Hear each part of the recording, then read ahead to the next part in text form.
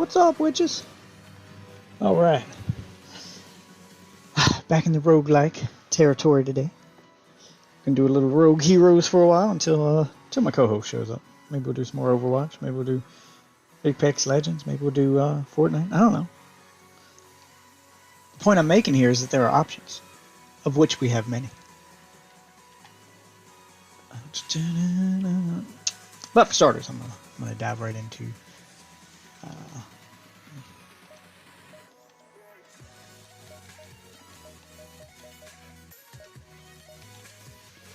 Alright, and we're gonna dive right into the Rogue Legends here, so let's do this thing.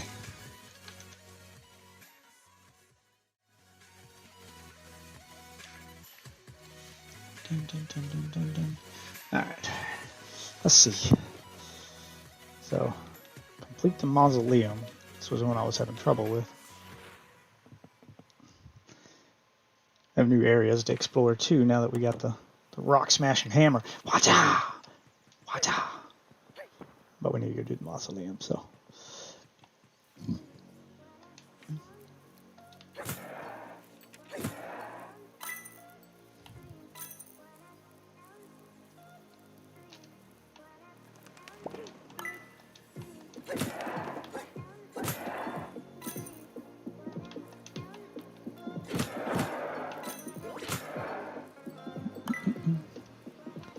I don't know how to get up there. Looks like you come in from the other side. Try to find a way up there. Oh, more carrots.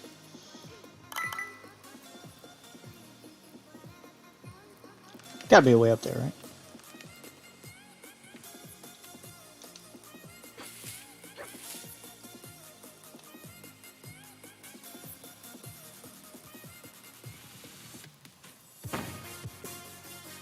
Dun, dun, dun. Oh, health.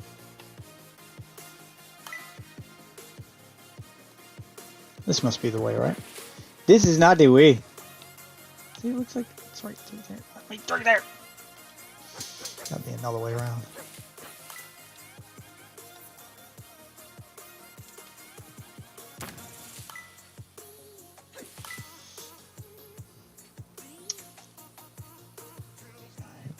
Go around this way. No, that's not it either. Aha, well now I can go through here. So this must be it. Okay, finding ways to new stuff. According to this, I've been up here.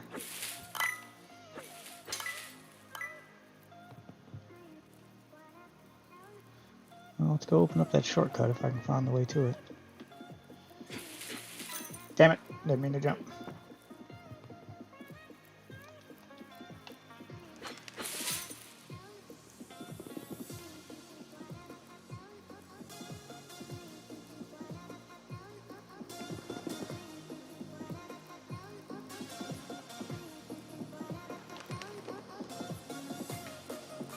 Well, that's something. I don't think I've been in there yet.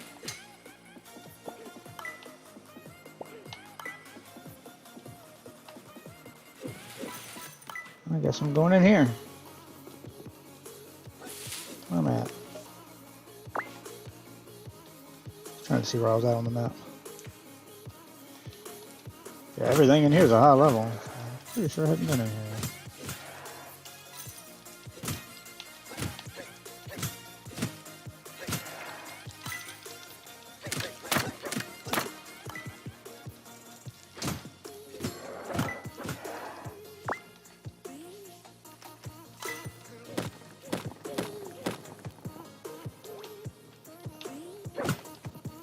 Cute spider. Hate the spiders.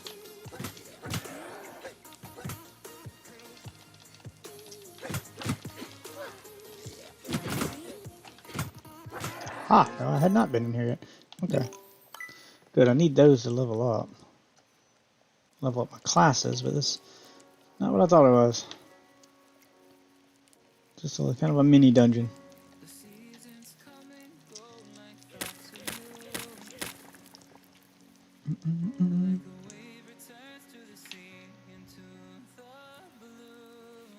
Aha! That's how you get over here. Oh yeah, shortcut opened. Alright. See, I knew there was a way around there to that. Did what I came over here to do. Now let's explore this new area I was able to get to. That ain't it.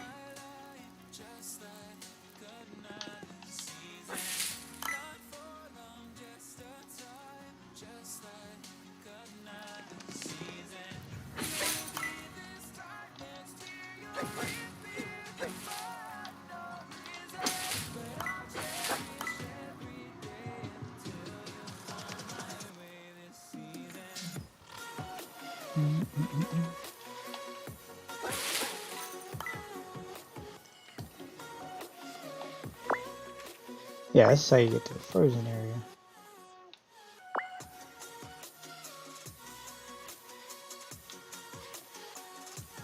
Which means I've been through here.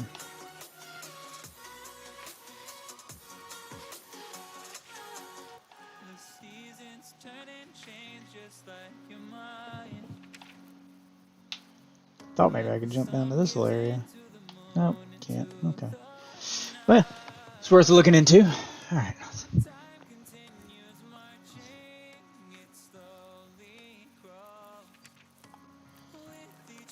What we got up here? Oh! Huh. Why can't I go that way? Yeah, why can't I go that way? That's so weird. Don't let me go that way. Well, let's explore the frozen area a little bit. Now that I've gotten a little stronger and got a few new items.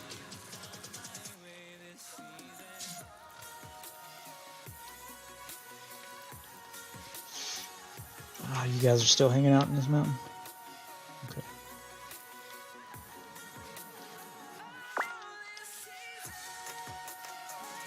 We'll burn all your shit down.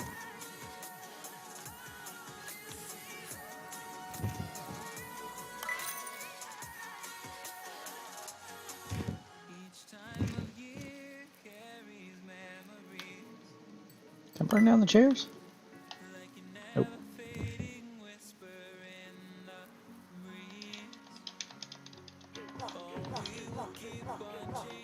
Oh wow, they're glowing. They're just floating there. Don't know how to get up there.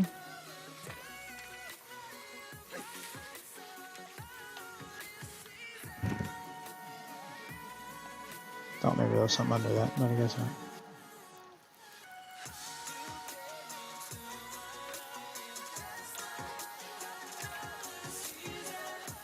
Oh, come on, I'm dashing. Apparently I need ice skates or some bullshit. Damn. That's right, I'll set your dumb ass on fire. Not so tough now, are you?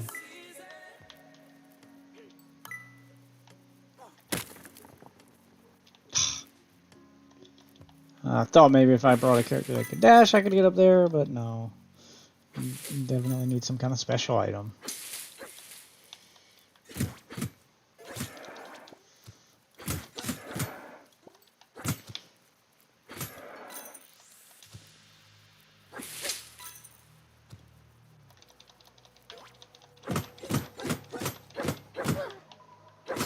Piece of shit. Ah.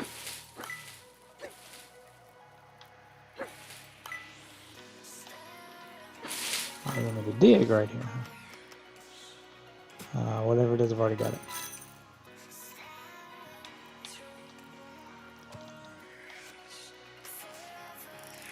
Ow!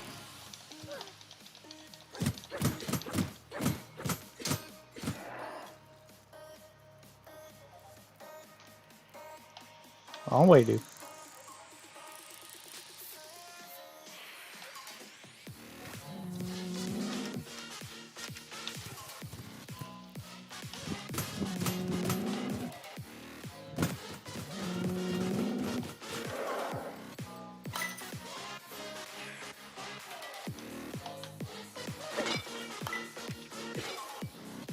Doesn't seem to be nothing in here.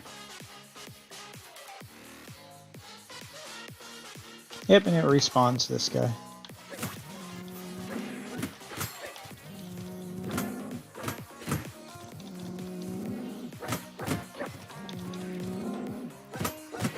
Oh my god, you're super annoying.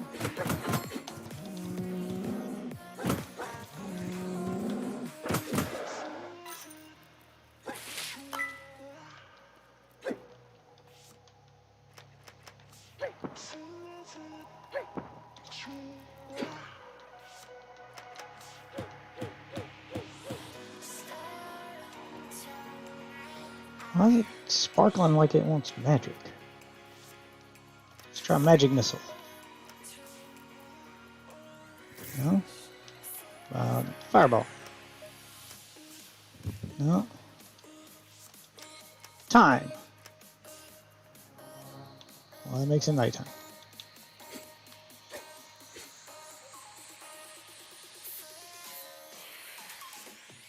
Boomerang? Out of magic. Try bomb.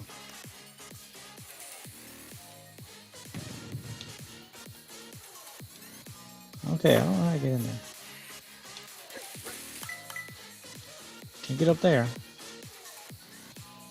think it has something to do with this house. Like, these houses must be connected.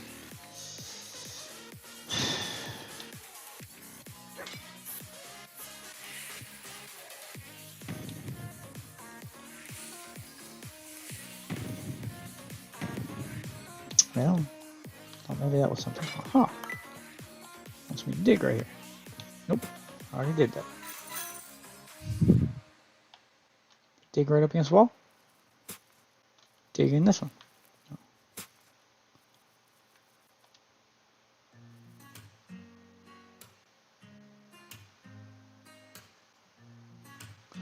I thought maybe if I sit in the chair long enough, something will happen. Nothing. Nothing's happening. Oh well, take a little break, grab my drink while I wait to see if someone comes back. So this is what it feels like to be an NPC in a video game. You just kind of stay in one spot, wait for the player to come by and need you.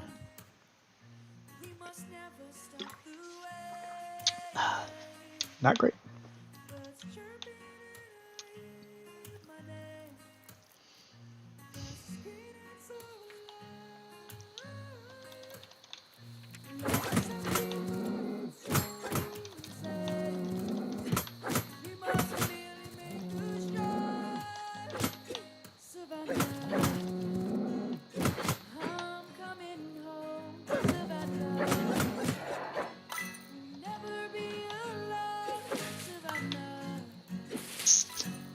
That'd be a way into this house.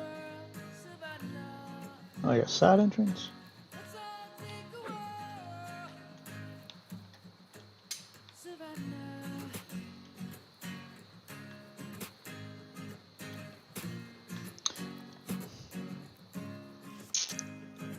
Where?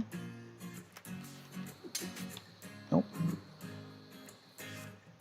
I don't know, man. I've tried everything.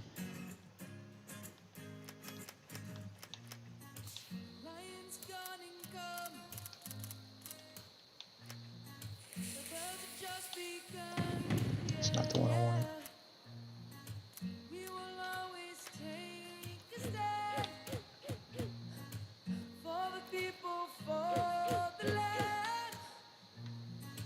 Let's go back to when we were young. For the animals we stand. I don't know what to do here. Clearly, this is something I'm supposed to come to later.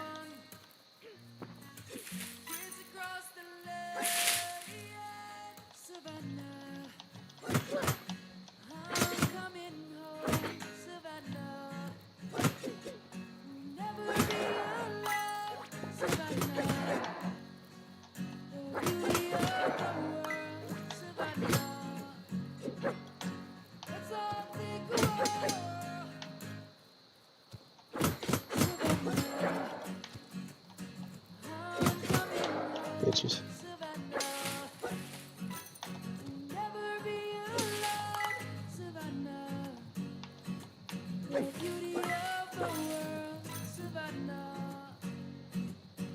Let's all take a walk. Oh, really?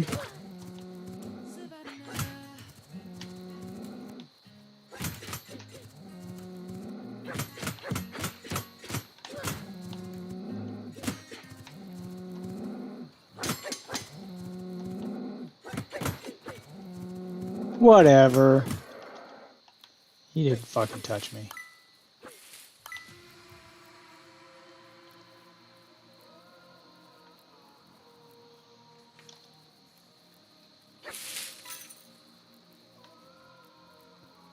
What's this way?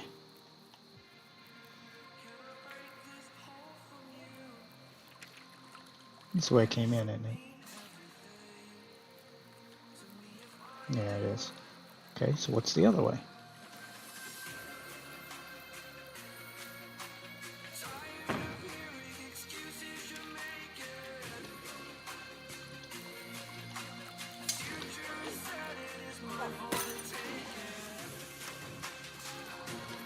Aha!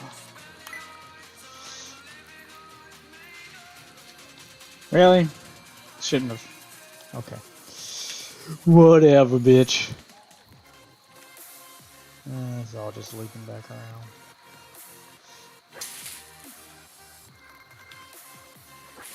Some of that health back I lost fighting that buffalo.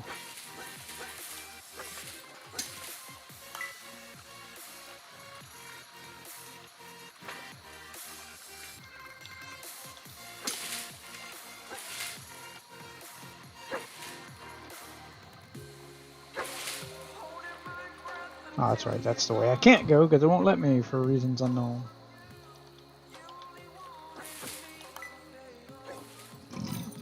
Nothing over there.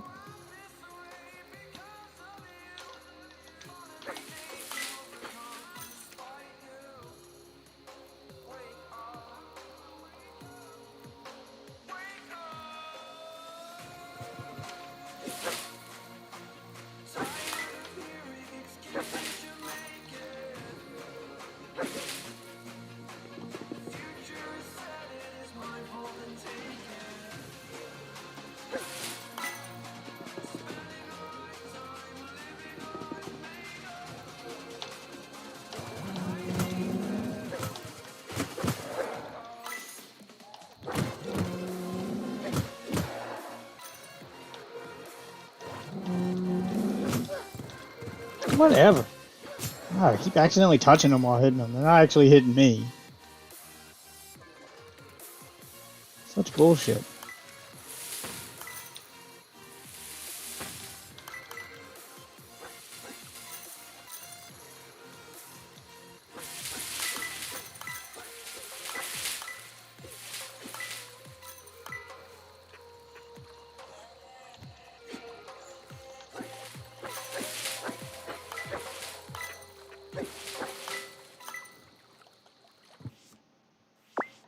Let's see where this goes.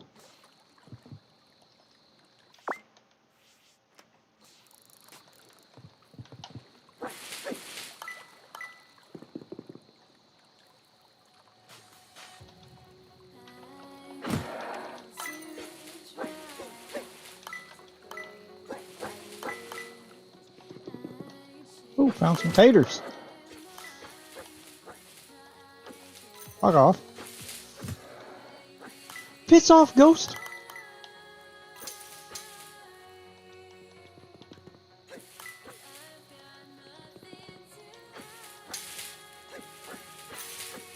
Let's see what's through here.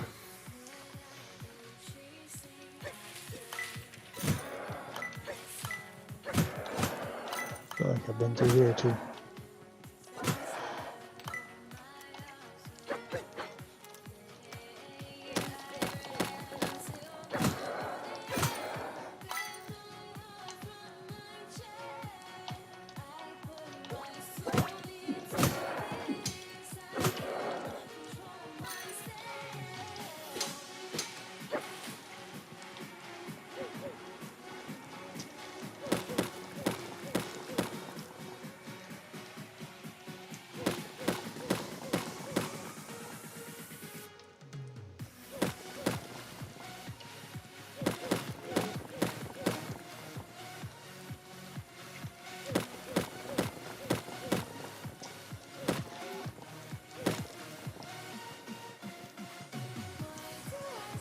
Yeah, I've been through here.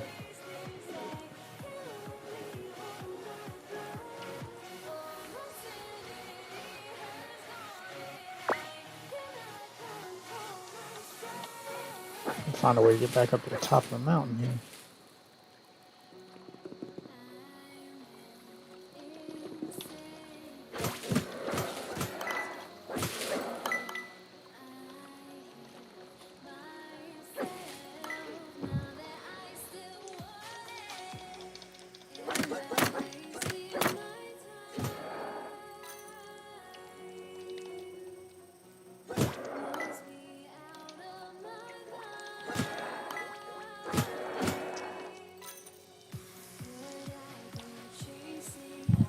Alright, where does this one come out?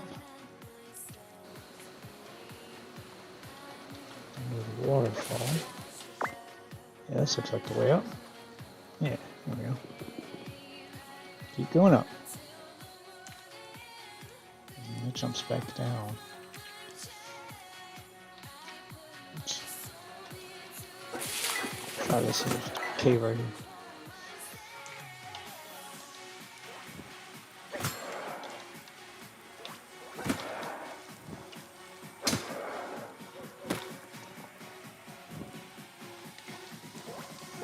I already did this.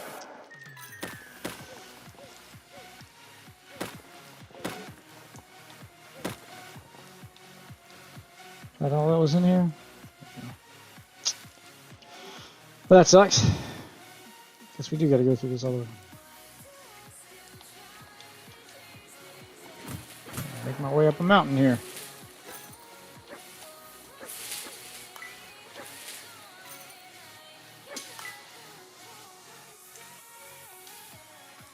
Wait, didn't that take me back here? Why not just in here?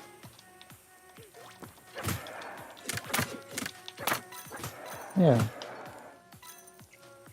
Yeah, it did. Fuck. So how do I get up to the top of the mountain?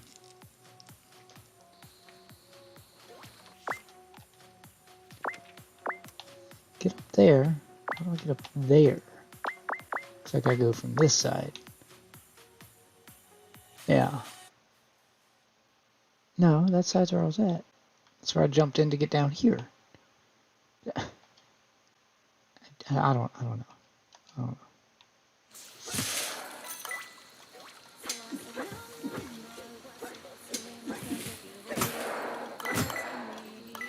Let's go this way. I feel like this is going backward. Yeah, this leads back in here. Alright, let's go through this. I don't think there's another way this thing comes out, but I'll try.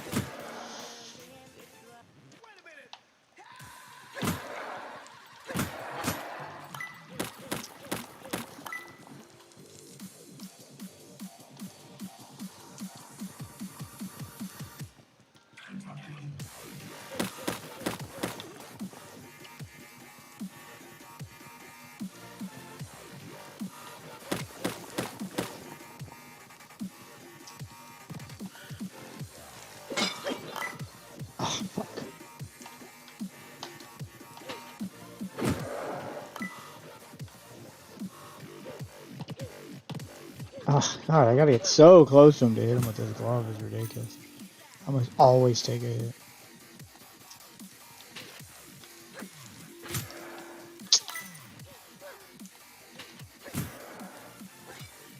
Yeah, so that's a dead end. Can't go through this way.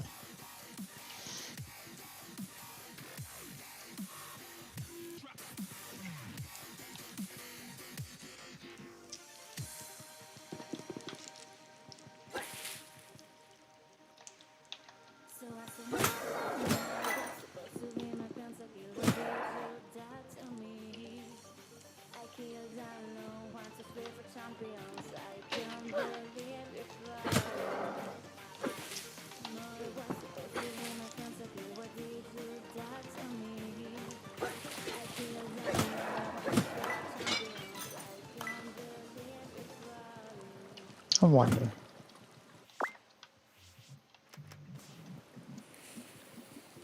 Nope, nothing back there.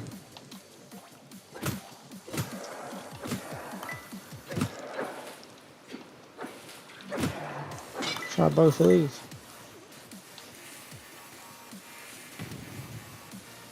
You know, the hidden door behind the waterfall trope.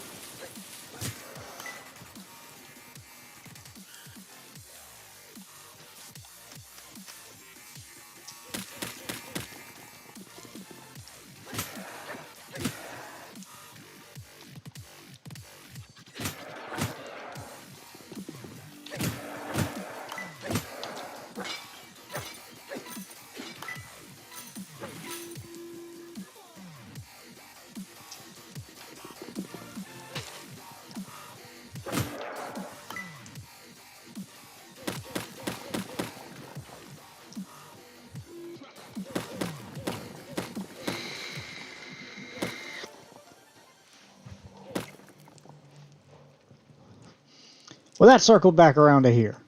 God damn it.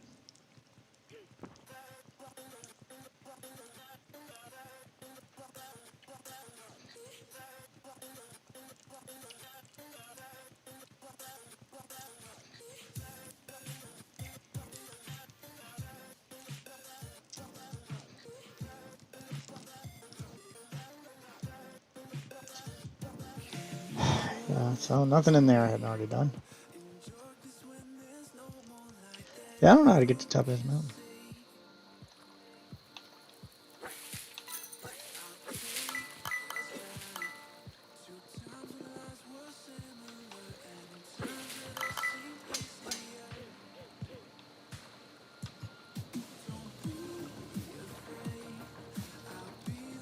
Oh, that's bullshit. You can attack me while I'm on the stairs and I can't attack back.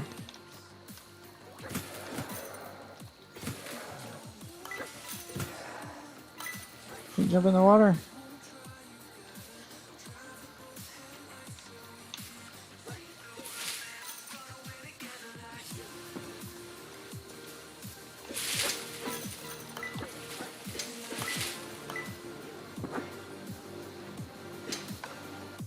Well, I guess I'm going back through here.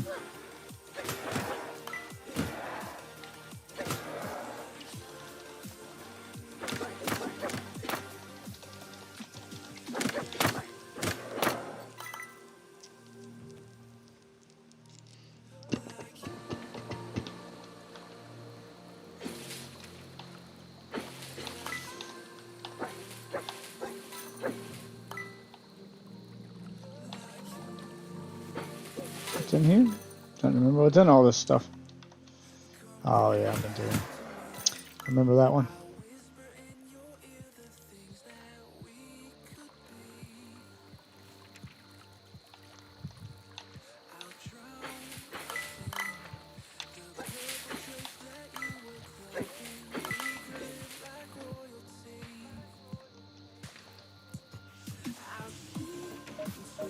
That's if I'm not. Oh, I gotta kill one of those with the book to master that one. Kill one with the book. Just kill more of those, period.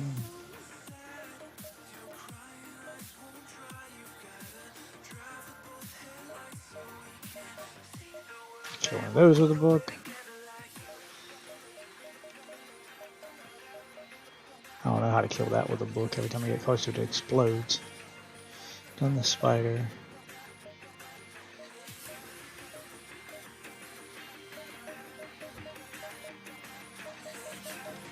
Okay.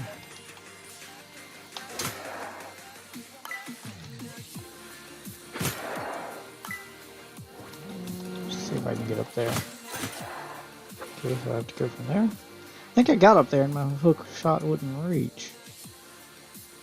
Yeah. Yeah, I think that's what happened there.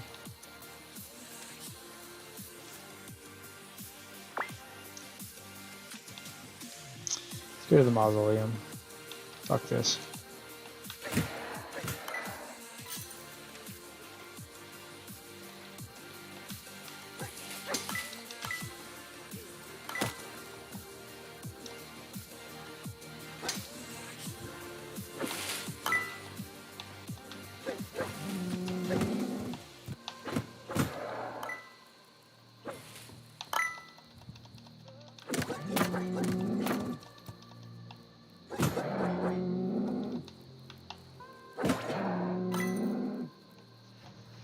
else in the bar?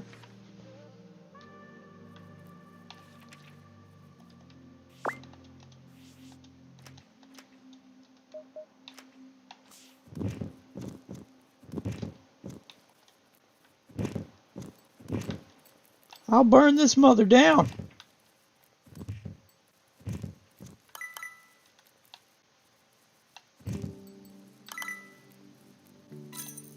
No, nothing else in here though.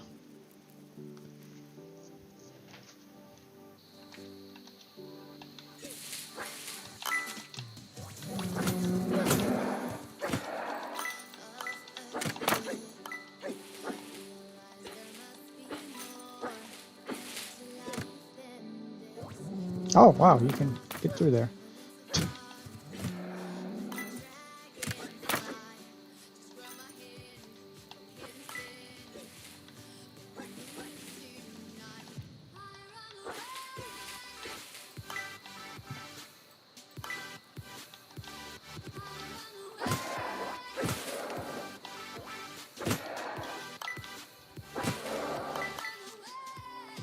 Yeah, this way to the mausoleum.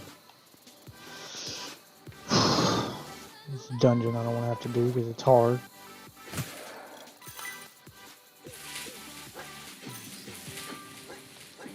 Aha! Think I've been down here yet? I'm not. Found a hidden path. With a stone. Get stoned, yo! Can't get over there.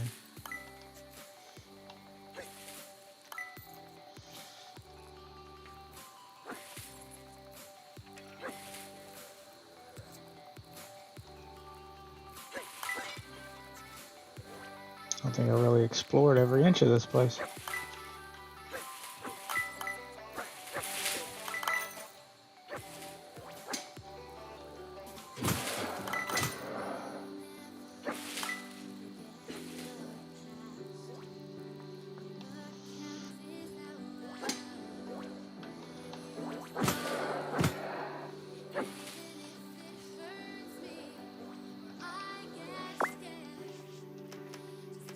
Okay, so that doesn't work.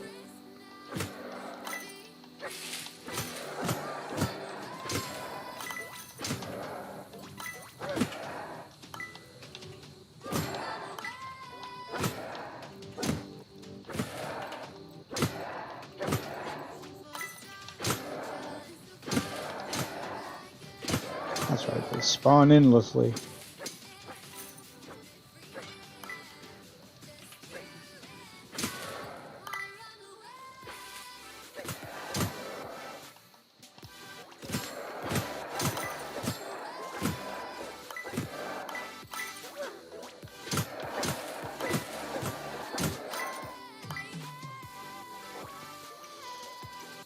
Yep, let's go in. Shed my riches and continue downward.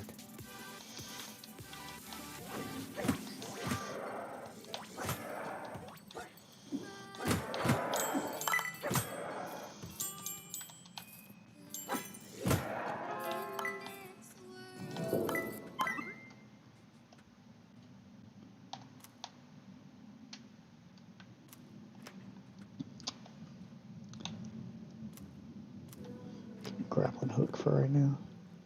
Take care of these guys with shields. That's right, I'll take your little shield away. Oh, you still got to do your charge even after I took your shield? That's bullshit.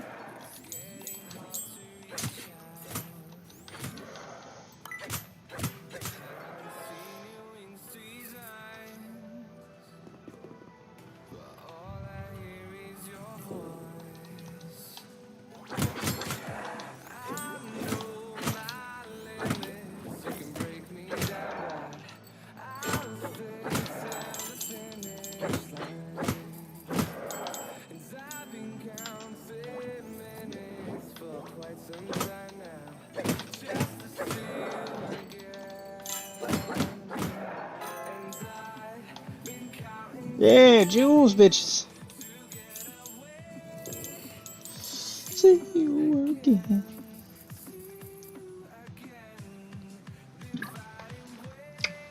Let me get some new chips. I want to try. Be right back. I'm gonna go grab my new chips.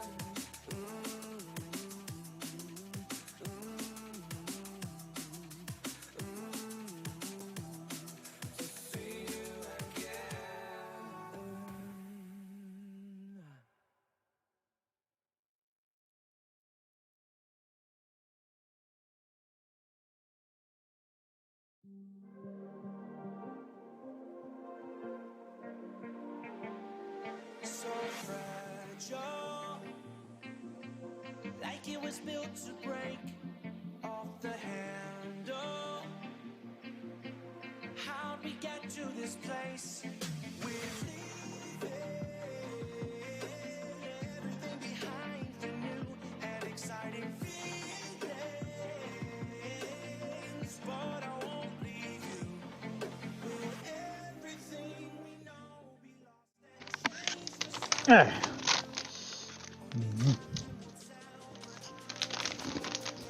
Well, bacon cheddar, just cheese puffs this time. I mean, I think I prefer the buffalo blue cheese. I haven't tried these yet, so I thought I'd try them. Oh. Good ass cheese puff.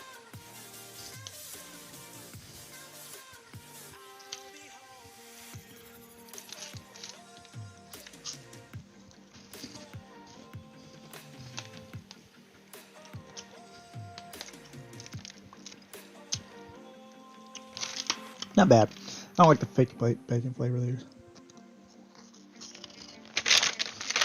Not bad though. Buffalo blue cheese is still better.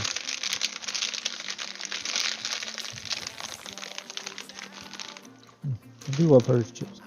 And I got some birthday cake for my daughter's birthday party. I hate that film they use to make the decoration. Get that off of there. It tastes like plastic. It's really bad. And it's supposed to be edible, but I don't like it. One of those store-bought Encanto cakes where they use the like screen printing thing on the front of it.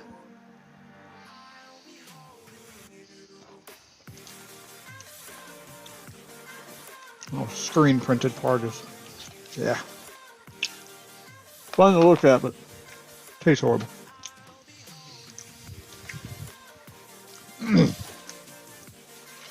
That's what I forgot to buy. Forgot to buy onion straws. I have to get those tomorrow. I ate all of the wife's onion straws. I need to replace those before she notices. So here's hoping she doesn't need onion straws for tomorrow.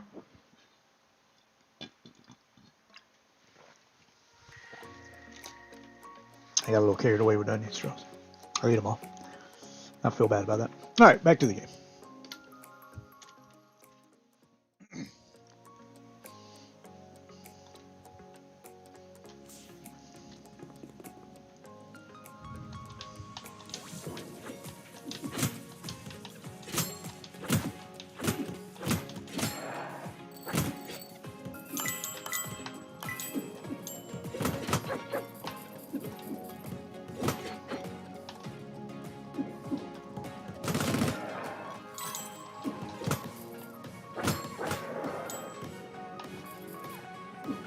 Oh crap.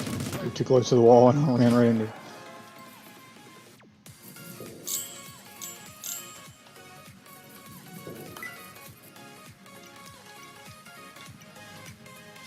Alright. One ghost rescued. I gotta try to rescue all three ghosts. I've gotten two before, but the rooms get harder with each floor.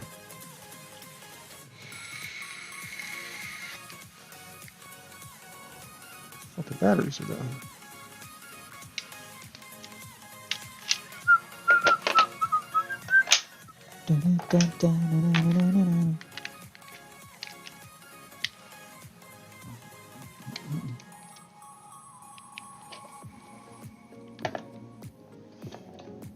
I just gotta find a decent run with decent spawns through this dungeon.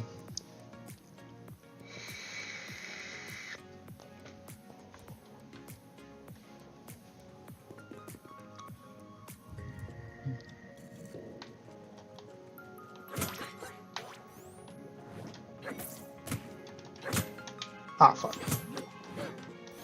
Trying to reflect.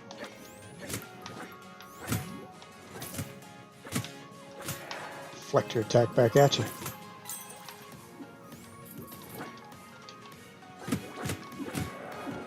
Ow.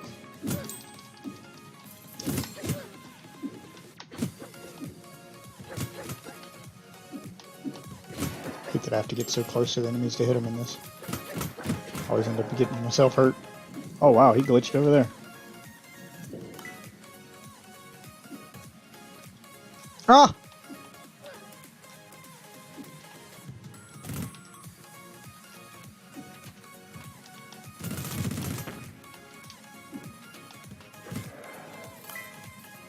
Should have brought potions. I didn't bring any potions. I got magic. Guess it'll help my fireball spell. Which I'll use on the bigger enemies when I run across them. Like you. Ah! That's another thing I don't like. It auto-targets shit instead of just going straight.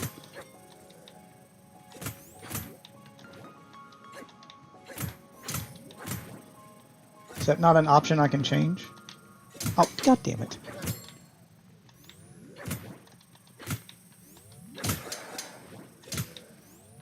Cheesing it through this pile of stuff that they can't shoot through.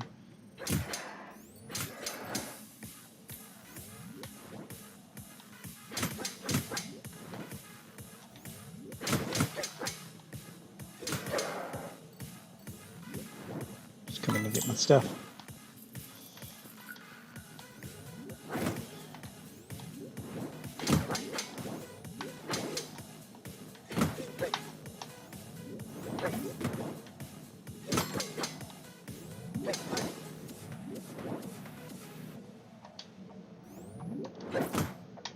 Ah!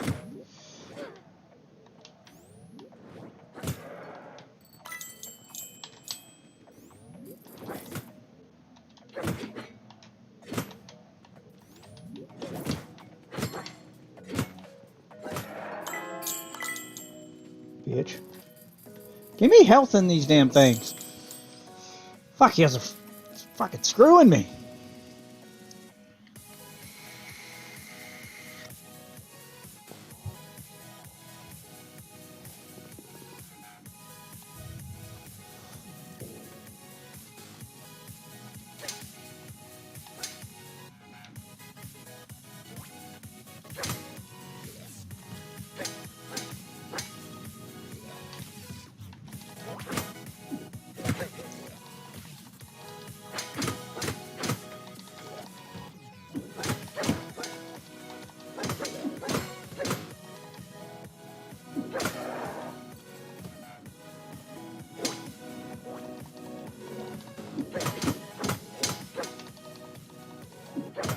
That's right, I'm cheesing this room.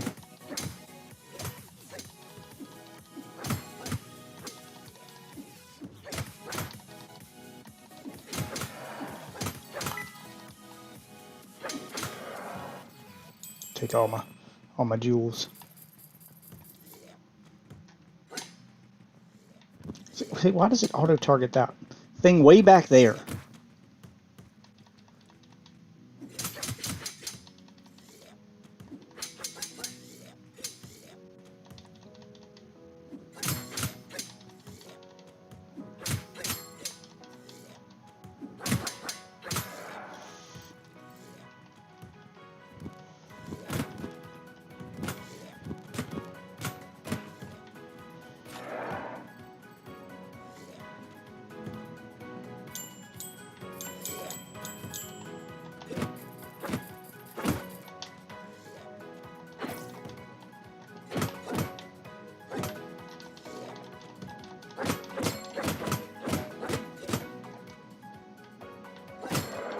Bitch. Alright. Refill the magic a little bit. Wow, that did not refill it very much. Ooh, that kind of sucks.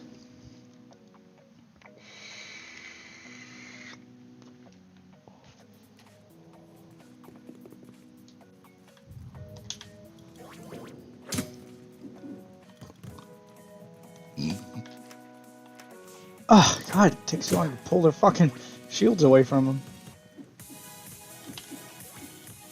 There we go.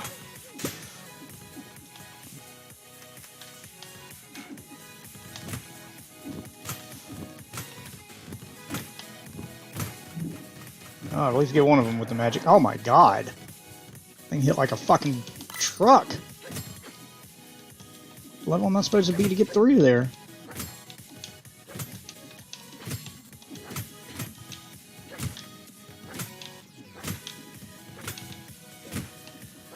Will one of y'all drop health, please?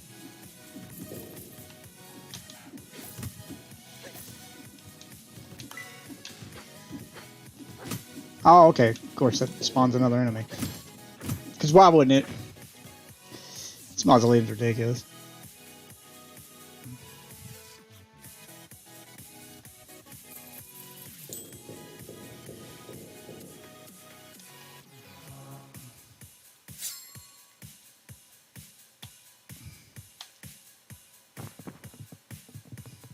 See, I'm going to have to go through some previous dungeons to farm some upgrades.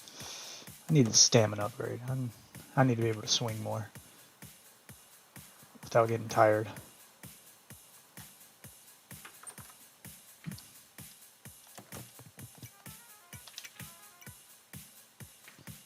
Increase the maximum amount of stamina available.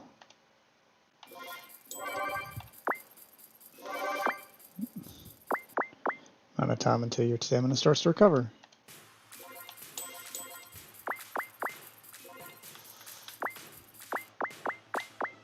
There we go. Increase the fuck out of my stamina. How many times can I swing now? Yeah, and then it slows down.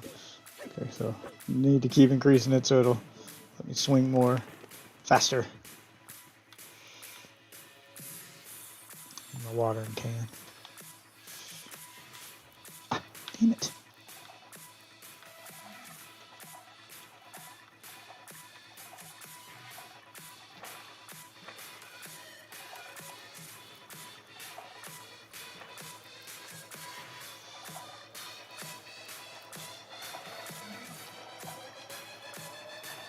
Got a little hint of Stardew Valley going on in here. Okay.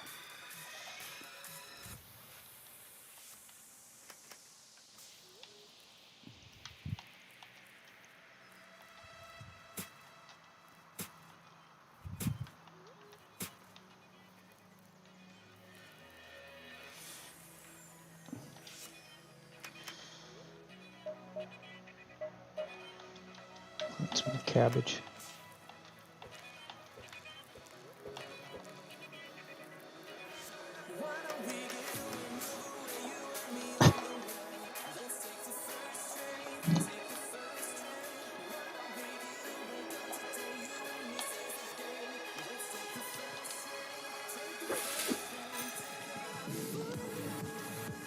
I got 8 for that? They suck.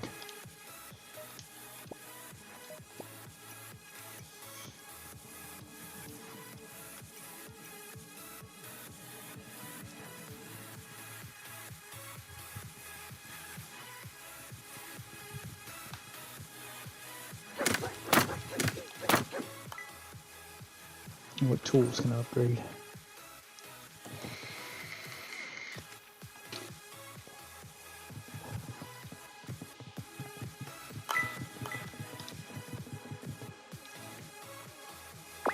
Bomb bag, boomerang.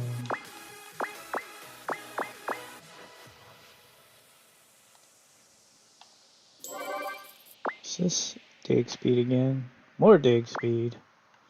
Dig speed, dig speed. Yeah, it just makes me dig faster.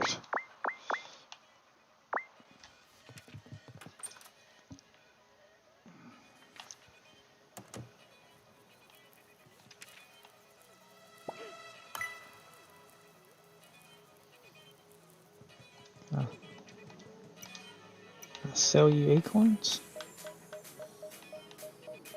No? Oh, you want 3 of these?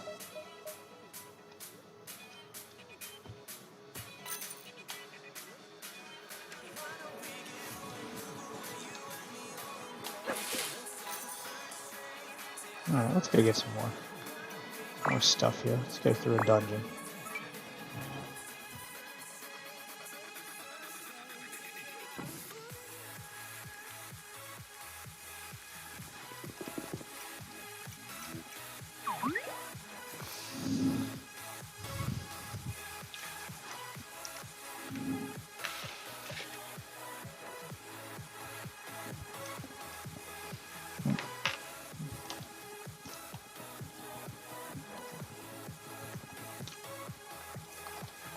I'm gonna go through every floor. That's it? That's all it was in there?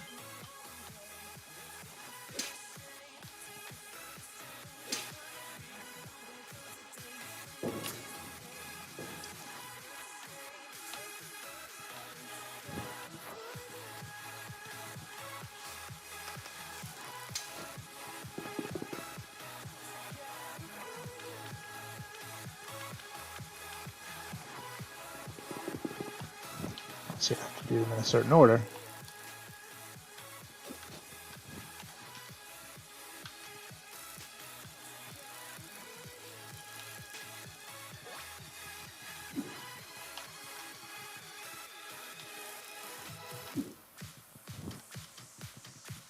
Did I not do them in the right order?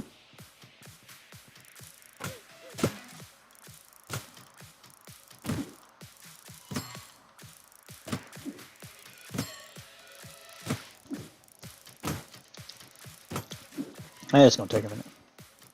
It's free though, it doesn't cost me any magic. Cheese it!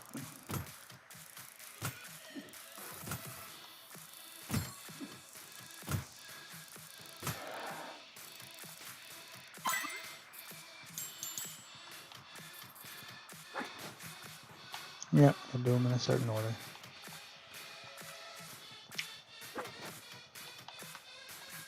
Alright, start from the beginning.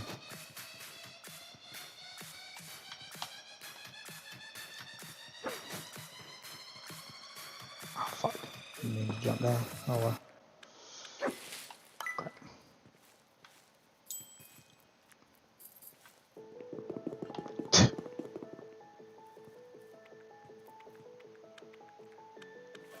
What are you selling? I don't need none of your stuff. Damn it, I keep forgetting to brew potions.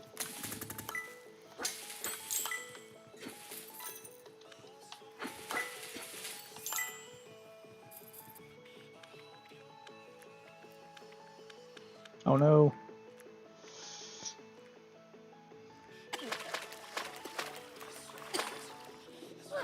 Can't go that way. Gotta go around this way.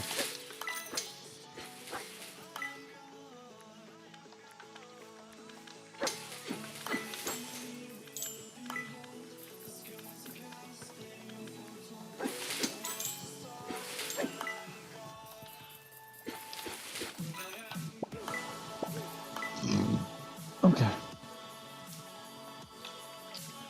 How do I get back up if I can't?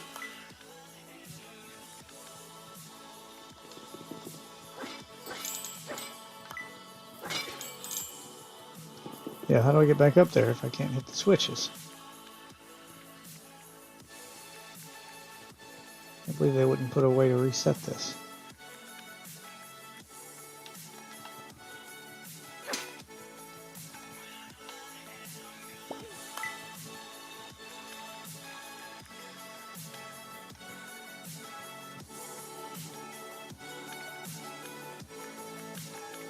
Gotta be a way to reset it. Oh, there it is. Get up there this way, go through the door and reset. Right? Isn't that what that would do? Oh, right here. Damn it! See, it's so hard to just stand near the edge and not jump off.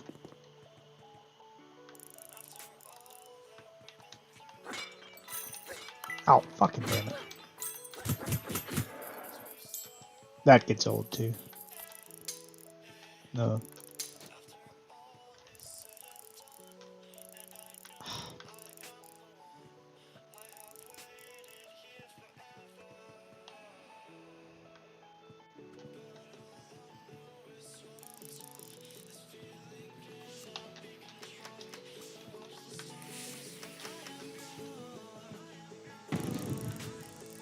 There we go. That's how you get up here.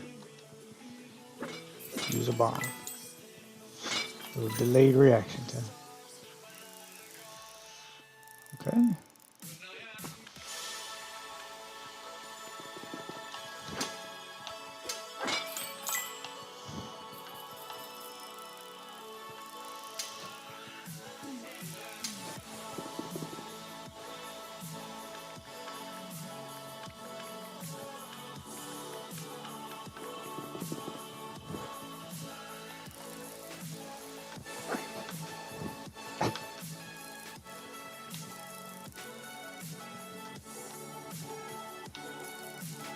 Yeah, fine.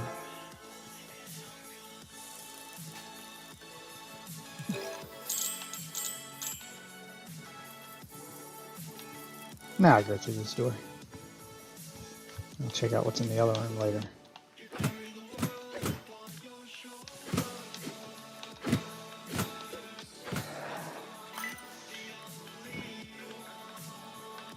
Move.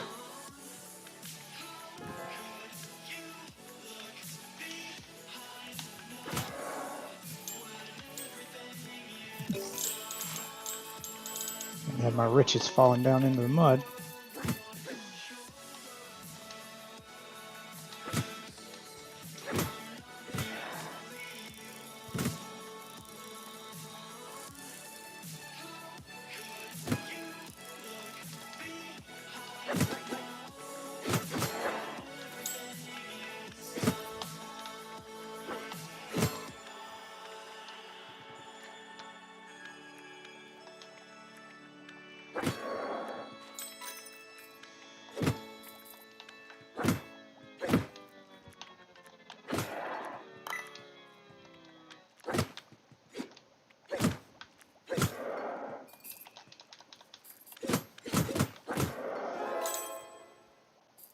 Get out of the mud. Fucking quicksand.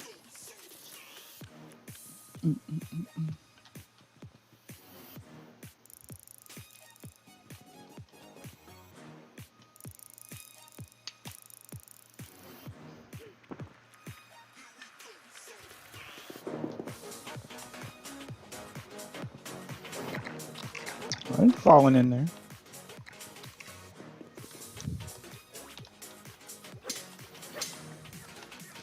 Yeah, I don't know how I'm supposed to kill that thing with the book.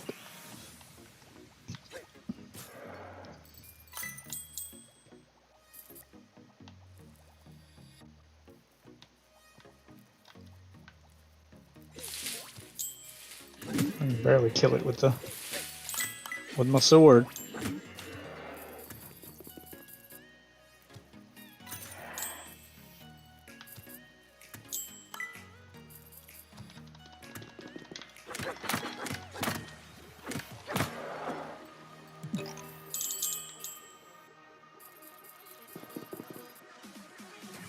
Alright, I guess I do gotta drop down there. Let's see which one's the safest. Not that one. That one.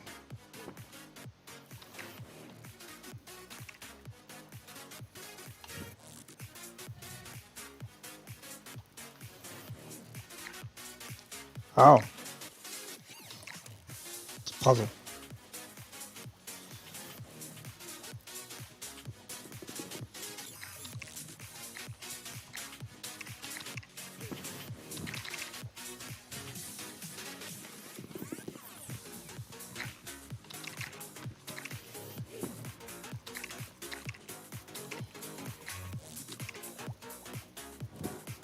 Still one more?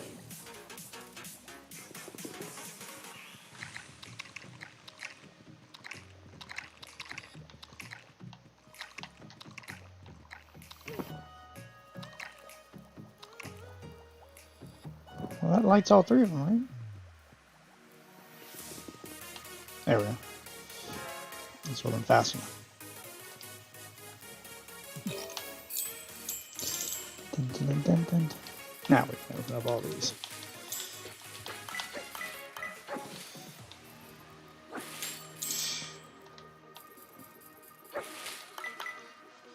Stocking up on upgrade materials. That's what we're doing right now. Just running dungeons for upgrade materials.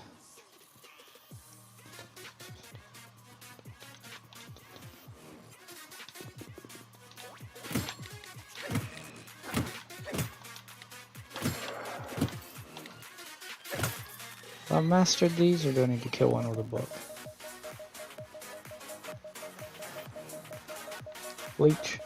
Yeah, I've been mastered. Okay. So I can just fucking murder you guys.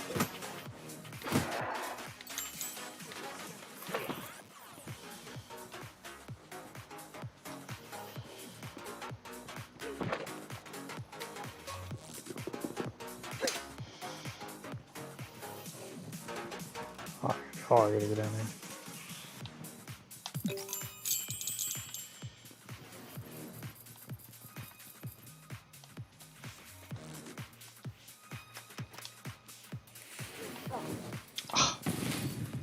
Damn it.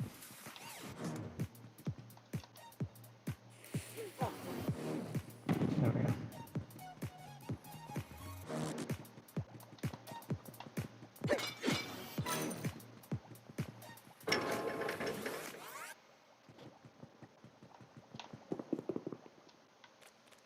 Really? Thought that went down there.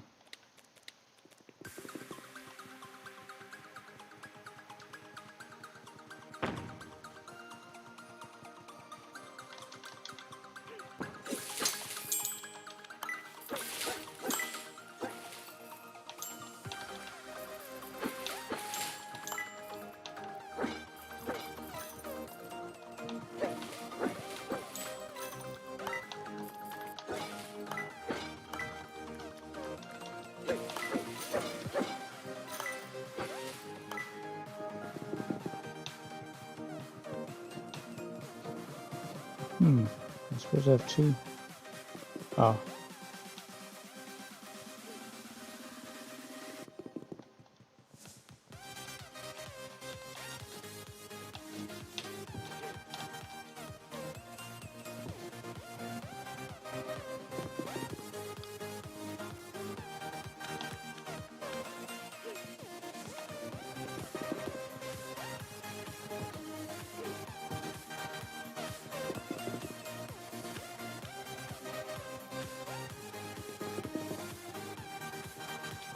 There we go. Here's the pots.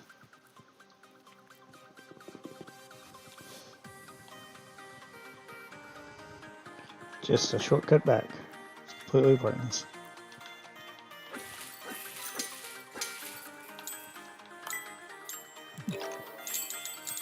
Oh well, I'm clear.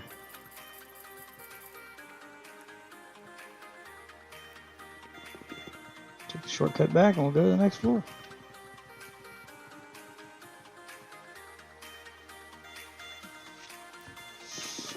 Floor 2. Enemies get harder.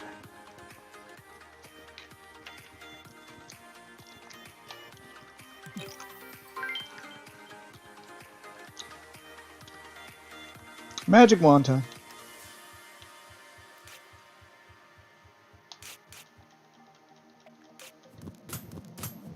What's good? What? God damn it. I was nowhere near him. That shouldn't have hit me. Manila. What are you doing? I was playing some rogue heroes. A little dungeon grinding. Oh, yeah? Yeah. Got it. Oh, 4 treasure chests, huh? Yeah, give me all them gems. Movement speed increase. Oh, I really care about the gems. That's all I'm here for. And get some upgrade materials. Where's the door? There's the door leading out of this bitch. How what? What do you mean? If they're... Oh, sorry. I'm there watching it a is. YouTube video.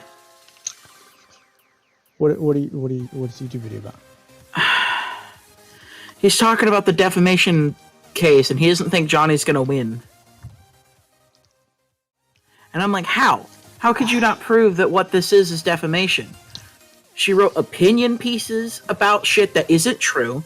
She has been talking at interviews about shit that isn't true. She's been lying about you for months. So It has affected his career because of the allegations. How is that not defamation? So in America, defamation has a little different definition than it does in the UK. Their first case was in the UK, and it was, which may help his case here, where they tried to prove it was defamation there, and it kind of met some standards. In America, there's a key to that standard, which makes defamation really hard to win. There are almost no win cases. So the key difference here between other countries is, in order to prove it's defamation, it doesn't just have to be false.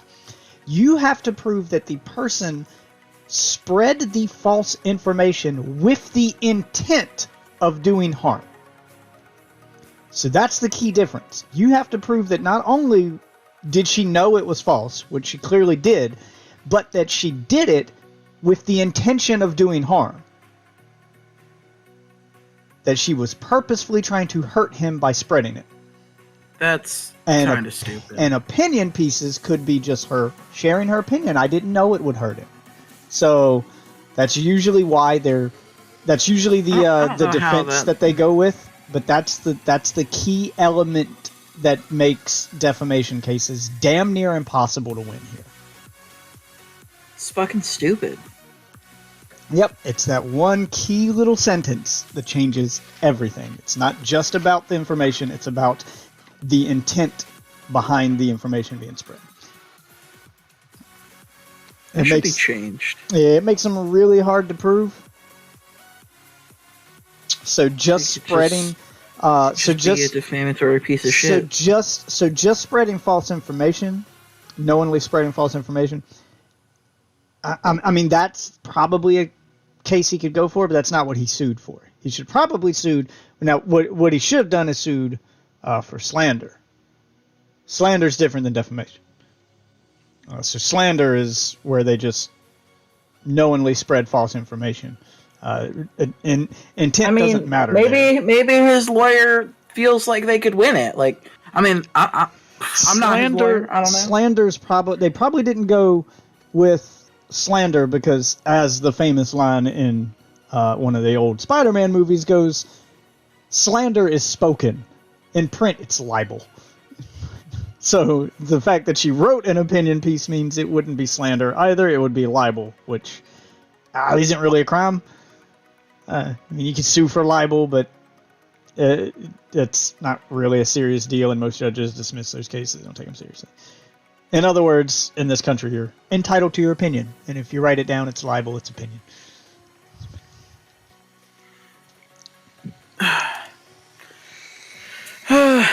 It's cringe. Yep, that's how the court system works. His lawyer may win it. I think that they're ace in the hole here. I think Johnny's been... His lawyer seems smart, way smarter than hers, by the way. Oh yeah, I've seen people make fun of him and shit already. It's yeah. Well, her lawyer's not just bad, but his lawyer's smart because he seems to be playing the long game. So before the lawsuit in Virginia, he sued her once before in the UK, where the definition of defamation is different. Intent doesn't matter there. So they had a better case over there, and they can reference that case and that ruling in this one to support their case here. I think that may have been his plan, because normally you can't sue someone twice for the same thing, but that only applies to cases here. So he sued her in a different country, so that means he can sue her again for the same thing here. The little double jeopardy rule doesn't apply if it didn't take place in the United States. That's cool. So sue them in every single country. Well, it has to be a country in which you've done business or the crime took place.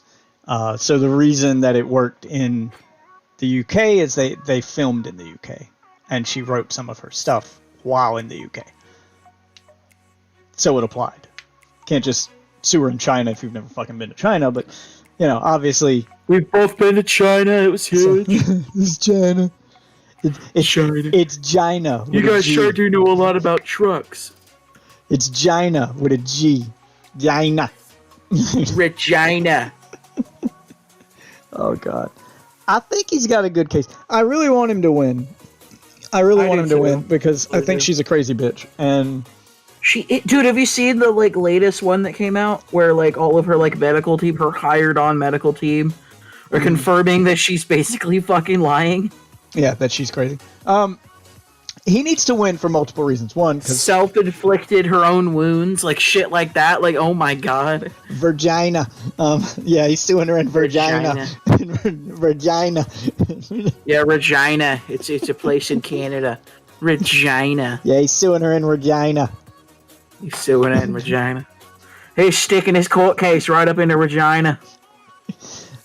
He needs to win for multiple reasons, not just because she's crazy and he deserves to, but because It'll set a men precedent. Yeah, precedent needs to be set. Men rarely ever win these kinds of cases. The judge almost always sides with the woman, even when she's clearly wrong. So, like, as a man, if you get abused by your spouse, you just kind of have to take it in this country. Like, you're never going to win. No one ever takes a man's case seriously when the man's, like, domestic abuse. No one ever takes the man's version seriously. A woman can just scream it, and there'll be 6 white knights that'll come rushing to her door. But if a guy says it, he's going to get laughed out of the fucking courtroom. If Johnny wins this, then there'll be a case that regular people can point to and be like, if it can happen to him, it'll finally start getting taken seriously. Is Alex in this game? So he does need to win. I think they're both fucking crazy, and picking any side is biased. Yeah. Oh, he needs more than evidence. I mean, you're right. There shouldn't be bias on paper. There definitely shouldn't be bias, but there is. We're There not in always the is. courtroom. Yeah, We're that's not, what I mean. You know. In the courtroom, there shouldn't be any bias ever. The judge is supposed to be completely unbiased. Judges are biased, depending on the type of case. Men never fucking win domestic violence cases if they claim that the woman's abusing them. They're never taken seriously. The judge always sides with the woman. It's the same thing with custody cases. Like, to win custody of your child as a man is extremely fucking difficult. Like, you need to prove that woman is not just unfit to be a mother, but like unfit to be an adult. Like, she should probably be committed kind of crazy in order to win custody. I have seen cases where, like, the husband proved that the woman was unable to hold a job, addicted to heroin. I mean, she had this laundry list of shit. She still won. Like, it's crazy how easy it is for a woman to win a custody case. And it's the same thing with domestic abuse. Those are those things that have, like, stereotypical elements to them, where people just, a man getting abused is funny. Man getting abused by a woman, oh, that makes him a pussy. That makes him a wuss. That's funny. And then nobody feels any sympathy for the dude. Just like in a custody case where, oh, you're trying to take a child away from its mother? Its mother? Yeah, like the mom's always more important than the dad. Always. It's ridiculous. I know just as many unfit mothers as I do deadbeat fathers. I have seen multiple times. I have seen, me and my wife both, we've seen multiple times where there's just like some woman neglecting her child or just being a shitty mom, and we've looked at each other and been, who let this bitch have children? Like, but the state, the answer's the state. The state will give them the children. Almost always the woman wins custody cases, and almost always a male domestic disputes case gets dismissed. Because men are supposed to be men, and women take care of children. It's sexist. It's what it is. It's completely sexist. Not that you can't win. It's just really hard. I can only think of one custody case in, like, the history of men that a man's won. Like big case. And that was, we got one on the board. Men got one on the board. We got Tom Arnold won. Like, we got one on the board. That's it. We got the one. Where the guy won the divorce case and the woman had to pay the guy. Yeah, that's another one, like alimony cases. Yeah, guy almost always pays girl. We got one on the board there. Tom Arnold. 2 celebrities went at it. This was back in the 90s. It's the one time a guy won, where in a divorce case, 2 celebrities went at it and the girl had to pay the guy. Roseanne, Tom Arnold. Roseanne had to pay. Good on him, that bitch.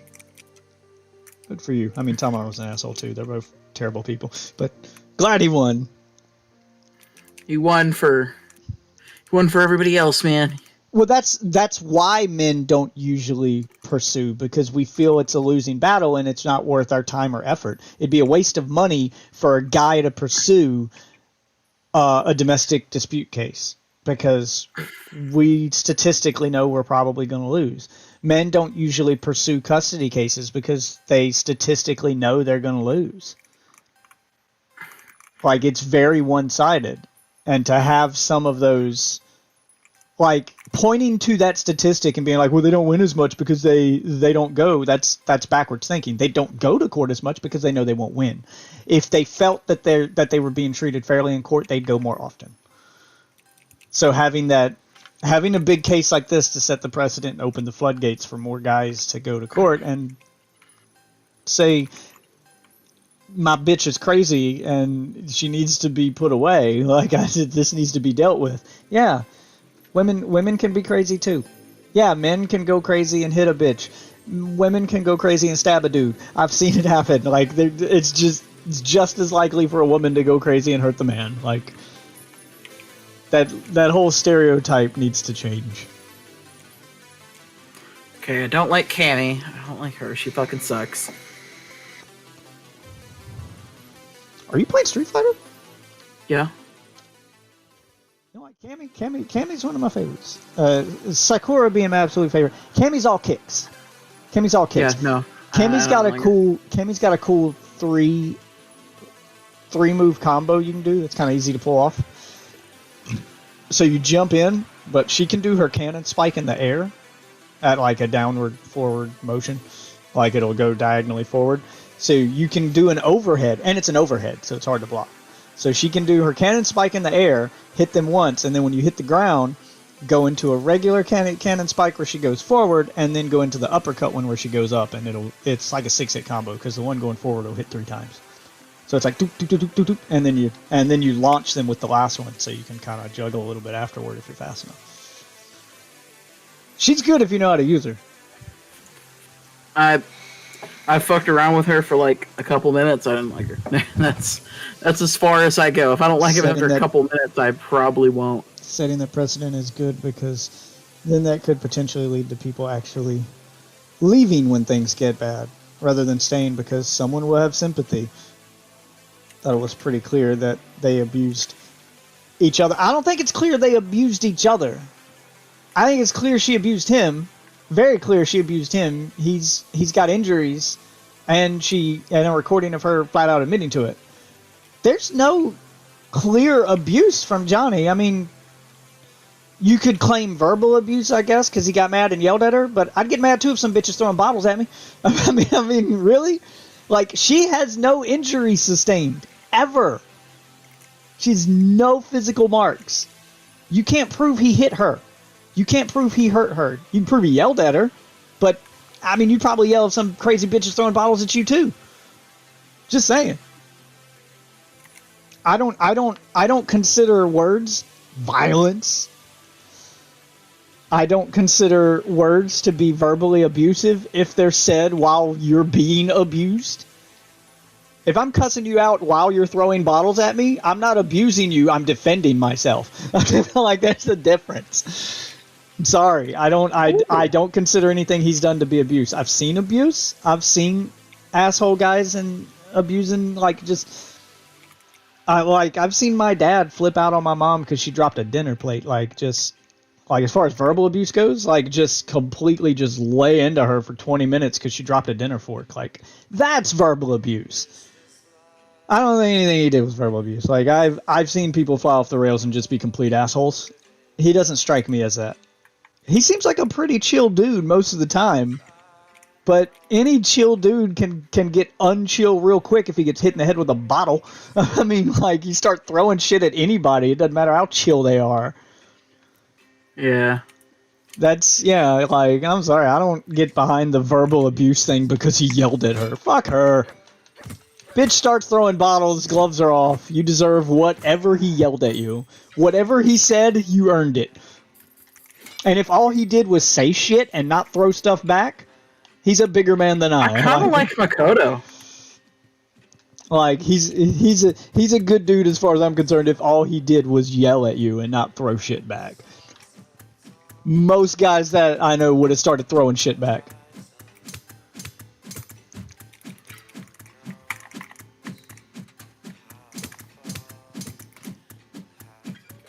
But those people screaming, "Words are violence." No, they're not. No, they're not. Stop it. Stop it. That is complete nonsense thinking. Words are violent. Words are never violence.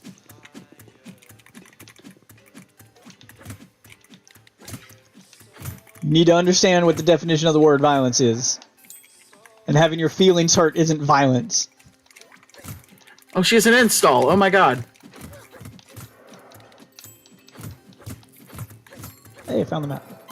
I'm the map! Bro, I loved that show when I was a kid. Did you see the, Like, I know there's a live action movie, so I have to specify when I say trailer now.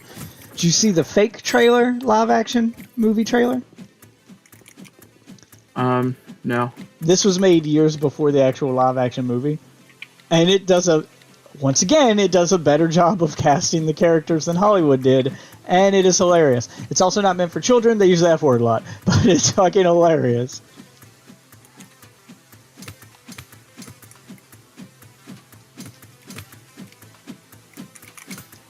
Should Google that one. Look it up on YouTube. Ooh, she has It's like a great. jump attack. That's Which Street Fighter are you playing? 4. Thought you were playing 5. I mean, I could play 5 if you want to play 5.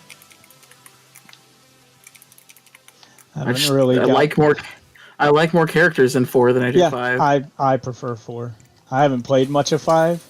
I mean, I'm sure it Like, plays if there well. was just a character, like, Zangief is apparently dog shit. Like, Sakura got nerfed too. Her uppercut doesn't hit as many times. She's a bit slower. The game feels a bit slower overall in 5. and how the fuck did they fuck up Akuma and make him the worst Shoto? In their Literally defense, DLC. in their defense, Akuma's usually OP and often banned from tournaments because of it. He's typically a broken character. Yeah, I don't know. I kind of like Makoto. Not really. Just... I want to play Dudley. But he's just so weird. Oh god, damn, I went right through all that time. He's like, he's different in 4 than he is in 3, and it's... Yeah, they slowed him down. He was a beast in 3. In 4, they slowed him down a little bit, try to balance him some, because obviously people complained about him from 3.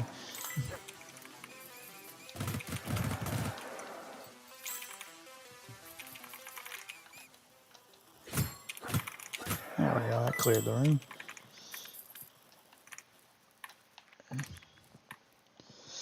Just here to collect gems. Yeah, I hope he wins.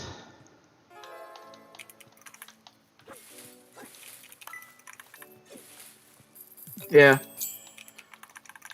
I mean, I'm not saying he's perfect. I'm sure he's an asshole in real life too. Most celebrities are. Spoiler alert.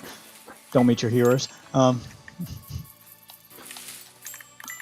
But if he's not the kind of asshole that hits a woman, he's just, you know, he's just your typical celebrity douchebag who's got an ego. I mean, they're all going to have an ego. Hers just became a violent one. All celebrities are going to be full of themselves to an extent. Just comes with the territory. But it's not like he went all Chris Brown on her, so, you know. Yeah, no. She trying to say he did.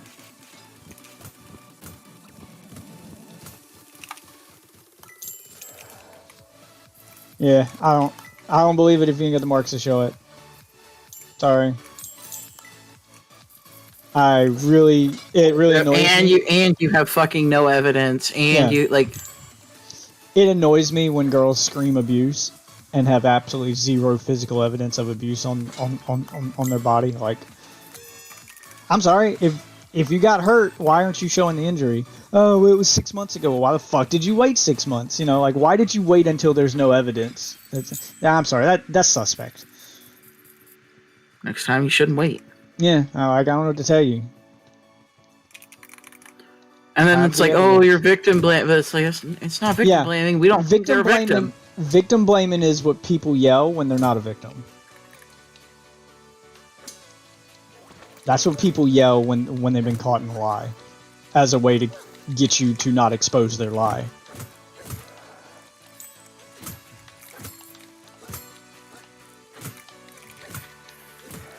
God, his fucking legs, dude. Oh my god. Dudley's legs look like fucking... Oh, god damn it. Like, holy fuck. Like, his body looks just... so small in comparison to his fucking legs. It's like, what the fuck are you doing using your hands?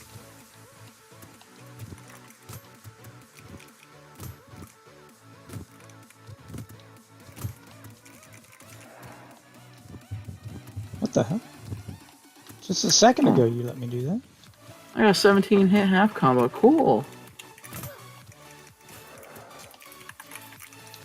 Really?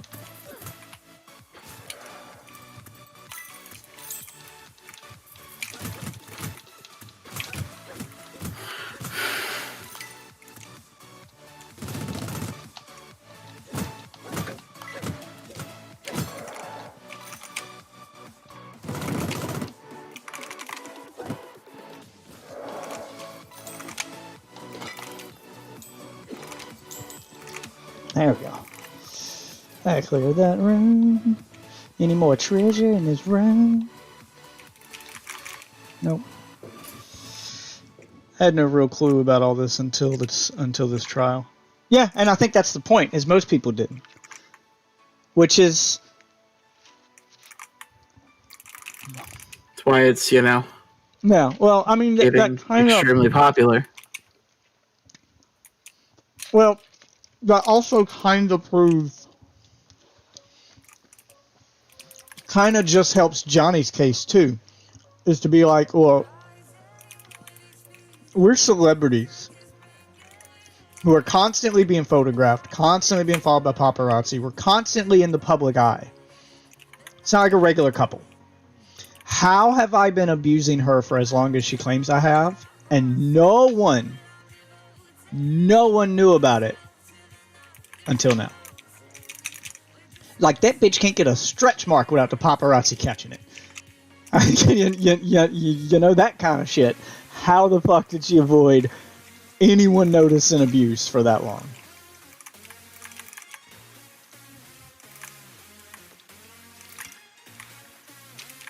Sorry, it just don't add up. She sounds like a crazy bitch who's got caught being crazy, and now she's gonna lie and do what crazy bitches do and be like, he made me do. He's crazy. I was defending myself. Yeah, I've seen crazy bitches do that whole guilty dog barking thing.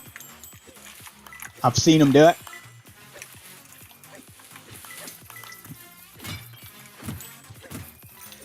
I mean, there's been like Dateline episodes of bitches who were so crazy that they stabbed their man, and when they got caught or he took them to court, they stabbed themselves. Bitches crazy enough to stab themselves, and just to blame it on their man, so that there's some evidence against him. To be like, well, I stabbed him in self-defense. See, he stabbed me first, and then everybody just instantly sides with the woman because, oh, she's got a stab mark. Yeah. Moral of the story here: bitches be crazy. Bitches be crazy.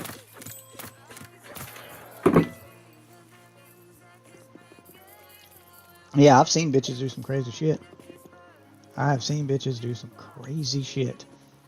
I mean, the common one that I think everybody's seen, like, a bitch stabbing herself is kind of the extreme you see on TV. The common one I think any guy can probably point to and know at least one girl who's done it is that crazy bitch who claims she's pregnant when she's not. Just to keep the guy from breaking up with her. I'll get him to stay. I'll tell him I'm pregnant. Like, that's such a stereotype. They even made fun of it in The Office, where she's like, "I'm pregnant," and then the camera like zooms in on her, and she makes that face, and she's like, I'm not It's pregnant. clear she's fucking lying just to keep him from breaking up with her, because he's trying to break up with her. She's like, "I'm pregnant."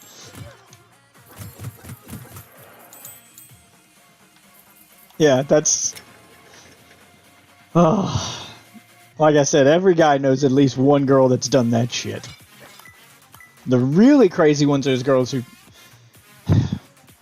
break up with a guy and then say that he raped her. Bitch accidentally does it when they've never had sex. And why you exactly? You cheating on me, you dumb bitch! You start fucking screaming at them. Yeah, bitches that claim they were raped, and then you find out that, oh, you weren't raped, you were having sex, and then decided you didn't want to have sex halfway through sex, so you just called it rape. Because you weren't raped, you have buyer's remorse. You regret having sex with him, so just claim he raped you. Yeah. I personally know chicks who have pulled that card. You can always tell the ones who are lying too, because they never want you to look into it, and they never want you to go to the police either. So when you start questioning it, or you start taking their side, because I worked with a girl back in college, worked with a girl at Ruby Tuesday who claimed that shit, and a bunch of guys there were like feeling sympathy for her and stuff, and I'm the one asking questions like, when did this happen? Wait, y'all were dating. When did he rape you? How did it happen? Like, I'm asking too many questions. She don't want to answer me. And all the guys are jumping up to White Knight for it. Dude, bro. And I'm like, yeah, bro, what? I'm just asking questions, dude. But those guys are White Knight for it, and then those guys want to go to the cops for it, and she's like, no, you don't need to do that. And I'm like, wait, you were raped, though. It's a pretty serious crime. Why would you not want to go to the cops? And then one guy's like, well, I could kick his ass for you. No, don't hurt him. I'm like, oh, okay, so he raped you but deserves no punishment. Yeah, no, that makes sense. Okay. Forgive me for being skeptical. Oh, shit. I could just play Ken.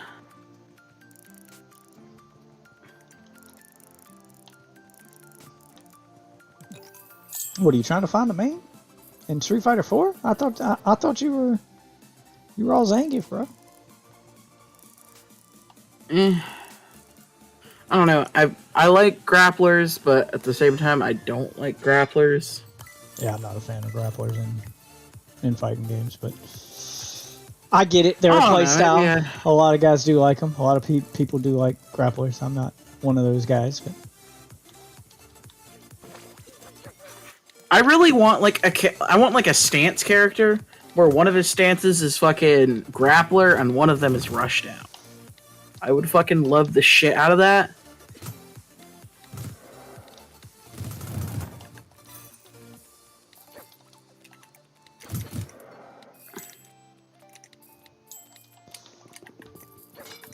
It would be good. It would be broken, probably. I wouldn't be surprised. yeah, probably. It sounds like it. It sounds like you might kind of like forgot his name. He's only in 4. That's why I never played at him, but El Fuerto? Forte? Yeah. It Nah, sounds his like- shit's too weird. He's all over the place. He's fast, but he's a grappler. Yeah, he's kind of a weird character, and he's only in 4. Like, he wasn't in any other games. Yeah, he's never coming back. That's also a thing I have to look for. Because if I want a main in Street Yeah. Fighter, I need the character to come back. Yeah, that did happen a lot. At least, like, in, like, a chance of coming back. Like, I don't mind changing if it's, like, you know, I'm not just going to pick an obscure character to pick an obscure character unless I'm like, this is Yeah, my fucking... like back in the day, that did happen a lot. When it was white chicks dating black dudes, white chicks would claim rape or claim, like, if they got pregnant, they would claim rape. Like, they would claim all this shit because they knew that people would just believe them. No one ever believed the black dude. And if they claim rape, then, well, now daddy can't be mad at me for having this little brown baby because it wasn't my fault. Don't want daddy to get mad because you slept with a black dude. Better say he raped you. Yeah, that happened a lot.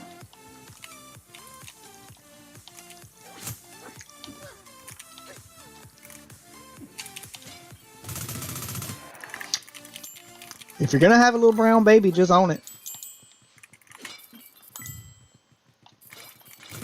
Don't be trying to blame it on somebody else. That is your brown baby. I couldn't deny my brown babies if I tried. Them bitches got my nose. There ain't no denying that nose.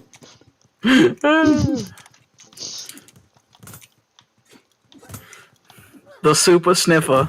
Them bitches got the super sniffer. Why is it not doing... Kind of got my ass beaten that round. I don't know. I like Street Fighter, but I wish it was faster pace.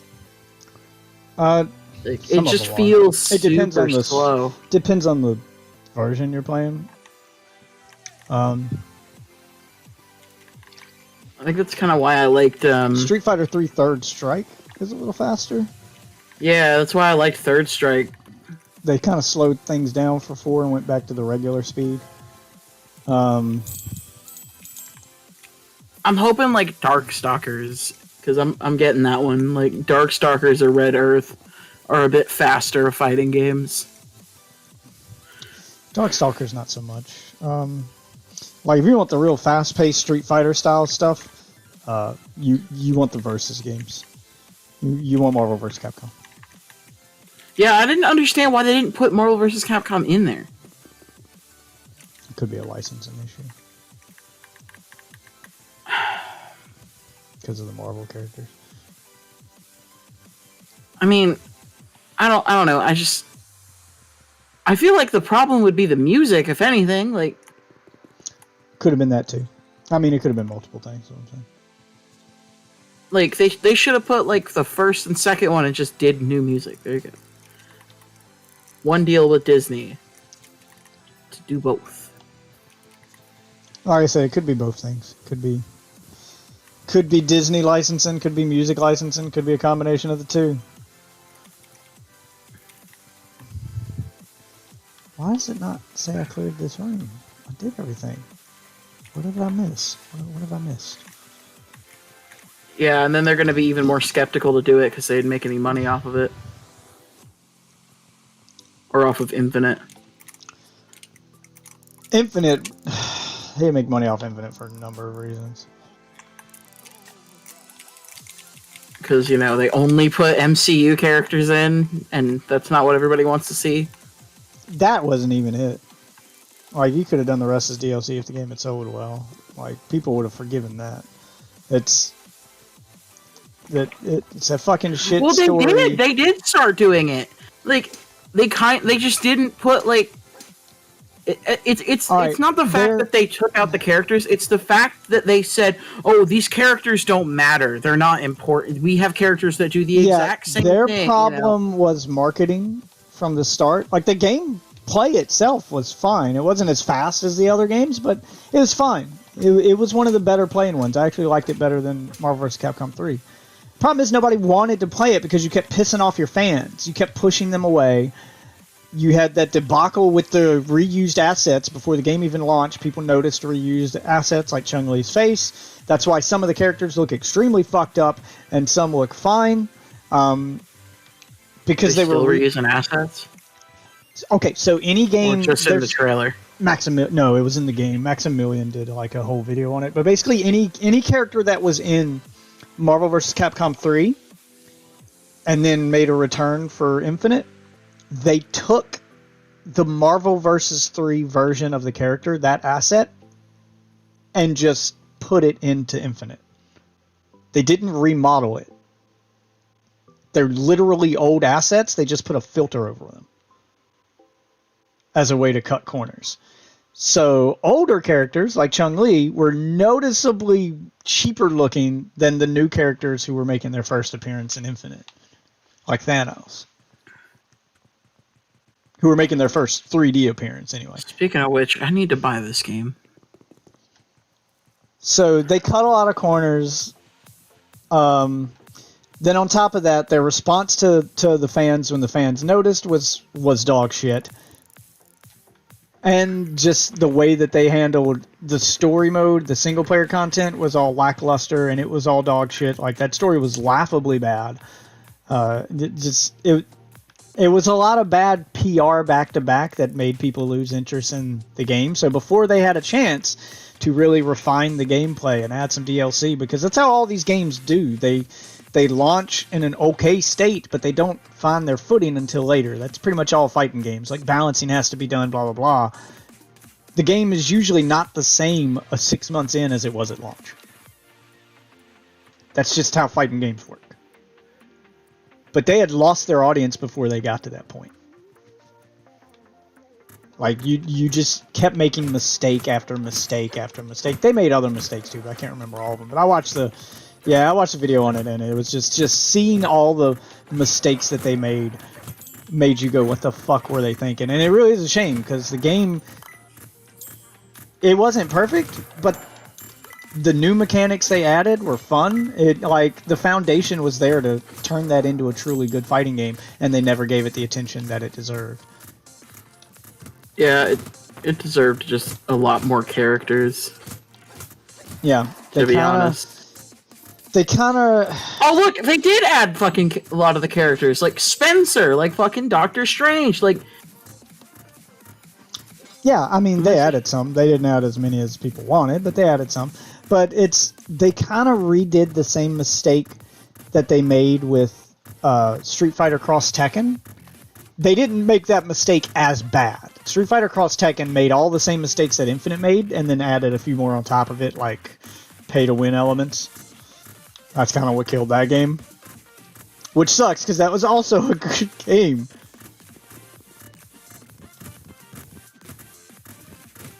Yeah, it really sucks. That one was also a good game.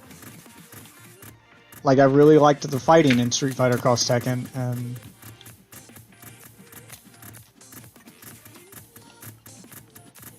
didn't really get a chance to get into it, because... the game died before they could refine it.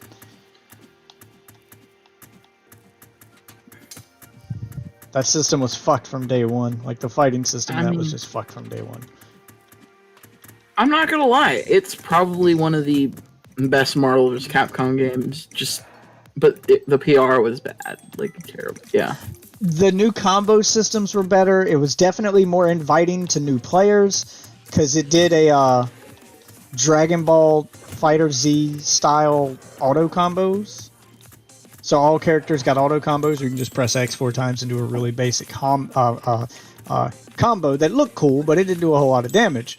But having something like that makes newcomers, makes it a little easier for them to get into the game, because you fire up Marvel vs. Capcom 3, having never played a fighting game, and you don't know what you're doing, just mashing buttons will get you fucking bodied from one end of the screen to the other in that game.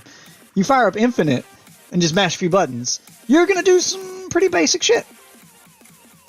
Enough to keep you from getting discouraged and rage quitting, so that you want to learn more.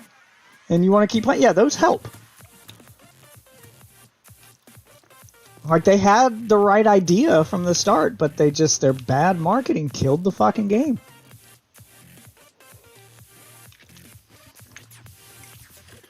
Are we still playing Wonderlands, or are we done with that? I'm down to keep playing it, but... Well, I wanted to know. Yeah. Kind of waiting for some DLC to come out. I think I'm gonna get rid of Injustice 2. I could not. Yeah. I tried multiple times to get into Injustice, and I just can't. Yep. Something about the fighting system in it. It just doesn't feel right. I swear to God, I just wish it was fucking MKX again. Yeah, it feels close enough to Mortal Kombat to make me want to play it. And it does some shit that I like better than Mortal Kombat, like the ability to block without pressing a dedicated button. But the moves and the combos on them just don't feel as fluid. They just feel so weird to pull off. I don't know what it is. I can't put my finger on it, but it just doesn't feel like Mortal Kombat. It just, even though the fighting system's supposed to be very similar, it's just different. I'm sorry. The one Capcom character that they added, other than Sigma, fucking Monster Hunter? Are you serious? What a terrible fucking character to add. Monster Hunter was big at the time. Well, here's the thing. If this was a base game character, I'd be fine with it. Like, yeah, they got like their little like customizable character. Well, I mean, that's there what you they go. that's what people wanted. People wanted the Monster Hunter character. Like I said, at the time, Monster Hunter was at its peak of popularity. Monster Hunter World was crushing it. Like, people wanted more Monster Hunter. They really did. Nowadays, not so much. But at the time, yeah, that Monster Hunter was crushing it. Like, you put Monster Hunter's name on something, it was gonna sell. Monster Hunter was at the peak of its popularity.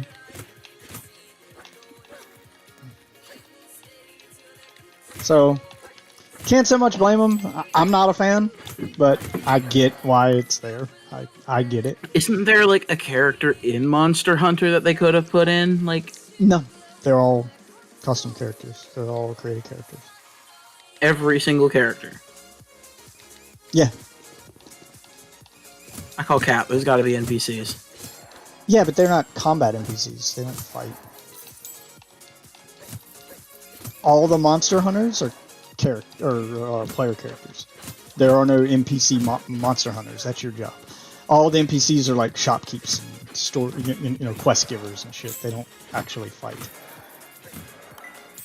Even lore-wise, they're not. There are no former Monster Hunters. They all died except for you.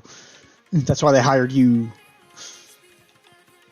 Because they don't have anybody who can fight these monsters, so they hired you. Yeah, that's the whole lore there. Then I still have to gather my own supplies, because fuck you. Well, we gotta make a living, bro.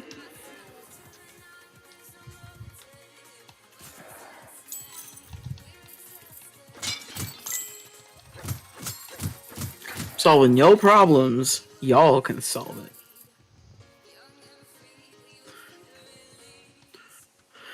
I see Ozzy found you a new Tifa statue. I saw that. It's gonna go on my naughty collectible shelf. Not a collectible shelf. I do like my naughty collectible shelf. I got some good ones. Got some good ones. How the hell do I get up there? Oh, right here.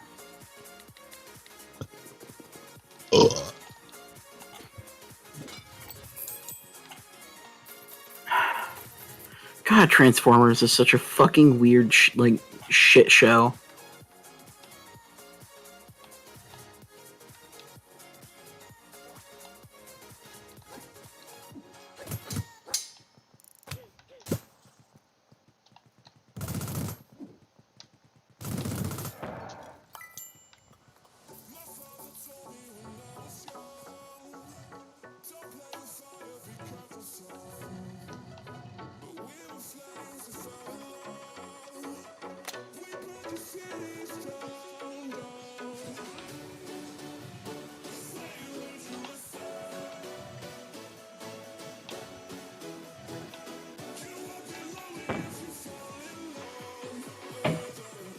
Oh, there we go. That actually worked.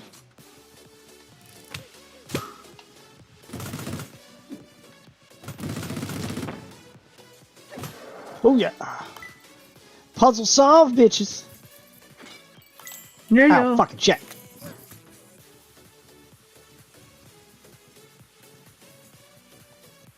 Give me money. God damn, I got 10,000 jewels. I still haven't cleared this room yet? What's left to do? What did I miss? Oh, there's a button over there. What does that button do? How do I get over there? So I came this way. You can't get over there. You've been cucked. Bah. No? See, season 2 of Halo came out. Oh, the game. Okay, yeah. I thought you were talking about the shitty fucking television show. Mm-hmm. I don't watch TV. I couldn't blame you for not watching that. You know, even if you don't watch TV, like you know what exists on TV, right? Like, I don't watch TV. that doesn't answer the question, dude. I don't look up TV. I don't watch TV, and I Okay, don't know shit about there's TV. some stuff. I don't fucking. Okay, never mind. I'm not doing this with you.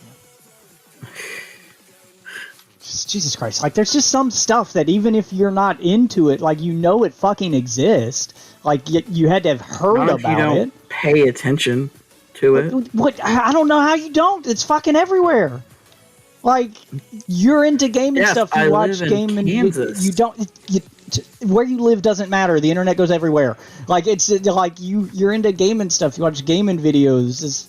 Halo's fucking plastered on everything. I didn't watch. I can't scroll the through Halo. my feed without getting like one of the million videos about the Halo television show and how bad it is. I haven't seen a single episode. I just know from all the, not even watching a video, I just know from the thumbnails and the general response to it that people hate it. And it sounds like a shit show because I haven't watched it. I don't blame you. I don't watch it either. But I haven't even watched any of the videos. I just know that it's bad. People, like, I've read a couple Reddit threads just out of curiosity, you know. And I know that that CBS is going, like, the big controversy is CBS is going out of their way to silence critics on YouTube. Like, they are flagging videos, manually reporting videos with DCMA notices to have them shut down. To have them taken down. Any review that's negative, any of the positive ones get to stay up. And that kind of shit is the stuff that would piss me off. Like, make me just not want to watch any of your shows if that's how you guys are conducting business. That's not how reviews work. You want to get good reviews, make good shit. That's the last part of the puzzle I didn't finish. Okay.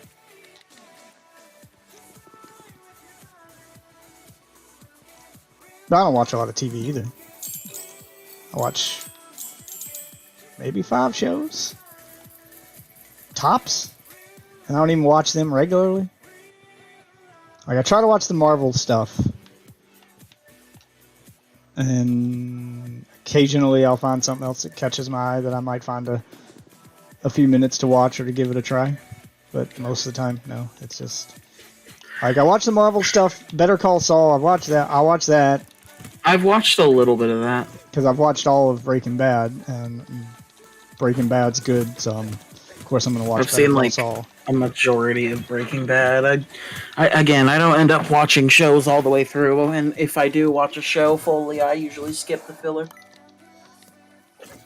Breaking Bad didn't really have any filler. There was a couple episodes that were filler, but not very many. That show that's why I said 90%. They got away with like 90% of like no filler. I can't think of a single filler episode from that show. It's been a minute. I can't really either, but I know I skipped some episodes. Because I know the one that... I mean, sure, the story's done in a way that you can skip episodes and still know what's going on. But if you go back and watch the ones you skipped, they're not filler. They still progress the story and they still give you stuff. Like, even the one that people point at the most for being filler, it's the infamous Fly episode.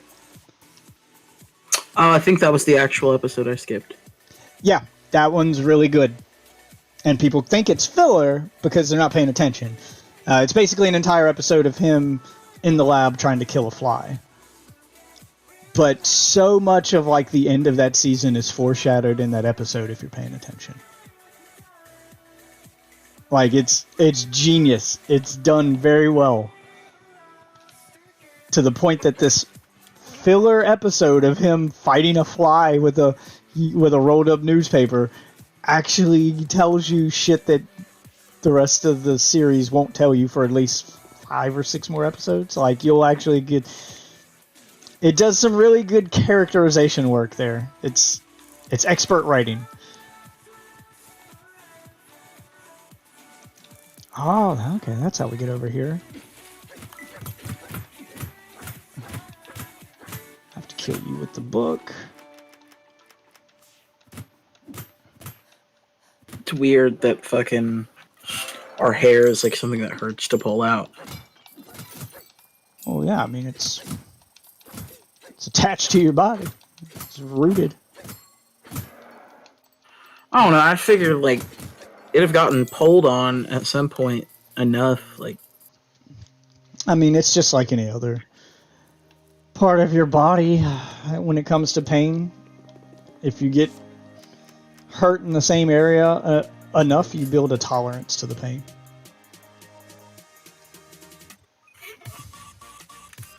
For instance, you getting punched really hard in the face is probably going to hurt a lot and is probably going to knock you off your guard and leave you dazed. But punching Mike Tyson really hard in the face probably won't faze him. He's just going to recover immediately. Someone like me and you getting punched in the face, it's going to take us a minute to recover because, you know, we don't get punched in the face for a living. Good day, Mike. Ozzy.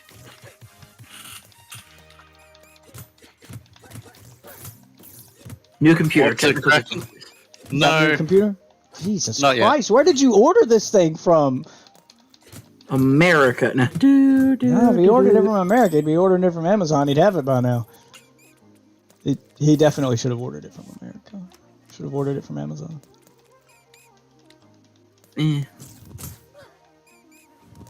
Nah.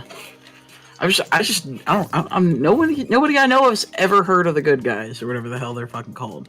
yeah, I think they're an Australian. No, it Retail says that they're an division. American company.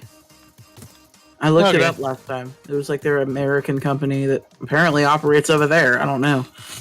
Maybe they switched over there, like since, you know, everywhere else was taken or something.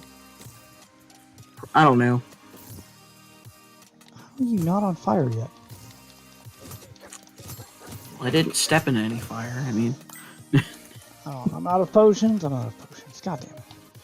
he's out of potions! Guys! Oh! No potions! I hate these fish.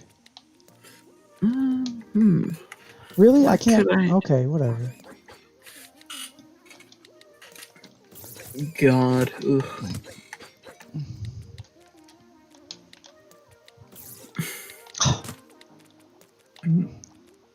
God, y'all's hitboxes are so fucking weird.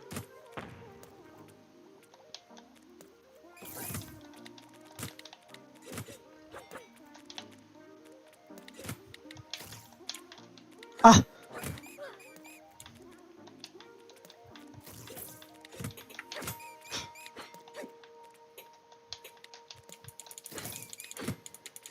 God damn. Thing just would not die. Alright, I need some potions. God. Let's brew some potions. In good news, they actually have announced that they're updating this fucking game, What game? Fighter Z. Oh, Sorry, probably should. I thought they were done updating that.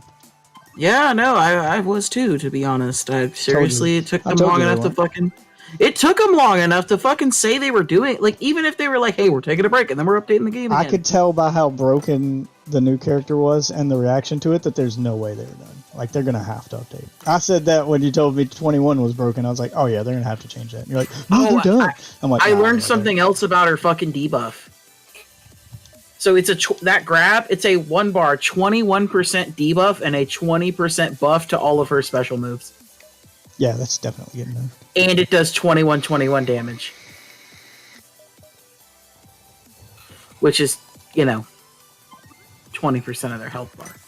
Right. Yeah, that's definitely getting there. I knew that time you told me that move existed and how it worked. I was like, there's no way they're done with the game. They have to change that. That's game breaking. Like, you're just, if they don't update the game anymore, which I said that at the time, if they don't, then they're definitely gonna. She's definitely getting banned in tournaments. All right, there we go. Oh, it's the B assist. Ugh.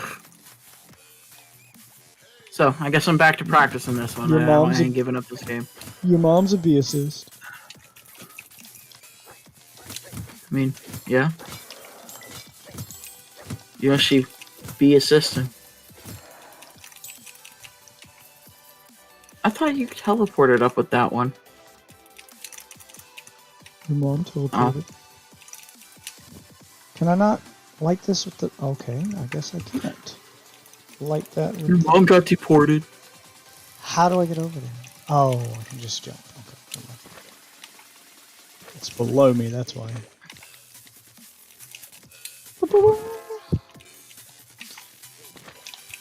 This game's so good. I know you don't have a computer, but you should get this on your Switch, I think. It's got co-op too. You can play co-op. Street of Rogue or This is Rogue Heroes. It's good. yeah, that one. It's like Yeah, I $7. got it on my computer. It's like $7 on Switch. I bought it on Switch because I want to play on the toilet.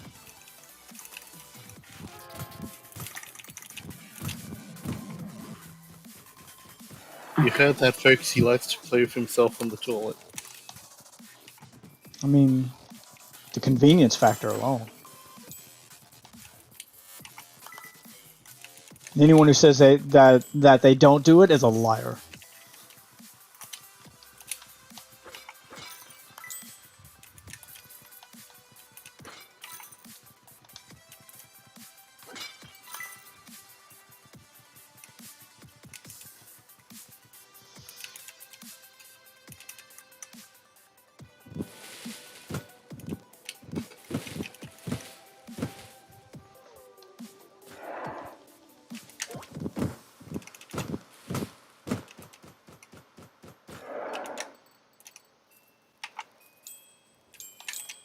Ow.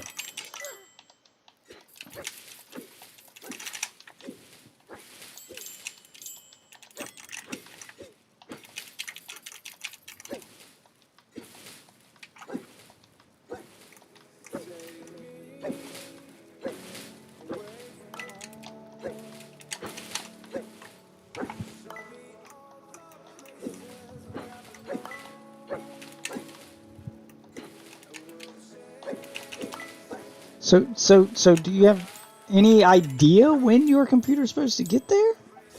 I was told by I rang them up and spoke with the technicians, and was told sometime this week. So Hold on. I got they have a something to show tracking you. Number? Hold on. I got something to show you. I got something to show both of you right now giving that answer. Because this is the first thing that comes to mind. You say that. That it'll be like Sunday. Okay,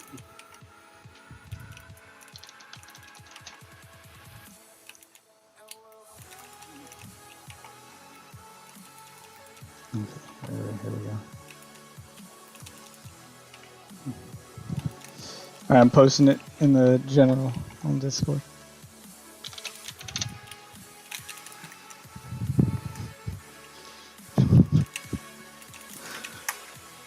You know what? Just gonna...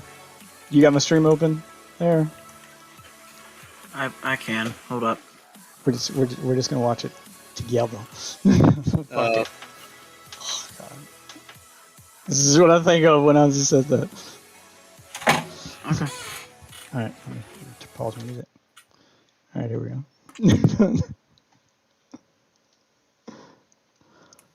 Ah, Demand a Jesus. refund and say that you'll be in contact with the ACCC, what's ACCC? Australian Consumer,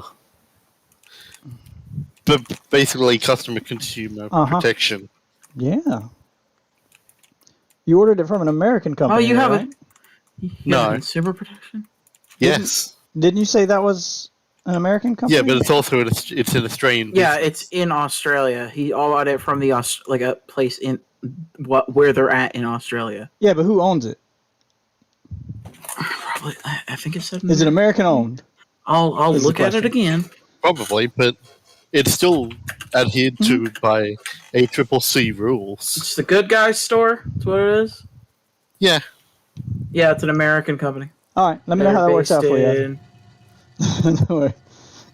I get they're Brisbane, supposed. California. Yeah, I get they're supposed to follow those rules, but yeah, let me know how that works out for you.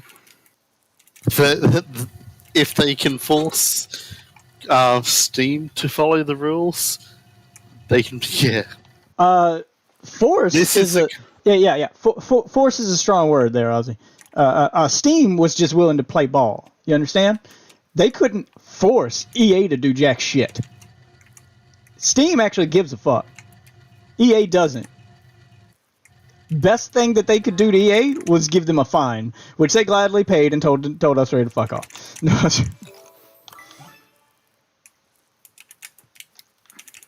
it's a little hard to take legal action against best you can do for a company that's not owned or its base of operations isn't in your country. Best you can do is just shut down their branches in your country or tell them that they can't do business in your country anymore, which, depending on the company, that may or may not be something they care about. That would be something the good guys would care about. It depends on how much business the Australian branch does. If They the do a amount lot.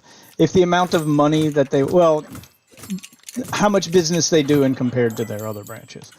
If they don't do enough business to justify putting up the fight to keep doing enough, then they may not keep it. It's all a numbers game. Your mom's a numbers game. Once you're dealing with an outside entity, it becomes a numbers game. Your mom's dealing with an outside entity. I God hope damn it. so. She's long overdue for a divorce. Damn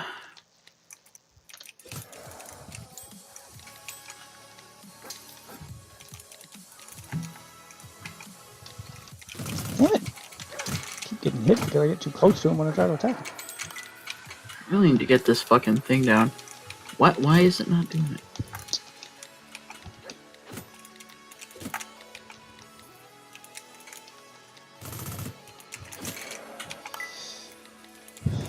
But even if they are willing to abide by the rules and play ball, if you go that route and you go through, the protection agency or one of your official government entities, it's still going to be a slow-moving process because they're having to deal between countries, which means they're dealing between two different sets of laws and all that good stuff.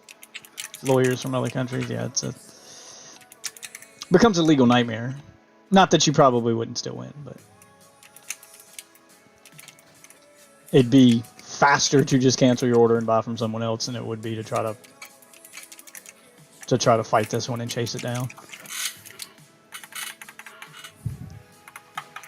That being said, I don't know why he just didn't order one from Amazon.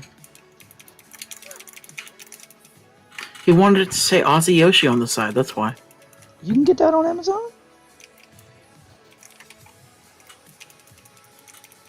I mean, I get it. You don't want to give Jeff Bezos money because Amazon's the enemy. Is but that the reason? Is I Amazon the guess- enemy though? Are they the enemy? What did they I mean, do? a lot of people hate Amazon, but it's... Why? The fuck did they do? I don't know. I mean, how they treat their workers, I guess, is the main thing people get mad about. Yeah, they do treat them like shit. So does every company, pretty much. Not to the extent that Amazon does. Yeah, the I bathroom will breaks say. thing was bullshit. Yeah, but- the having to pee in bottles stuff. Like, they go to... Amazon goes to extremes. I mean, a lot of companies treat their employees like shit. But most of them don't make you pee in bottles. Most of them aren't timing your bathroom breaks or telling you that you can't go. You can't go take care of your bodily functions. Amazon does take it to new levels. But that being said, I understand not wanting to give Amazon money, but Amazon, you Just do so good. Yeah, I understand not wanting to give them your money, but they do kind of get shit done. You might not like the way they do it, but damn it, they get shit done. Yeah, and they're not really selling anything terrible. It's just shitty fucking I mean, they do. employee conditions. They do sell. They do. stuff. They pay them better than most jobs, though. I'll give them that. If Yeah, I mean, I had the opportunity, I would go work at one of those. as far as shit jobs go, I mean, it is one of the shittiest of jobs, work-wise. At least But- you're getting paid for it. Yeah, Yeah, like but like, you are like a real compensa- human being. But you are compensated better than most jobs. You got to put up with 10 times more bullshit. But you do get more money. So it's a trade-off, I guess. I'll agree with everyone else. It's a trade-off that shouldn't exist, but Yeah. it does. I mean, yeah, at it least. shouldn't exist, but it does. Can't. You know what I mean?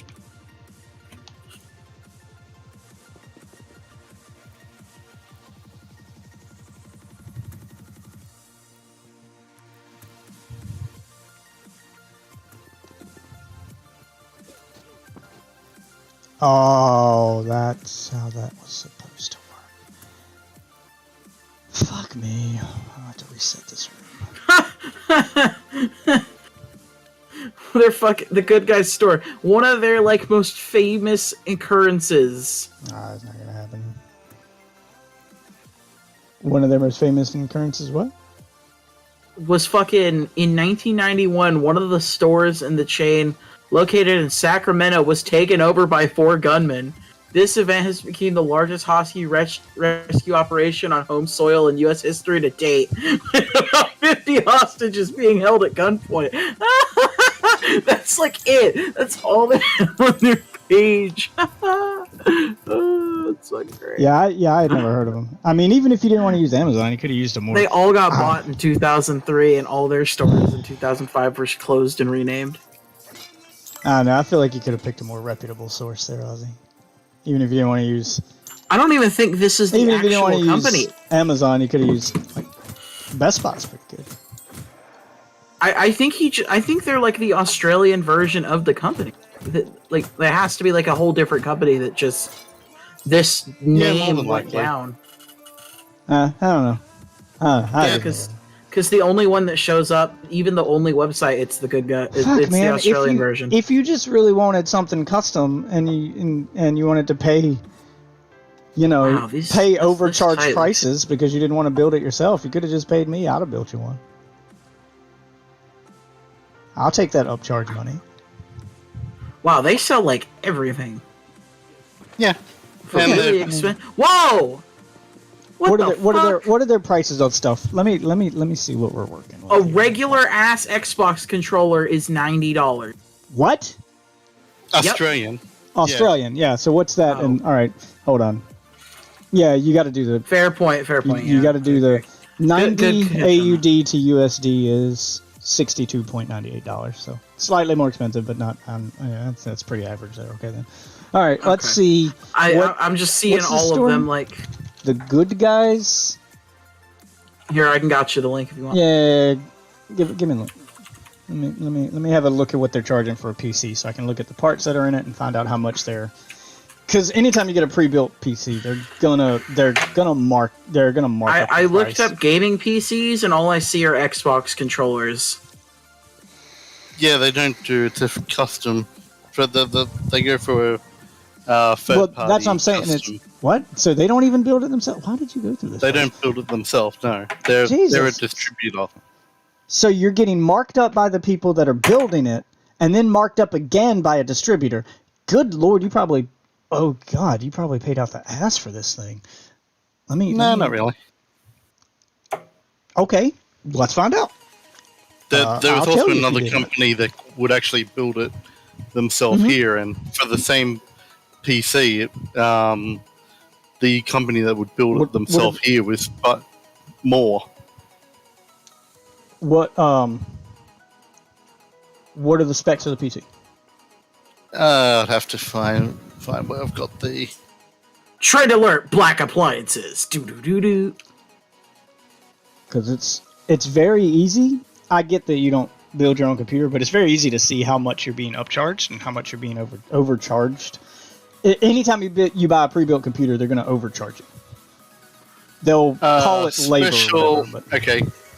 Special order custom PC i7 11 700. all right, hold on. So what you do is you go to this website called PC Part Yeah, Picker. don't worry about it. It's fine. I'm curious. This is for me, not for you. All right, PC Part Picker. 16 gig, 2 terabyte, 360 Ti, W10. Hold on, I got to do a captcha thing. Prove I'm not a robot. It's proven these Well, capture things you click on pictures don't work. All right, start your build. All right, so CPU. Let's choose a CPU. I don't know. You said what was the CPU? i7 what? i7 11700. 11700. There. All right. 11700. There a number at the end of or a letter at the end of it? No. 11700K. So no. So it's not. Oh god, it's not even the K model. Okay. Okay. I don't know why you 16 would say K gig. model. So that would be the So let's do. All right. So memory 16 gig. that would be the memory. Yeah. Does it give you like a part number or name brand? No. So they don't even tell you what you're buying. So all memory is not made equal. 2 terabyte hard drive.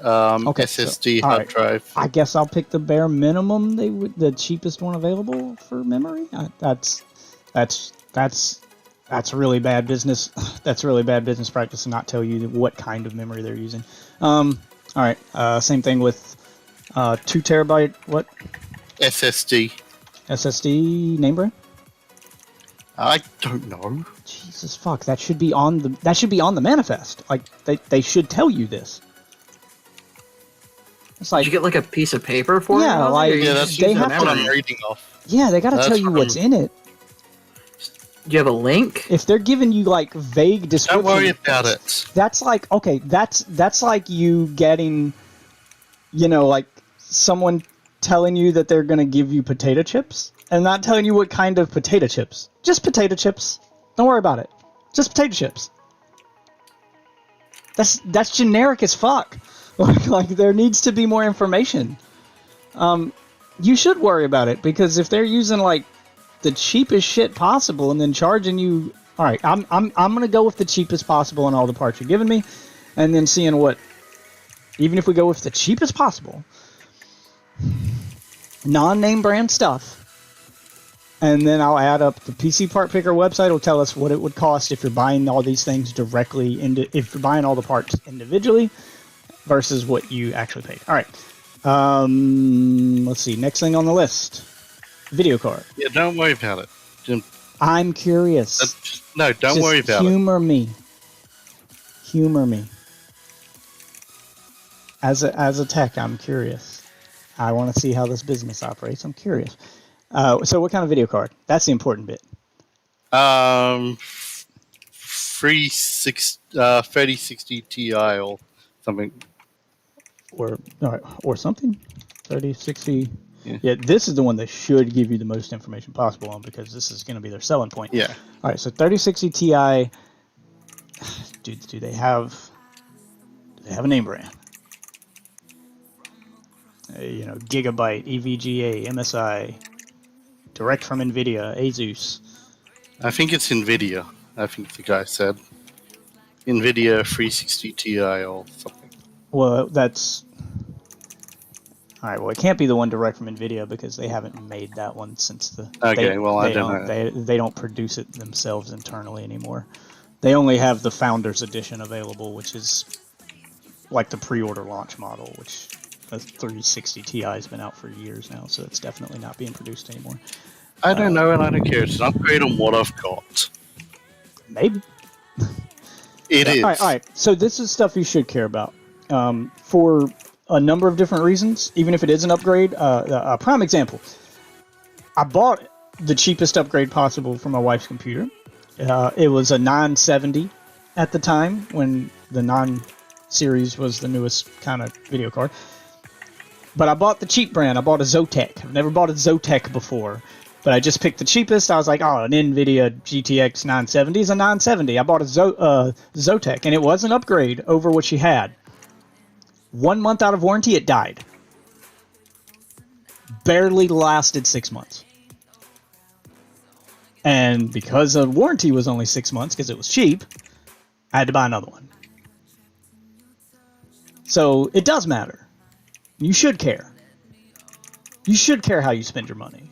And you should care about quality, especially when you're buying something as expensive as a PC. Especially someone who uses it as much as you do. Oh shit! Oh, sounds like his house is on fire. But all right, we'll say cheapest My possible. alarm clock, old All right, one. let's see. Let's say cheapest possible. 360 Ti. Looks like it's $579.99. All right, got that. Do they give you anything else? They give you any other parts? they No, use? that should be fine. That I'm not asking what should be okay. I'm at what's on the paper. Did they give you any other parts? The cooler, the motherboard, the case that they from use, what I power supply. from what I understood, he said it was liquid cooled. Yeah, did he? Is it on the? Is it on the paper that shows what you paid for? Does it say what kind of cooler it is? 3060 Ti W10 Corsair case 650W 2040 AIO. All right, 20. All right, so you just said like 4 different things there. All right, 650 W. That's power supply. That's 650 watt power supply. Let's search for that. So the cheapest 650 watt power supply I can find is $69. No, $41. Okay, let's go with the cheapest one there. It's Corsair. Okay. And you said what kind of case? Core something? Core.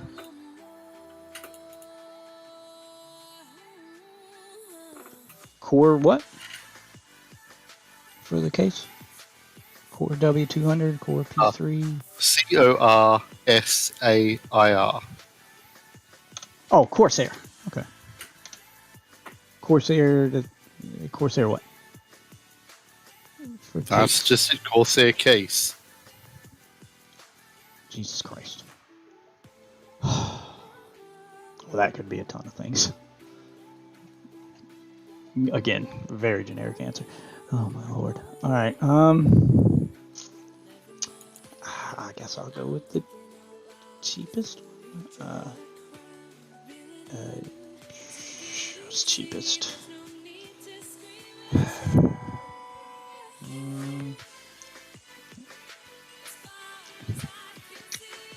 Should at least say what form factor it is. Is it ATX? Mini ATX? No, it's that's not on the receipt. Okay, I'll just go with the cheapest case then.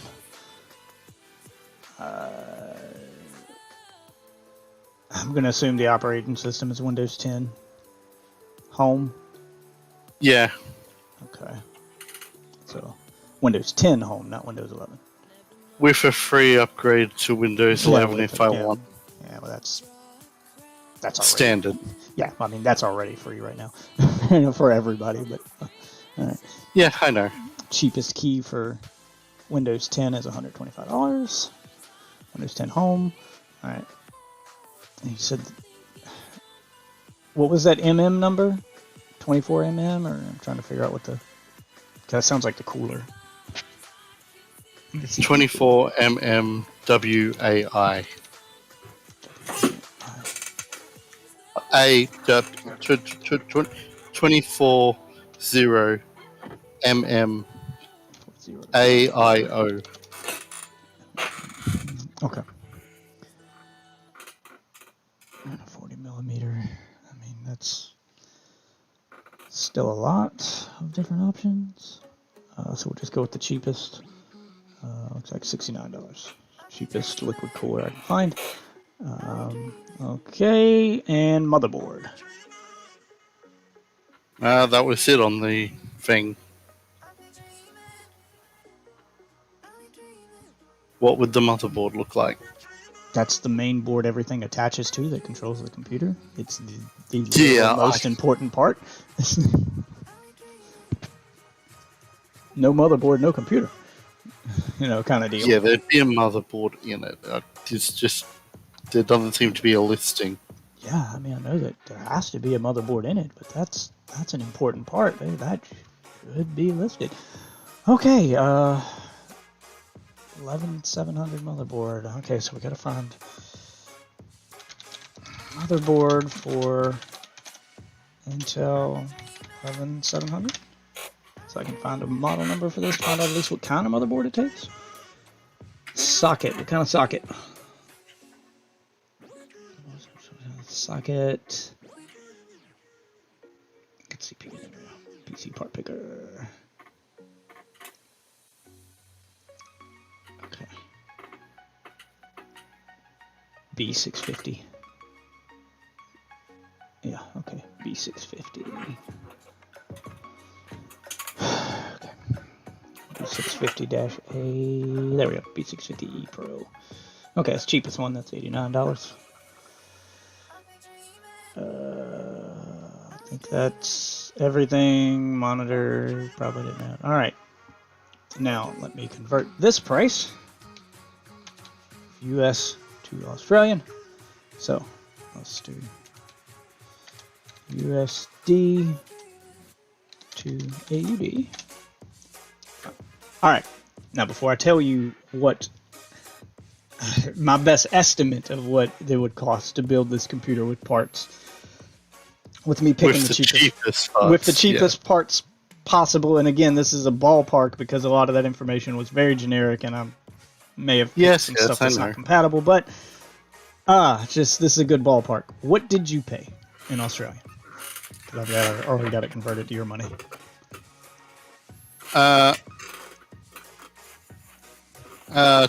2,700. All right. Are you ready to find out about how much you paid extra to have someone else build it? Or depending on what the parts and all that, yeah, go ahead. Ballpark. You paid almost $1,000 extra. All those parts together come out to right just over 1,800. Yeah, that's all right. That's a lot. That's a lot. That's a 50% markup. That's good Lord. You're okay with that, really? And then you also have to factor into all of that I have no idea on what I would be doing building anything, and would more than likely either break something or get the wrong parts and totally destroy the build, costing me more. I get that, and I'd buy that if you weren't talking right now to a close friend of yours who does this for a living. There's one thing about talking to it and actually doing it. Yeah, I'd do it for you for way less than that. Yeah, I'd have just had the part shipped to my house, built it for you, and then shipped it directly to your house for way less than $1,000 extra. Fuck, give me $200. We'll call it a day. It's probably, I mean, obviously you'd have to pay for shipping, but okay. I mean, if you're fine paying an extra $1,000, that is crazy to me. That is an insane markup.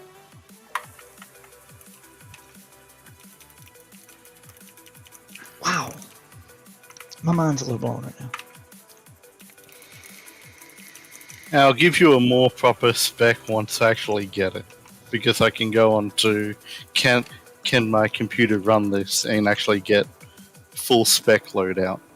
Yeah. Well, for a future reference, just in the future, the next time you need to buy a computer, you should come to me. But the next time you need to buy a computer and you're not going to come to me, do not ever buy from a place that will not give you a part number for every part inside the computer you are buying. If they're not willing to tell you what you're paying for, they do not deserve your money. That is a huge red flag. You deserve to know what you're paying for. Specifically what you're paying for. Alright, boss fight time. Wait, I don't have the boss fight key? How do I not have that yet? I've been everywhere on the map, haven't I? I've cleared every room on the map. How did I miss this chest? Just as an hidden door. Sneaky, sneaky, sir.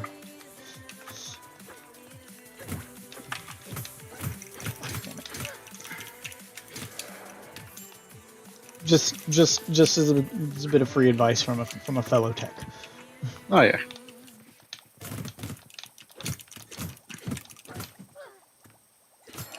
You know, buying a computer without knowing what's in it's like buying food at a restaurant and not being told what kind of food it is.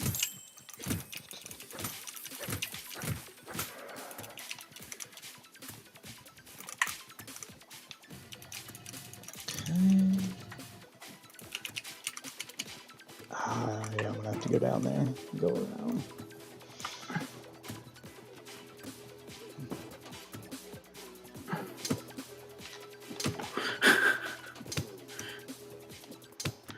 Jesus Christ, that's so dumb. What? Nothing, just some stupid shit in Fighter Z.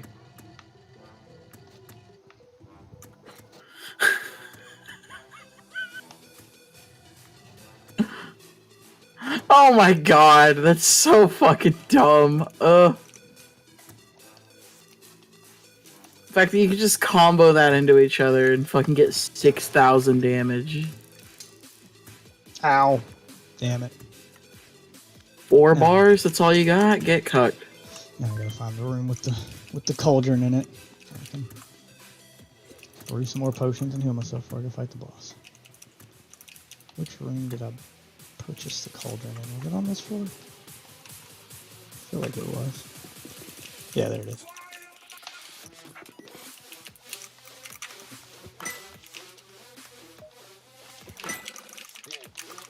There we go. Heal up and brew some potions.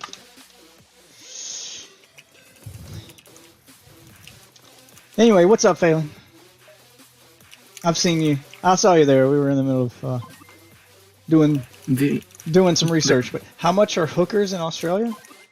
I mean, I imagine they vary in price, just like they do in America.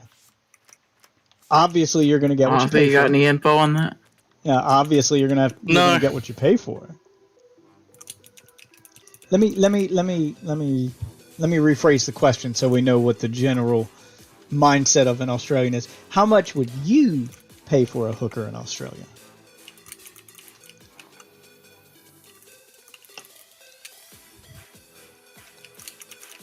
Like, how much would you be willing to pay? I mean, since it's prostitution just like for everybody in the thing? Or are you asking Aussie? No, I'm asking Ozzy. Like, how much would you pay? Oh, I don't know. Because you live in Australia. If you were going to go get a hooker tomorrow, because it's legal there, and you were going to go... What would you be willing to pay? Like, what price, if you went to a brothel, having never been, and they said this was the price, what number would make you go, yeah, I'd pay that? Would you expect to pay to get quality? To get a quality hooker, not like, not one of the rejects, but like a good...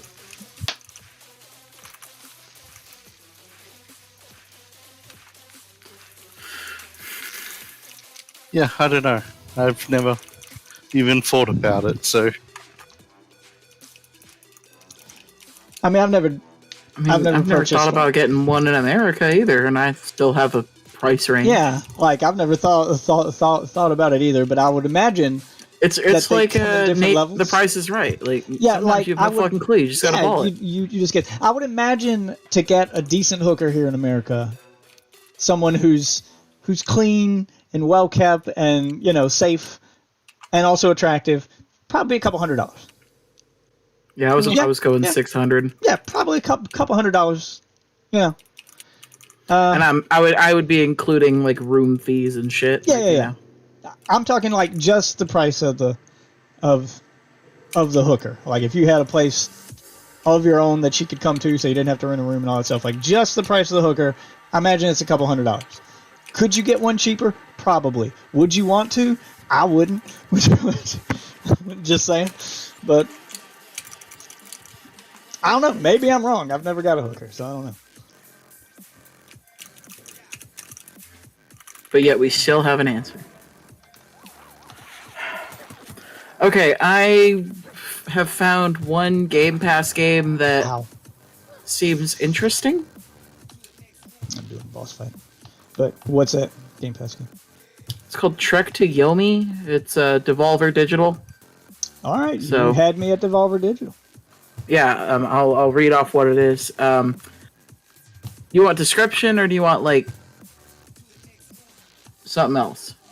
And we like try to Description's look fine. at like a review. Okay. Gonna pop all his As a penises. vow to his dying master, the young swordsman Hiroki is sworn to protect his town and the people he loves against all threats. Faced with tragedy and bound to duty, the lone samurai must voyage beyond life and death to confront himself and decide his path forward. Is it a roguelike? The description made it sound kind of like a roguelike, the whole life and death thing. That was the description. I haven't looked too hard because I wanted to play it.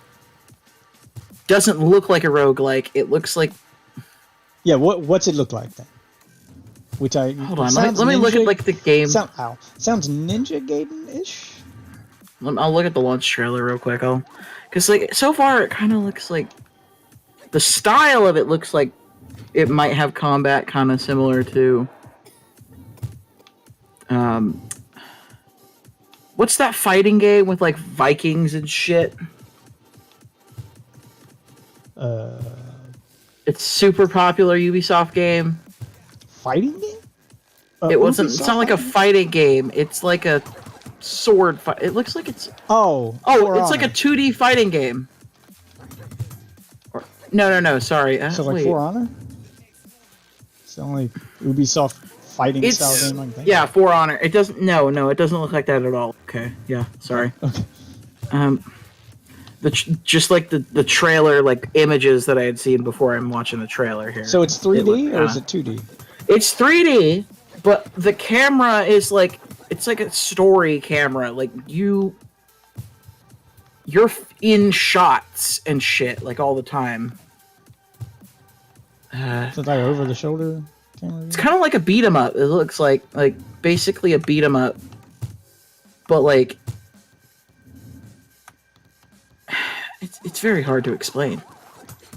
It's kind of like a beat 'em up, but you're a samurai because you're on like a beat 'em up like plane where you can like go through 3D spaces. Like a Dynasty Warriors kind of thing?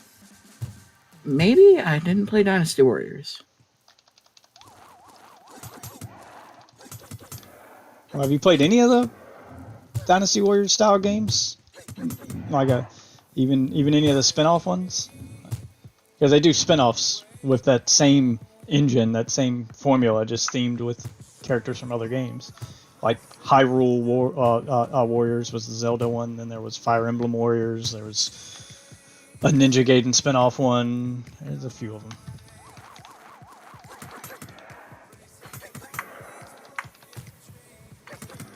them. But basically, they're 3D beat 'em ups where you beat up thousands upon thousands of enemies, just hordes of shit.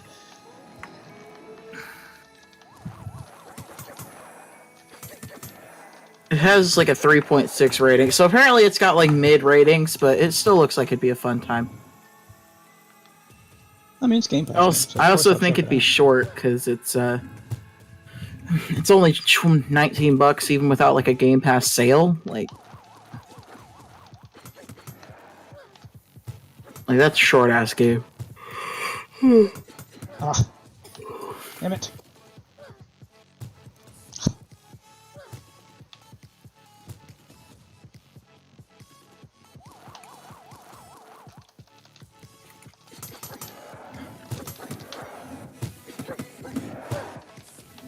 Damn it.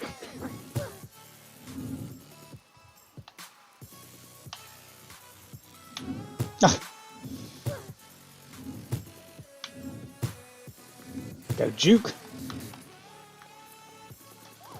Gotta pop his penis. Yeah. Gotta hit your little penises in order to kill you.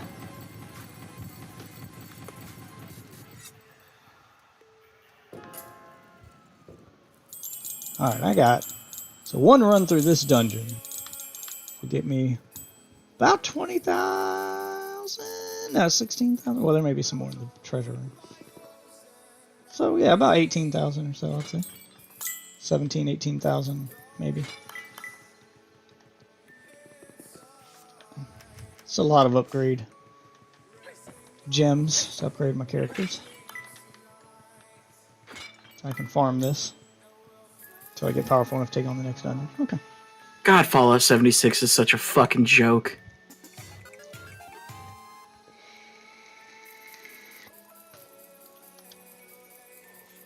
Every update they release into this thing is fucking retarded. What's the newest though? It's fucking... They're doing Aliens again.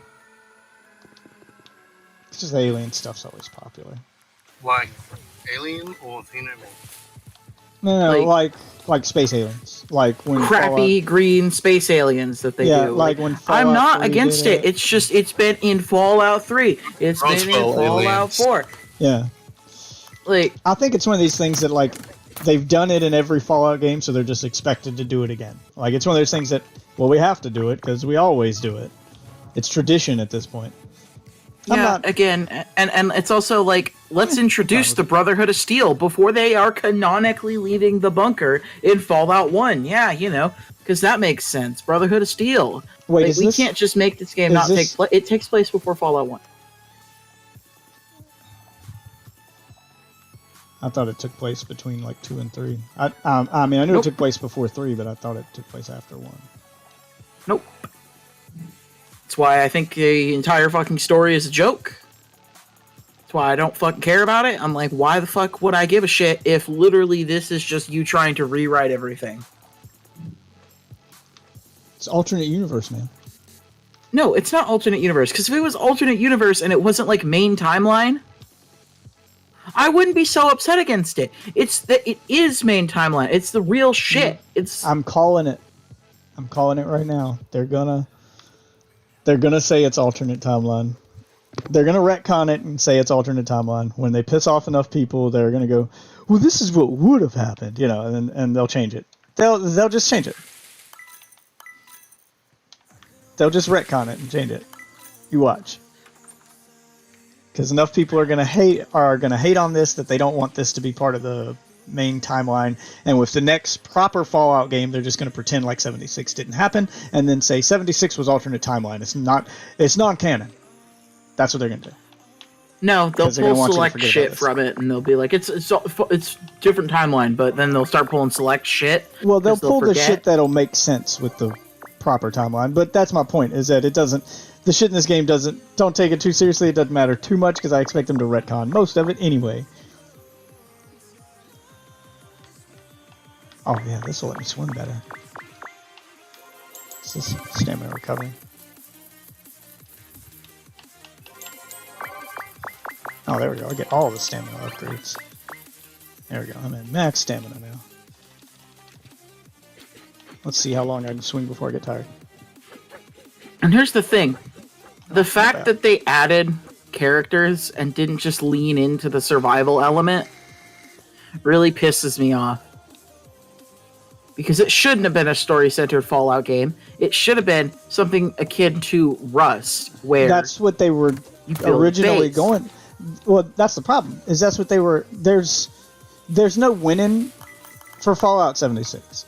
There's no winning because that was the original plan, was to do a Rust-like survival game, and everyone hated that idea. So then they started to make it more like a traditional Fallout game with a story and all this stuff. And now everyone wants it to be a survival game again.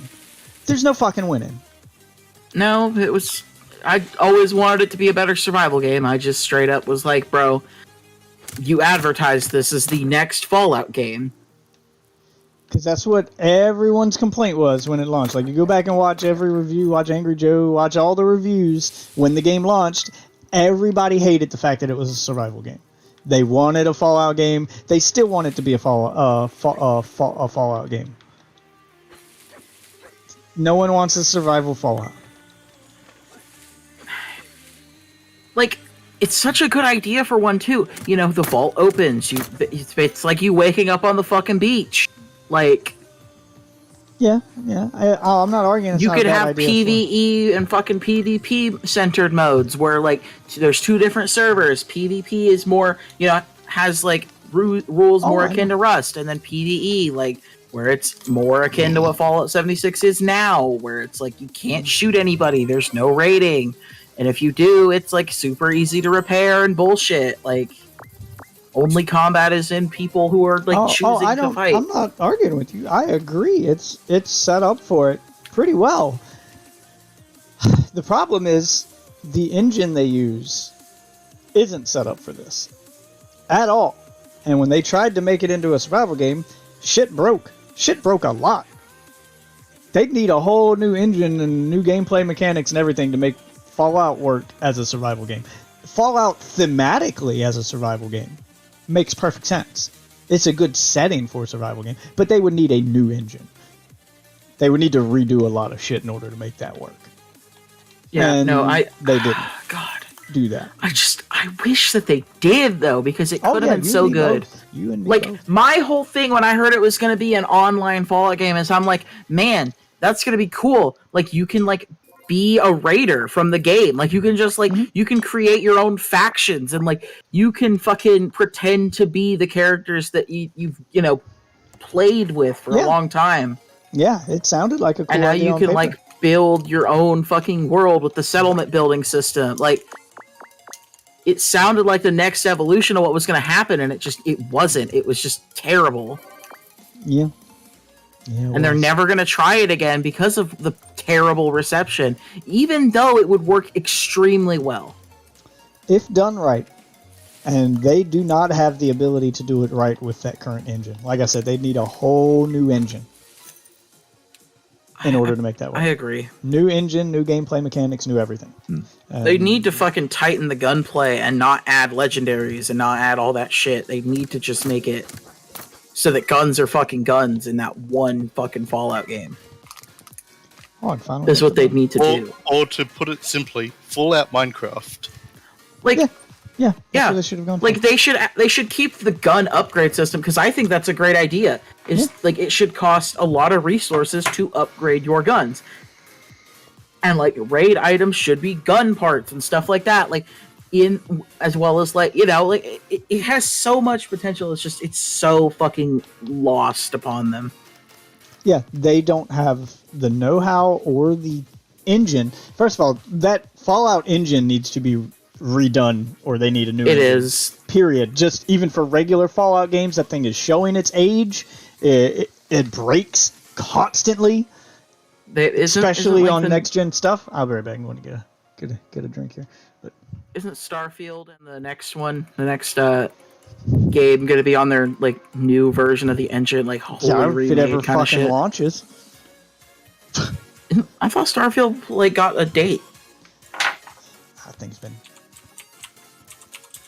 thing's become a running joke as to whether or not it's coming out or not. They just haven't released like any info on it. It says here on the front page of Google that here you go. PC Games 4 days ago. They have said that the release date is November 11th of 2022. I am calling that it's going to be delayed one time at the minimum. At least one time, yeah. Because they haven't. So I will say January, February of 2023. Have they released anything on it yet? Any gameplay? I think so. Hold up. I'll look up trailers because I think they were going to. Oh, official teaser trailer. Did they actually do a realistic teaser trailer? Or Not a CG thing or a logo reveal, but I want to see some gameplay. Okay. Because the thing is this, we're only a couple months away from November, when the release date is. They have it doesn't look like it's CG. It looks like it's like cutscenes from the game, though. Right. So and they they haven't usually shown do in-game any action. cutscenes. So they haven't shown any actual gameplay. I'm looking. I'm gonna look through the whole trailer, see if there's maybe like a hint in here or something.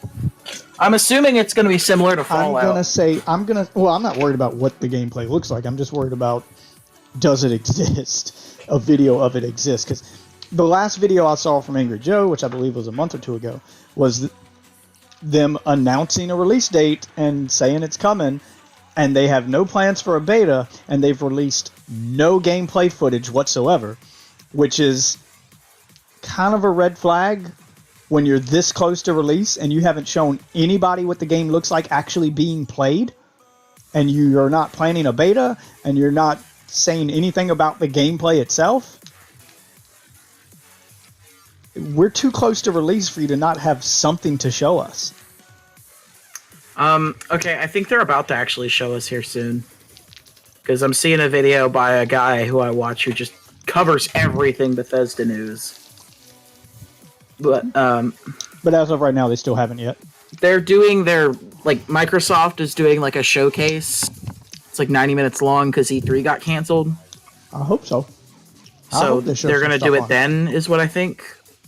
But I mean, if it's supposed to release in November, I don't know what the hell. Yes, they should. So I'm gonna predict what's gonna happen. Tell you how this is gonna work. Oh, and then there's leaks. So I'm gonna predict how this is gonna work. We'll see if I'm right. If that 90-minute showcase comes out and they don't show any gameplay from Starfield, if they just show pre-rendered cutscenes or they just show Or a dog. Yeah, if they don't show any gameplay footage, if they don't announce a beta, or they don't say what the gameplay, when we're going to be able to play it, or to show someone playing it or something, if there's nothing about the gameplay at all shown, or, told when a beta's coming, It's getting delayed. then it will get delayed a minimum of 6 months. Minimum. I expect it to be a delay of around 3 months. Then delayed again, and then probably delayed again. Because if they don't have gameplay footage ready to show by now, then they're just stringing people along. They're just keeping the hype train going because something has gone wrong, and they need to keep people interested while they get their shit together. As long as I'm just saying, if it's a fucking single player game and they don't launch it with mod support, I'm gonna be a little upset. Oh, you're going to be upset then. Yep, I know I am. Yeah, I can go ahead and answer that one for you. I don't know why they wouldn't though. It fucking made Fallout 4 sell like fucking gangbusters afterwards. Because Bethesda, and maybe they won't now that Microsoft has bought them out, but if they stick with their former business plans and Microsoft hasn't made them change something yet, Bethesda has been desperately trying to find a way to monetize mods. So they're not going to have mod support that they don't control.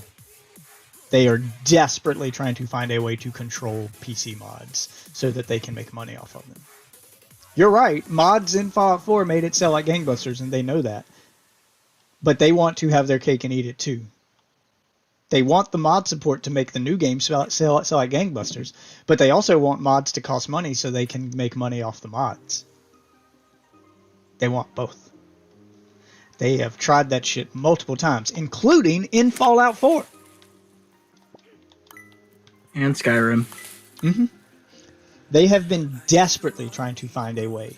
And every way they've tried has failed, but they have been desperately trying to find a way to monetize mods. And I fully expect them to try again. Only way I could see them ever doing it successfully would be like basically requiring all official mods to be uploaded to like a specific site of theirs, and you have to pay to have access to it. No, they tried that already. That didn't work. Really? Yeah, it was called the Creation Club. Didn't work. No, that was not what that was. Yeah, they controlled the servers and stuff. Like, you had to go through the Creation Club to get a mod. That's what that was. Yeah, that was. Yeah, that's what that was. And it failed miserably. And it was hit heavily by criticism. Yep. Upon launch. I can tell you right now, there is no way charging for PC mods will ever work. Will ever go over well. There's no way charging for user-created content will ever work. There's no answer to this question. There's no way it can be done, and they need to stop trying. User-created content has been and always should be free.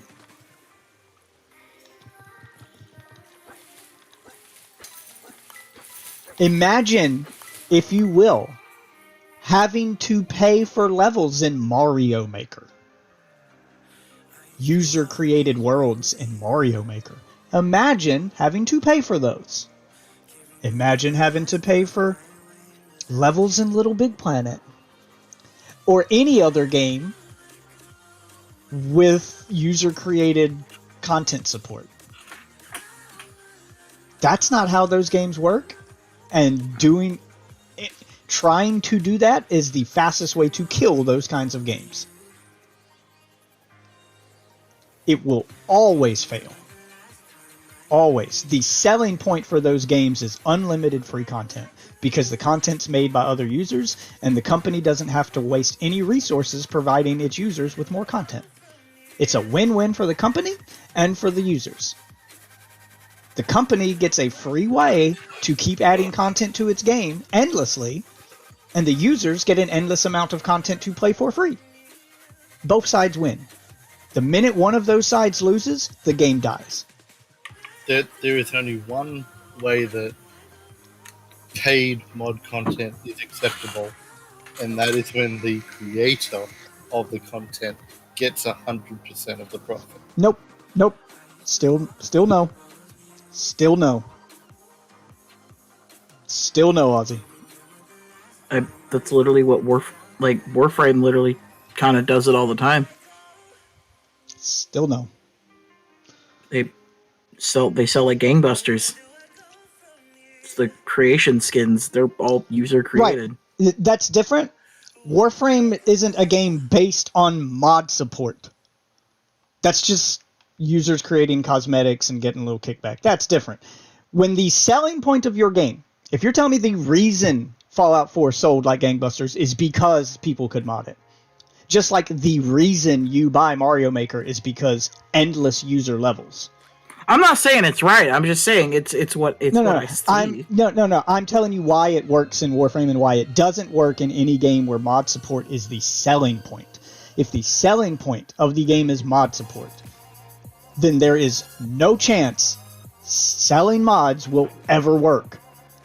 The selling point of the game, even if the creator gets 100% of the profit, it still will not work. The selling point of the game is endless free content. But I was more talking about mods such as... that's not the reason Fallout 4 sold well. It's why so many people bought it afterwards. Yeah, it's the reason why it continued to sell. It's the reason why... I know it's not the reason the game sold at launch, but, okay, mod support is the reason Skyrim still sells to this day.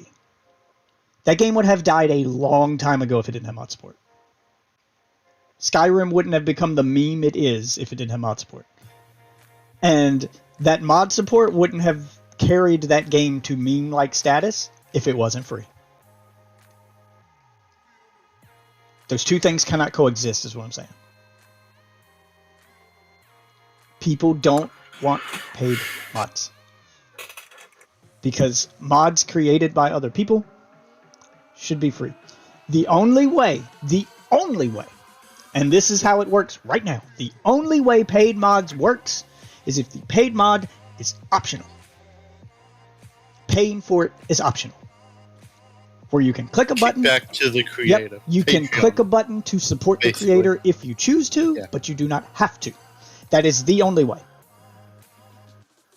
The minute you make it mandatory, it's going to fail.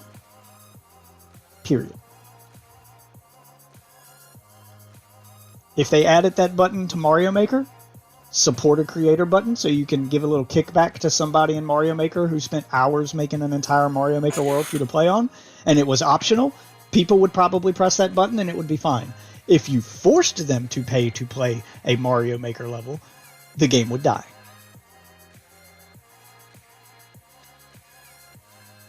So, same concept. Bethesda needs to give up on the idea of forced paid mods. Now, if they want to win over the community and still make a little money off of mods, that's how you do it.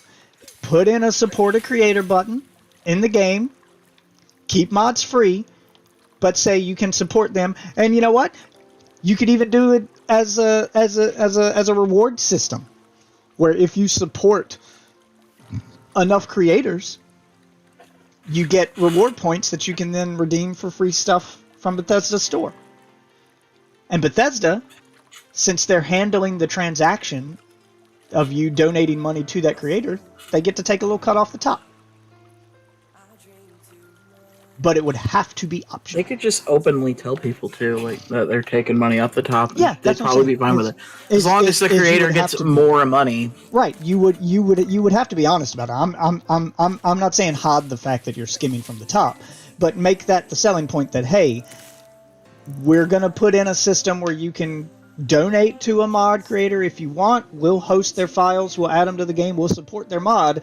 You can donate to them and support that creator if you like. When you support a creator, 70% of the money goes to the creator and 30% goes to Bethesda for hosting fees. And if you support a creator, we'll give you, X amount of rewards points for the Bethesda store. You get 100 rewards points, you get $10 off a Bethesda game. So the more you support, the cheaper your games are. Your other Bethesda games are in the future. Boom, everybody wins. Everybody wins. But that system only works if it's optional. You can't make it mandatory. That's the way to do it. Companies like Bethesda and Activision don't want some of the money; they want all of the money.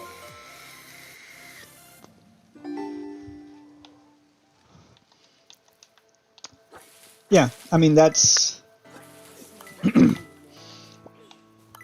that's the only way to make it work, is to make it optional. And I get that you're a company and you want all of the money, but there's a right and a wrong way to make that money.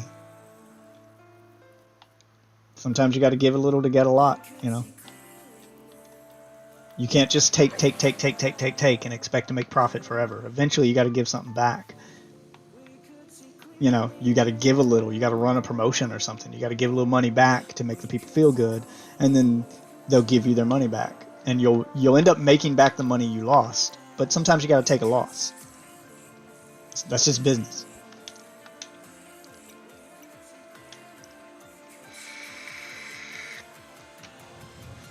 And that's the key element of business that a lot of these game companies have forgotten. Is that occasionally you have to take a loss to keep your consumer happy, because happy consumers are paying consumers. Brand loyalty is important. And sometimes you have to give up a little stuff to get that loyalty.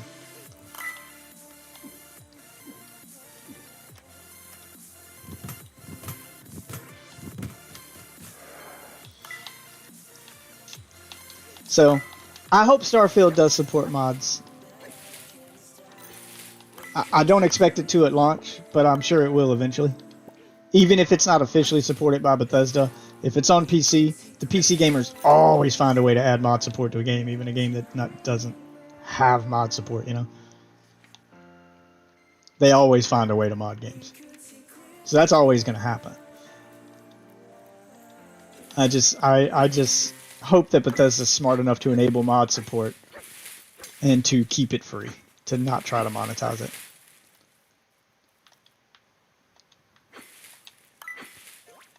Because even individual creators of mods get hated on and just drug through the mud when they force you to pay for their mod. I've seen that happen more times than I can count, where a creator of a mod that got popular suddenly took his mod down from whatever modding site he was sharing it on and made it a Patreon exclusive mod. So you had to go to his Patreon and pay him for the mod. And as soon as he did that, everybody hated on him and his mod died. That has happened a lot. And that's not even a company trying to make money. That's just the creator of a mod trying to make a little money off his mod. You have to keep it optional. The minute you force people to pay, you can expect the hate train to be real.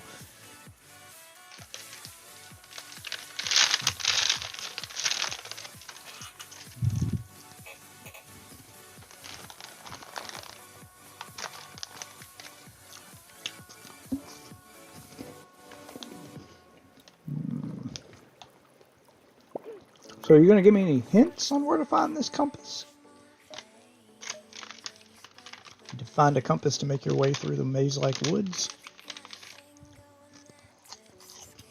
Oh. the weird guy on the mountain has it. I'll go back to him.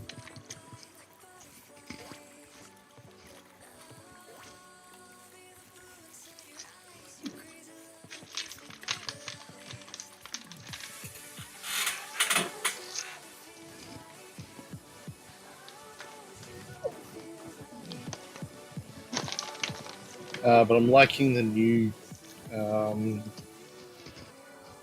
guns in Warframe. Oh yeah. The ones you actually have to, not like level like you would a normal gun, but like level as in complete certain tasks to upgrade it, It's like and challenges. it Kind of thing. upgrades. Yeah, and it upgrades 5 times. The rifle that I'm currently working on basically starts out at how they basically working is it starts out as a normal mode, and then once you've got a certain number of kills under it, you can then activate its secondary ability, which changes how the gun basically fires. So, Gotcha. like so this- it's Call of Duty. Oh, somewhat. So Yeah. this rifle that I'm doing is like a single shot,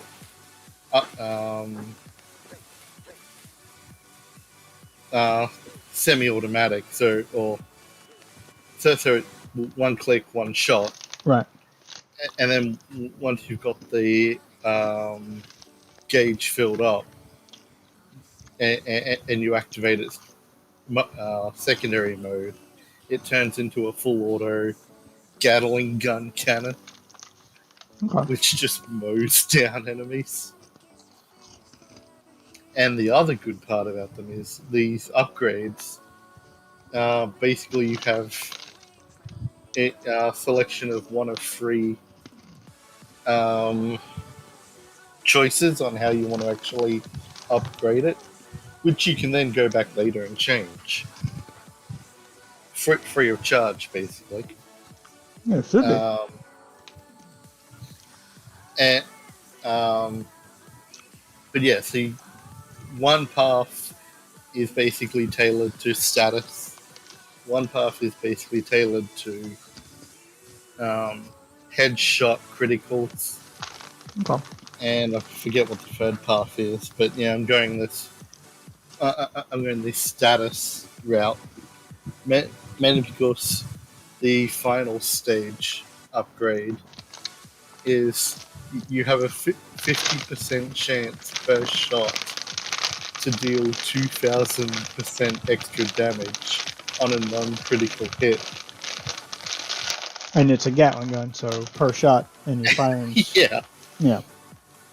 That sounds OP.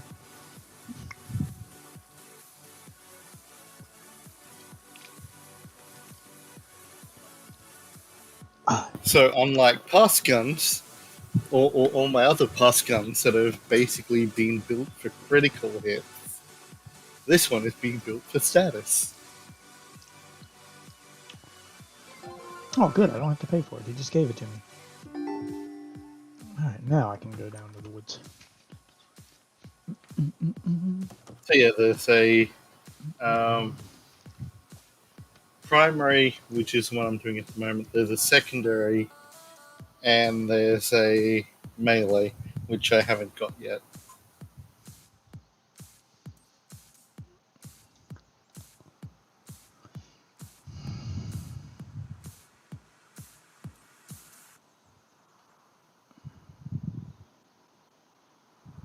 But the current challenge task is to kill 8 Eximus with the secondary fire, which isn't that difficult, but it's a lot more challenging than it has been in the past because Yeah, they so it's- revamped. Yeah, The- it's basically just Call of Duty with how its guns are leveled. They redid how Eximuses actually work.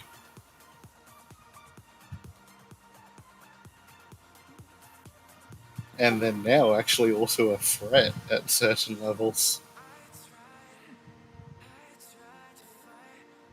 would hope so.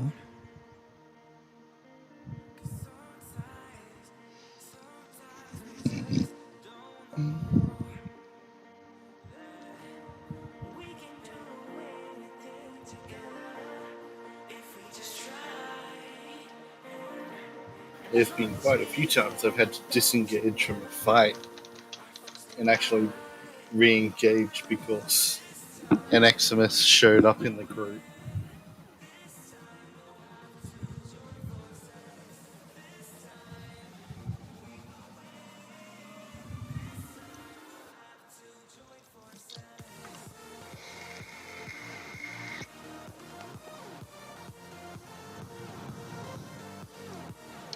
So what are you doing, Waffle? I'm chilling. What do you want to do? Your mum. No, nobody Oh, wants to do that. God, I hope Not even his father. this man speaks the true. True. I only speak what I've been told. Yeah, I can't grind roguelites forever, so. I mean, I don't know. So what you- Same things I always got. I mean, I'm about to play some NBC Infinite, if nothing else. If there's nothing else we want to play. Oh, I don't have that game. I just got it because I figured I'd play it. I downloaded the demo for it, and I liked it, but there's no one playing it. I didn't see a reason to buy it. If I can get it super cheap. I maybe. heard like their small little niche community has like risen out of it. Like last so it I heard, wasn't like Bad. it got like a little tiny scene that's very unpopular, but there's people Every- like who are playing it. The problem is, like, the Marvel vs. Capcom scene, most of them abandoned that game to go back to Marvel vs. Capcom 3, especially now that Marvel vs. Capcom 3 has mod support.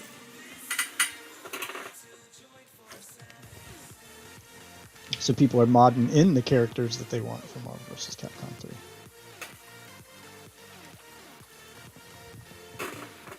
Yeah, I wonder if there's gonna be like characters that they like allow in tournaments from the mod scene. Maybe.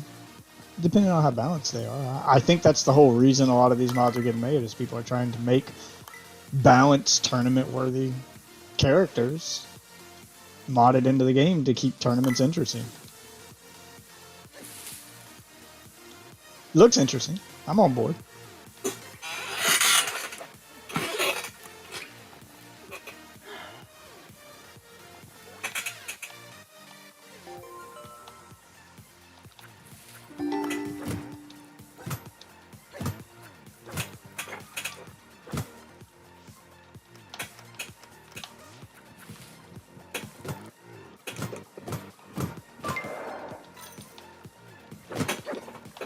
Oh man, it's not Minecraft, it's Deadcraft.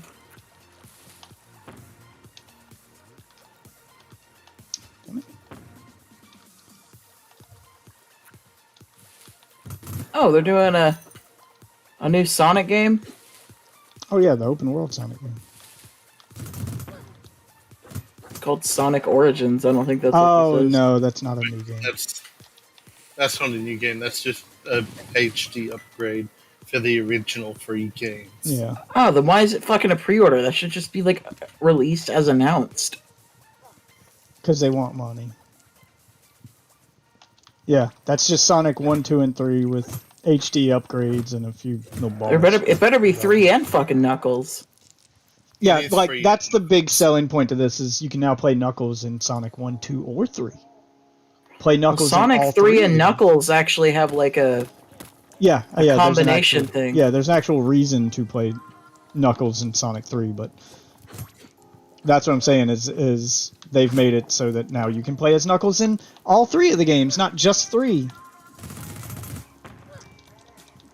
crazy. I assume they're also adding Amy. I wouldn't be surprised. She's on the cover. Dude. Fuck these things. that Bethesda zombie game that they had talked about? I don't know. I haven't seen anything on that one. It wasn't. I don't think anybody was like super huge on it, but like I kind of fell off the Bethesda bandwagon and keeping up with Bethesda after Fallout 76. I was just like, okay, if this is the stuff your company's making, I'm done. And I'm just kind of done with them in general. yeah, I've kind of been less and less following what they've been doing. Same thing with Ubisoft, because all their games are kind of the same. Ubisoft just keeps making all their games with the same engine and the same formula. It's just a different skin. Like, every one of their games feels the same with a different skin. It's Like, kind of how I've been feeling about Borderlands. Like, well, Tiny it Tina, feels like I'll it's the give, same thing. Tiny Tina I'll give a pass to, because they changed enough in that it feels different. Like, all Like the different that was builds my and problem stuff. with 3 a little bit. Is it just felt like 2 but worse. Like, yeah, the mainline series was getting stale. I feel like Tina did a good job of changing up enough stuff that it feels fresh again. I like the, like all the different combinations of classes, the crazy builds, the addition of magic. Like, there's a lot of stuff in it I do like. I do think it's too short. That's my major complaint with it right now. Is it's too short and there's not enough in-game content. I mean, like, other than grinding to make your character stronger and doing chaos dungeons, what else is there to do?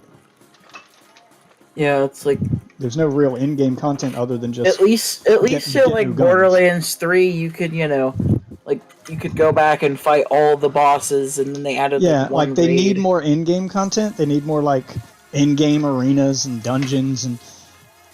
I mean, They the need more procedural enemy types, man. The enemy types are fucking Yeah. like that was one of the things I thought was just like you Well- fought like 12 enemy types throughout the whole game.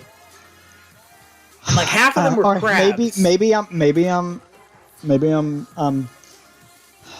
I've had my view on this tainted, but I feel like they did okay there. But maybe that's because I got so used to the only other looter shooter that it's really competing with is Destiny. And Destiny has 4 enemy types, and that's it. And that's all you've fought against for the last 10 years.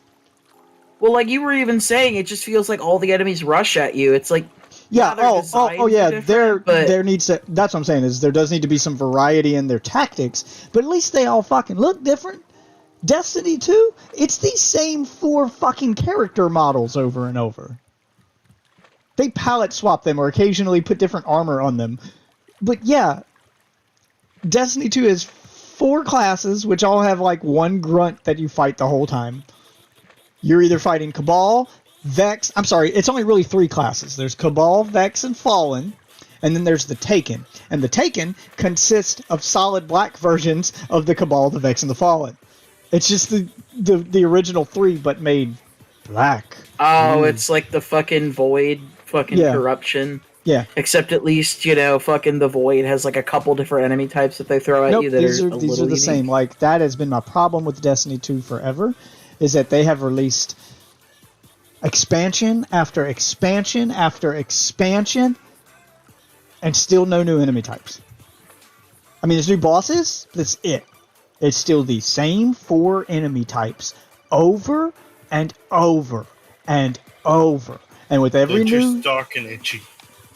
yeah, and with every new planet they add, they just give them new clothing so that they fit in aesthetically on the planet that they're on. That's it. That's all they've done. They are creatively bankrupt in that game. It is the laziest shit, and it doesn't deserve my money. At least Borderlands goes through, Borderlands and Tiny Tina. At least they go through the trouble, even if these enemies are using the same AI as other enemies. At least they look different. It's just, at least there's some variety in what I'm shooting at. So maybe I'm kind of spoiled there. But you're right. They could use more tactics. It needs better in-game. Like, I like the idea of the endless dungeon that is the Chaos Dungeon, where it's randomly generated and it's kind of roguelike. But there's not enough variety in it. All the runs start to kind of feel the same, and that's the only thing you have to do in-game wise. Like, it needs more in-game content, because the problem with the in-game content is that you're constantly grinding to get new gear, and the gear in Tiny Tina isn't as important. Like, getting new guns in that game isn't as important as it is in Borderlands, because you can do builds that don't use guns at all. So guns aren't as important in this game. Like my build, I rarely fire my gun anymore. So it doesn't matter what gun you give me. I'm probably not going to use it. Like, new magic spells is what I care about. But even then, like, that's still only one piece of gear. Tiny Tina just needs better in-game content, and I'm on board. Like, I like that's been a problem with 3. That's why I doubt that they're going to be able to fix it. They gotta find a way. Like I'll agree. They have to. Borderlands but I don't know in if general. they can.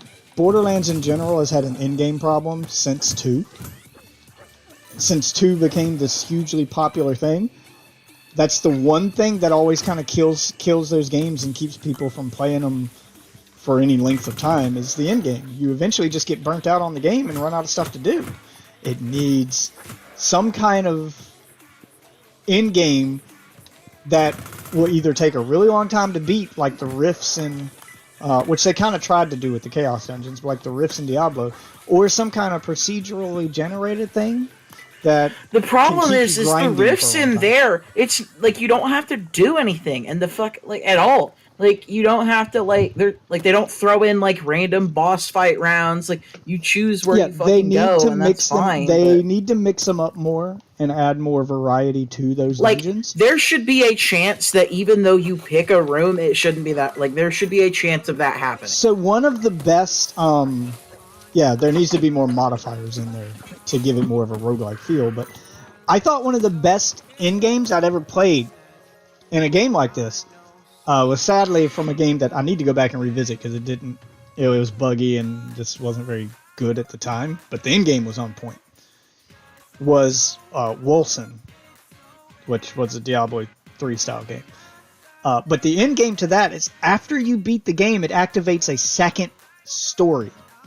So the story from the main campaign continues in an in-game fashion, but the whole game changes.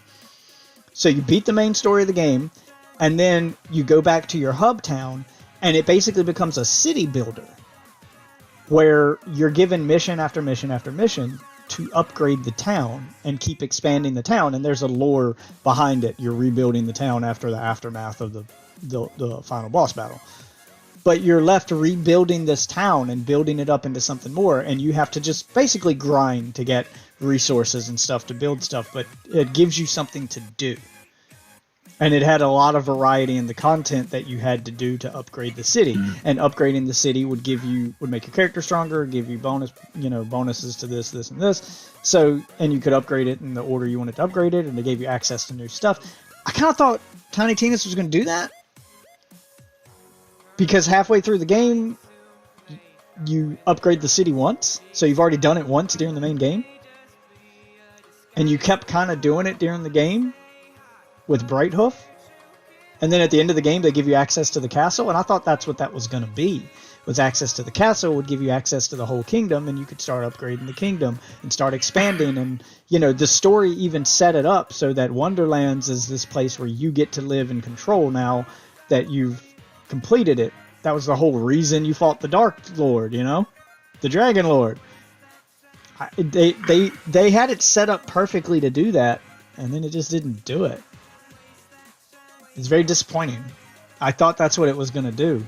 And I was like, that would be cool if you had to grind to get stuff and do side quests or keep grinding to get some kind of material to pay to, different vendors to open up different stores, and then different shops will sell you access to, certain gear that can only be bought at that shop, or maybe certain, stuff in the game. There's a ton of different things that they could do with that. And that gives the end game some purpose and feels like you're gives you a sense of progression in the end game, keeps the story going, keeps you grinding, keeps you playing.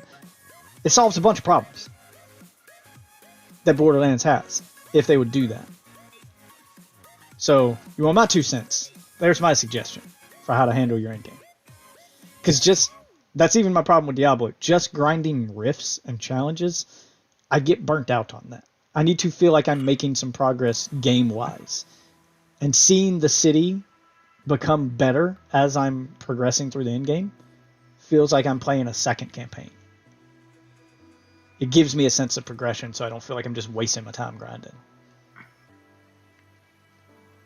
I don't know, that's just my opinion. I feel like maybe they could do something similar, but Yeah, I don't maybe mean it that should be- exactly, but something, Like, something yeah. something themed around that. Just 'cause something I to don't, give you that with sense what of they progression. have, I don't think a city upgrade would be that great. Like, all honesty, like Yeah, I mean, it's I'm just using that already as a an fucking example. fantastic like little village. It's supposed to be butt stallions, like town, you know. Well, maybe you can make other towns, or do stuff, have stuff pop up on the world map. I think it would be a great just DLC. spitballing. Like, I mean, if I'm they were just going to like release a spitballing. DLC and wanted to do that. Well, I mean, I'm just and add that spitballing as some a game. ideas for in-game, because basically the point is the in-game needs to have some sense of progression to it other than better gear. That's my opinion. I'm not one of those guys who can endlessly grind a game just for better gear. I need some actual progression in the world around me. I need to feel like what I'm doing matters and I'm not just wasting my time. Like, why am I getting more powerful? There has to be a reason. Otherwise, this all feels pointless. Like, just give me a sense of purpose is all I'm asking for. Now, you can do it however you want to do it. Do a city builder, do endless side quests, do randomly generated quests. I don't know. Something. Just something to give me a reason to keep going is all I ask for. And that's kind of my problem with games like Warframe and Diablo. New guns, new characters, new powers. For me, those aren't reasons to keep going. They're something to strive for while I'm doing something else, but they're not the reason I play. And maybe that's just me. Maybe I'm the guy who plays the game wrong. I don't know. But I just need something more substantial than that.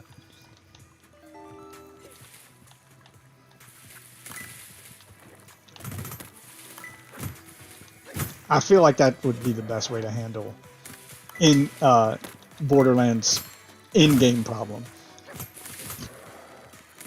Maybe you're right. Maybe the city builder isn't the way to go.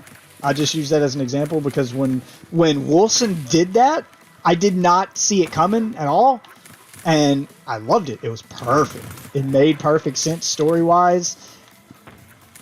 It gave me a reason to keep going, and it felt like the end game mattered. Like the end game had a purpose, and I loved it.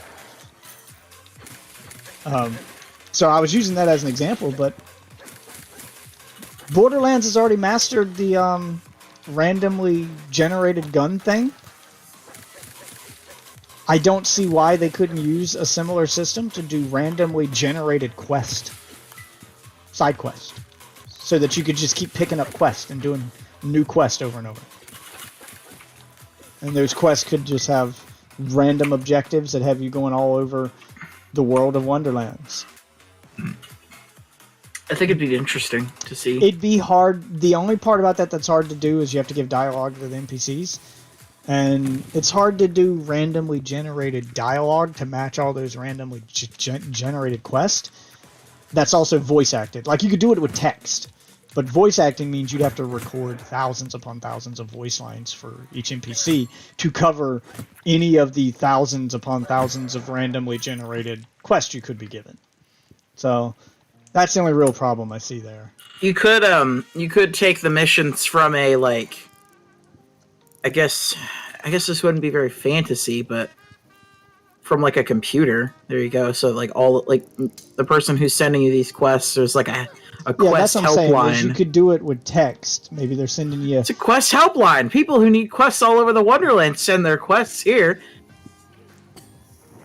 Like that would be like how I think you could do it, so that way, you know, it's not like you just report it to the quest helpline. That's why there's no, you know, Yeah, I mean there's or gotta be a- very few, you know, talking points in missions. Yeah, there's probably a way to do it, but maybe that's not the answer. I'm just spitballing ideas. You know, I mean, randomly I understand. generated quests. That's what I'm doing. Yeah, randomly generated quests would, like, you're kind of watching my thinking process out loud, because as I think about the idea I just came up with, I start to find flaws in it. Like randomly generated quests could work if done right. A city builder type thing could work if done right. Just trying to find a reason to keep going. A randomly generated dungeon thing, like they have, could work. Just find a way to do that. Give more variety to your randomly generated dungeon. Make it more roguelike. And like you said, random boss fights. You know, give chances of certain things happening, sure. Also give Going kind of, wrong. Things shouldn't always just go as you want them to go. Yeah, in a give run, it 'cause more that's roguelike boring. elements so things can go wrong. Give it random boss fights. Give it a story reason to exist. Maybe reaching a certain, a certain level of the randomly generated dungeon will unlock a new part of the city, like maybe underground or something, maybe a hidden speakeasy, whatever. Just make it so that you're constantly unlocking things and giving it a sense of progression. Because the sense of progression is what its in-game is missing. And a lot of games solve that sense of progression in ways that I don't want to see Borderlands do. Such as a battle pass. A battle pass is a sense of progression that's rewarding and gives you good shit, but it costs money. I don't think Borderlands should do a battle pass. But it needs to have some sense of progression to its in-game to keep it going. That's what it lacks right now. So I'm not sure what the answer is. But,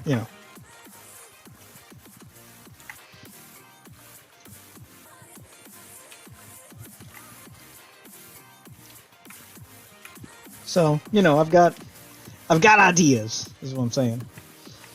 Just, hey man, sometimes you gotta itch. I'm sitting here for 8 hours. I'll pick it if I want to. I'm just saying, I'm surprised it took so long to put Venom back in.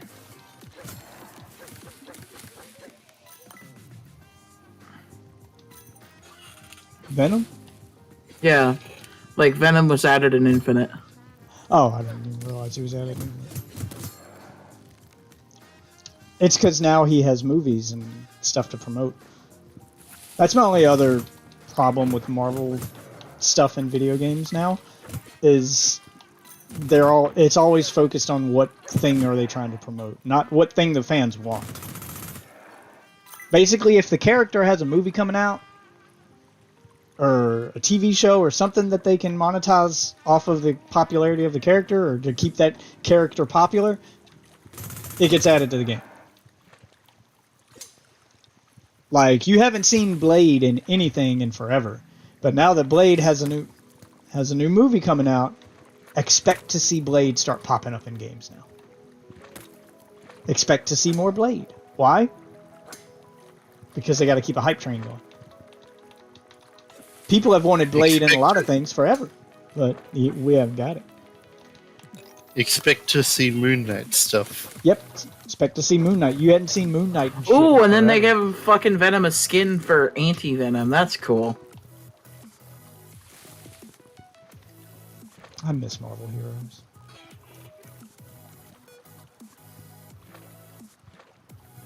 Where am I going here?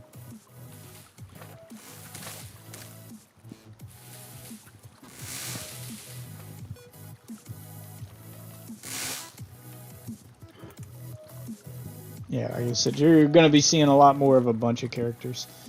Just because new characters are being added to the MCU. They got new stuff to promote. You're going to see a lot more Moon Knight. You're going to see a lot more Blade. The Eternals will probably pop up some.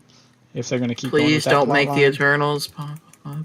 They probably will. Terrible designs from Marvel. I'm sorry. Just they are. The Internals are too... That's the problem. They don't really have a choice.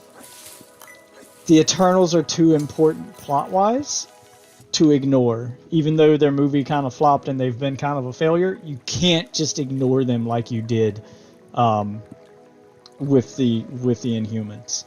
The Eternals are too important plot-wise. You're going to have to keep bringing them up. You're going to have to keep using them. They're too important to the plot that you're already telling, to the story you're going for.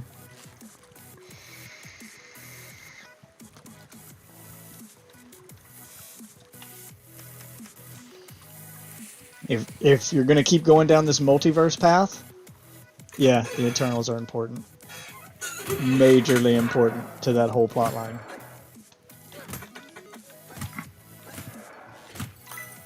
Except Spray. Well, there are, and they're gonna have to use the Eternals even more now because they're already writing one character out of that plot line because they want to keep China happy. Who's important to that plot line? Who? Mephisto.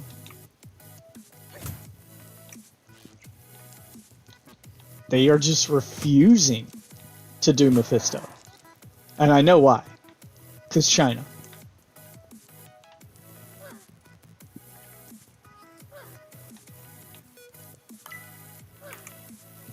China has very strict rules against showing the devil in movies. Even though Mephisto technically isn't the devil, it's close enough that China don't want it. So they're not going to do it. They're not going to do Mephisto.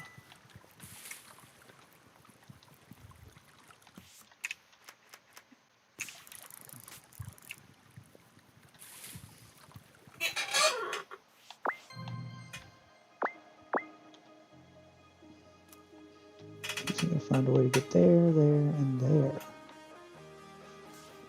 Lower lava levels? How the fuck am I supposed to do that?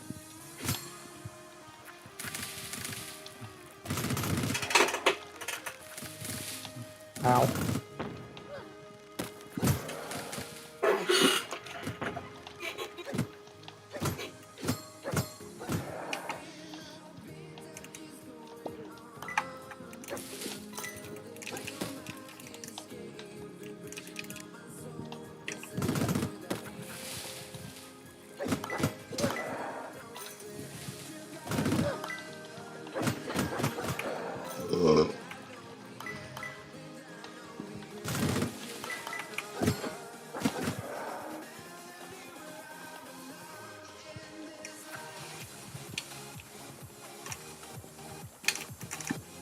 Oh, here we go.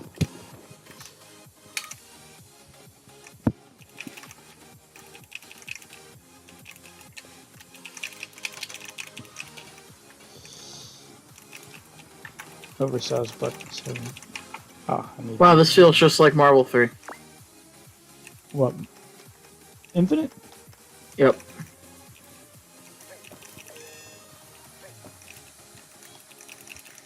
A is the launcher, just like Marvel.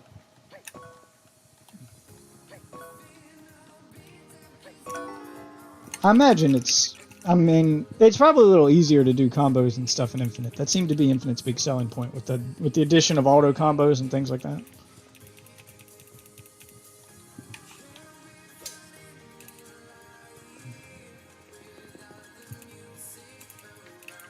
Oh, okay, that's how we lower lava levels.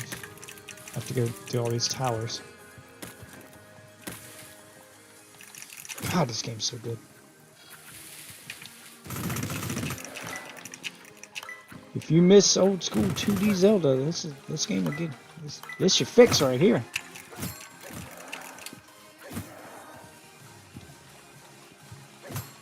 Nope, never played Zelda. Well, if you like this game, you'll love Zelda. This game is a love letter to Link to the Past.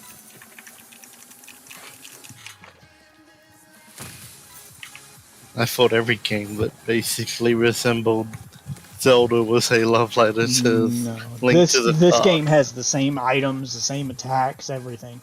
A lot of them just use that style, but no, this game is clearly taking everything that worked well in that game and using it here, while adding stuff that, to make it its own. This is probably the best Zelda knockoff game I've ever played. Okay, This so one this feels is... the most like Zelda. The only difference between this and Link to the Past is was two major differences. One, there's a lot more cutscenes and story elements in Link to the Past. It's more story driven. This seems to be kind of light on story, and the dungeons in Link to the Past aren't randomly generated. It's always the same dungeon, and so once you beat the game once, you kind of know where everything is. So that's the only real difference. Is this is like Link to the Past if the dungeons were randomly generated, which is exactly what a ton of fans have wanted because they have made mods or ROM hacks for Link to the Past that do just that. Randomize the dungeons, rearrange the items, change the boss locations, you know, make the game feel fresh. So this is great. But yeah, if you like this game, because you said you own it on PC, if you've been playing it and you like it, you should definitely okay. should definitely grab an emulator. No, I picked it up in a humble bundle or Yeah, but that's what I'm whatever. saying is if you play it, since you already have it, and you like it, which I think you will, this game's great, if you find yourself liking this, you should definitely grab an emulator and, you know, go play Link to the Past. or isn't it on Switch? Yeah, it's on Game it's- Pass. Yeah, it's on Switch's online service too. Yeah, but definitely go. I play it. actually- Link to the Past is one of my favorite Zelda games. I prefer this style of Zelda over the 3D ones. I mean, I still like the 3D ones, but I'll always play like. I don't dislike any of the 2D Zelda games that are like this. I dislike a lot of the 3D ones. Like, I hate Skyward Sword. Mainly because forced motion controls, but the story also wasn't interesting either.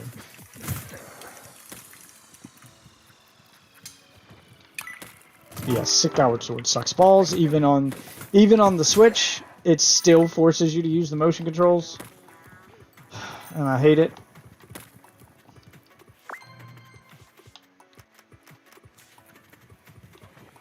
But I've liked every single one of Zelda's 2D entries.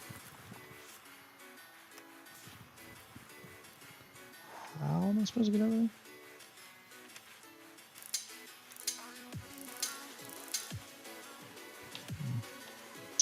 Just gotta keep lowering. Oh wow, yeah, you're right. They are the same models.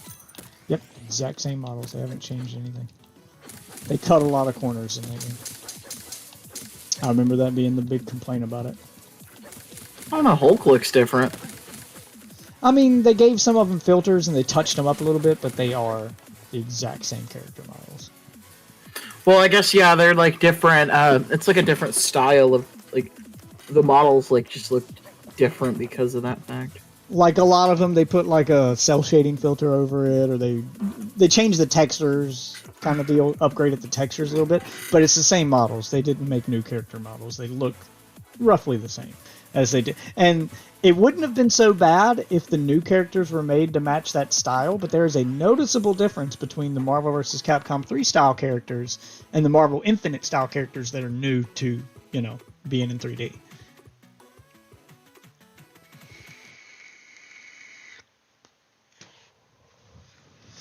It's that kind of inconsistency that made that made people, you know, turned off from the game.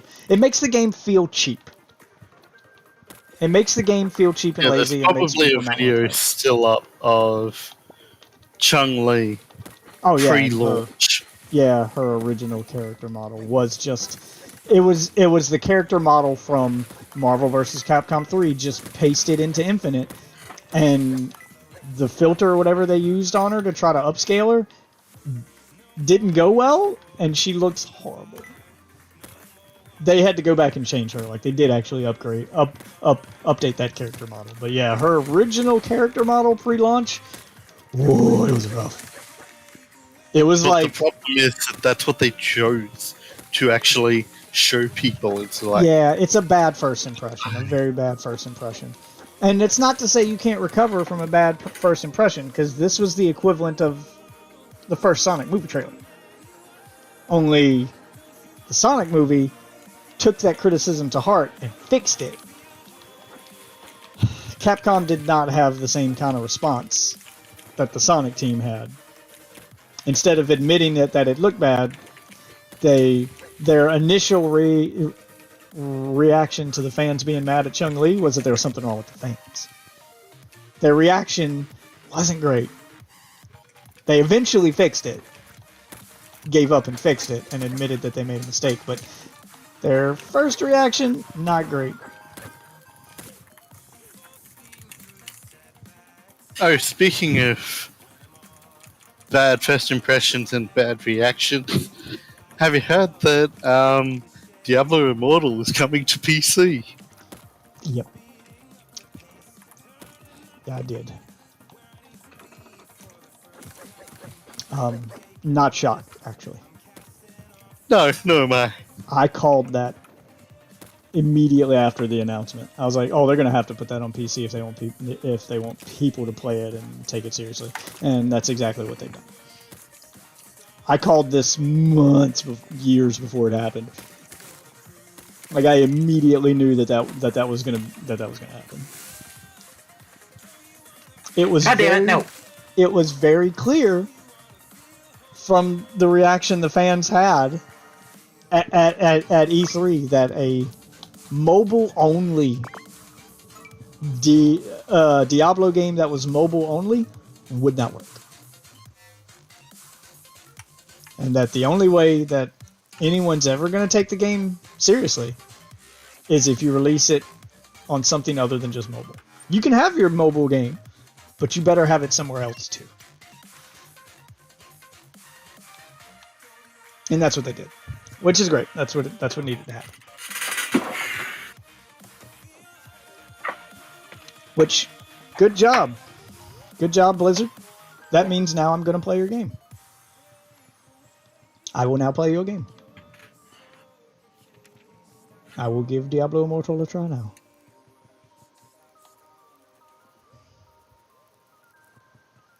I mean, I'm still going to obviously temper my expectations, but point is, I'll give it a shot now. I was going to pass on it entirely, but now that it's coming out on PC and I can play it with a keyboard and mouse, I'll try it. Because if I had to play that shit with a touchscreen, I was fucking out.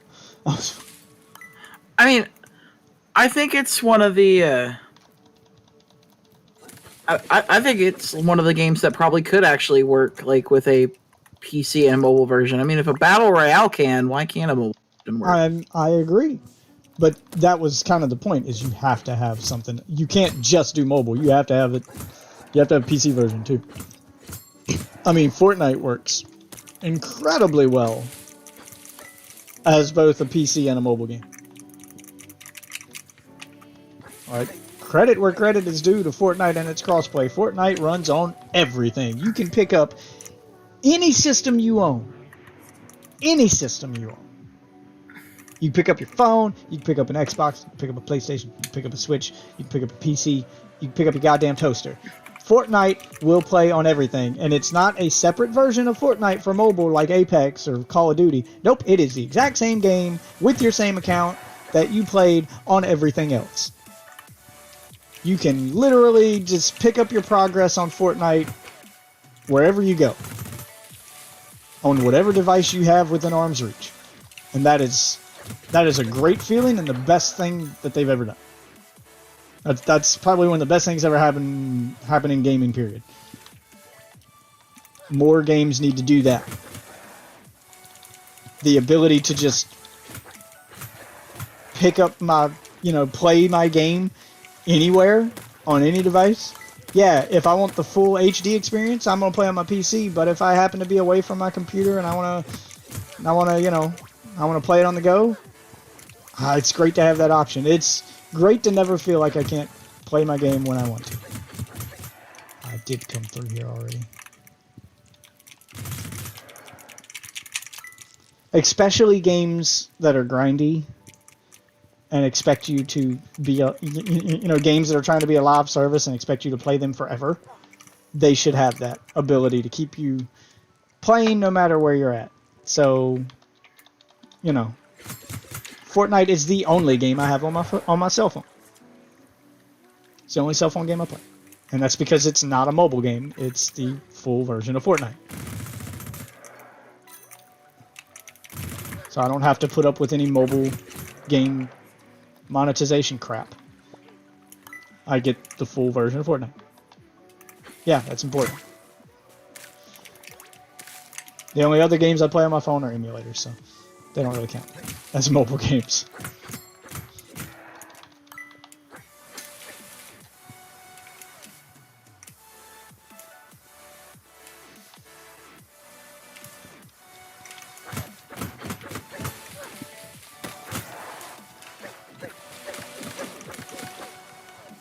Holy fuck. And if I were into card games, that's probably why I would play Hearthstone. Hearthstone has that Fortnite appeal where you can play it anywhere. If you download Hearthstone on mobile, you're going to be playing against people on PC. You're playing the exact same game. No added monetization crap just because it's mobile. If Call of Duty did that, let me play Warzone, actual Warzone, on mobile instead of playing a special mobile version of Call of Duty, then I'd be on board, man. I'd play the shit out of that on mobile, but there's no fucking way. No fucking way that Call of Duty Warzone's gonna run on a mobile device. Like even the most high-end mobile device. It's just not gonna happen. Where am I on this map? Oh, there I am.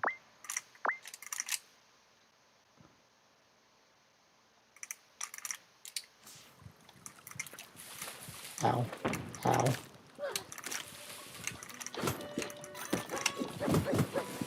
Okay, he's using like a web hook.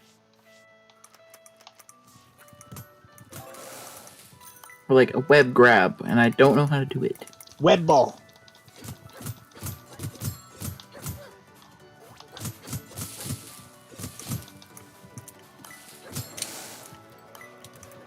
Oh, it's just light and heavy kick at the same time? That's... Yeah, I remember Infinite also simplified a lot of stuff like... from Marvel 3. This is one of those things like that I feel should be a command input. From what I've read, a lot of games are trying to get away from command inputs entirely. I don't really see why. No more quarter circles and stuff like that. You want to know why? Because people can't do them for some reason, even though they're not that hard. People, there's a specific demographic that hates them that they're trying to cater to.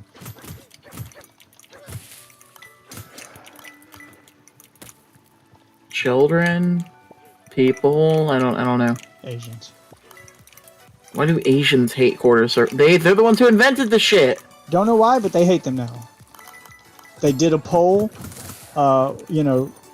they did a poll and they broke it up by region, and that was the only real difference in the poll. Like everywhere, like all other categories of the poll, both the east and the western side of things tend to be roughly similar. But when it came to command inputs in fighting games, Westerners were kind of indifferent to it. It didn't bother us as much. We didn't care one way or the other. The Japanese flat out fucking hated it. Like something like 80% of them wish they were gone entirely.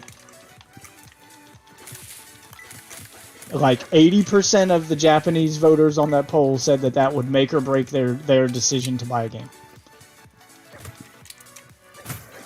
Oh. So when they saw that, they said, okay, we got to get rid of them now. So that's what they did. That's what they're doing. They're getting rid of Street Fighter-like inputs. I'm not even against like a few of like getting rid of like some of them, because sometimes it does seem like these characters have too many fucking moves.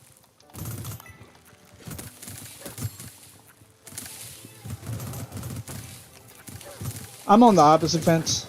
I want to see games that use more of them. I hate... that's probably why me and Injustice don't get along. When I pulled up the start screen in Injustice to look at my character's moves, all of the moves in Injustice, there's no command input moves. All of the moves in Injustice are just memorizing different sequences of pushing buttons. Like XXY, XYX, XYB, XYBA. I fucking hate that. I hate that kind of memorization, because after a while they all just start to blend together to me. I want the command inputs just make sense to me. I agree. I think that they do make sense. Having to memorize strings of buttons, I just suck at that. And those styles of games, I'm never going to be good at, because memorizing all the combos and getting shit to work is all about memorizing button presses. And I don't have enough space left in my brain to memorize new combinations of to just memorize that kind of shit. Feels like I'm rehearsing for a play and I'm memorizing my lines. Like I just, ugh. I'm bad at that and I hate it. But I can remember how a move works if it has an input that I can, associate with that move. Like quarter circle forward. Oh, that's going to do a fireball. There's no... Oh, and then I turn on... Oh, there. Is this a grab? And maybe that's just because I was raised on Street Fighter. I don't know. Call it what you want to call it. But yeah, that's what I want from my fighting game. I know I'm probably not going to get it, but that's what I want. I want command inputs, and the skill comes from timing, not from memorization. There's always going to be a little bit of both in any fighting game, because that's how combos work. Like if I could do not originally combos in Street Fighter, like back in the day. Well, combos weren't meant to be a thing to begin with, so they weren't like things you could memorize and learn. Combos were just stringing moves together and learning what connected with what and what could be canceled into what. And that I loved, because I didn't have to memorize A, B, X, Y, A, B, X, Y, X, X, X, B, A. I didn't have to memorize all of that bullshit because it didn't fucking exist. The combos were just move animations being so short that you could string them together. It was a glitch that became a feature. Famously became a feature. That I loved. That is what I wish combos would stay as. I would be fine, like my dream fighting game, if you want to make it fair, my dream fighting game would be done with inputs, with the command style inputs, but universal ones. For instance, quarter circle forward and a punch button, no matter which character you pick up, is going to throw a projectile. Not necessarily a fireball, but the projectile move is always done the same with every character. Quarter circle forward and a punch button. The difference between the characters will be what kind of projectile it is, how fast it moves, and what it can be comboed into. What about characters that don't have projectiles? Well, if it's a grappler, then that would do one of their grapples, for instance. Like, that's the only time you would change it up, as if you were a different style fighter. But that's usually what they do. They usually do, like, similar inputs, unless it's, like, a better version of the fireball. Then, but a lot of times but a lot of times they're different. That's what I'm saying, is a lot of characters are different. Alright, for instance, Street Fighter as an example. Fireball is kind of universal in that, but not always. You got characters like Guile. Uppercut's always universal. I mean, Fireball isn't, but Uppercut is. Nope. You've got characters like Guile, whose all of his moves are done with charges instead of quarter circles. So holding back for 2 seconds, or holding back for however long you have to hold back, and then hitting forward and a punch button, throws his Fireball. Holding down and then pressing up and a kick button does his uppercut. Yeah, but that's charged character. Yeah, that's what I'm saying, is get rid of that. Is have it be universal. People like charged characters, though. That's what I'm saying. I'm not saying get rid of people's play styles. That's not fair to people who like that kind of thing. Well, then go play something else. I'm talking about my dream game here. Fuck them. I don't care about them. My dream fighting game wouldn't have that. This is what I want. And I want a game that has universal for all characters. I would be fine with the grapple characters. A little crazy, but maybe I would be fine with universal grapple characters. All right, so grappler characters, stance characters. There's a ton of different kind of characters that probably wouldn't use the same moves. I'm not saying same moves, same inputs. All right, I'll be back in a minute. I'm just grabbing doing this. Then if you want something like that, that's literally what Fighter Z is. Fighter Z relies too much on all of its special moves are just quarter circles. Yeah, I get that. My problem with Fighter Z is that it relies way too much on the memorization thing. The special moves aren't important in that game. They're not as important. I want a game where the combos are done with all special moves. No memorization of XXYB bullshit. Just all special moves.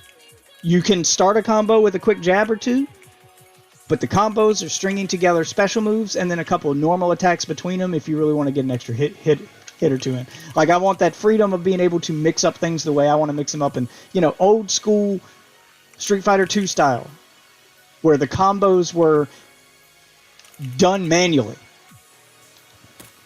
There was no memorization of a combo. It was all done manually. And the skill from it came to being fast enough or knowing how to cancel out of something or being fast enough to make this move chain into this move, even though it technically isn't supposed to. Because none of the combos in Street Fighter 2 were supposed to exist. But if you were good enough, you could chain stuff together. I like that level of freedom. Instead of playing those games that have bread and butter combos. Like, I want that. I don't want to be told how I have to do a combo. Let me give me the freedom to control my character the way I want to control him, and if I can string stuff together, if I can make something work, let me make something work.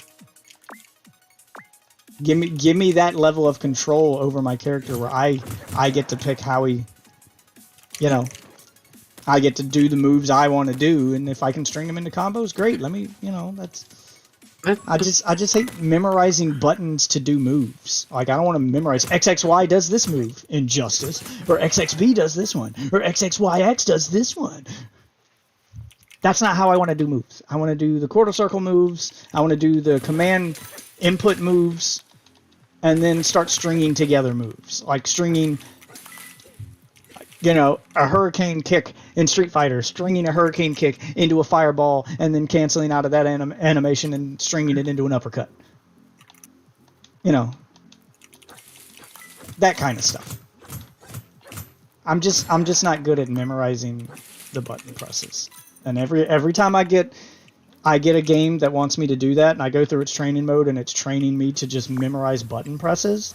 Every time that happens, I go through the training mode, I eventually learn the timing to do the combo, and I can get it to work. But then the minute I get into a real fight, all that training went out the fucking window. And my brain doesn't remember all that shit. I need it to feel natural. And doing moves with commands feels natural to me. Trying to, in the middle of a fucking fist fight, in the middle of being pressured, trying to remember, I'm supposed to hit X before I hit B, or I fall apart. I fall apart every time on that. And again, that's why I said my dream fighting game, which is probably why I'm not a fighting game fan, because my style isn't popular and they don't make games for me.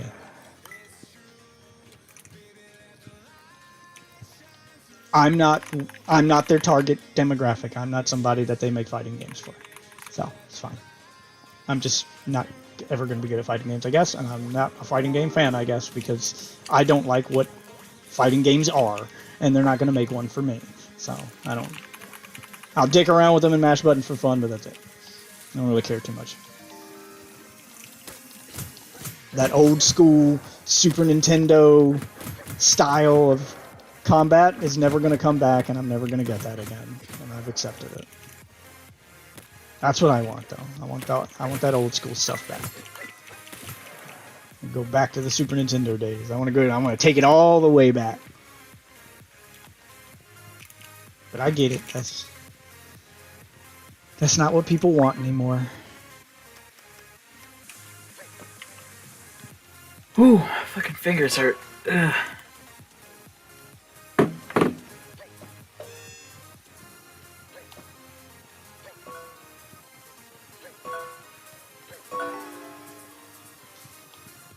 You still playing Fighter Z? I was playing Infinite at the moment, but Oh yeah, that's right. I mean, you want to play Fighter Z? I can play Fighter Z. I gotta be in the mood for it, and if I play with you, there's gonna have to be rules. Hold on, Or I need to check something. I either Actually, have to I'm be in the on. mood to get my ass kicked repeatedly to let you. I play need the to see if character there's you a wanna play. handicap feature, because I'm if sure there there is, I is. might just put the handicap on and see if that helps. I mean, I'm sure it 'Cause- will, but that's what I'm saying. Is there's either gonna have to be a handicap or there's gonna have to be some rules. Otherwise, there are going to be times when I'm in the mood to just not care and to just have my ass handed to me repeatedly and just laugh about it. I'm not in that mood right now. But there's going to be nights where I'm in that mood and you can pick whatever character you want, you can practice to your heart's content, and I'll be fine with it. The problem with the problem with that is this is the game that I made and I know like most of the characters. Like, Hey, I don't- mean, I'm fine with it. If you know most of the characters and you can put it on random and handle randomly playing a ton of characters and doing well with whatever one you land on, more power to you. That just shows your skill. But I just don't like the staleness of having my ass handed to me for 30 minutes straight by the same character over and over. It gets stale. It doesn't seem like it's fun to watch for the people watching the stream, and it's definitely not fun for me to play. It seems like the only one who comes out ahead in that is you. And even then, I don't see how it's fun for you because I don't picture myself being much of a challenge, especially if you're Well, playing your main. So I mean, usually the whole idea is that you'll eventually pick somebody and then you'll get better with him fighting me, and then, you know, because if you only play random characters, you never do get better. I mean, I can like I even can- me, I didn't get better until I sat down and fucked with one of them. That's what I'm saying. Is I tried that. I tried that. Like with, it's like what you do with Sakura I and tr- Street right. Fighter 4. You whoop my ass. right. I was just explaining why that didn't work in Fighter Z. I tried that at launch. Well, I bought that game at launch, and I played it for a long time after launch. And I tried that. I had a main, and I played that character, and I was determined to learn that character. And that's how I learned that this fighting system isn't for me. I'm never going to be good at it, and I don't like it.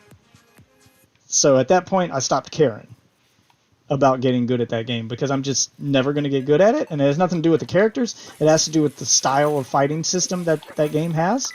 I'm never going to be good at that kind of fighting system, no matter what character I pick. So the only fun I was getting out of the game at that point was playing random characters and dicking around. So that's been how I get my fun out of Dragon Ball.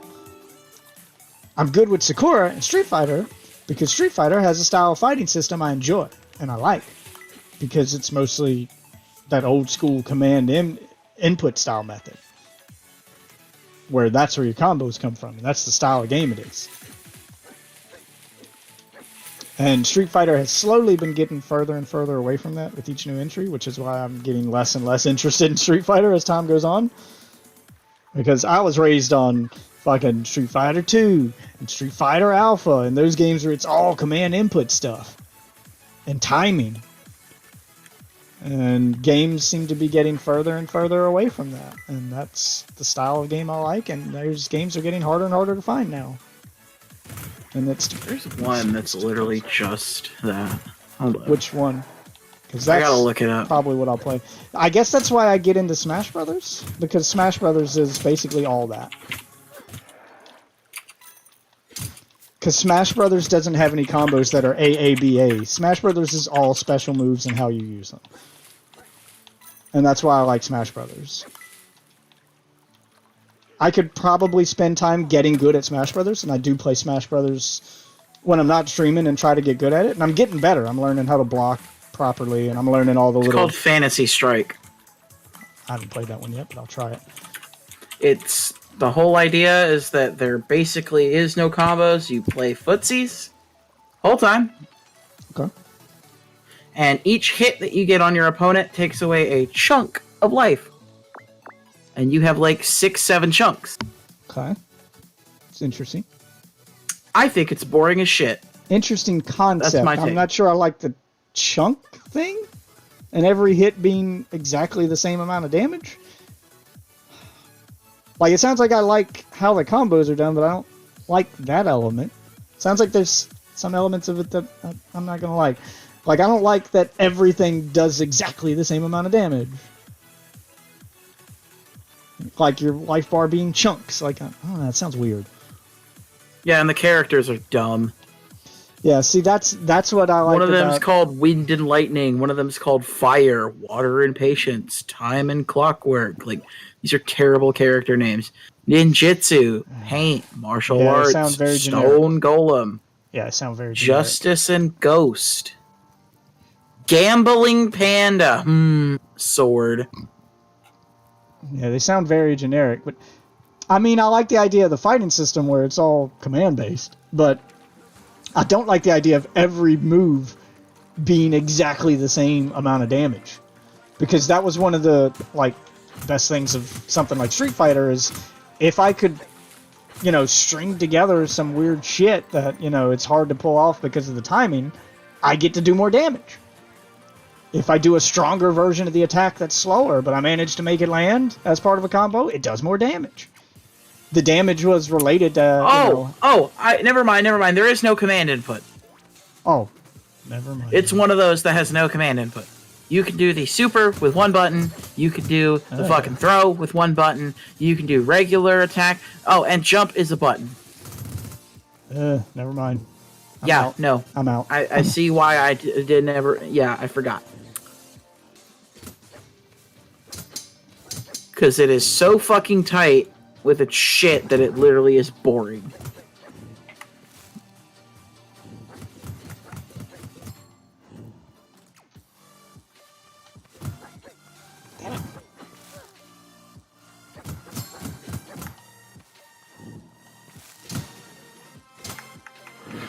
But yeah, no, I actually just recently finished all of the combo challenges for the characters.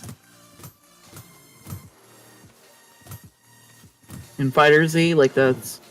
I have yet to finish one combo challenge completely with any one character. I think I got halfway through with the character I was trying to main. I got to like step 7 maybe. What is there, 10 steps? I think I got to step 7 and just could not do it Who past were you that. playing? Super Saiyan Blue Goku. Oh, well, you said she. I was like, what the fuck? Oh, I didn't mean to say she. But yeah, I got like halfway through. I got to maybe step 7. I got like 70% of the way through his combo challenges and was like, I'm done. Because they got like the command inputs for it got so long and ridiculous to memorize that I just couldn't do them. And it just. Here's the thing. I still don't ever recommend like doing these combos. They're usually shit. That's what I'm saying, is if the game expects me to do They're this just stuff like- to quote unquote get good, I don't want to get good. It trying to learn the characters and learning all their combos and how combos worked in that game. The more I learned and to do all the impressive stuff I saw online, I even had some people I played online add me to their friends list and try to coach me in the game. And the more I learned how combos worked and how to do all that impressive stuff I saw them do, just the longer the string of commands got that I had to memorize, I was just like, I'm done, man. This is ridiculous. This is like, Jesus. This. I mean, I don't know. I kind of remember like the string of commands, but I also kind of. It can't be 7. I need By it the to way. be. I need Jesus it to Christ. be. It might not have been 7, but I need it to be visual. I need to see my character doing stuff and know that I can, combo that into that.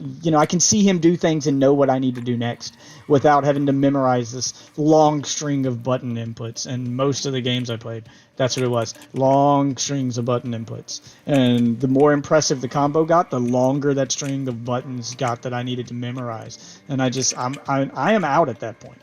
I am just done. That's too much. I can't do those kinds of games. I just can't. Like, my brain doesn't have the ability to memorize all those buttons and that timing and pull them off while under pressure. My brain is old and it is already filled with other shit, and I don't have the desire to delete other stuff in my brain to make room for new memorization. I don't want to delete old memories to make new ones. I am old and my brain is full. I mean, even then, you'll still forget shit. It's just how brains work. Yep. But yeah. I don't want to have to memorize stuff. I want to memorize a handful of moves that I can do. Like, I know all of Sakura's moves in Street Fighter. And it's how I string those moves together that makes the combos. That's what I want. That's what I want. Like, okay, And I know I'm asking for something that's not popular. no. I'm not understanding because the way it sounds, that sounds exactly how I play. Like, I know that there's light, medium, heavy, and special, and then I can do the special input moves. There you go. It's like light kick, medium kick, fucking in Street Fighter, except it's only 4-button. Like, Okay. yeah, the combos are longer, but I what still I mean is like, okay, games chain like them together. what I mean is games like,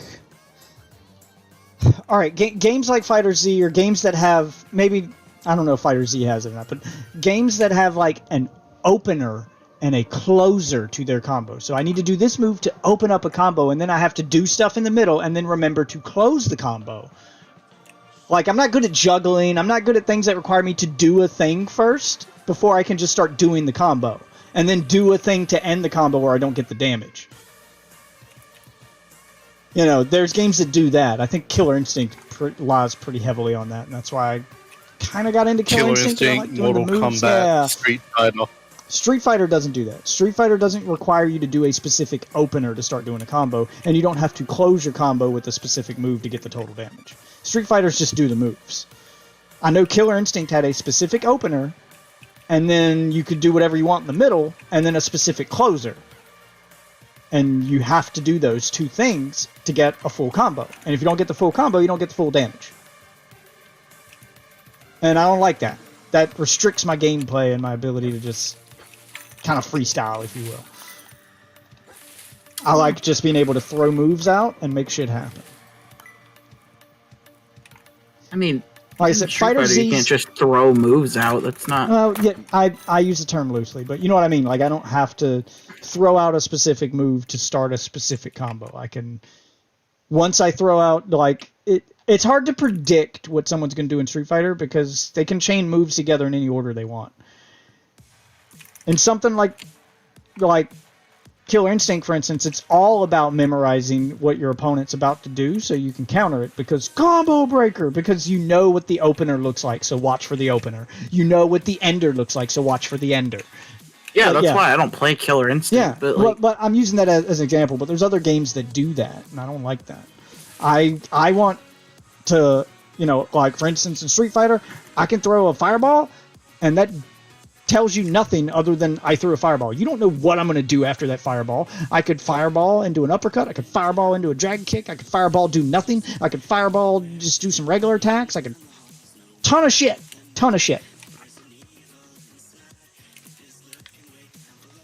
That's what I want. I want that level of freedom in my fighting game.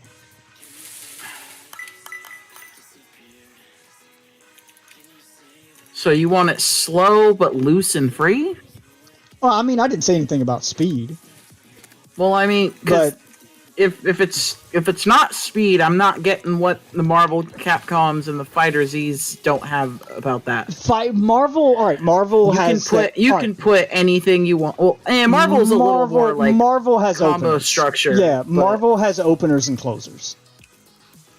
Specifically, if you want to do the more advanced stuff like the air juggles and the more impressive shit, yeah, there's openers. You have to do a launcher, and then you have to do this. Fighter yeah. Z, you can literally jump out of any Y attack. There's a heavy attack. The only thing you can't get a combo off of is the literal light jab.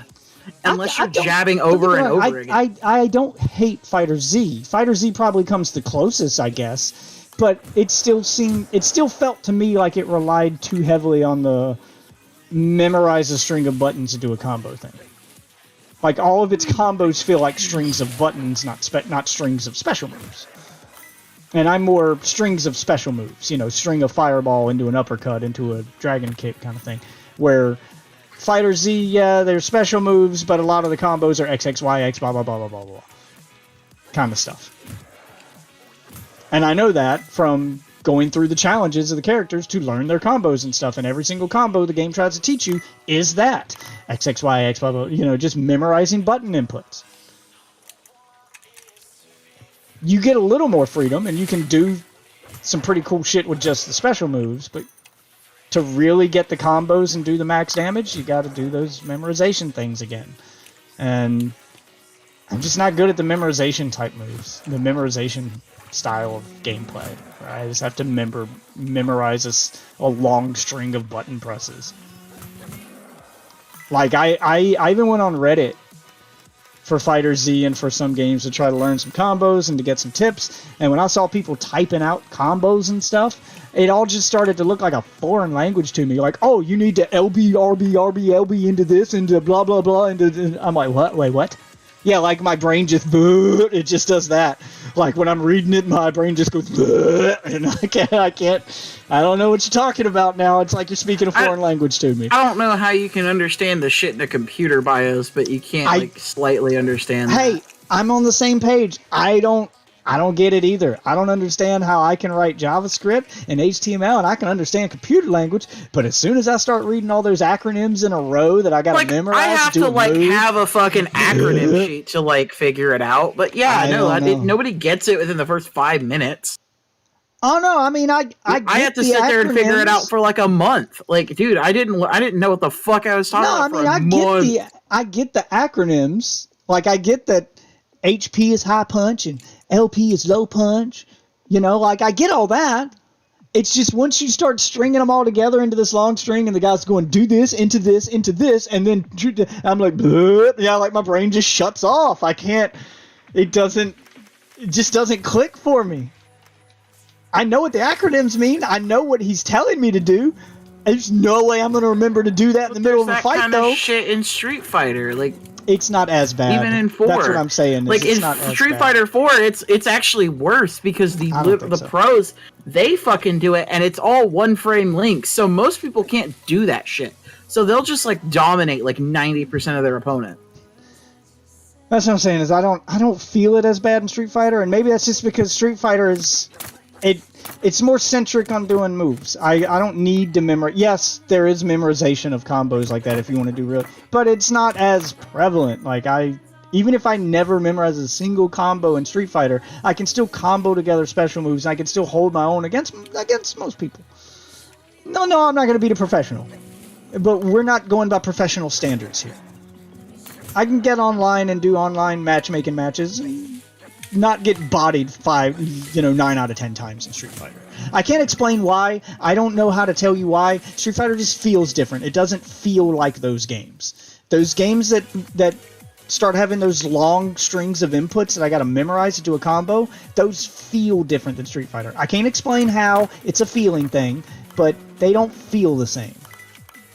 Like I said, it's hard for me to explain what I want and put it into words. It's a feeling thing. Those games don't click with me. Street Fighter did. And Street Fighter, even it's not perfect. That's why I was saying if I could make my perfect fighting game, it would be different than that. It'd still be different than Street Fighter, because Street Fighter is not perfect either. Like, there's a lot of stuff in that game that I can't do or that I wish was different. I wish V-Skill wasn't a thing. I mean, what? I'm with you on that. Like, if I could pick my ideal fighting system for Street Fighter that I wish they'd go back to, the original Street Fighter Alpha. Go back to that. No V skills, no V triggers, none of that, no focus blocks and all that extra shit that they added. Nope. I'd go to about 3. 3 had too many systems. That's why I say 1 or 2. Because 3 did it though? It really only had 2. It had parry it had 3. And fucking. No, I mean it had 3 different super systems. So when you picked your character in Street Fighter Alpha 3, after that you had to pick what kind of combo meter you wanted, and you had 3 different ones to choose from. You had Alpha, something else, and something else. And I was always confused over which one was which or what does what. The game did not explain it at all. Yeah, the game doesn't explain it, but they're 3 different moves. Like, it tells you the move when you pick it. No. In Alpha 3, it basically adds an extra. No, in Alpha 3, it wasn't 3 different moves. It was 3 different super systems.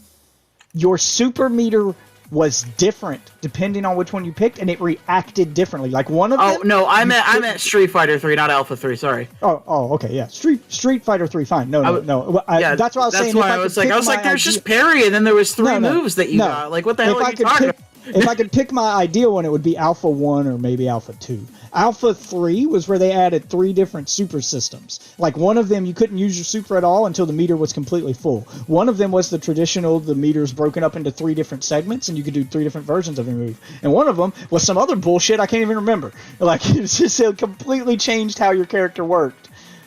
Which I get added a lot of variety to gameplay, but man, it made the game more confusing and I didn't like it. I'm sorry. I'm having a hard time seeing how you can't do. I think you're misremembering how complicated these are. What, these combos? The 10 combo for Blue Goku is literally down XYB, and then super. I don't know what to tell you, man. I couldn't do it. I don't know what to say. I told you, those kind of games don't click with me. I get that stuff seems easy to you, but when you sit me down in front of it, it just does not happen. I remember breaking a controller trying. I can't explain to you why something's hard for me that's easy for you. I don't know what to tell you. I'm fighting game retarded. I'm fighting game retarded, I guess. I don't know. Maybe my memory's just fucking horrible. Oh, maybe my timing's terrible. I don't know what to tell you. Why I'm bad at it? I'm just bad at it. I need to go grind out some more upgrades. Yeah, I'm just bad at it. I don't know what to tell you. Like, that kind of stuff just doesn't click with me. In the style of fighting game that I am good at, that feels natural to me, like those kind of fighting games feel natural to you, and that's great. The style of fighting game that feels natural to me and that I'm just naturally good at, and I don't have to put in, a ton of thought and effort into focusing up just so I can hang in there, they don't make anymore. And they're probably not gonna make again. The kind of fighting game I like is not what's popular now, so I don't try to fight it anymore. I mean, I'll still play fighting games, but I just kind of dick around in them, and I don't really care too much. Just whatever.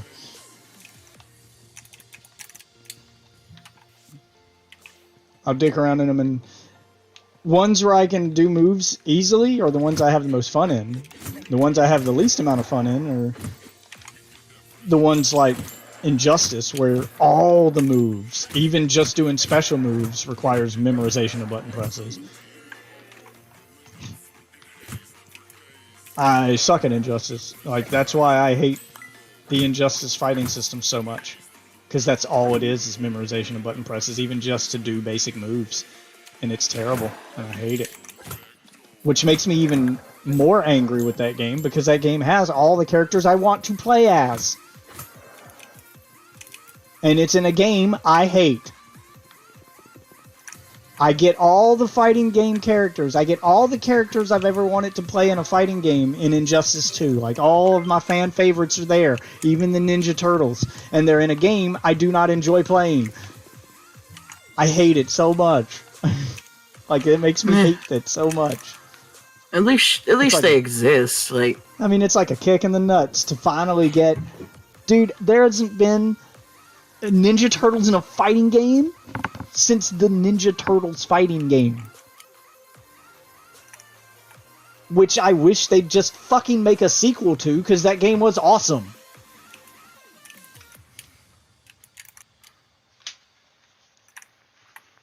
But it instead, would probably be extremely different, even if they did. I know, I want them to just make a sequel to it with the same fighting system. I mean, sure, you can modernize some stuff, add a super meter, because it was very basic back in the day. Add a super meter, make it, add some modern stuff to it, like a parry system, maybe a parry system, maybe a super meter. You don't have to add a ton of stuff, just some basics to make it feel a little more modern. But yeah, keep the moves the same, the combo system the same, keep all the other stuff the same. You stay the same. Man, I miss that game. It was like Street Fighter with Ninja Turtle characters. It was awesome. How you'll be getting it back at the end of the year? I hope they add proper online to it. From what I understand, they are. Yes. Online capability is coming to all the games, or all the multiplayer games. Proper online. That's the key word there, because with a fighting game, netcode. Yep, with a fighting game, the online has to be done right, or it's fucking useless. And You can't- if you're buying it on Switch, oh my god. Oh, no, You. this I wouldn't buy on Switch. I mean, I'll probably buy it on Switch, but I'm gonna buy it on PC first or Xbox first, something like that. I mean, if you're just gonna play it offline, I'd just Super Switch it if you're gonna buy it on PC. Yeah, but if the online's good, I'm buying it, and I'm gonna play it online. 'Cause it's a fighting game I want. I want Ninja Turtles Tournament Fighter back. I always played as Yeah. the Shark. I think I'm gonna end up playing a lot of Super Street Fighter Turbo here too soon, or 2 Turbo. Once that actually comes out, the anniversary collection or whatever the hell. Yeah. Have you ever played Red Earth? No. Okay, well then cool. It'll be a new experience for both of us. Because I assume you're probably going to get that one because Puzzle Fighter Oh yes. and Street Fighter all in the same game, plus Darkstalkers. Yep. Darkstalkers is another one I wish they bring back. I was huge into Darkstalkers back in the day. Love Darkstalkers. Well, there's like 2 games that are Japan exclusive in it, so Yeah, I'm dying first to time play ever those. being released. I'm dying to play those. I You want. into Darkstalkers or just a chick that's dressed up like a cat? No, I really like the fighting game. I played that probably as much, if not more, than I played Street Fighter. Like back in the day, the fighting games I stuck with the most were Ninja Turtles Tournament Fighter, Street Fighter, Darkstalkers, and Fatal Fury. Played a lot of Fatal Fury too. They don't make that one anymore either. And no, King of Fighters is not the same thing. I Before mean- someone goes down that route and says, well, it's King of Fighters, it's all just... No, it's not the same thing. Fatal King of Fury Fighters was way is- different. You don't know, man. You don't know. I mean, it had the same characters. It had some characters from Fatal Fury, but it wasn't the same game. The fighting system's different. It's not the same game. Similar, but not the same. Didn't they like stop making Fatal Fury games after like they started making King of Fighters? Yep. They just started focusing on King of Fighters. They stopped making all of their fighting games and just started focusing 100% on King of Fighters. Because King of Fighters was characters from all of their fighting games in one game. It was their big crossover game. And it did so well that they said, well, we won't even do the other games anymore. We'll just do the crossover game, which is stupid. Because now it's not a crossover game if there's no other games for it to cross over with. But whatever. I have an unpopular opinion. Because they quit making Fatal Fury, they quit making Art of Fighting, they quit making Samurai Showdown, although they recently tried to bring that one back, but yeah, they quit making all of their fighting games except King of Fighters.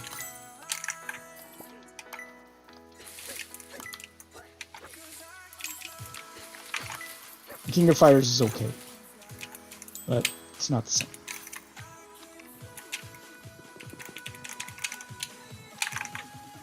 Oh wow.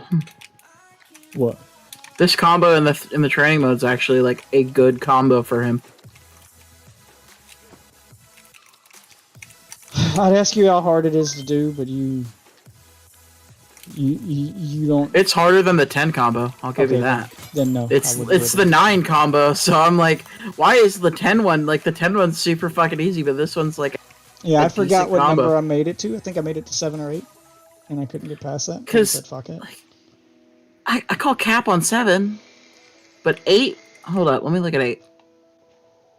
Maybe. Because I didn't skip ahead. I You was might have doing them had in you order. might have had problems with the vanish into a special move, maybe. Because I can't remember which one I stopped on, but I did them in order, and I got to one I couldn't do, and I tried for hours upon hours to do it, and I got frustrated, and after breaking a controller, I said fuck it, and I put the game away, and I didn't play it anymore for a long time, and then I started playing, and when I started playing it again, when they released Fighter Pass 1 and they gave me a reason to start playing the game again, I decided I was no longer going to play the game in try-hard mode and try to get good. I was just going to try to have fun. And that's all I did now, was play for fun. And the minute the game stops being fun, I turn it off. And I'll pick it up later when I'm in the mood to have fun with it again.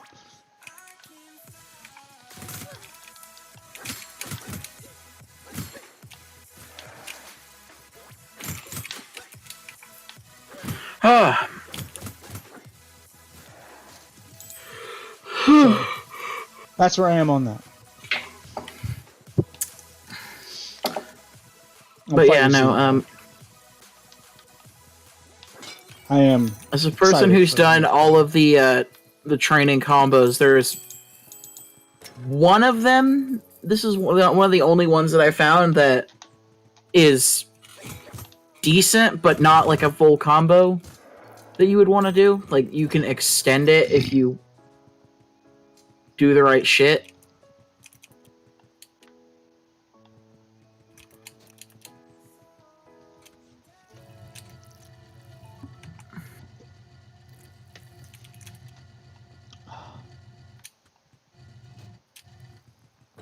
I mean, if you want me to play Fighter Z, I can finish this I mean- dungeon run, and I'll turn it on, and you know, we'll dick around, and I'll see if I can learn some shit. But I'm just saying, have you tried the like in-game like the updated tutorial mode that they added? Like, they added a tutorial mode mid-season. no, that I haven't tried. I tried the practice mode. They like, they missions. mostly did it for the new mechanics, but they figured, well, if we're just gonna have a section for new mechanics, that's stupid. We should just teach every mechanic, and it's like, oh, okay. Yeah, I mean, I haven't tried. I'll give you that. That I haven't tried. I tried the original practice mode that was there at launch and going through the missions, and I got on one of those I couldn't pass with the character I was actually trying to get good with, and said, "Fuck it, this isn't my 'Cause, style like, of fighting game." So I quit trying You to get good. can and I you just started can trying to- win this game if you just play well enough without combos. Like, well, every fucking one of them you can. It's Because hard. you act like I didn't try. I did try. I tried really Oh, I'm not hard. saying you didn't try. to I'm get just saying I good. think you're misremembering. I mean, I don't know. I don't think I am, because I remember like the the rage. number, maybe. The number I'm probably misremembering, but I remember the rage I felt trying to get past it, and the reason I quit trying to try hard. And I was in try hard mode with Fighter Z for a long time because I really wanted to get good at that game, and I really did want to like it. So much so that I have bought the game 3 times now, not counting the one time you bought it for me. So I bought it on PC, I bought it on PlayStation, I bought it on Switch, and you bought it for me on Xbox. I own that game in 4 different locations. It's the only fighting game I own that many copies of. I bought a lot of copies of that game. I really wanted to like that game. I really wanted to get good at that game, and I couldn't, and it made me so angry that I couldn't do that because I really wanted to. And having to finally give up and say this isn't for me was heartbreaking, and I didn't play for a very long time. And when I finally did start playing again, I decided it was going to be for fun and not to get good, because getting good was just not in my blood, and not in that game. I just did not have it in me. It was super depressing. And also cost me a lot of... That was a lesson that also cost me a lot of money to learn, because I bought the game and all its DLC 3 times.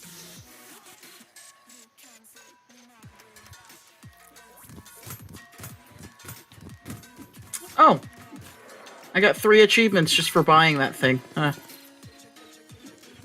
What'd you buy? I bought so in the story, you have like a level for your character, and I think it does more damage as you raise your level, or maybe it just matches enemies closer to that's how it increases the difficulty. Yeah, I think I know what you're talking about. The story mode. It has Why a am I level not in up bed? system. What am I doing after work tomorrow? Great question.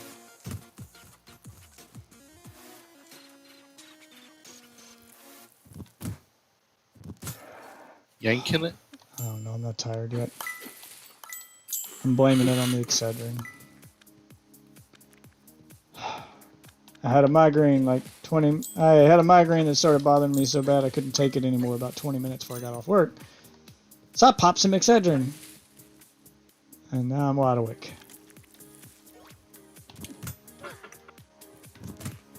Because that's what Excedrin will do to you, because it is basically a caffeine pill with Tylenol in it.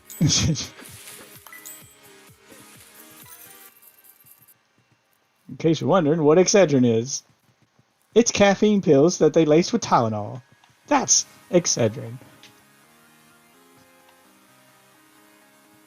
I want a caffeine pill. Just pop some Excedrin. Can I buy Excedrin at the store? I don't think that's a thing I Yes. can do. You can. Oh. Excedrin is an over-the-counter drug. Cool. You can just buy it. I could just pop 8 Tylenols a day. I'd be okay. Yep. Wouldn't die. I'm not. Can you even buy caffeine pills at a drugstore? You probably can. Yeah, I but imagine they you probably can. just don't sell them. If you can, because the alternative Considering is nobody to would buy. fucking buy Because the them. alternative is to buy Excedrin. Because if you look at the ingredients, yeah, it's got 100. It's got 100 milligrams of caffeine per capsule, and that's listed as pain reliever aid for its purpose. It's not even to relieve pain; it's just to aid in the relief of pain. Yeah, 100 milligrams of caffeine per pill, Jesus. plus the pain medication that's in it too. And I forgot how many milligrams of caffeine's in a cup of coffee. I don't know how many it is, but it ain't 100. I know that much. Hold on, I might go grab something to drink. But oh fuck. Oh, shit.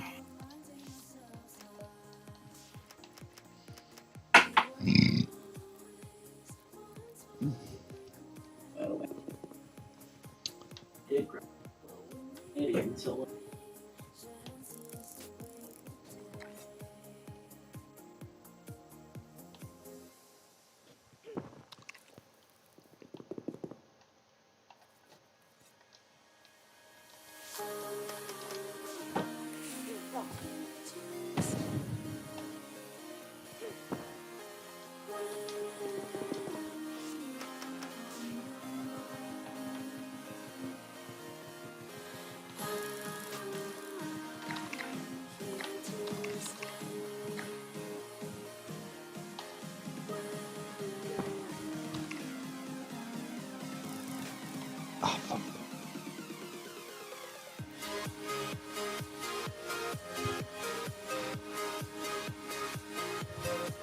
I do not like this puzzle room. Oh god, that is a gross sound too.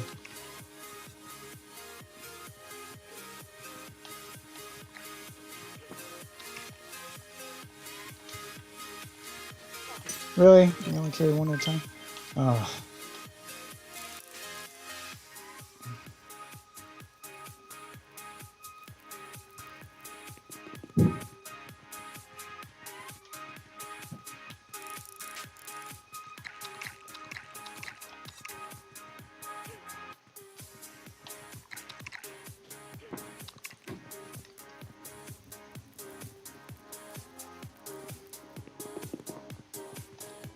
Got it. Give me my gems so I can level up my stuffs.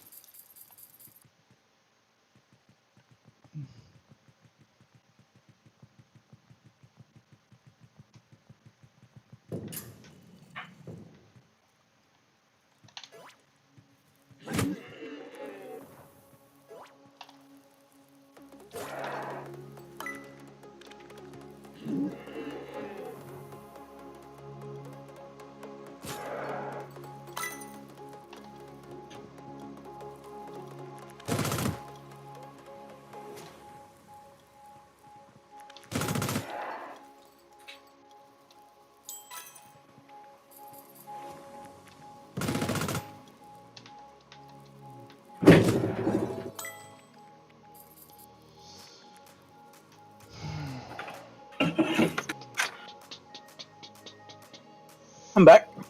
Welcome back. Ah, fuck. Fuck, get off me, bitch.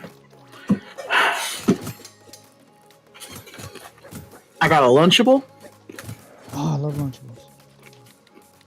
It's one of the ones that didn't have a treat, so I pushed aside the like 8 crackers that they have laying in a pit double the size of what they actually need, and put some chocolate flips in them. Well, why? Why would you buy Lunchables that don't have a treat? That's the Because point of Lunchables. But the turkey and the ones without the treat taste better than the one with the ones with the treat. I don't know what it is. It just tastes better. But treat.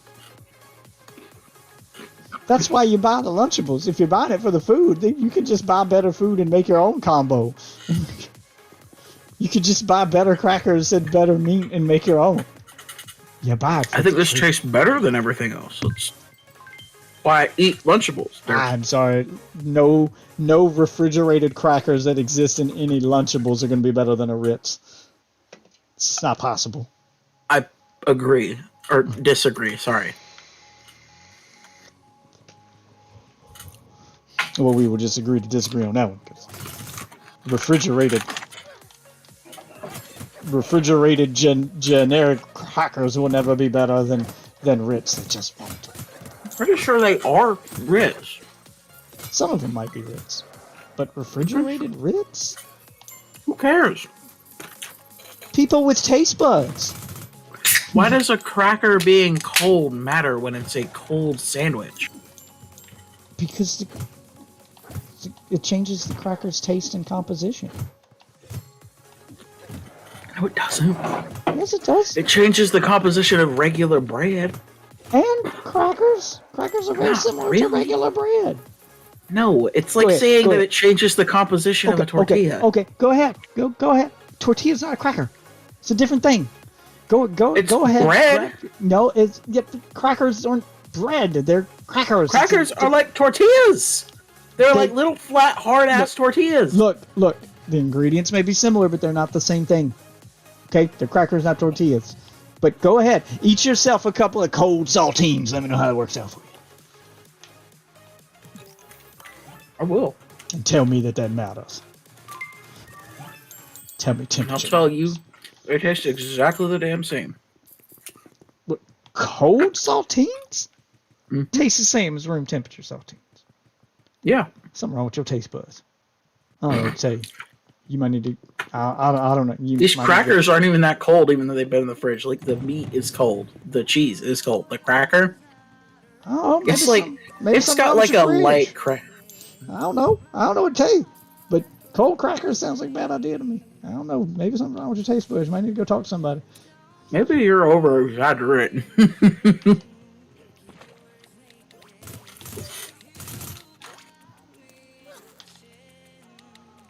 Cause I swear. Getting beat up. When has death been known to over-research? I don't know what you're talking about, sir. I'm telling my experience as it happened to me. This is my personal experience, and to my taste buds, cold crackers aren't as good. They're just not. You're entitled to your opinion. Just know that it's wrong. I can't do cold crackers. How dare you say I've exaggerated my taste buds? They're my taste buds, sir. And if they don't like cold crackers, you can't make them. I can't. But you should ask your taste buds what cold crackers did to them. Well, I did, and they said tasted They seem a bad. little tempest. They don't like cold crackers. I don't know why they don't. They just don't. That's all I know. All I know is I put cold crackers on my taste buds, and they said no. I couldn't tell you why.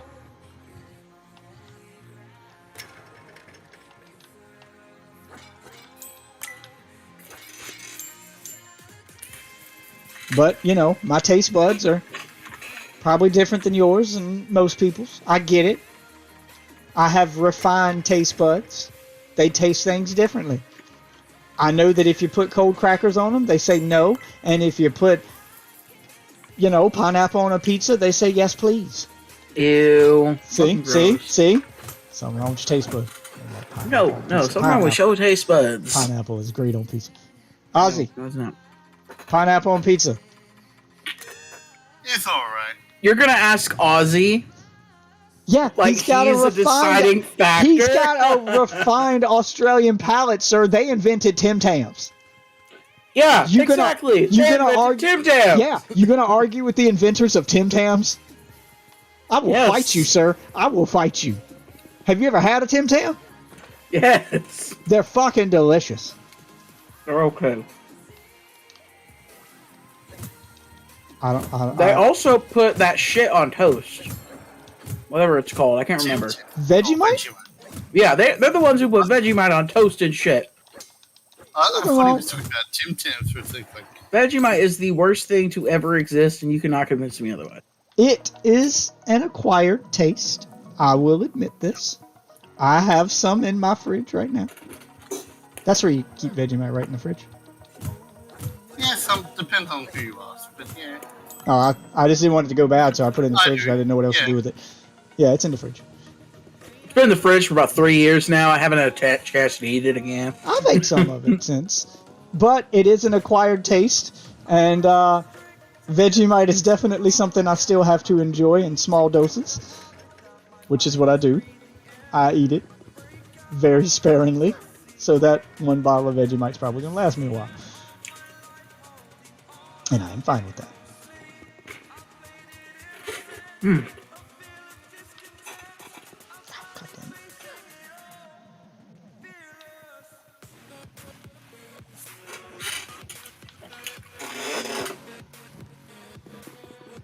All this was some bullshit. Yeah, how do you not like the Australian palate? They made some of the best foods, the world's ever experienced. All right, Vegemite is an acquired taste, but it's good. You mix some Vegemite with some butter. That's a good combo right there. All right, they made kangaroo steaks are delicious. Oh yeah. Right, yeah. Or Yeah. kangaroo sausages. He's got that refined Australian I'm palate. sorry, They made Tim but when you're Tams. telling me an animal They made Tim that Tams. left its young shit in a pouch for the entirety of its childhood First life. of all, it takes the child out of the pouch to poop. No. Jesus. It's not like they don't have No. arms. They can pick up their children like people. And second of all, they made Tim Tams. Ooh, and Foster's. One of the best beers. Yeah. Ooh, and the Bloomin' Onion. It's delicious. No, that one's American actually. No, you go to an Outback Steakhouse. All right, they only sell it at the Outback Steakhouse, which is authentic Australian cuisine. Says it right on the menu, mate. They're not allowed to lie. Okay, false advertisement. So, Bloomin' Onion, that's yours, guys. Do baby kangaroos poop in the pouch? Baby kangaroos do poop in the pouch. They also pee in the pouch because they cannot go anywhere else for the first few months of their lives.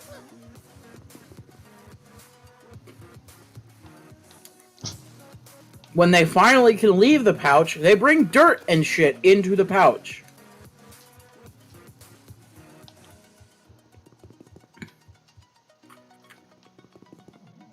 Damn Yeah. it. They shit in that Oh. pouch. Also, you do also know you don't actually eat that part. I mean, yeah. But you can't ask me to, attempt to eat an animal that shits in a pouch. I mean, have you seen the shit pigs do? And bacon is delicious. Look. Bacon is refined. I'm saying that with such a straight face. Oh, God. Ham, pork. Yeah, I don't like ham. All of these come from one magical animal. I don't like anything but bacon. Really, you don't like any other product from the pig? Pig? Nope. Nothing but bacon. So you don't like ham? I can eat it, don't enjoy it. Why would you eat something you didn't enjoy? I don't understand your logic here. Because it's not gross. I just don't care for it. That's the logic. It's like you with Vegemite. Like, once in a while, yeah, it's okay. Like sausage. But, like, Turkey sausage. Oh! Oh, you are dead to me! You shut your face hole It right tastes now! no different to me, You shut your face hole. and it's usually cheaper. You are an affront upon the Lord, and I will not hear this blasphemy in my stream. The only thing I like ham with is ham and eggs, and then it has to be. Start telling It me. has to be this ham that's been cured for like Start 12 hours in a crock telling pot me- with pineapple juice. Start telling me turkey tastes the same as pig. And what do you eat turkey bacon too? Are you one of those idiots? I call it Canadian bacon, but yeah. Canadian bacon is ham. Turkey bacon's a different thing. I mean, I'll eat Canadian bacon, like I said. It's again, I only like it with egg. Like if it's just like turkey, I'm like I don't, or not turkey. If it's just ham, I'm like ew. Obviously, Like, you've never had a country ham. At Subway, I eat fucking steak because I'm like, what's the point of going to Subway if I don't get the steak sandwich? All right. Obviously, you've never had a country ham. Explain a country ham. I might have had it. I just don't remember ever it being called well, a country ham. All right. There's two kinds of country ham. They're they usually come in big slices, but they cure the whole ham at a time. It's ham that's been cured with either sugar or salt. So there's sweet country ham and then there's salt country ham. But it's cured over I've had like one of those. it's cured over like days upon days. It's slow cooked and cured. Takes a long time to make one. So that's why you do a whole ham at the time, because you know you're gonna slice it up and use it for a lot of stuff. It's supposed to last you a while because it takes so long to make.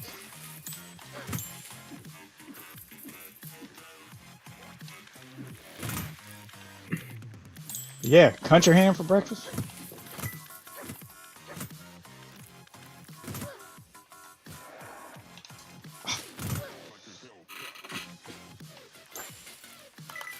If I make a training room, does it change what it is, or does it just tell people that's what it is? Don't know. Or deaf ham jerky. Yeah, ham jerky's good. Really? Yeah, you never had ham Bacon jerky's delicious, but Yeah, ham bacon jerky? jerky's good. Ham jerky's also good. But you can't just say that it's like a slightly different cooking method, like barely. Oh my god. Oh, it's a very different cooking method. Between making bacon and making bacon jerky? Between making ham and making ham jerky? The whole process of jerking something, please save your jokes. The whole process of jerking something is way different than just cooking it. Ozzy, I found you in Fighter Z. It's Ozzy Almighty over here. It's obvious you. You're the one and almighty Ozzy. Mr. Satan. I wish they added him to this game. Like that's what I was waiting. Yeah, waiting. that's what I thought was coming in one of the DLCs instead of a 5th version of Goku. Look, to be fair, they had to add the new transformation. I understand that.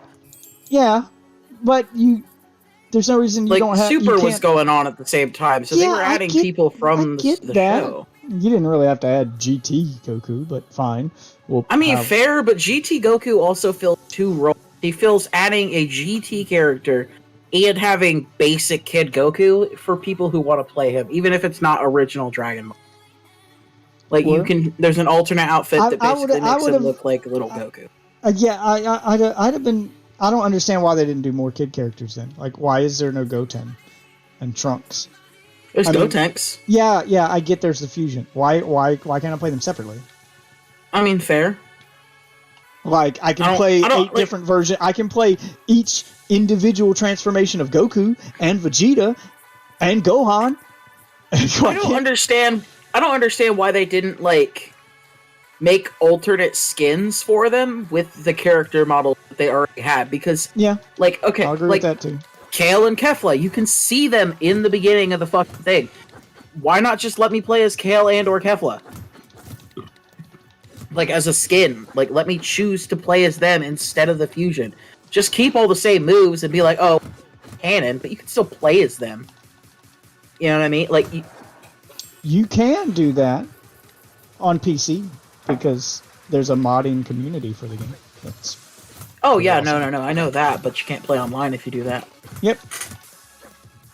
You can also see Android 21 naked. Yeah. Just PC. And Goku, if you really wanted to. Fucking Ultra Instinct with a fucking massive schlong. They give it like real time physics and shit. Yeah, that's a thing.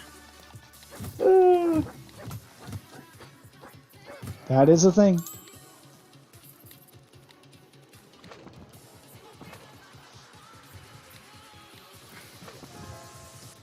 I've But yeah, downloaded no, a like, bunch of all mods that I'm gonna have The to only play. characters it doesn't make sense for is the fusions. Like the Goku and fucking Vegeta fusions. Because they're already in the game. They are here. There's no reason to make a skin to play as Goku or Vegeta with Well- Vegito's moveset. Well, Gotenks to do Goten and Trunks. They Yeah, don't like, that's exist. what I was- Yeah, Yeah, but their models also exist. You can see them at the beginning. Play them at point. Like I don't know why they weren't just made as playable characters. they literally added Videl with an alternate hair because people did not like the pixie cut that they gave her. Yeah, like there's really no reason why you shouldn't be able to play as Goten or Trunks, because both Goten and Trunks already exist in the game. It's not like they'd have to make a new character. They already made character models for them. You can see them at the beginning of every fight before they fuse into Gotenks. Why don't you just make them playable? I don't get it. What I It'd don't be the understand easiest is thing to why do. you can't turn like all of the characters into base form that don't have a base form. Like Like, even I if you understand didn't it want with to Goku. make, even if you didn't want to make Goten or Trunks as separate characters, why aren't they just selectable skins for Gotenks? Yeah. They're the same size. It's not like they change Yeah, size. It would be the easiest thing in the world for them to do, because they wouldn't have to program anything. They wouldn't have to make new moves. They wouldn't have to make a new character. Well, they wouldn't might make have new to combos. change some of the models a bit. They're not like Yeah, I mean, they're not like fully rigged models. Well, no, they are. They're fucking. Yeah. There's animations for them and everything. Yeah, all you'd have to do is just swap the game to use that model when you pick Gotenks or Trunks. When you pick Gotenks, to pick the Trunks version, the Goten version, or the fused version. That's all. And then just and, have like, it point to a different model. The model There's already only exists. one character who I understood why there was skin for, like for an alternate, and it was Android 21. Because she has a tail and her human version doesn't. So I'm like, well, that seems like a very hard thing to put in, unless they're gonna give her like a robot tail, which would make no fucking sense. You could get rid of the tail. It's not that hard to chop a limb off of something. Yeah, but it's also part of her kit. Her tail is part of her moves. You could just So that make ends up her, being a problem. You could chop off the tail. Like if they really wanted to just make her a skin instead of a separate character. Well, they already have a whole new character now. Yeah, so but I'm there's saying no point. if they hadn't done that and they were going to make her a skin, the easy way to do that, chop the tail off, but have her holding a staff or something, so that when she spins to do a move that would normally hit you with her tail, she spins the staff. She spins and holds the staff out, so the staff is held in the same location where the tail normally would have been. Yeah, I think Boom, there you Robot go. Tail would have just worked better. Because then they could have just gave it the same animations. Sure, robot tail, fine. Like, well, she is a scientist. Like, that's her whole look. That's still dumb. Robot tail would look ridiculous, but sure, robot tail. Why not? Everything in Dragon Ball is ridiculous, so who cares? I was kind of hoping that they would add the fat Power Rangers. They added the Ginyu Force. I mean, the fucking fat Sailor Moon girls. Who? The girls from the Tournament of Power that basically existed to make fun of Sailor Moon. They were regular girls, and then when they transformed, it did the exact same animation from Sailor Moon, only instead of cute schoolgirls, they turned into fat chicks. I laughed my ass off at that. It was at that point that I realized, oh, they're going back to their roots. Dragon Ball's a comedy again, like it was in the original, before Dragon Ball Z. I'm which on is board. I think I'm it's on gonna board. swap back with the new art. No, stay a comedy. That shit's fucking hilarious, and I love it. They're definitely not if they're gonna follow the manga with the You can next follow the season manga of the and show. still keep the fucking humor there. Keep the humor. I want more of that. I'm fine with humor and like the low moments. There should serious. I mean, it is usually like world-ending shit. Yeah, I thought the Tournament of Power did a very good job of balancing those two things. It had its funny characters they were fighting, like the Sailor Moon girls, and then it had its world-ending, universe-ending fight with Jiren that they took very seriously. I thought that did a pretty good job of balancing the two things. I thought the first tournament was pretty fucking stupid. Like, I don't understand why they did 2 of them. Why do you have a preliminary tournament and then one tournament? Like, that's stupid. Come on. Just to pad out the runtime. That's all that was. Damn it! I will say this: I like the alternate like Goo Vegeta Planet arc only because they brought back the original dub actor to play the alternate Vegeta, and it's great. Like, even if his fucking voice is like terrible for the character, still good to just see that inside joke in the English dub. Yep. The English dubs will always be superior to the Japanese dubs in Dragon Ball, and I will fight you if you think otherwise. I'm sorry. The English voice cast for Dragon Ball is too iconic. I don't know.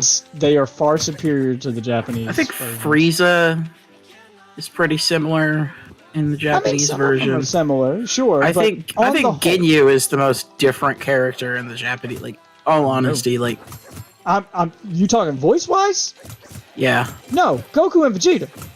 Goku and Vegeta are way different. In their English voices way different than their Japanese voices. English Goku actually sounds like a dude. because it is And just that's a dude. probably because it's voiced by, a dude. It's literally just the dude's voice. Well, that's what I'm saying. It's a male voice. He's a male. It made sense. Japanese version of Goku, a woman voices his character. I don't know And- why that matters. It just sounds different. It just. I'm not It's saying like when gender people get matters, upset but when I'm fucking somebody's mad that raped. she's It's like a it's girl. a cartoon. I'm not mad that she's a girl. I'm not really mad at all. I'm just saying it sounds better. The English version sounds better.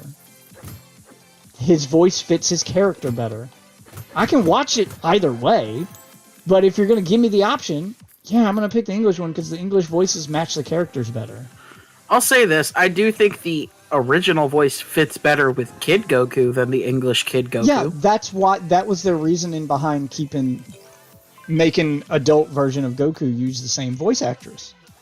Because they were trying to keep his voice consistent from when he was a child, which would make sense if he were still a child.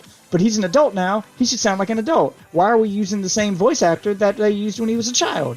It doesn't make or any like sense. at least like deep in the yeah, it doesn't virtually make any deep sense. in their voice or something. Like, They just use the same voice actor. I don't know. It just doesn't make sense to me. It doesn't sound right. He sounds like a kid even when he's an adult, and it just his English voice actor just so much better. Goku's voice is iconic. When you hear Goku's voice in English, you immediately know it's Goku. I don't know. I Like, think even think, if you're I not- think with okay, Goku, okay. I'll say yeah, Even it's if- probably Goku and Vegeta, Vegeta? like both of those voices are Vegeta sounds the just, same. what, in Japanese as he does in English? No. Yes, No. he sounds like a Japanese version of. You can, alright, I can be in another room and hear Goku or Vegeta's voice and immediately know that they're Goku or Vegeta.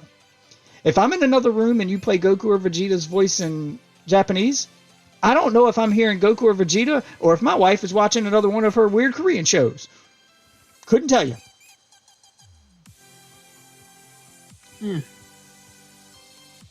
That's what I mean by distinct. I immediately know who's who without even seeing what's on the screen. Oh, have you seen Naruto's voice actor in English? Not like real life version of him, no.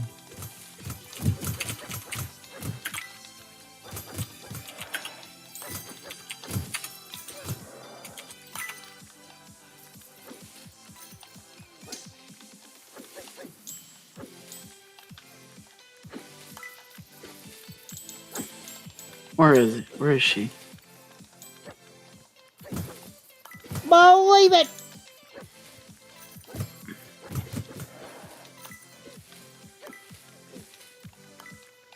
Her name is Malie Flanagan.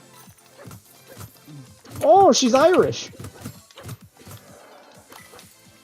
She's like pretty big actress, I think. Maybe Never heard of her.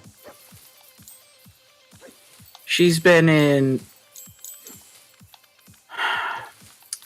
What she's like famous for because she's like a big character is from Naruto and the show called Lab Rats. It looks like.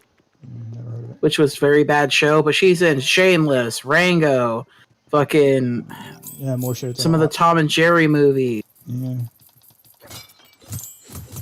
You don't know what Back to the Barnyard is. Apparently she was in the 2004 to 2003, 2004 run of Astro Boy, Yeah. Jackie Chan Adventures, Yeah.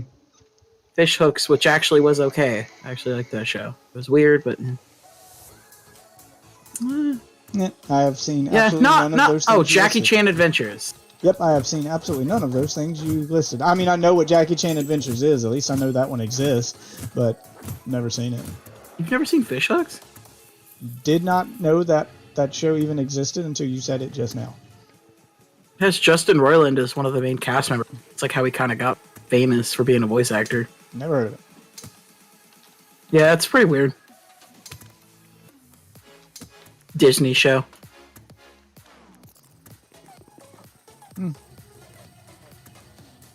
Yeah, never heard of it.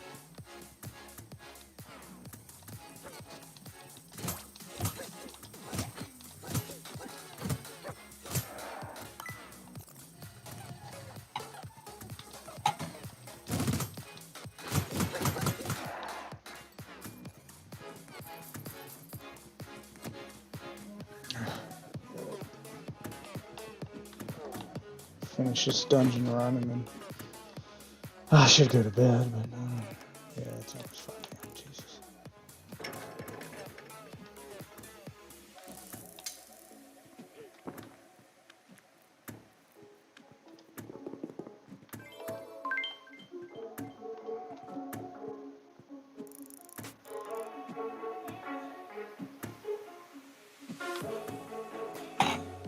Ow.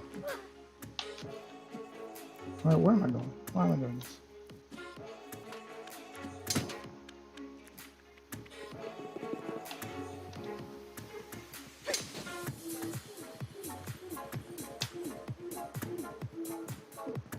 Yeah, I don't know. I don't get people who get all obsessive over the Japanese versions of anime. You're not a real fan if you don't watch it in Japanese. I guess I'm not a real fan then. 'Cause I prefer the English voices. We've had this conversation before, but I think what I was saying is I don't really judge people like it. I prefer the Japanese. It's whatever if you like the English. Same fucking thing. At the end of the day, does it change whether you enjoy the show or not? Yeah, I mean, no, it's fine if you don't like the English voices. I just don't understand those people who like get that worked up over it. I'm like, I prefer the English voices. The only time I understand you wanting the Japanese version better is one, when the English voice acting is so bad it would ruin the show or change the show, or when the translation is wrong and in a way that alters the show. A prime example of this, of both of those You can actually things, usually turn on Japanese subtitles to see how different it is. yeah, but I'm saying if you don't know to do that, or if you're not a person who would do that, a prime example of this is Squid Game. The English voice acting is terrible. Their delivery is often flat or doesn't match, the voices on the screen, and it's just bad. They pause when they shouldn't pause. They're bad voice actors. Second, the translation's wrong in a couple of key places. The main one completely changes the show if you're watching it in English, to the point that some of the show seems stupid, or makes the characters look stupid because the translation's wrong. So in the beginning of the show, when they're describing the rules to the game, they get one key rule change wrong when they translated it into English for the dub. So the English version, when you're watching the dub, says that in order for the game to end, in order for Squid Game to end, all contestants must agree to end the game. In the Japanese version, he says a majority must agree to end the game. That is a big difference. That changes the entire outcome of the game. Because 100% of people voting for something and just a majority of people voting for something are two very different things. So that completely changes the way Squid Game works. Why didn't they just cancel it? Well, I didn't get that. So, yeah, so that completely changes the way the game works. And because of the way that the show plays out in English, when you think the rules work a certain way, and then you watch how the characters behave, a lot of their behavior seems stupid, because you go, why would you do that? It doesn't matter, because the rules are this. But when you watch the Japanese version, you go, oh, the rules are different. That explains why he did this thing he did. Yeah. They're very different. Very different. What's up, Dan? I'm sorry, I was in the middle of a rant there when you joined.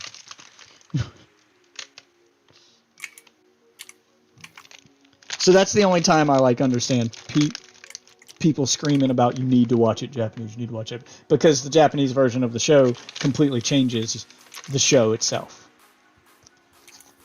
due to a bad translation. And then there's the just visually bad stuff where, like in the Pokemon anime, Brock calls rice balls donuts because people in the West don't know what a rice ball is. A ball of rice? Yeah, stuff like that's minor though. But Oh yeah, it's minor, but it's also something you look back and it's like, that's just stupid. It just seems a little racy at points. no, I agree it's stupid, but watching it in English and never knowing that difference won't change the show. Watching Squid Game in English and then knowing the difference completely changes the show. Because that's not the only thing that they got wrong. I can't remember the other ones off the top of my head, but there's 3 moments in the show where they're explaining the rules to Squid Game and the English dub gets it wrong.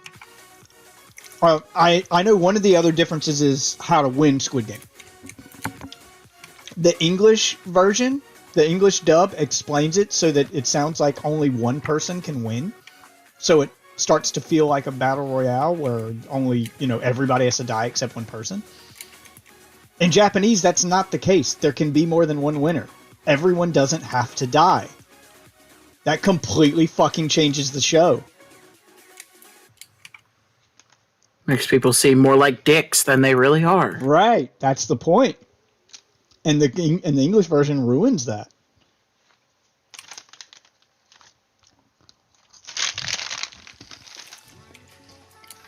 Because the English version, you think they're killing each other off because they have to.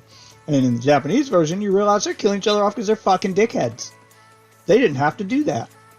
They could have all worked together and all went home with some money. But they didn't. Because they're dickheads.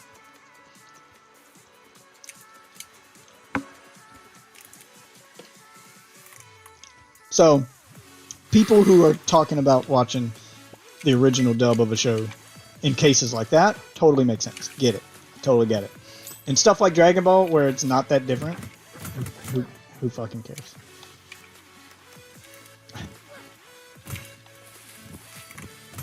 Man, how long have you been doing that run? A while. I've been pausing a lot to eat and stuff too, right? So I need to stop doing that. I'm on the last floor though. I'm almost done.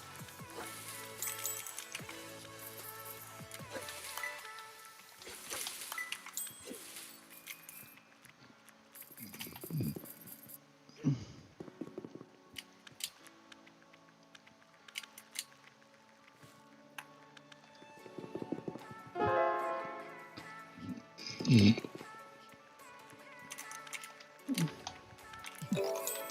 There haven't been a lot of bonus chests in this run. No, don't drown, don't drown! Ah, God, yes. Forgot about the fact that I was in quicksand.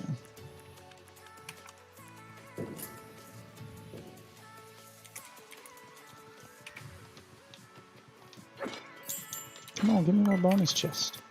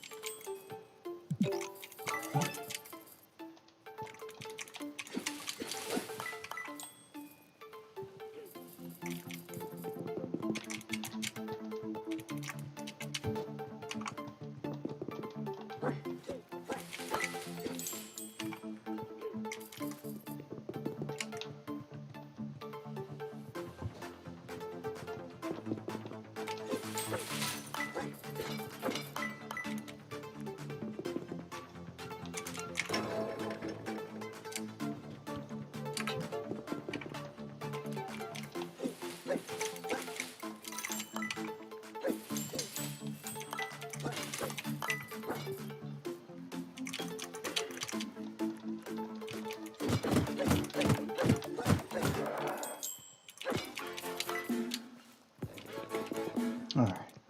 Last room to clear before going to go fight the boss. I have to keep hitting him on his little penis. He needs to touch the tip.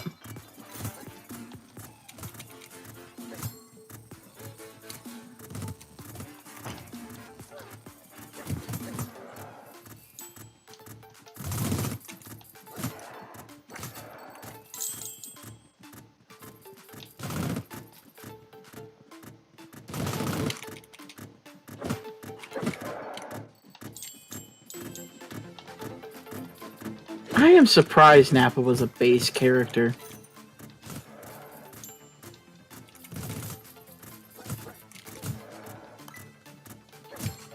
Like, Because everybody wants to play a Super Saiyan Vin Diesel. well, he doesn't go Super Saiyan, so I don't.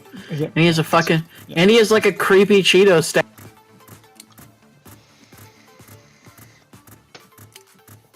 Like nobody's like, oh man, I want to play Nappa. That's You'd be surprised.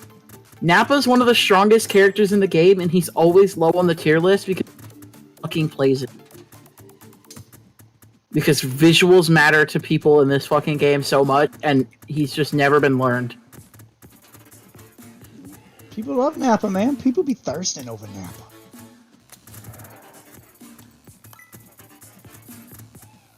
I'm not saying there aren't people who like Nappa, but so many people, so very few people play him that literally, like, there's almost nothing online about him. Or maybe the people who play him are just so hardcore with him that they don't want to teach others how to be good with Nappa because they want to be the only one playing. They're Nappa purist. Yeah. They don't want anybody else touching their precious Nappa. Damn it.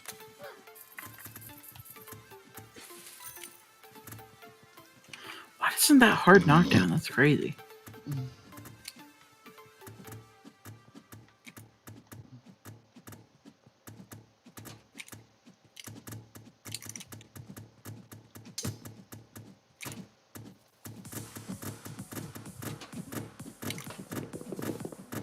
Alright, time to go fight the boss.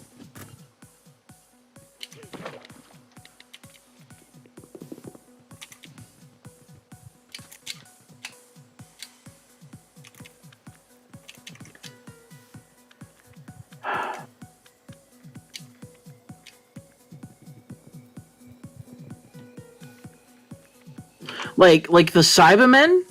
The Cybermen are some of the most advanced puppets in the in fighting games. Like, you have your base one that does, you know, fucking base one that does like one attack. Hold on, let me check.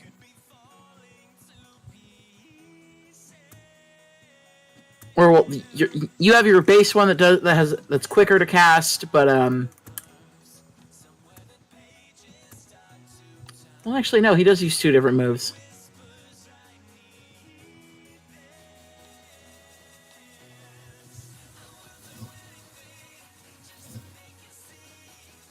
What's he do? He does spit first, then he does low, and then he does the grab.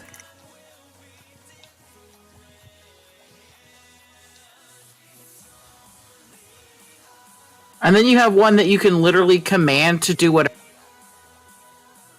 Like, you just put it in the ground, you press buttons afterwards, and then it just does what you want when it comes up.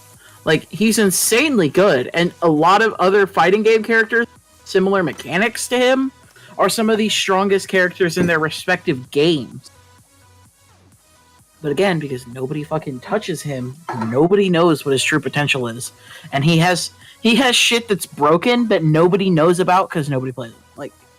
Like there are some combos that Nappa will just drop from unexplainably. No fucking reason. Because he's just been that untouched for a long time. It's crazy. Sounds crazy. I'm sure there's some people that know about it. Yeah, there's They're very just not few. sharing that information for whatever reason. Maybe that's why. Maybe because it's so broken, he's so powerful that they want to keep him to themselves, you know? I mean, most of the time you can find a lot of this information on Discord. Like, each character has, like, their own official Discord. That, like, people have just decided is the one, and they post their shit there.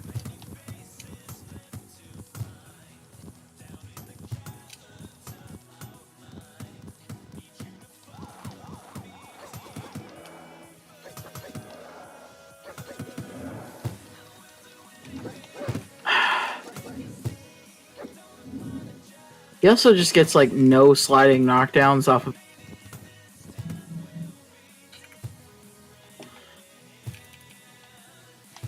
Which is just fucking obnoxious.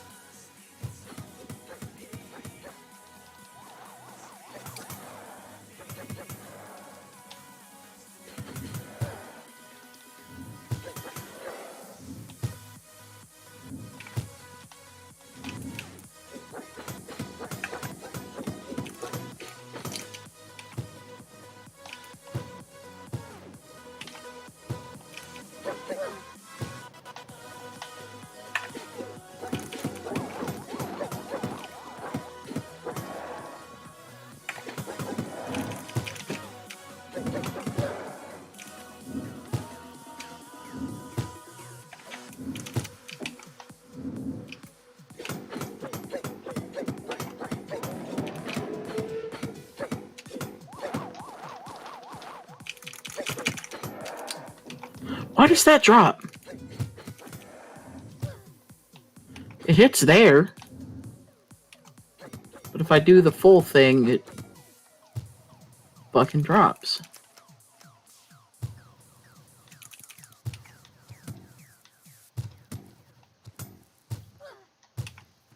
Oh, really? That didn't connect?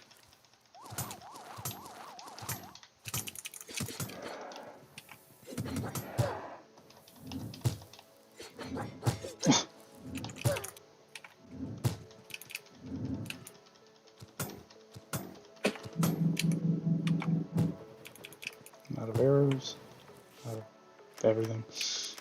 Okay.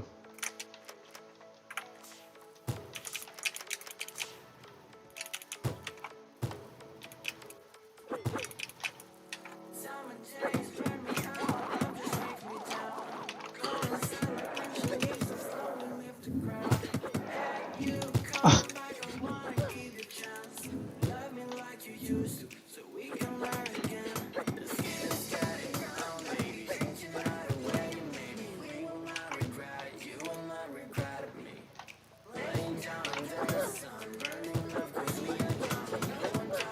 I gotta admit, it's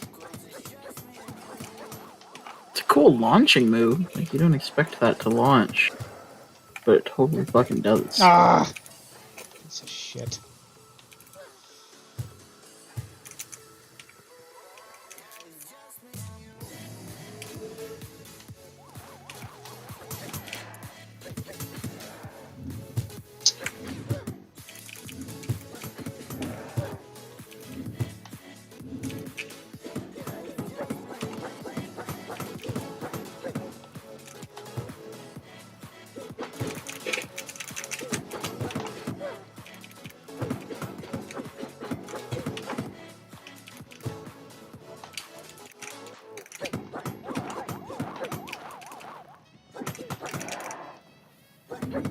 Oh, come on.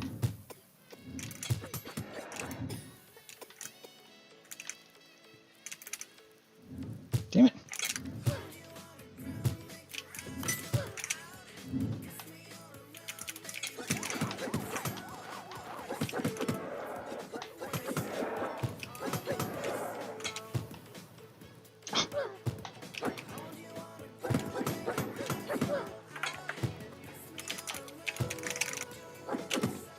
Yeah, bitch.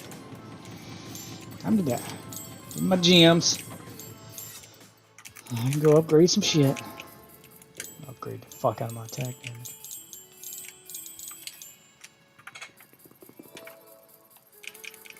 No, I needed to upgrade the grappling hook. That's the whole reason I was doing this. So I can grapple shit that's further away and actually progress in the game.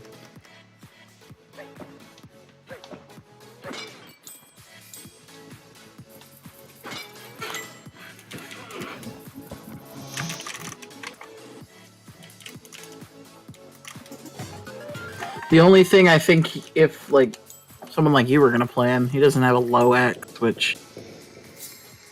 or a low down X, which for some people is a deal breaker.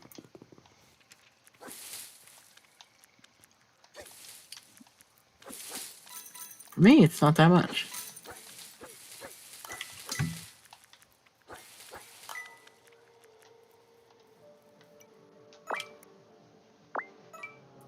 Because those usually... Does this regular X hit low? It looks like it does.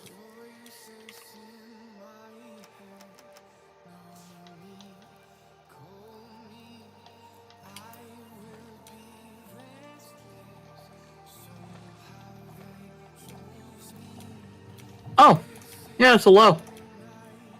That's weird.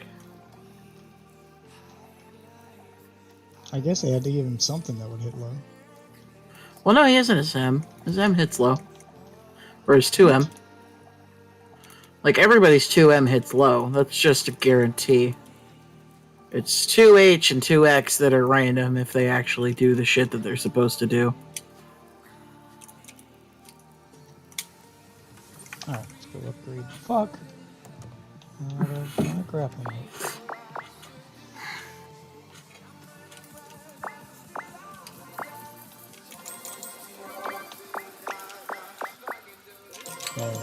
Increase the range, up speed, grapple distance.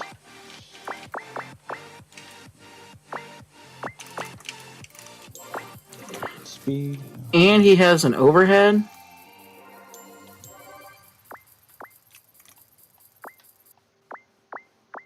That's speed again, okay. That's all I cared about was grapple hook range. Now I can go upgrade the shit out of my attack.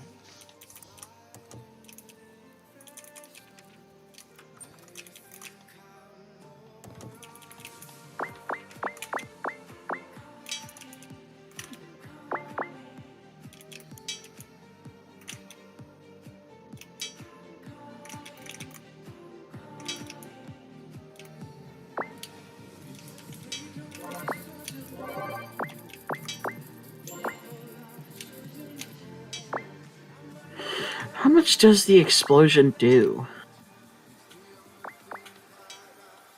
Get the sword range.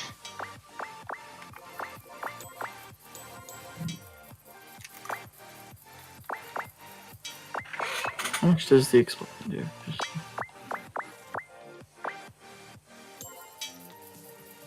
Does 1,200 damage? I mean, damn. For a move that, if you get right in a combo, can...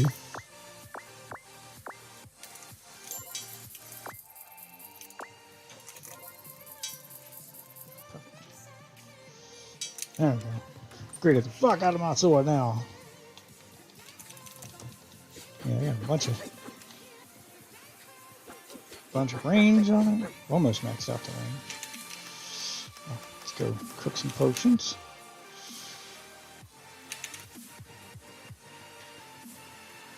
Oh, no, wait, you're not the potion lady.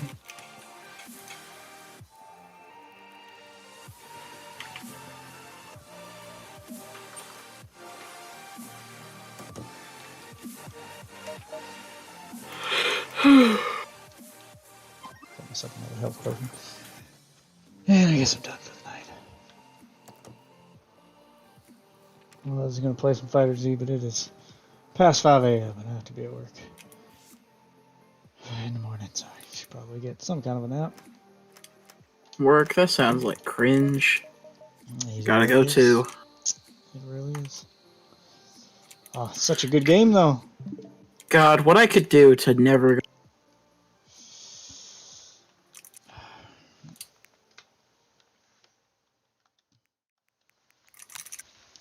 Switch into sleep mode. Alright. Oh, yeah. If I could just never have to go to work again, you know, win the lottery. Gonna do an early retirement. I mean, And just, fuck going. I mean, fuck the lottery. Like, I feel like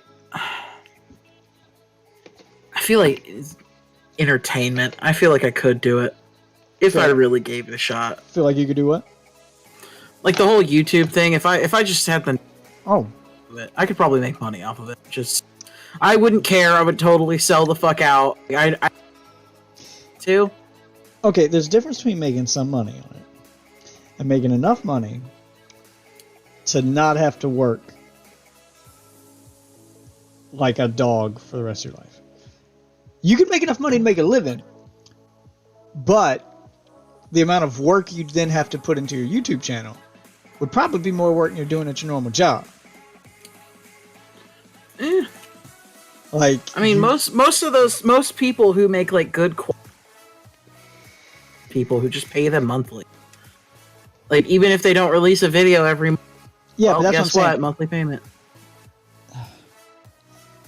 That's what I'm saying, is to get to the point where you're making enough money on YouTube to just do YouTube for a living, you'd have to work your ass off to get there first. And when I say work your ass off, like, to get to that point where you've got those subscribers, there's people paying you that monthly income to let you afford to not have to put out a video every day, you have to go through that period where you're putting out a video every day. And it's got to be quality video because you got to bring in those people first. So you'd have to put in a shitload of work. You'd have to pretty much work YouTube 24/7. You got to put the time in first. Like the amount of work you have to do to get there. It's work / luck a little bit too. Because even if I mean, the only work that I think would require of me the editing, and then after that, it's like, who fucking cares?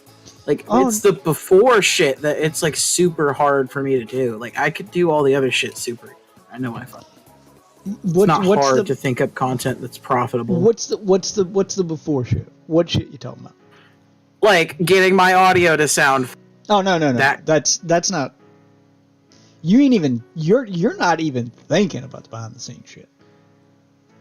Because that's where the work goes in. Getting your audio and stuff, like getting the quality of your video and actually making the video, that's 10% of your YouTube career. If you're going to do YouTube for a living, 90% of it is that behind the scenes stuff. You have to do all of the stuff that a film studio does when it makes a movie. And when it makes a movie, making the movie That's a small fraction of what makes a movie successful. 90% of it's marketing and making trailers and commercials and just creating that hype around it. You have to become your own fucking marketing team then. You have to live and breathe this shit if you want it to get there. I mean, yeah, sure, you still got to take the time to make the videos and edit them, but the rest of your time, you have to live on social media. You have to put in the work of making yourself known. Because if you're going to depend on YouTube's algorithm to show you to people, you're never going to get there. You're just not. Doesn't matter how good your content is.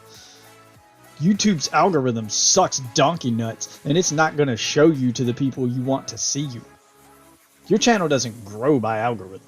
Your channel grows because you know how to make yourself show up in Google searches when people search for things similar to what you're making. You know how to advertise and market yourself. You know how to make yourself go viral. You have to know how to do all that shit on top of making the video and editing the video. It's a 24/7 job. If it were easy... Above all of that, you also have to just get lucky. Yep, and then there's still an element of luck, and you're still rolling the dice. Because if it were that easy to make a living doing YouTube, everybody'd fucking do it. There's a reason why everybody's not an influencer, and why everybody can't do YouTube for a living. Because it requires probably 1,000% more work than most people realize. It's a lot of work. Like a lot. That's why I don't put in the effort. I am fully aware of the type of commitment it would take for me to, because you're always like, why don't you do? I am fully aware of the commitment YouTube would take for me to get any traction on it if I'm doing it as more than just something for fun. If I'm actually trying to make money on it and make it a thing, I am well aware of the amount of work that I'd have to put in, and I do not have the time for it. So I don't attempt it. I am well aware of what I'd have to do. And I just don't have the time or the means to do it. Now, once you get to that point where you're a household name, like an Angry Joe or Philip DeFranco or one of the big YouTubers, once you get to that point, then you can afford to slow down a little bit because you've got that monthly income coming in, or you could afford to pay people to do that other shit for you so you can relax. Because those are the two ways you do it. Angry Joe did it the opposite way where, yeah, he's got some guys that help him, but for the most part, Joe just slowed down his content. He only reviews the games he really wants to review now. He doesn't review everything, and he does what he wants now because he's got that monthly support. Philip DeFranco went the opposite direction. He still puts out the same number of videos, and they're still the same quality. He just hired a staff and rented out an office building and turned it into a business. He is now an employer, and he has a editing team and people that do all that other shit for him. A marketing team, etc. People that same thing with other big YouTubers like the Completionists and that. They're now at a level where they can actually hire people to do the grunt work. Yeah, you hire an editor. You hire somebody to run the social media accounts. You don't spend all day replying to tweets and reading comments. You hire a marketing team to go out and optimize your videos so they show up in the Google searches. Maybe you've got a little extra money so you can pay to actually advertise your stream, or you're pay to advertise your YouTube channel so you can buy a Facebook ad or buy a Twitter ad or whatever. Yeah, you can do all that promotion and shit. But to get there, starting out by yourself, if you're doing it all by yourself, you have to eat, sleep, and live this shit. You can get time to play video games. You got time to watch TV. You got time to watch movies. You need to, if you aren't at work making a living, the rest of your time needs to be spent 100% doing shit for your YouTube channel, and that is all you do. You do search engine optimization. You do marketing. You do social media. You do the videos. You do the editing. You do the writing. You do the coming up with the next video. Then you go back to the social media, to the Discord, and you engage with that community. You engage, and you just make yourself a constant online presence. And that's how that ball starts rolling. And it takes months upon months or years upon years, depending on your luck, because that luck then comes into play. Yeah, it's grueling and it's brutal, and that's why I don't try it. I try to explain this stuff to my wife because she is determined to do, and I get it. She's on disability, so she's home all day, every day, bored, and she's just trying to find something to do. So I don't tell her not to do it. I'm just trying to temper her expectations so she doesn't get her hopes up, because she's doing a true crime podcast because that's what she's into. And I'm like, that's fine. Do it for fun. I keep telling her, do it for fun, do it for fun. Because if she's trying to make it a big thing, like the podcast she listens to, where they're a big thing and they make monthly income on it and all that stuff, she's going to end up being disappointed. Because you know how hard it is to get your podcast noticed? You think YouTube's hard? Imagine trying to get new people to listen to a podcast, an hour-long podcast, instead of a 2-minute-long video. It's rough. It's rough. Do it for fun. If you get noticed, you get noticed. That's what I tell her. Don't. Jesus Christ. The amount of... She doesn't have the time to do it either. She's got to watch kids. She's got to do other shit around the house all day, every day. Like, she'd have to eat, sleep, and breathe that podcast to make it, you know, a big name podcast people have heard of and that people are willing to pay for. Sucks. But yeah, that's what it's like when you're competing in a market with literally millions of other creators all trying to do the same thing. I don't mean millions of other creators total. I just mean millions of other creators trying to do the exact same thing you're trying to do, making the exact same kind of content. I promise you're not the only one making whatever kind of content you have in your mind. I promise you're not the only one who's thought of it or the only one trying to make it.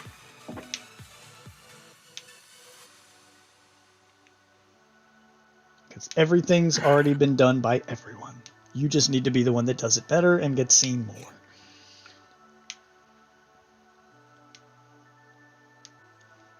Simpsons did it.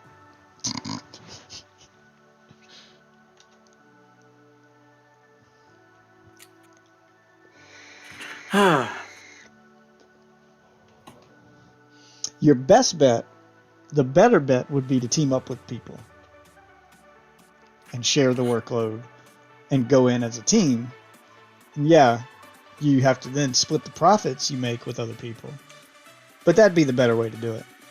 Get some friends together and say, let's make a YouTube channel that we all share, and we all put our content on this one channel, and we all advertise it, and we take turns running the same social media account so that there's always someone with eyes on something, and there's always someone putting content out. Become a team channel instead of an individual channel. And that's how you make it.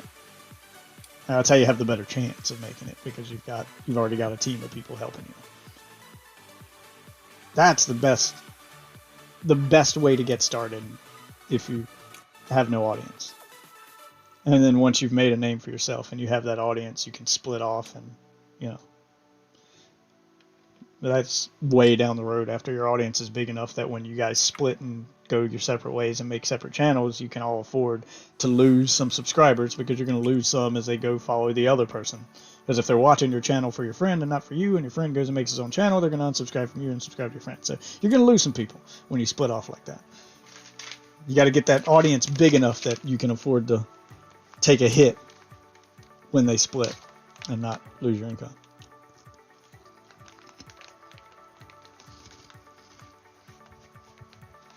God damn it. Ugh. But just out of curiosity, what would you put on your YouTube channel? To be honest, haven't really thought about it that far. Because I've never been able to get even any decent fucking audio quality. Fucking worry about it. I'd probably just post like some fun fucking shit for a while and then build like a tiny little audience, because, you know, at first, yeah, why take it super fucking seriously? Well, that's what I'm saying. But then, you know, once I build that tiny little audience, try something new, they all get it in their feeds, and then advertise that fucking shit. Don't focus on that shit. Don't focus on the audio quality or the video or the. Don't focus on the technical stuff. I can tell you that from experience. That just becomes an excuse to procrastinate, and it doesn't really make a difference. there are people.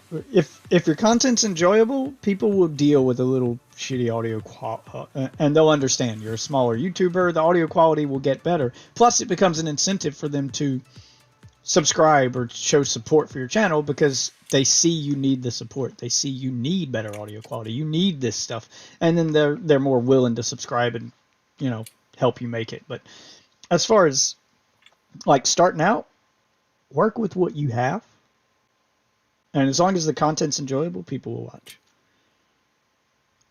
I can tell you right now, I have been streaming long enough to know that that doesn't matter. That doesn't matter. I spent a lot of time making sure that the technical side of my stuff was pristine, as good as I could get it. Well, I don't really even think I'm all worried, like, everything. I'm worried about just specifically audio quality. Like, if my editing is shit, I don't mind that at what do you mean first. by audio quality? Like, I have bad echoing. I have fucking... You sound fine to me right now. Yeah, because it's going through a Discord filter. So record it out through the Discord filter. I don't think you can. Yeah, you absolutely can. How do I do that? You set I'm not OBS. serious. You set OBS to listen to Discord,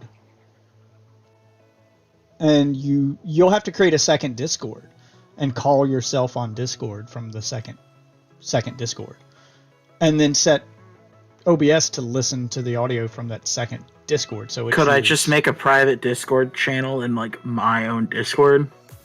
You could, but you need a second account to call yourself on. Because when you join a voice channel. Yes, but you don't hear yourself when you talk in your own voice channel. Oh. You have to make a second account that hears you.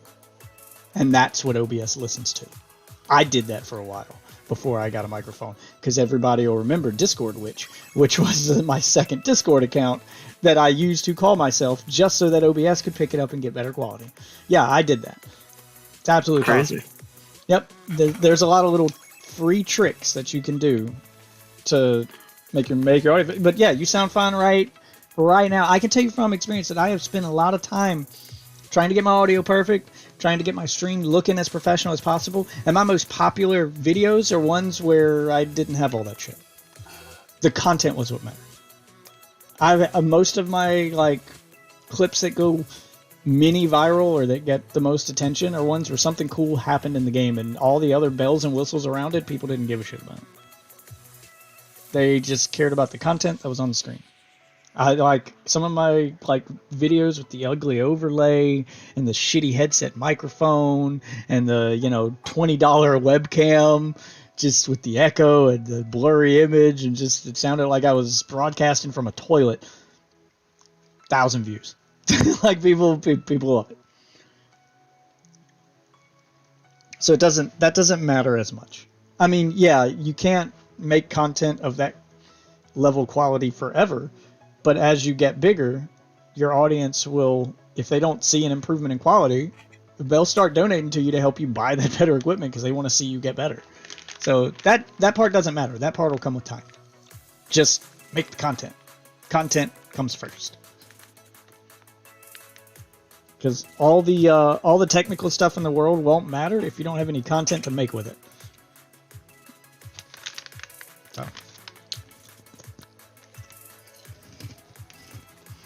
So all that being said, what's your idea for content? Like I said, it would just be me fucking around at first. I mean, build a small audience, and then while I was doing that, thinking just gameplay shit, similar to what you're doing at first, just to get the first few hundred subscribers, so it's not zero. Yeah. And then after that, think of it while I'm doing that, and then from there, upload something that is better quality. Find my foot. Maybe something bigger. While it's not don't try my heart out at the very beginning. Just fuck around, have a decent time, and then have fun and get a feel for things. Yeah, sure. And then, once I get a little bit more editing chops slightly, like 10 videos in, think of it while I make like 10 videos. Yeah.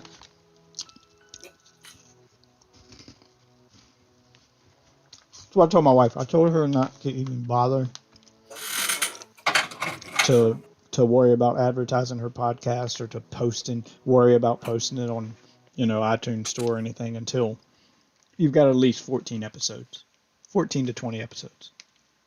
It gives you enough time to get a feel for everything and to get used to doing Maybe about content. 3. Well, there's 2 reasons. Specifically for a podcast, this probably doesn't really apply to YouTube, but if you're doing a podcast, you want to get at least 14 episodes.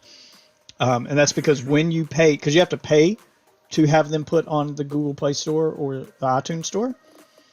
It's not a large fee; it's like $20. But the reason you want to do that is once you pay for your creator's account on those platforms, for the first 2 weeks, you're highlighted for free as new or up and coming. So they show you to more people. So for that first 2 weeks, you want to have at least 14 episodes so you can post a new episode every day. So that there's activity on your channel, daily activity on your channel that you've got in your back pocket. So all your new subscribers will see that your podcast is going to be an active one. Because if you pay for that account and they highlight you for 2 weeks, and for 2 weeks you've only got one podcast and no activity, that is wasted opportunity. But like I said, that doesn't really apply to YouTube. On YouTube, just make the content as you make it. YouTube's never going to highlight you anyway, so who gives a shit? No, actually, it actually does apply. It doesn't have like the whole.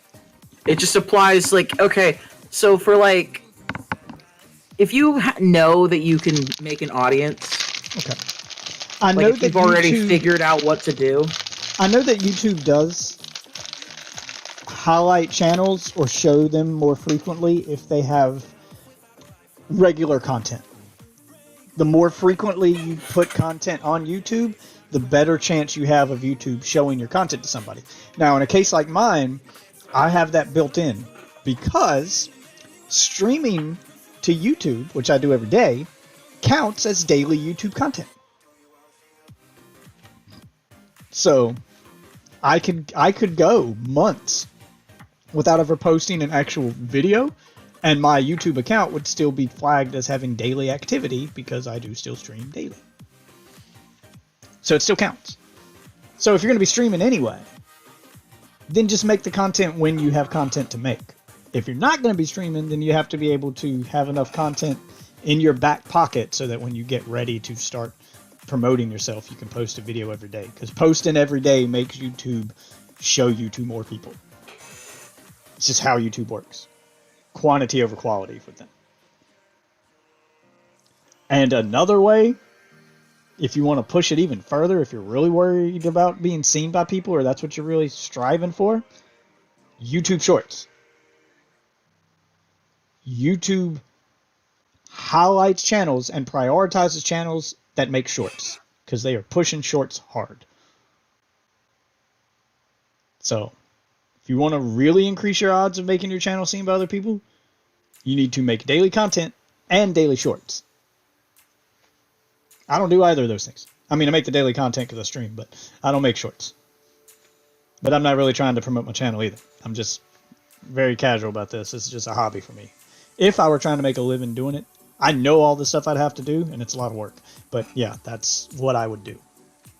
I would do shorts. I would do daily videos. I'd stream every day. I'd be in my Discord constantly. I'd be on social media constantly. I would just be this constant online presence if I were trying to get myself noticed. So, trying to collab with other creators is another one. There's a lot of things that you can do that don't require you to buy a new microphone or buy new hardware. It's just to promote yourself. So if you're serious about it, just have a game plan, is all I'm saying.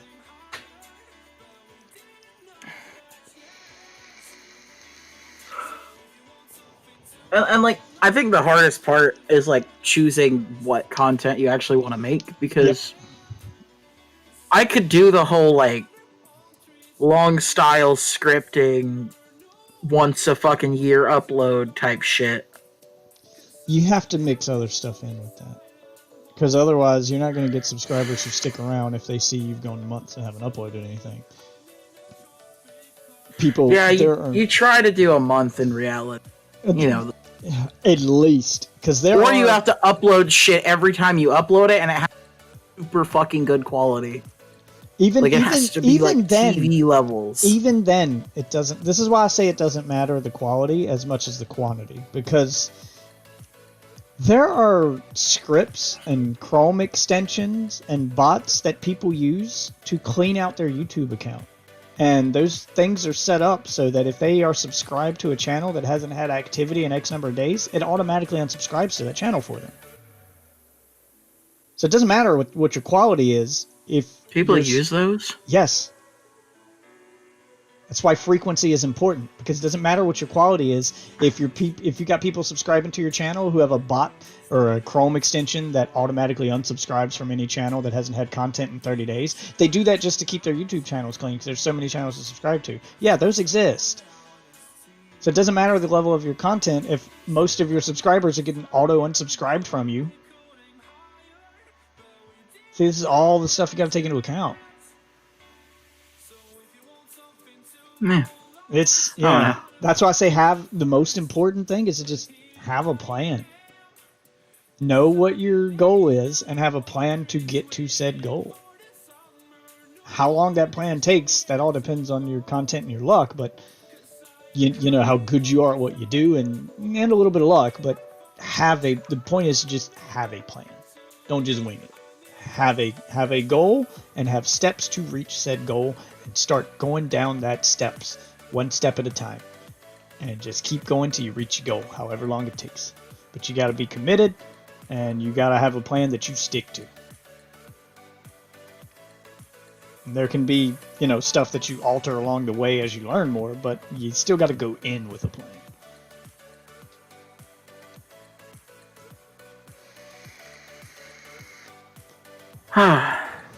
I mean, you can tell I've researched it and thought about it, because there was a point when I was going to do that.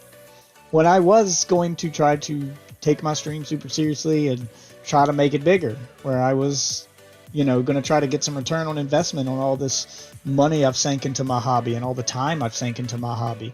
And the more I researched and the more I learned what I'd have to do to even set myself up to get lucky. And even then, I'm still dependent on a little bit of luck. But just the amount of work I'd have to do to even just be ready for when I do finally get lucky was more than I had the time to do.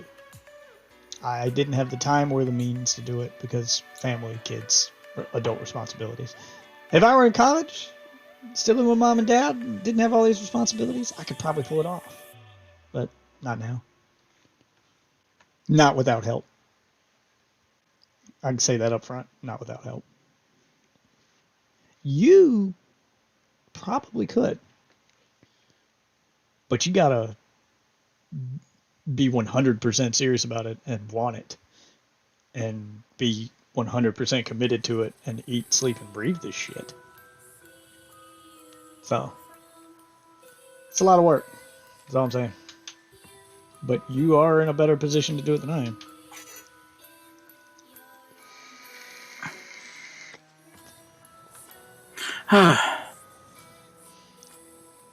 Like I said, it's not even about the content so much as you just doing what you want. Don't try to make content.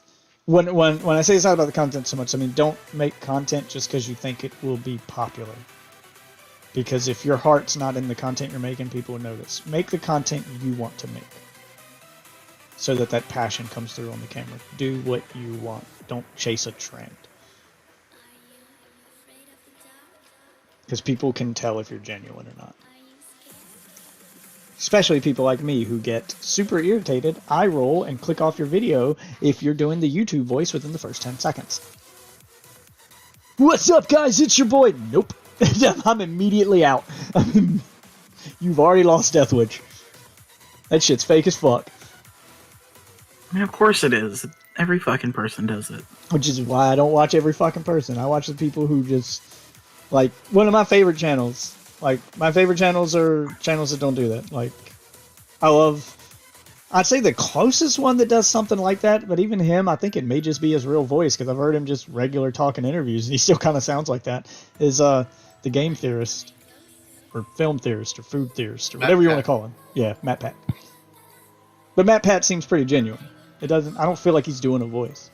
I think that's just how he talks. What do you mean? He is. No, I mean, His live content, it's completely different. I've seen him in podcast interviews and stuff. I'm not saying he's not amping up the energy, but he also doesn't waste my time when I watch his videos. He just immediately jumps into the content. He's not wasting my time with some long-winded introduction or begging me to follow his channel or some other shit. He knows he's successful for a reason, and he knows that the average YouTuber's attention span is like a goddamn goldfish. You need to get to the fucking point. If I'm clicking on your video, especially if I'm clicking on a video that doesn't need me to see your face, he understands that too. At no point in time do you click on a Game Theorist video and the first 20, 30 seconds to a minute of the video are him sitting in front of a camera. You never fucking see him sitting in front of a camera. He immediately jumps into the goddamn content because the content doesn't require you to see his face. So anytime I click, it's his avatar. yeah, but that's a stylized choice and it fits, but I'm not staring at that. It's still like looking at a camera. No, it's not the same as some guy sitting in front of a camera and then his content being vastly different from him sitting in front of a camera. I hate clicking on a video, especially if it's a video that, like, the worst ones are when I'm doing some research for something and I need a tutorial on something on my computer, be it for Photoshop or something, and the first fucking 30 seconds to a minute of the video is some asshole standing in front of a camera thanking his followers and giving me his goddamn backstory and talking to me like I'm his fucking friend. I don't want to see you. I want to see the Photoshop thing you're teaching me to do. That's what I'm talking about. That's the shit that makes me go, oh, fuck you, and then I'll go watch another tutorial.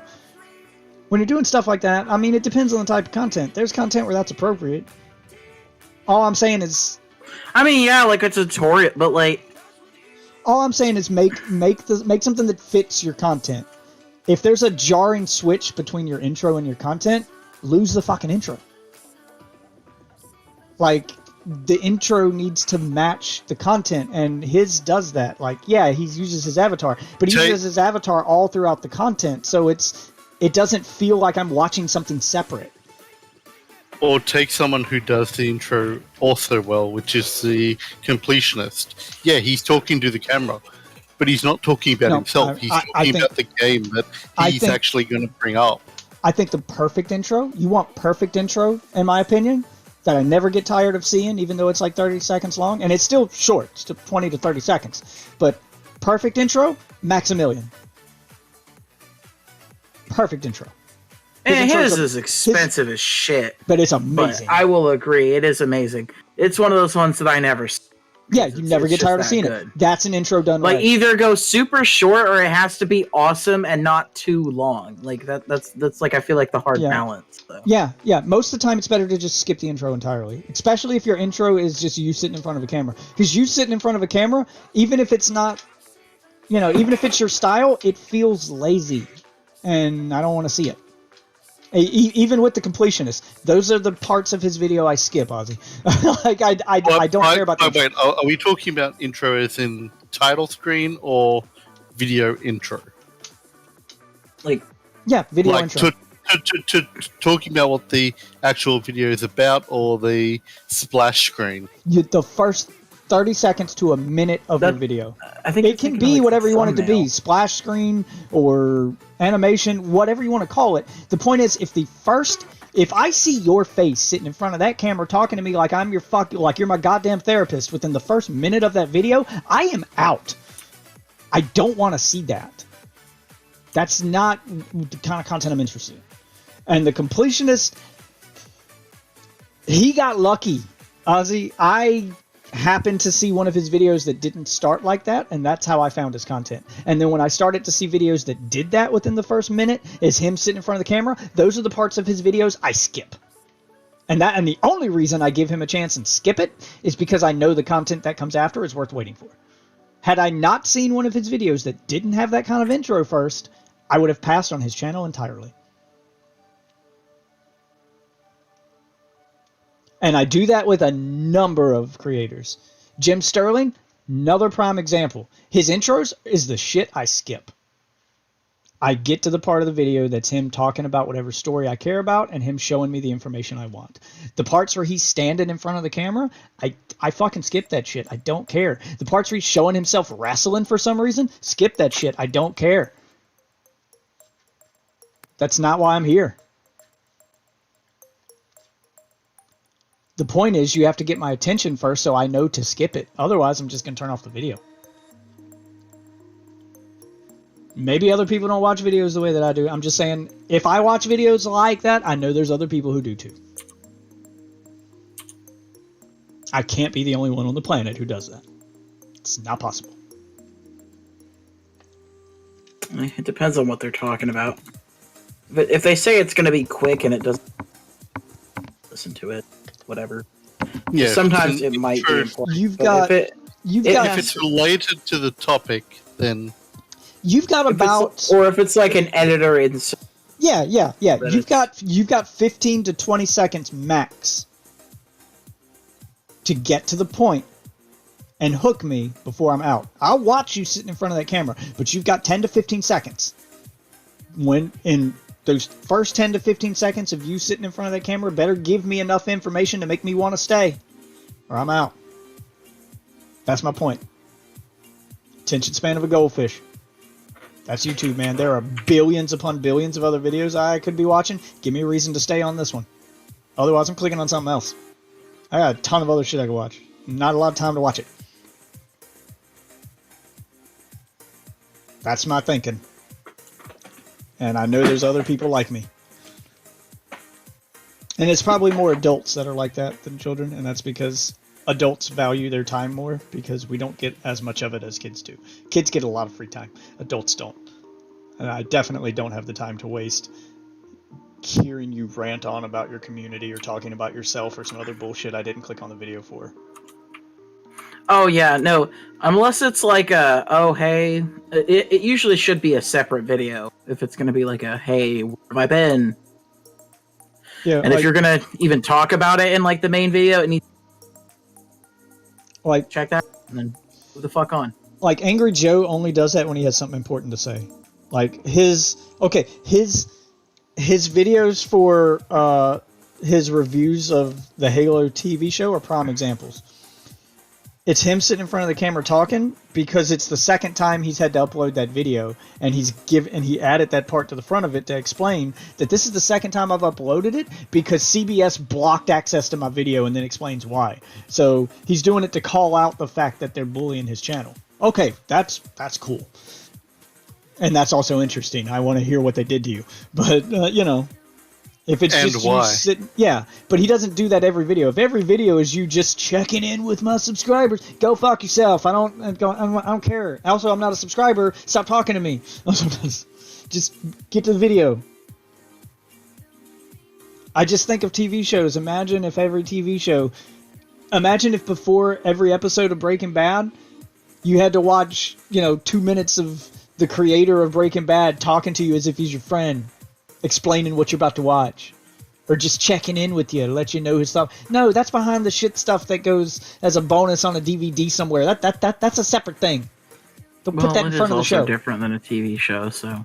But that, I'm just saying, like, I get it's an extreme example, but you get what I'm saying. That's a separate thing. Make it a separate thing, and those people who are interested in it will go watch it. It's like making your intro for your show longer than the actual like fucking sections of your show. Like that's what it feels like.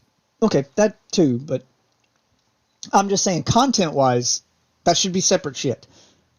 Angry Joe also does that, right, where he has all that behind-the-scenes stuff where he talks about his editing process and he checks in with his community and all that. That stuff's on his Patreon. That's reserved for people about his community who care about that kind of shit. People who aren't that into his community never see that, and that's fine. Just respect your community. It's a respect thing. And it doesn't feel like you respect my time when you're wasting it telling me about... Especially if it's your first video and I've never seen you before in my life, and the first video I see of you is you checking in, telling me how you're doing, like I'm your goddamn therapist. It's a bad first impression. Remember, that first 10 to 15 seconds, that could be of every video you make. That first 10 to 15 seconds of literally every video you make could be a first impression for somebody. That could be someone's first video they ever see of you. Any one of your videos could be that. So every one of them needs to start with that in mind. Otherwise, you're going to lose people before you ever even had a chance to hook them. This is all stuff you got to take into account.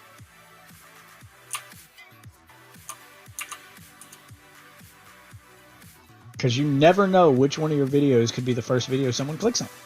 So that first 10 to 15 seconds is important on every single video. And also remember not to push the sale. Because basically, people will decide on their own if they're wanting to buy, or in this case, subscribe. So in my case, telling them to I'm not is going to push them off. No, telling them them too is much. actually like, telling them too much. Yeah, I was going to say I'm in a bit of a different camp. I know some people would probably do it more frequently than I. There are people who literally forget to like and subscribe. Yeah. No, like there are that's people, why every fucking YouTuber does. Yeah, it has been statistically proven that telling them does make the numbers go up. But in my personal opinion, I would only do it once every so many videos. Like I'd have a limit on when I would do it every video. I would just make I it would have quick. a limit. It would just show up especially- black screen. Hey, like and subscribe, and then I would have an animation that played at the end of every video that just shows someone clicking the subscribe button. A little finger comes up and clicks subscribe. That little reminder alone might be enough. And once every so many videos, I'd also verbally remind them. But that would be it. I wouldn't like hound you every video. As far as the like, let's say I had a merch store, for instance, like Ozzy's saying, don't push the sale. I'd also have a limit on that. I only push my merch store every so many videos. Enough to remind people that it exists, but I'm not constantly begging you to go to it. So I would set limits for myself. I have seen channels where people just do that at the end of every fucking video. Every end. And the reason that doesn't work is because I'm subscribed to some of those channels where at the end of their video, it's the same thing every time. It's them telling you to go to their merch store and telling you to like and subscribe. And as soon as I start to hear that part of the video, I click off the video. So I never see the end of their videos because now I know end of their videos is just self-promotion. I can skip it. So you end up just wasting time doing that. Yeah, you can't have it go on for too long. That's why I said Yeah. it would just, if you're going to do it every video, it's Yeah. at the beginning. So it's like, oh, it's over. Okay. I think as in every video thing, I think a simple animation is all you need to do. Like right towards the end of the video, the last. I think I'd agree, but I'm pretty sure it's like visually, some people don't. Like depending on your content, some people aren't watching your video, like watching it. It's I in the know. background. Some people are listening to it like a podcast. Yeah, I get it. Depending on the kind of content. That's why I said every so many videos, I would do a verbal reminder. I just wouldn't do it every video. But that's just me. I'd also have rules for my channel that would probably keep me from ever becoming YouTube professionally. But that's just my personal standards. I would never, I would never monetize my YouTube channel. I don't want YouTube ads, pre-roll ads, or mid-roll ads to ever play on any of my YouTube videos. The same way Jim Sterling does it. I would never let ads play on my video. And I get that that's going to hurt me. Don't care. I care about the viewing experience, and I don't want ads on my video. And I'd only ever take a sponsorship where I do an ad read in my video. First of all, I'd never do an ad read. If I ever took a sponsorship, I get to say it in my own words. I'm not going to read what you tell me to. Second of all, I'm only taking a sponsorship for shit that I would personally use myself. I'm never going to endorse something I don't believe in. And I know that that is going to severely limit my ability to monetize my channel. I don't care. I have integrity. And I stand by it. Which is why I probably could never do YouTube for a living, because I will not sell out. I would totally sell out. Yeah, I couldn't do that. Which is why I probably could never do YouTube for a living. I see. Not going to do a ad for Raid. No, never. I mean, I would never do an ad for Raid. I would sell out. Like, But that's what I'm look, saying there's is a limit I- to what I would do too. It's just I wouldn't do with like a shady company. But if I don't use it, I don't give a shit. If it doesn't look shady, I would have to. I would have to. I'll use read it. what they say. If it's not crap, like I would have to use it because I would feel terrible if I would just feel personally terrible if I promoted something that I thought was quality but didn't use it myself, and had a ton of my viewers come back to me and tell me they bought this thing because I told them to, and it's shit. And a prime example of this is goddamn Raycon. I know that for a fact. I bought a $20 pair of Bluetooth headphones very similar to Raycon off of Amazon. I would just never say that I use it. Straight up, what I would do, I would just simply say that I use the that product doesn't unless I matter. do. Endorsing it, to some people, the simple fact of you endorsing it means you approve it. You approve of it. It doesn't matter if you use it or not. They're gonna think that you're telling them to get it. They're your viewers are listening to you, and you endorsing it means you approve of it. That's literally what endorsement means. So when they hear you doing an ad read, they think, "Oh, he says it's good. I'm gonna listen to it." Because that's what you have to do during an ad read. You have to say the product's good. You can't say this product sucks, but you should buy it anyway because they sponsored me. They're not gonna let you say that. You have to say good shit about it. So What do you mean? They're gonna let me say it? So I bought a Why $20 pair of earbuds similar to Raycons, and my friend, I have a real life friend, who bought a pair of Raycons because he'd seen them on a shitload of YouTube videos and thought that they were high quality. They were the high end stuff. Mine cost $20. His cost $80. They must be better. They were shit. I used them. I had a Raycon in one ear and mine in the other.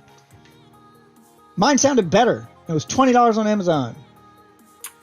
Raycon clearly put all of their money into marketing. They are cheap, Chinese-made fucking earbuds that they slapped a logo on and marketed the hell out of. Which is why I'd never endorse. And that's what I'm talking about. I'd feel bad because if I ever endorse a product, like I would have rules for sponsors. Hey, I'd have a note to my sponsors in the video description, like, hey, if you're thinking of sponsoring my channel, these requirements must be met. One, I don't do ad reads. I get to talk about your product in my own words. Two, you must send me your product for free so that I may approve it before I will accept your sponsorship. It has to be done. So those would be my stipulations. And they usually want you to have the product. They usually will like just pay for you to pay for it yourself. Like give you enough money to buy it. Some will, some won't. There are some. I don't understand why they wouldn't. That makes no sense that they wouldn't give you the product. HelloFresh won't. Usually subscription-based services won't do it. I know HelloFresh is one that won't, but they will market the shit out of their product, and they want everybody to promote them. But I've heard from other people that they don't give you a free month of HelloFresh. They don't send you free food. They just tell you what their service is, and you have to either be on board or not on board. They just make you an offer. And a lot of them do that. They just make you an offer, and if you don't want it, they'll go sponsor somebody else. Those are the kinds of companies that just throw out hundreds of sponsorships a day. They just throw a sponsorship at everybody and take what they can, They're trying to flood YouTube with as many ads as possible. So they're not going to send out free products to thousands of people. They'll lose a ton of money doing that. They just send out sponsorship deals to fucking everybody above a certain subscriber count. And people who don't want it, they don't care. If you pass it up, fine. I've got 1,000 other people I offered the sponsorship to because they want to flood YouTube. Sure, they'll send it to the big name people. They ain't going to send it to you. There's a ton of companies that have that attitude about it. Cast a wide net, as they say. So, those would be my stipulations, and I'd probably miss a ton of sponsorship deals because they're not going to want to send me free shit. So I'm fine with that. If you don't have faith enough in your product, let me use it before I sponsor it, then I'm not going to sponsor it. It's that simple. Because I learned my lesson on buying stuff simply because it's marketed on YouTube by a lot, and a ton of creators believe in it. And I've seen too many videos of creators who endorsed something, found out it sucked, and then had to apologize for it later. Such as every creator that ever was sponsored by BetterHelp. Jesus. What is BetterHelp? BetterHelp was a service where you can get online therapy for mental health issues. And the big controversy there was they had all these YouTubers doing this ad read, promising, licensed psychiatric help. And then people started using their service and found out that they weren't talking to actual therapists. They were just talking to interns and, call center people. These weren't licensed therapists they were calling. They were lied to. Isn't that illegal? They had some clause in the terms of service that got them off the hook, but people started to notice it and dug through the no, I'm pretty sure that still wouldn't hold up because that's did. Like They super went to deceptive court. lying. Nope, they went to court and it held up. That seems retarded. Just went to court and it held up because it was very clear. It was very clear. They did later reword it after the court hearing so that wouldn't be a problem in the future. That was part of their, settlement. But they went to court, and the terms of service was clear. You are not guaranteed to talk to a licensed therapist unless you have a very serious mental illness. So if you're just feeling a little depressed, you ain't gonna talk to a professional. If you're feeling suicidal, then yes, you're gonna talk to a professional. So they had stipulations, and a lot of people didn't read the stipulations. But yes, that made it legal. So, and it was very clear. Just it was buried under pages of text and in the terms of service most people didn't read. But yeah, it was clear when they read it out in court. It was very clear who would just get to a because it's professional. in the terms of service doesn't mean if you're advertising that you're going to talk to a professional, it shouldn't be hidden deep in the terms of service that hey, you might not talk to a professional. It just seems very scummy in the first. Okay, so what part of their ad read, which this is what made it legal. Part of their ad read it had the YouTubers read was worded a very specific way. This is why they had to do an ad read and they couldn't put it in their own words. It was worded a very specific way, and that very specific way was if you have a serious mental illness, you can talk to a professional at BetterHelp for a fraction of the price of a real. So that key word being serious mental issue. So they didn't promise everyone would talk to a professional, just those with serious mental illnesses. But that's my point. Is people doing ad reads in their communities, they don't always read between the lines like that, and they don't always read the terms of service, so they felt scammed. And big name YouTubers got caught up in this. Even Philip DeFranco made an apology video and promised to never take a sponsorship from them again. Big name people were doing it too.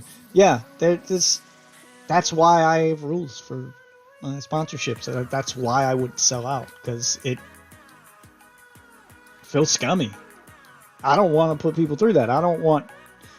I'm the type of guy that my word is my bond, and if I'm giving, if I'm endorsing something and then it pulls some shit like that, or it gets people mad at me, that makes me look bad. I'm not doing that. So you have my guarantee, which means that my word should carry more weight than any other YouTuber. My endorsement should be more important than any other YouTubers, because anybody who would be a fan of my channel, anybody in my community would know that my endorsement was a genuine one. And that if I am personally endorsing it, if I am personally accepting the sponsorship from this company, then that means I do personally use it and I do personally believe in it. Which is probably why I wouldn't get many sponsorships. But I get it. I'm not the right person to talk to about how to make a living on YouTube, because my way of doing YouTube probably wouldn't make me a living. You probably are going to have to sell out if you want to make a living. Probably. Not necessarily. Jim Sterling makes a living without taking sponsorships and without playing ads on his video. So it can be done without it. I would run my channel the way Jim Sterling runs his. He does not do sponsorship deals for the same reason I wouldn't, and he doesn't run ads on his channel. Holy shit. And he makes a living on it. So Just recommended me a video of yours from fucking... Or not 3 years, 11 years ago. yeah, that's back before I had all that production value stuff I was talking about. See, that's the stuff it recommends people. So it doesn't matter. The content is what matters. Which video was it, by the way?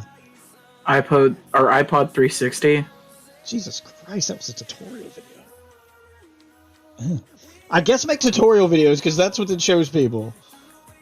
By the way, that tutorial video is completely invalid now. It doesn't matter.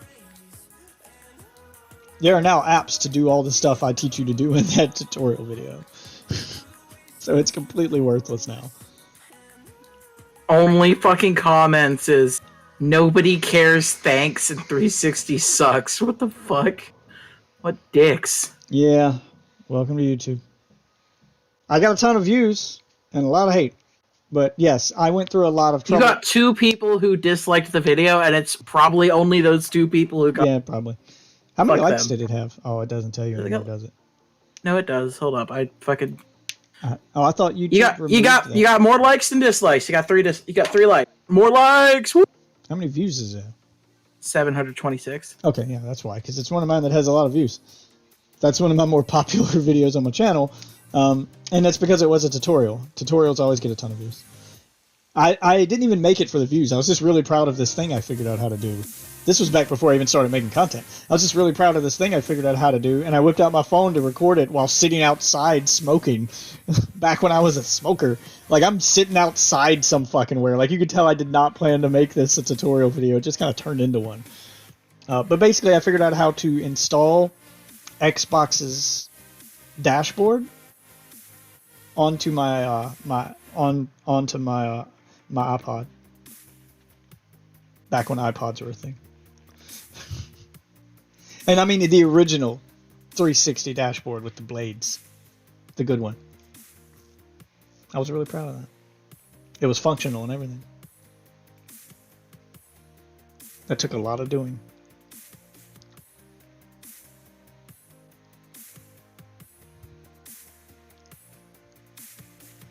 But yeah, I haven't even looked at my own channel to see what my most popular videos are in a long time. Here, you want me to do What's it? got I'm the here. Most? Yeah. What's Most views? It is First Saberlock with 10k. Broken Escalator, Dark Souls I sucks, don't- their days are numbered, glitches still, and no anti-cheat is so Dark Souls sucks? 7 months ago. Dark Souls sucks is one of my first gaming videos ever. Yeah, you recorded it on like your phone. Yeah, it's me holding my phone up to a television screen. Like, to be honest, you started making some good short clips that were getting views. You just kind of stopped, like, because like So some of the your most popular periods- videos are those shorts. Like, Yeah, so you know, the, their so days the, are finally numbered. oh yeah, and I know. It's the same thing on TikTok. I got a TikTok video with 2,100 views, and it's the clip of me offering. It's actually one of my more recent ones, but it's a clip of me offering the winners of a Warzone match a subscription to my OnlyFans, and everybody starts laughing and just wigging out, and that video got thousands of views on TikTok. But it's easy to get views on TikTok because TikTok forces people to watch it. It rapes you with content. No, you should make that like a know- whole ass video. I know that the clips get views, and especially interesting clips where something cool happens. Like the reason the Saberlock video got a ton of content views was because I posted that back when I think that was from the Battlefront beta. I don't even think the game was out yet. So a ton of people wanted to see how saber combat worked in that game, and my video was a short way to see that. So it got a ton of content views. Yeah, clips get a ton of views. The problem is I don't control when clips are made. I don't control when cool shit happens in the game. I just press the clip button on Twitch as it happens. So if there's long strings of time without a clip, it's because I haven't made a clip in a long time, because there just hasn't been anything clip worthy on my channel. So sometimes that happens. Oh, hey, there's a clip from Overwatch from 5 years ago. How many views I get? It's got 23. But I wonder what it is. I mean, hey, it was you playing Ryan. Yeah, I think that was back at launch when I first started playing Overwatch. And I was trying to be a tank main because I really liked Ryan. And then I discovered I liked being a healer better. Let me guess. It's me pushing a bunch of people. Knocking. Yeah, okay. Yep. Because that's my favorite thing to do with Ryan. And it's fun. Dude, you might like tanking Overwatch too. I don't know, because they're basically the goal is to basically like turn the tank in Overwatch 2 into like the team leader. Like you're supposed to lead the charge, and like even if you die, you know you've done enough like shielding and healing so that the enemy team is I mean super crippled. that was the actual idea behind Reinhardt. Like a lot of his dialogue even supports that. Stay behind me, you know, and he's leading the charge. Yeah. And he's going to have 2 fire strikes in the next one and the ability to stop his charge so you can knock people off edges and not die. Oh, God. Thank God. Because that's always funny is to charge off the edge and take a few people with you. But, yeah, you're going to die. Like I did in that video. But it's hilarious, which is why I clipped it. I know one of the other clips, one of the most popular clips on my Twitch channel, I don't know if it's popular on YouTube, is the clip where me and Ozzy are playing Saints Row. And the car just wigs the fuck out. Yeah. Yeah. Jeez. Yep. Yeah, it's got 96 views on. Yeah, that's one of my more popular ones on Twitch. Like even on Twitch, that's got a ton of views, which is saying a lot because it's harder to get views. on Twitch. Actually, one of your most popular videos that isn't like a tutorial or like the top like 5, it's your RetroPie setup. It's because I marketed the hell out of that. I know why that one's popular. So that one's popular because I was selling my RetroPie. So I wasn't selling my RetroPie. I made a post on Craigslist that I would make that for somebody. Like I was selling that as a service. Like if you pay me $100, I'll make you one of these. And then I posted a link to that video so that people could see what it looked like in action. I actually made a pretty good deal of money doing that. Another good one. Why'd you stop doing that? People stopped buying them after the NES Mini launched. After all those mini consoles started launching, people stopped buying RetroPies. And plus all these Chinese knockoffs started showing up on Amazon, so I could probably still sell them, but it's just it's a hassle to do too. I don't have the time to make them. Like it takes me a whole day to make one of those. Like first I got to order the stuff, and then when the stuff comes in, like setting that up takes like a whole day. It's not easy to do. I'm surprised that you haven't just had it like gotten it to like a folder that you just copy and paste over. I mean, I have it all in a folder, but it's not. You can't just copy and paste it over. That's the thing. RetroPies run off Linux, and you have to like transfer everything from Windows to Linux. So you have to program all that in. You have to tell it. You have to tell it what video to play on startup. You have to tell it, you know, what content to look like. Like you still have to set all that up. It still takes a while. Couldn't you have copy and pasted it in Linux? No, Linux works off a different coding language than. Well, no. Since you already have done it once, couldn't you have taken what you've already done, copy that, save it, and I don't know, like a text file or something? No, I mean, I got it saved on an SD card, but you still have to install it onto the Raspberry Pi. Like, just putting the SD card on isn't going to do anything. Like, just putting the SD card into a RetroPie isn't going to make it read anything. You have to tell it to look to the SD card. You have to, you have to tell it how to start up and how to look for all that stuff. And that's the part you have to do in Linux. And it's kind of a pain in the ass because I got to do it all manually.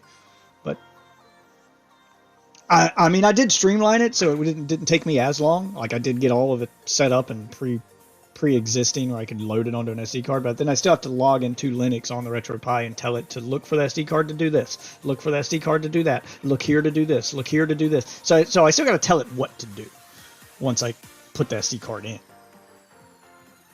So it's kind of a pain in the ass, which is why I was charging money for it.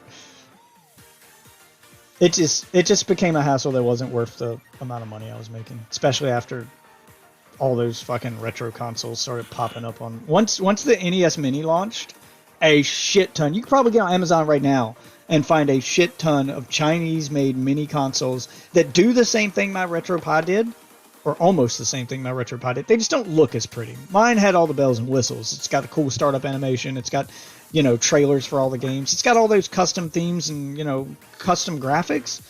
But as far as just playing the games, the only thing mine did that those Chinese knockoffs don't do is link to retroachievements.org so you can earn achievements. That's it. It's really it. And to some people that was important enough to pay extra, but to most people they're fine with, like, when you buy one of those Chinese knockoff ones. I actually got to see one of them in action because there was a kiosk at the mall that sold that shit. It was 600 game NES blah blah Chinese.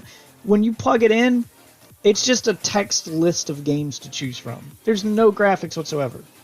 It's just a text list, and you go through the text list with the D-pad. It just boots up immediately into this DOS-looking text list. You tell it what game you want, you press A, it plays. That's it. And the only way to get out of the game is turn the console off or reset it. Like, there's no menus. But they're cheap. And they're a hell of a lot cheaper than mine. So people just bought those instead. So basically, I wasn't selling as many of them, so I stopped doing it. It just became a hassle that wasn't worth the return on investment. Because on top of how long it takes to program one, I have to spend... People don't just order shit on Craigslist. They want to talk to you for a day and a half first and ask a shit ton of questions and get on your nerves. I was spending too much time just replying to messages. I stopped caring. It became a headache. Spending half my day replying to emails from people who ain't even bought one yet. But yeah, that's why that video had so many views. That being said, that is a pretty amazing RetroPie setup, if I do say so myself. I'm rather proud of it. I put a lot of work into that. It looks awesome. Cool custom startup animation.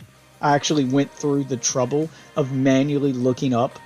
I didn't do it for every game, but the most popular games I know people are going to play, I actually went through the trouble of looking up the original television commercial for each and every one of those games and loading it onto the RetroPie as a trailer for the game. Yeah, you can download the auto trailers that just show 30 seconds of random gameplay footage. I went a step further and went through the trouble of actually downloading the 1980s commercial for Zelda, the 1980s commercial for Mario 3, etc., and putting the TV commercials on there so that my RetroPie acted as a time capsule, so you could see how these games were originally marketed before they launched. It added a charm to it that you couldn't get anywhere else, and that was one of my main selling points. But that took a lot of time to do. That's a lot of trouble and hassle. I was very proud of it. Plus, if you've never seen those old 80s commercials, you should go watch them. The original 80s, crazy. The original 80s commercial, or like early 90s commercial for Pokemon Red and Blue, it's creepy as fuck. Are you talking about the bus? Yeah, back when people didn't know what a Pokemon was. Oh, very different from the commercials they make today. Very different indeed. And the commercial for... Do you remember the commercial, Yoshi? Ozzy, since Yoshi's in your name? I'm going to see if you remember this one, because it was one of the creepiest commercials ever. Do you remember the commercial from Mario World 3, Yoshi's Island? From Mario World 2, Yoshi's Island. Do you remember the commercial for that? I'll give you a hint. It was gross as fuck.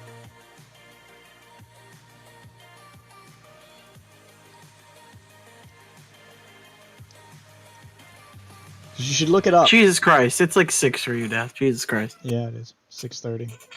Yeah. Ain't even no point in going to bed right now because the kids are about to have to get up to go to school.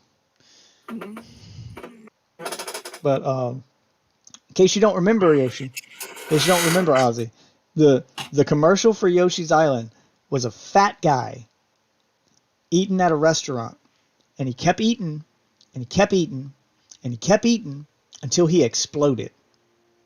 It didn't show any gameplay in this commercial. It's just a fat guy eating at a restaurant until he literally exploded, and his innards and guts and puke and shit landed on a bunch of people, and then it said Yoshi's Island. and it was weird as shit. Why is that your commercial? But that happened. That was a real thing people had to watch.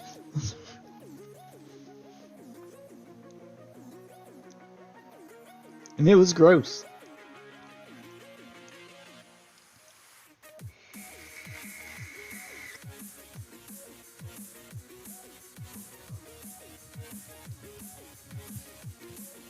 Also, there's a Japanese commercial for the original Zelda where a girl is dressed up like Link from Zelda and she's having a sword fight with Ganon, and then halfway through the fight, for no particular reason whatsoever, her and Ganon start doing the Thriller dance by Michael Jackson. Because why not? Also, no gameplay shown in that commercial. It was just people in bad cosplay that decided to do the Thriller dance for some reason. Oh, we're still talking old commercials. Yeah. I just got a call from my sister, so I had to duck out. Oh, I was Quick sec. asking, do you remember the commercial for Yoshi's Island? No, not really. Oh, when I say it, you should remember it, because it was one of the weirdest, nastiest fucking commercials, and it's kind of gone viral once the internet got famous of people going, I can't believe they showed this to kids. So, for Super Mario World 2 Yoshi's Island, the commercial was a fat guy at a restaurant eating, and he kept eating, and he kept eating, and he kept eating until he exploded. And his innards, yeah, shit went everywhere, and it was gross. They showed no gameplay during that commercial.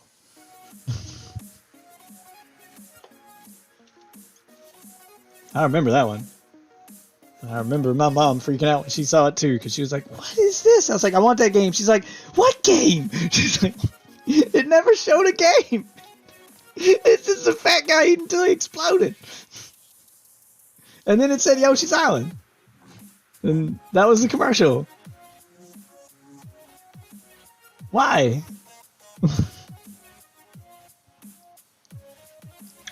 And then, of course, there's all the viral commercials. Sega's attack ads on Nintendo. Yeah, with the big fat sumo guy. Yeah. Sega does what Nintendo don't.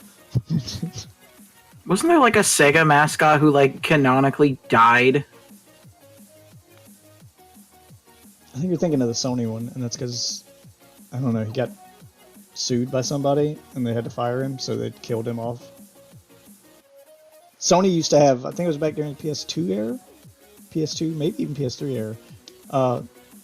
It was a guy who was not really their marketing guy, but he played their marketing guy in the commercial. His name was Kevin something. He did a bunch of their commercials too. He got sued or arrested for something. I don't know. Something happened and they had to fire him. So they canonically had him get hit by a bus in one of their commercials. I remember that happening. Kevin Butler, I think was his name. I miss that guy. He made good commercials. Oh, and I was also gonna say that good video of past Def streams is the Mario Kart where I deliberately let Def get into first place about us 2 corners from the end of the race because I saw the blue shell coming and he didn't. See, that's bullshit. Because the blue shells shouldn't switch targets like that. You shouldn't be able to just slam on brakes, let someone pass you, and then have the blue shell hit them instead.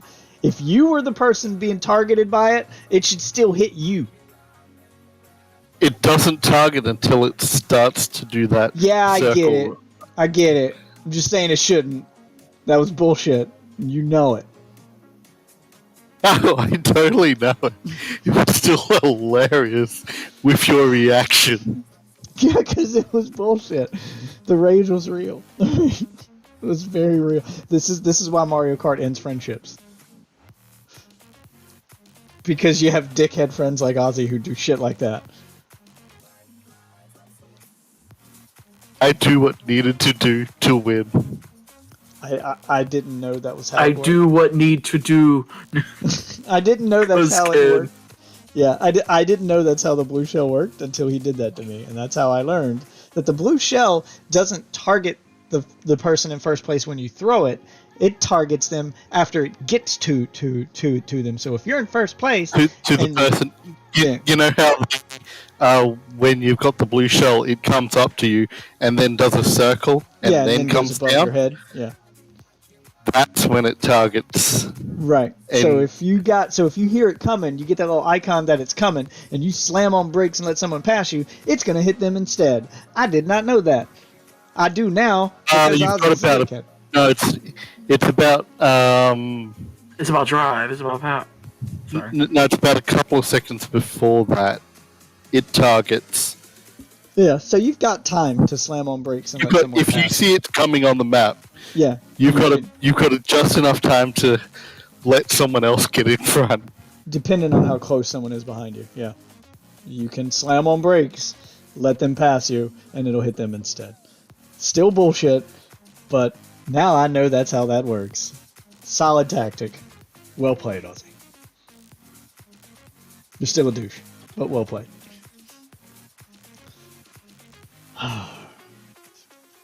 Now y'all got me wanting to go through. the Is chat. that on YouTube or is that on your Twitch? Everything that's on my Twitch should be on my YouTube. I take all those. I usually, sometimes I forget, but most of the time I take all of those highlight videos like that and then dump them onto YouTube when I'm done. After my stream's done. Let me. Oh, I got 2.5 thousand views on a YouTube short. You didn't tell me about.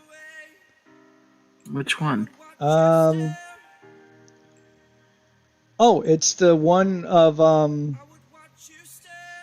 it's the short of me getting killed by a hacker in Warzone. Yeah, I was talking about them. I was like, Oh. yeah, you have like a couple of YouTube shorts that are like Yeah, the really YouTube popular. short- Like yeah, YouTube the shorts glitches do well. and still no anti-cheat and the days are final. Yeah, That's what I was talking about. shorts do well. They do have to be What's some other interesting. hilarious- Like Yeah, I but miss that's- Saints Row isn't.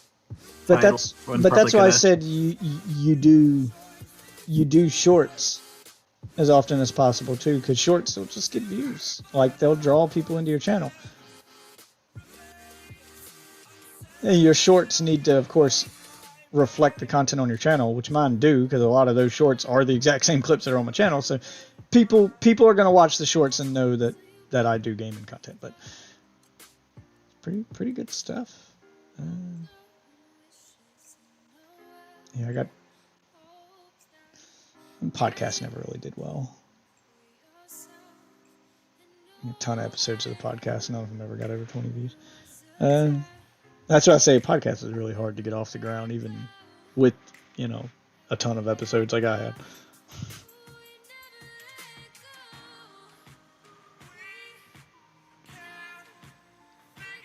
And just going through them, seeing what had a bunch of views.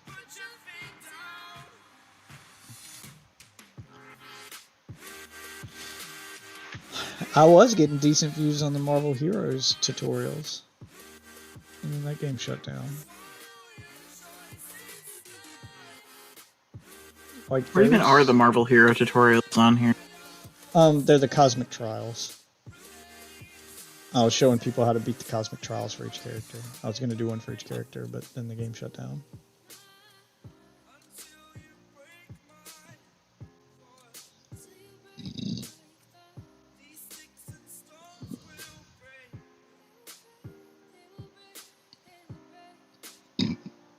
Oh, Aussie Pranks Death. That's from 2016 How many's that got?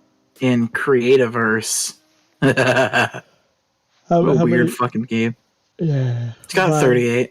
Minecraft ripoff. I mean, A rather good Minecraft ripoff. Yeah, 10,000 views on the first Saberlock. Did that get any comments? Did that get? I mean, it got 10,000 yeah, views. it has some Kid comments. dressed as Darth Vader. What are my comments on that one? Oh yeah, I got a ton of. Yeah, people watching it as early as a year ago. Yeah, like it's consistent comments. No, 5 months ago was the most recent comment. People are still watching this video.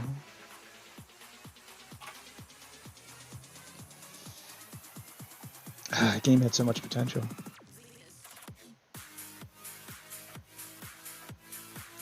And then they ruined it with the sequel.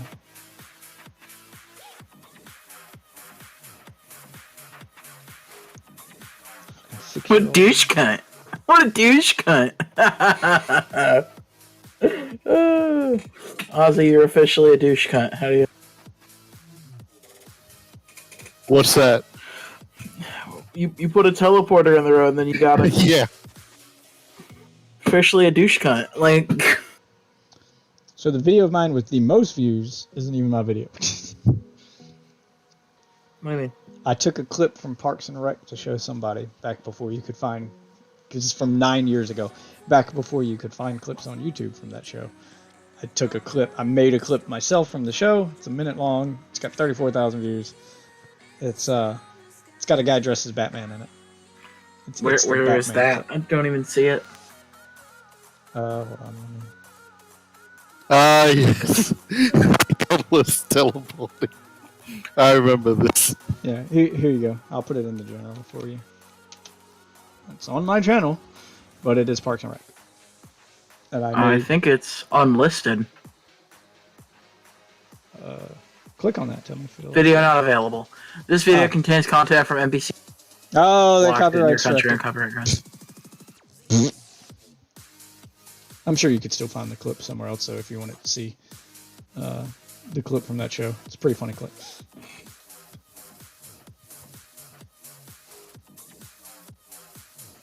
Man, Death, I can't believe you have a copyright strike. What a fucking loser. What a fucking loser. I totally forgot I had a copyright strike. Bro, you've already done like part of the YouTube experience. Yeah, I got over 1,000 views on the video of the update to my PS3 that bricked my PS3. Where an official update from Sony broke my PS3.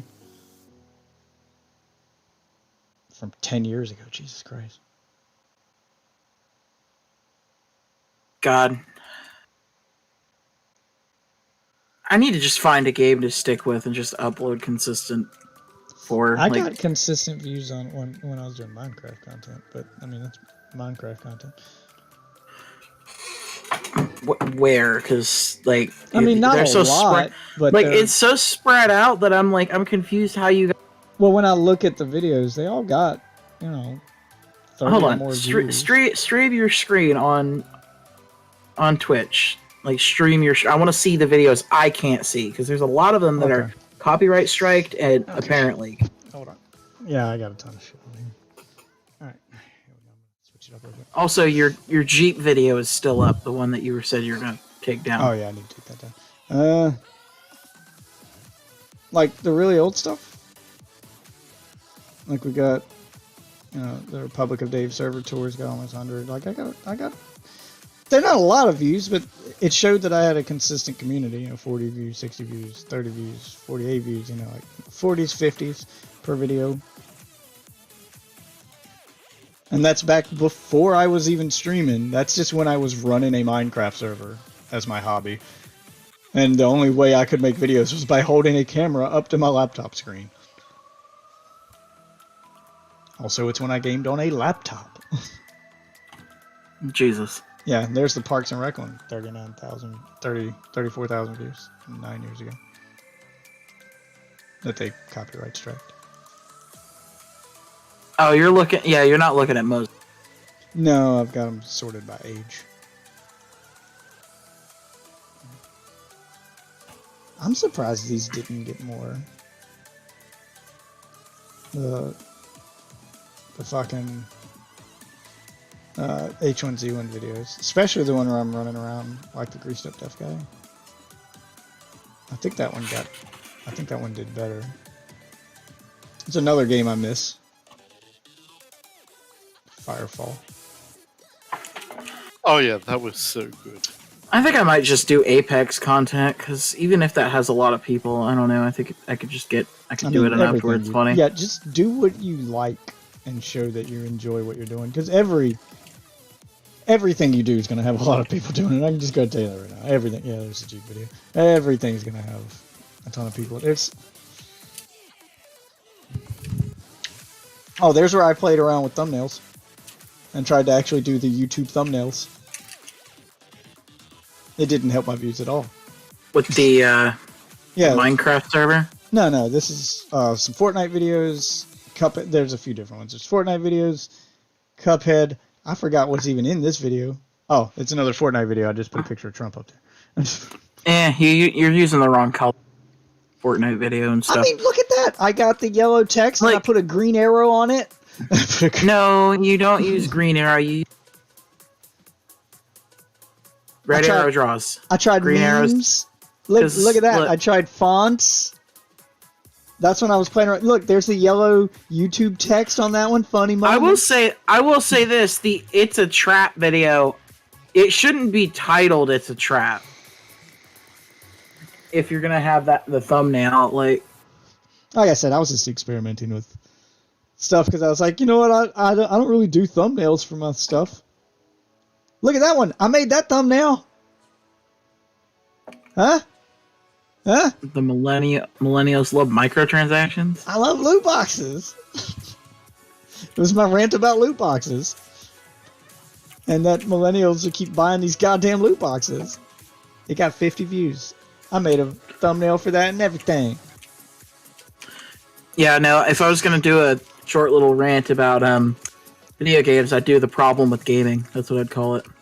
Gaming's biggest problem or something like that. Well, I got a I'd ton word of it those in different. I got a ton of those in my podcasts. But, podcasts has never really got a ton of those. Podcast, the problem is you put the name of the podcast first instead of just making a playlist for the podcast and linking to the playlist. Yeah. That's what I should have done. Like, you can have it at the end, like video still like make sure it's like visible. Or like put it in the thumbnail. Like the podcast should have had a thumbnail. I think that would have helped Call draw of Duty viewership. content did well on shorts and on TikTok, but not as actual videos. Like when I did Yeah, there was a lot of shorts that didn't do really good fucking with Warzone 2.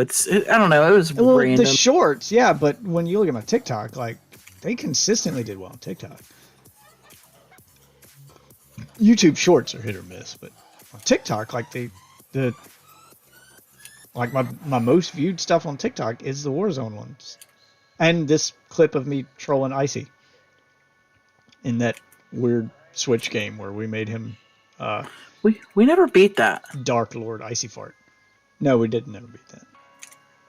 But I'll to be need fair, to it was start it over. it was a little dumb. Yeah, it was. It was a silly, stupid game.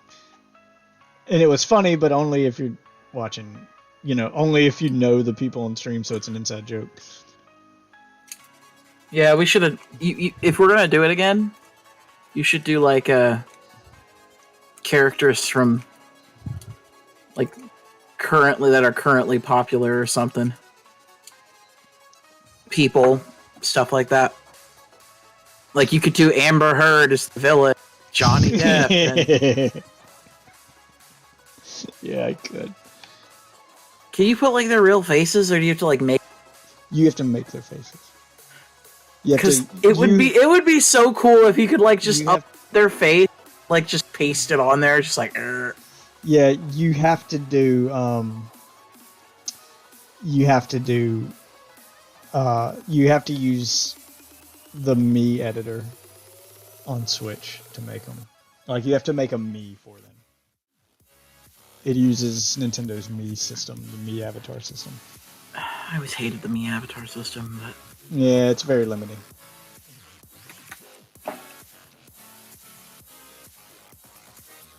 My starting soon screen only has 16 views. I spent so long making that video. yeah, I The don't know. video of just my Like, starting soon animation. Yeah, the starting soon vid. I don't know why you that. That's not like something to upload. Because I wanted to show it to people who never get there in time on my stream to see it live, and so they'd never see it. So I always felt like it was a little too short. Like, I mean, it's too short for a starting soon video, but it could be an intro video to YouTube videos, but it's a bit long for that. So I don't know. Like I just kind of put it up on YouTube to show people, to just get feedback about it, really, because I was in the process of making it. This is a first draft, so.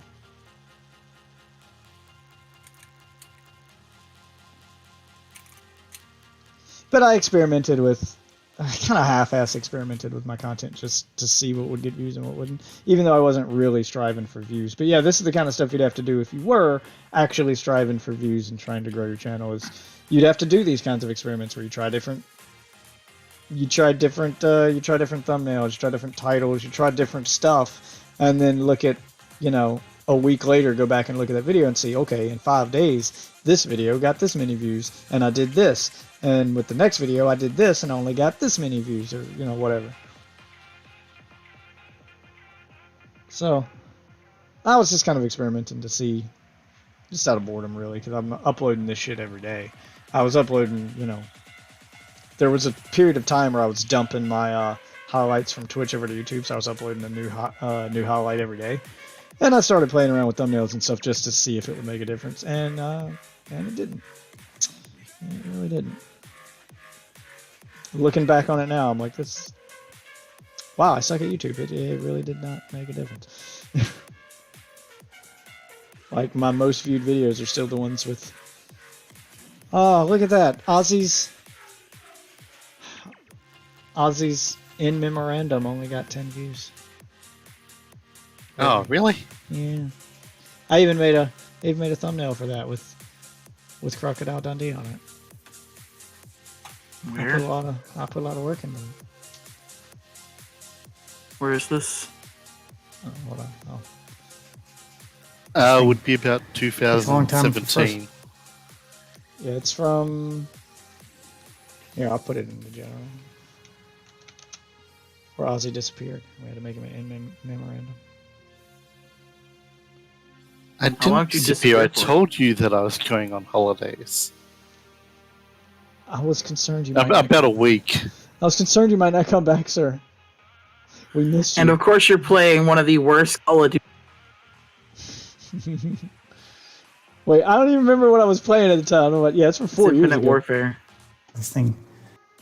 Oh yeah, I was Worst, doing the beta worst, for Infinite worst Warfare. Infinity Ward Call of Duty ever fucking made. You can't even cap it. Actually, Oh, did they make Ghosts? No, I don't think so. I think it was Sledge who made Ghosts, and that's why they started making them too. I shed tears and everything for you, Ozzy. Look at that. Look at that face. Look at that face. Look at that face. Yeah, that's back when I used stupid overlays in a tip jar. And a lot of people used to tip jar around them. That's not like... Yeah, no, they made Ghosts. Wow. Oh, they did. Oh, I'll be damned. They went from Modern Warfare 3, which was meh, to Ghosts, and then fucking Infinite Warfare. I mean, they made 2 shit games, and then they bounced back fucking hard. I'll give them that. Yeah, With fucking they're allowed to Modern make some Warfare mistakes. and Warzone, like... Are you sure they made Infinite Warfare? I'm literally scrolling through the Infinity Ward page of all of the games they made. They made Call of Duty, Call of Duty 2, Because Call of Infinite Duty Warfare 4, has zombies. I didn't think Call of Infinite Duty War Modern did Warfare zombies. 2, Call of Duty Modern Warfare 3, and Call of Duty Ghost. Hold on. Call Call of Duty Ghost came out after Black Ops came out, which Infinite really Warfare popularized has zombies. Infinite Warfare has zombies, and they don't usually do zombies in their games. They did when it was like super popular, and they thought, hey, what? Okay. Well, I guess they did, but wow, I didn't think they did. Yeah, I Like didn't you think can this- literally tell when it's like, oh hey, we'll make them put shit in that they don't want to put in. That's Yeah, it's an zombies. Infinite Warfare. Yeah, And then you see Modern Warfare. It's like, well, make what you guys want to make, but make it like a remake of what we already have. but or make like it a the way we retelling. want you to make it. Yeah, you make what you want, but make it how we want. And they Yeah, made Jesus. Call of Duty Modern Warfare. Yeah, Warzone. yeah. That might be why I didn't think it was made by them, because it had zombies, so I thought it was a Treyarch game, because Treyarch was known for zombies. I really hate that Infinity Ward didn't do better. I mean that Infinite Warfare didn't do better. Why? It was completely dog shit. I don't like. I wish it had been a better game. Is what I'm saying. I wanted it to do better because it was Call of Duty trying something different for once, futuristic. You know, warfare. Actually, I would say sense. Black Ops 3 did the multiplayer, they didn't do it first. Infinite Warfare was a copy of Advanced Warfare. But that's what I'm saying but it was actually themed in the future. Like, it was their first time trying to do futuristic. And it made sense because you've done the past to death. You've done World War II, you've done the 80s, you've done the past to death. Modern Warfare was popular, but it was getting stale. You've done the modern thing enough. Where else do you go from there?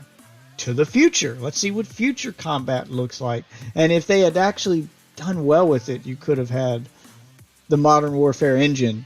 Imagine today's Modern Warfare engine, the one in Warzone, but done where you're using future technology.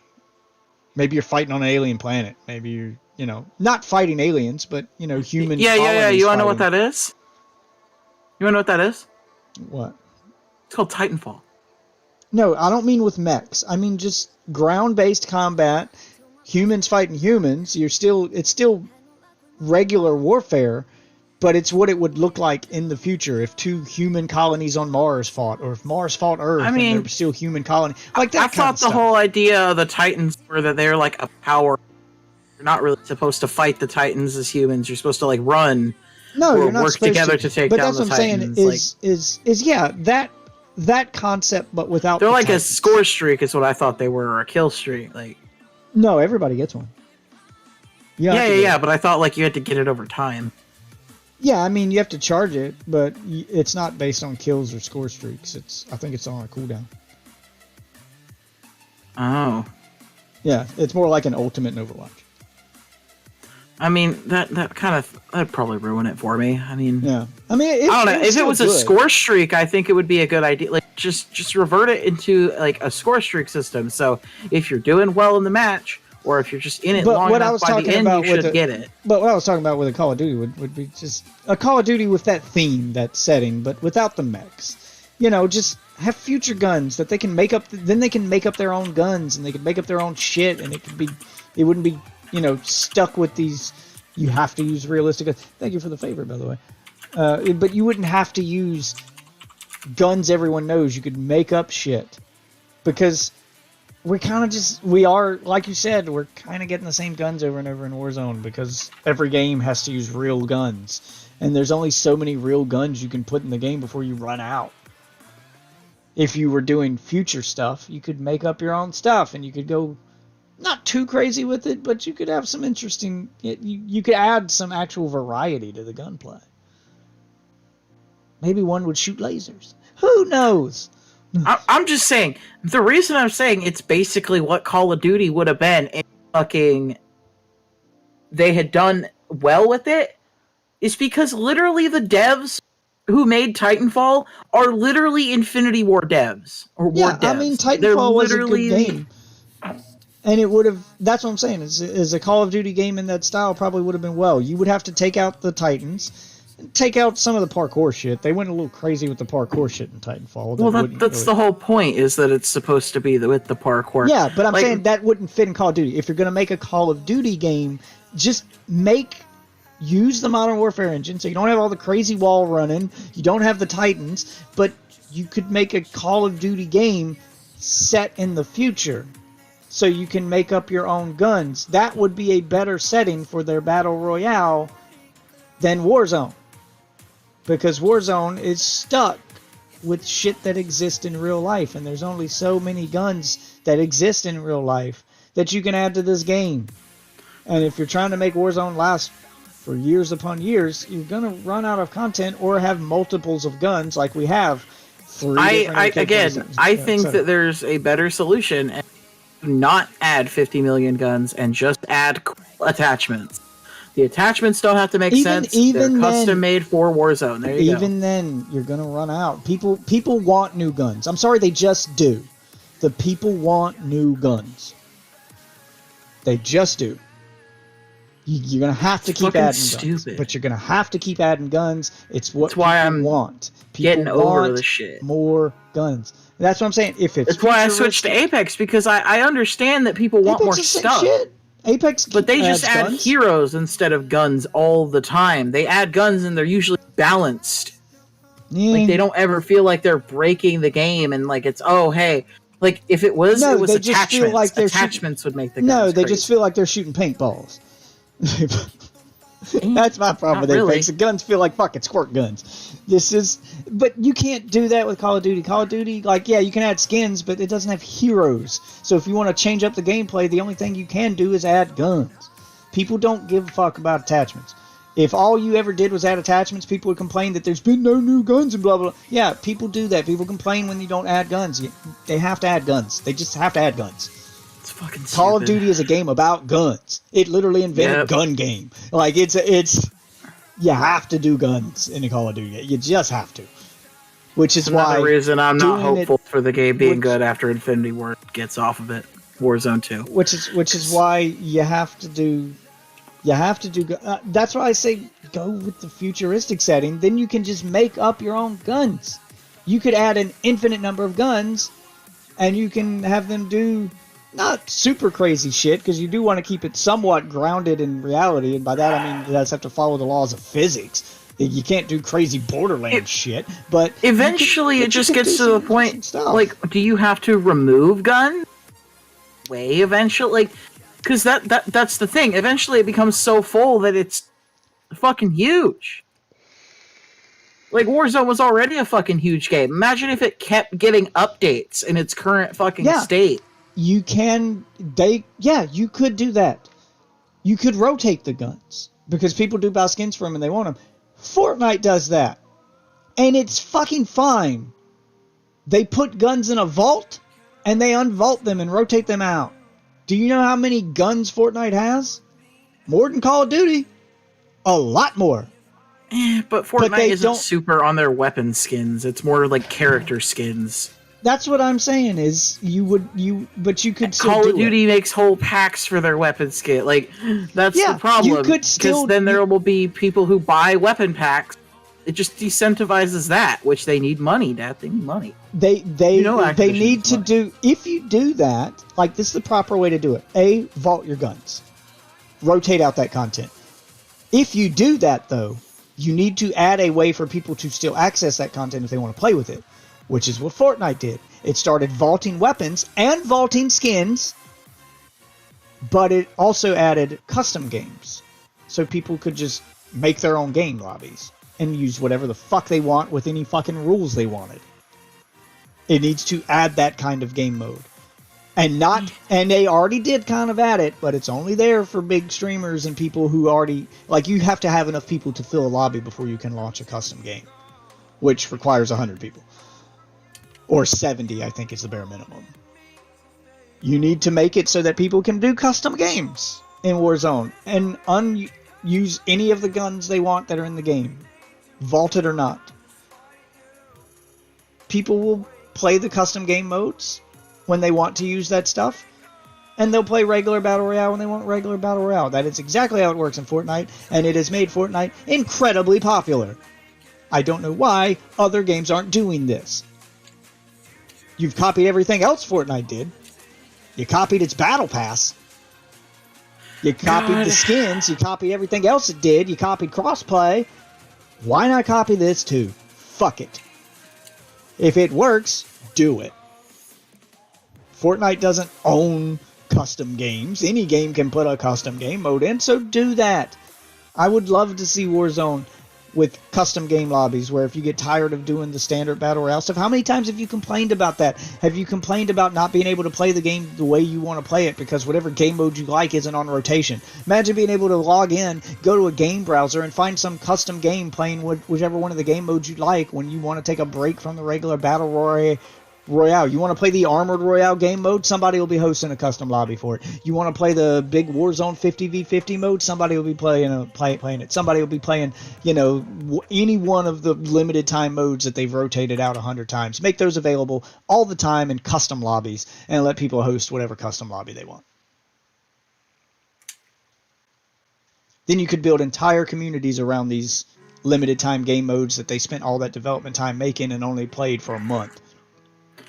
I'm at the point where I just don't think, like, honestly, like, I can't think. You gotta do something about your headset, man. It keeps cutting out. I heard none of that. I'm at the point where I feel like Call of Duty doesn't make a good battle royale. Like, it's like the way that they do it, it's just destined for failure again. Well, that's what I'm saying. The gameplay is solid. It is still my favorite battle royale experience. So I'm not going to say they do battle royale bad. Infinity Ward's battle royale, yes. Infinity Ward making their battle royale. The content around it needs to change so it doesn't get stale. That's its problem, and that's something Fortnite learned, and they could solve it very easily by creating a custom game tab that people can make their own custom games and have other people join. If you get tired of the standard battle royale, it'll be unranked. Maybe you can't earn stuff in those, but you can play them for fun. And that's the way Fortnite works. You don't earn XP, but you can still play them for fun, and tons of people do. And you can play it. You can basically play the game your way. Did you like, Call of Duty's 50v50 mode? Did you like Call of Duty's Escort the Payload mode? Did you like Call of Duty's one of the many limited time modes they've done? Armored Royale, Juggernaut, whatever. All these limited time modes that they've done. Did you like one of those and wish you could play it anytime? Well, now you can. It's not an officially hosted one by Infinity Ward or by Activision, so you won't earn XP, but you can take a break from the Battle Royale and go to have fun with your friends the way you want to. And now they can vault guns from the main Battle Royale, but keep them still available for those people that paid for them to go play in the other game modes. And they can rotate them out in the main mode, like Fortnite does. Just change up the guns when it needs to change up the meta. And then they don't have to worry about constantly balancing every single gun they've ever made. You balance around the current meta, and then you can vault the rest. And unvault it when you want to change the meta. Boom. Variety instantly added to the main Battle Royale. You can instantly change the meta anytime you want, while still keeping all the content available for those people who want to miss that content or need to take a break from the Battle Royale experience. They need that kind of variety. Like I said, if they're going to just let one developer take over for this, it should be Infinity Ward. And if they do the shit again where they start adding new devs, I'm quitting instantly. I'm done with this shit. I do not care if they're remaking it to make it better. I've already seen that they fucked it up once. I'm good. I mean, I'm not gonna immediately throw everybody under the bus in the future because we don't know yet. I'll give them a chance. I'm giving them a chance until they announce that it happens. That's what I'm saying, is even if they switch devs, I'm not going to immediately throw the entire game under the bus without giving that new dev a chance. Because maybe they'll get it right. Maybe they won't. They probably won't. But they deserve a chance. So I'll give them that chance. I already gave them a chance. I gave 2 different devs the chance. This is a different game that's being planned differently from the start. In their defense, they didn't plan on adding all of this extra shit on top of that Modern Warfare engine. This just kind of happened. Now they're making a battle royale from the ground up with future additions in mind. Maybe it'll work better. I'm gonna give them the chance to see if it does. That's all I'm saying. Maybe they won't switch devs. I don't know. Microsoft owns them now. Maybe Microsoft will pull, swing its big Microsoft dick around and say Infinity Ward does Warzone now and only Warzone. You guys work on the other shit. Maybe they'll do that. I don't know. I don't even think they should only work on Warzone. I think there should be a small team for updating Warzone and releasing I content for think they that. should And only they should work- make the games and only Infinity Ward games be added. I think they should only work on Warzone for the first year or so until Warzone's in a balanced place and it's bug free. Like until it gets to that point, until they work all the kinks out of Warzone, they should only work on Warzone. Once you got Warzone to that comfortable position where it's pretty bug free, pretty balanced, and it's kind of on autopilot, then they can go work on other games. But until that point, 100% of their focus is being on Warzone. Sorry, it just should. I'm Don't not split even the focus. against it, but I would like if I, and I'm saying it would be a team at Infinity Ward. So if they did need like extra help with some shit, I'm saying all they could hands on split deck. more resources. Warzone is their biggest moneymaker. Even I mean, like Call of this, Duty Mobile is, but yeah, we're gonna No. we're gonna talk about consoles. Yeah, on console then. It's their biggest moneymaker. The other games they make exist to push people towards Warzone. So Warzone's their biggest moneymaker, hands down. Infinity Ward should be all hands on deck with Warzone. That is where 100% of their focus should be until Warzone is in a good enough place that it is bug-free enough, balanced enough that they can pull back developers and they can take a break from Warzone to go work on something else. Then you can leave a small team on it. But until it gets to that point, no, all hands on deck. Like, you need to hit the ground running, do it right the first time. Come in strong, hit the ground swinging. Because if you don't come out the gate swinging with this sequel, it's gonna go through the same problems the first one did. And if you're not trying to repeat those problems, you need to come out the gate swinging, and you need to have all hands on deck ready to address any issues the moment they pop up. And you need to get out ahead of this stuff so that you can prove that this is a different game and it will be a different experience. That we aren't going to make the same mistakes we made last time. Because if you keep doing the same shit, you're going to make the same mistakes. I'm sorry, you just are. So it's time to change shit. And that is my plan to change shit. Is Infinity Ward, all hands on deck with Warzone. Add that content I said add. Add a custom game browser. Keep all those limited time modes as custom games. And you can still use them as official games where people can earn XP and rotate them out. But keep them available all the time as custom games, so those people... And why the fuck not? You already did the dev time on it. You already put in the work to make the game mode. Why let it go to waste? Leave it available all the time as a custom game mode. Then people can host their own games. And put in a game browser. So when people go to look for a custom game, they can search for custom games and find these custom games so that someone doesn't need to already know 70 people to start a custom game. You can actually have randos join you. Didn't they do that in like PUBG even? Yeah, every game that wants to stay popular does that because it's what people want. It's how you keep your game alive. And for those custom game lobbies, add the ability to kick people. For the love of God, add the ability to kick people. Yeah, do that. Custom games, and then your ranked... Oh, also, add a ranked mode, but your ranked mode is the one you guys control. Where you've got your standard Battle Royale experience, you've got your Rebirth experience, you've got your whatever you're focusing on with a meta that you chose, because you can vault your guns and rotate them out to change the meta on the fly without having to rebalance every single gun in the game around a new one. You can rotate them out. You got that extra dev time now because you can work on a gun behind the scenes while it's not officially in play. And use the feedback from custom games to see how it's doing without ruining your Battle Royale experience. This solves so many problems. Why are we not doing it? Or, they could just fucking be smart and not fucking release guns that have guns that are broken as shit in the game in the first place. Well, the problem is a lot of times, I promise you they're not releasing broken guns intentionally. A lot of times it's... I call cap. What? I call cap on that. That's some bullshit. What- They are what's- totally what's releasing cap? guns broken intentionally. What's cap? I don't understand that reference. It's not a reference. It's like it's what people are saying. It's kind of stupid, but I just keep saying it because everybody else keeps saying it. What's it mean? It's like bullshit. You're calling bullshit. Why is it It's called basically- cap? I don't know. I don't get it. I don't get it. You don't get it because I'm old and I don't it. get your Like, references. I'm just saying it because people are saying it, and I kind of understand. Stop. I just don't know. Stop doing what other people are doing. Stop chasing trends. You're don't. better than it's this. Just literally my friends say. I'm just like, oh, bro, cat. I start saying it. It's like a joke. Jesus Christ. Dude, it's so dumb. If you're not about the culture, it's not for you. Thank you. If you're not part of that culture, then don't do it. Don't do it.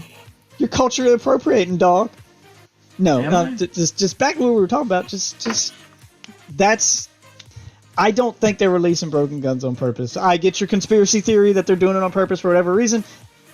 I'm going to go the opposite route. No, they're doing it to sell skins. They always release a skin. Like I said, I get your conspiracy theory. I'm going to go in the opposite direction, give them the benefit of the doubt, and say that that's just devs not talking to each other and too many cooks in the kitchen. Which is why I say Infinity Ward should be the only one working on Warzone. And a lot of times you don't know how a gun's going to perform against, the community until you release it into the wild to the community. You can do all the beta testing you want with it, but the community will always find stuff your testers miss. They just always will. So a lot of times you don't know if a gun's going to be broken or not until the pros get their hands on it. Because your beta testers probably don't play as well as pros do. Sorry, they just don't. So release it into the wild. Let the pros use some of these guns. And if you find out they're broken, you've got all hands on deck. That's why you need the whole development team there working on this until you can balance it out to immediately jump on it and nerf it and balance it or whatever. But if you're vaulting guns and you're rotating them out, then you can see how they perform in custom matches before releasing them into the actual ranked battle royale mode, so it doesn't ruin the ranked experience. And then you rotate the guns out when you get a gun to a comfortable spot in custom games. Boom. Plus, there's your incentive for more people to play custom games. They get to try out the guns early before they go live. Boom. You do your gun tests in there, so it doesn't ruin the Battle Royale experience. When you get it to a comfortable spot, rotate it into the Battle Royale and take out another gun. You keep rotating them out. You can change the meta on the fly. You get full control over the game without taking content away from the players. It's a win-win. There's no reason not to do that. They need a proper ranked mode. They need custom matches like Fortnite has, like PUBG has, like other games have. They need a lot. Actually, Apex is getting custom modes next season. Yeah, and there's no sorry, Warzone needs that. Especially with the amount of content it has, that it's too much content and they're not utilizing it properly. Make custom games so that people can access the content they want when they want, and then you maintain total control over the Battle Royale so you can rotate out the content you want to be official content when you're ready to use it. So the ranked mode isn't ruined by something because you get to test it out in these custom games, and all those extra game modes, all that extra content you've added, it's not wasted. Because how many game modes does Call of Duty have right now that are wasted because you can't even access them? They're just sitting there waiting for an event or waiting for a time to come back into play. It's just wasted. And then by the time they launch them back into play, they haven't been used or tested in so long, they're usually broken. It's another problem that gets fixed if they're always in play. Yeah, so many problems fixed with the custom game mode thing. Sorry, that's just a fact. I mean, you've got, other than Battle Royale and Rebirth, how many other game modes are there that you just don't get to play until they're needed? And by the time that happens, the game has changed so much that they're now glitchy because they haven't been used or tested. Here's my thing. You've got the power. I never understood why they would release these modes and then never release like solo versions, duo version. Like I get like maybe like Armored Royale where it's like, oh hey, or like the team deathmatch modes. That's what I'm saying. Like if it makes no sense, but they need to, because they were trying to fit a certain theme at the time, and that's fine when you're doing an event. Or you have a specific theme around it. But that's why I say they need to exist all the time for people to do custom games. Because how many game modes would you like to play a different way, or would you like to play any time that aren't available? The power grab mode from the 80s event, I would love to be able to play anytime I want. Armored Royale, I'd love to be able to play anytime I want. Even the payload and the Team Giant 50-man team deathmatch modes are fun to dick around in sometimes. The variety of gameplay to give myself a break from the constant sweatiness of the Battle Royale would be awesome. There's so many game modes. Fuck it, even put the Halloween game modes in there. The zombies. I'd love to just play around with that some fucking time. The Rambo mode. Just, I would Juggernaut. probably never touch it. Like, all honesty. Like, Yeah, but to have it available for those people who would.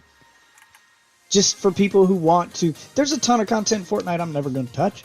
But I like that it's there for other people. There's a ton of content in PUBG I'd never touch if I was going to play PUBG, etc. The point is, there's no such thing as too many options in these games. Especially if you have a player base that big. There'll always still be enough people playing the main game mode that you won't have to worry about taking a hit there, I promise. Ton of people will still play the regular Battle Royale, the actual ranked mode, and the incentive to play that is A, your rank, because that's the only mode that's ranked, and B, experience, because that's how you level up your Battle Pass. The other game modes are just for fun and to test new shit. Let that exist. I mean, ranked mode should obviously give a bit more XP. Yeah, I mean, obviously, but the point is that the other modes exist as a way to A, get free beta testers when you add new guns or add new shit, because you can test them in custom games before putting them into the ranked mode, so you can make sure that they don't ruin your ranked mode, and B, they act as a nice break and a nice incentive for people to take a break from the ranked mode and play the custom games. Custom games can be great practice. They can also be ways to test new shit. They can also be ways to just have fun with your friends. There's so many reasons you could play a custom game mode over the ranked mode. There's just no reason not to have this. It is a win across the board. Less broken shit happening when you change out your content because your content's constantly tested with every new update in custom games. That's how many times has that happened?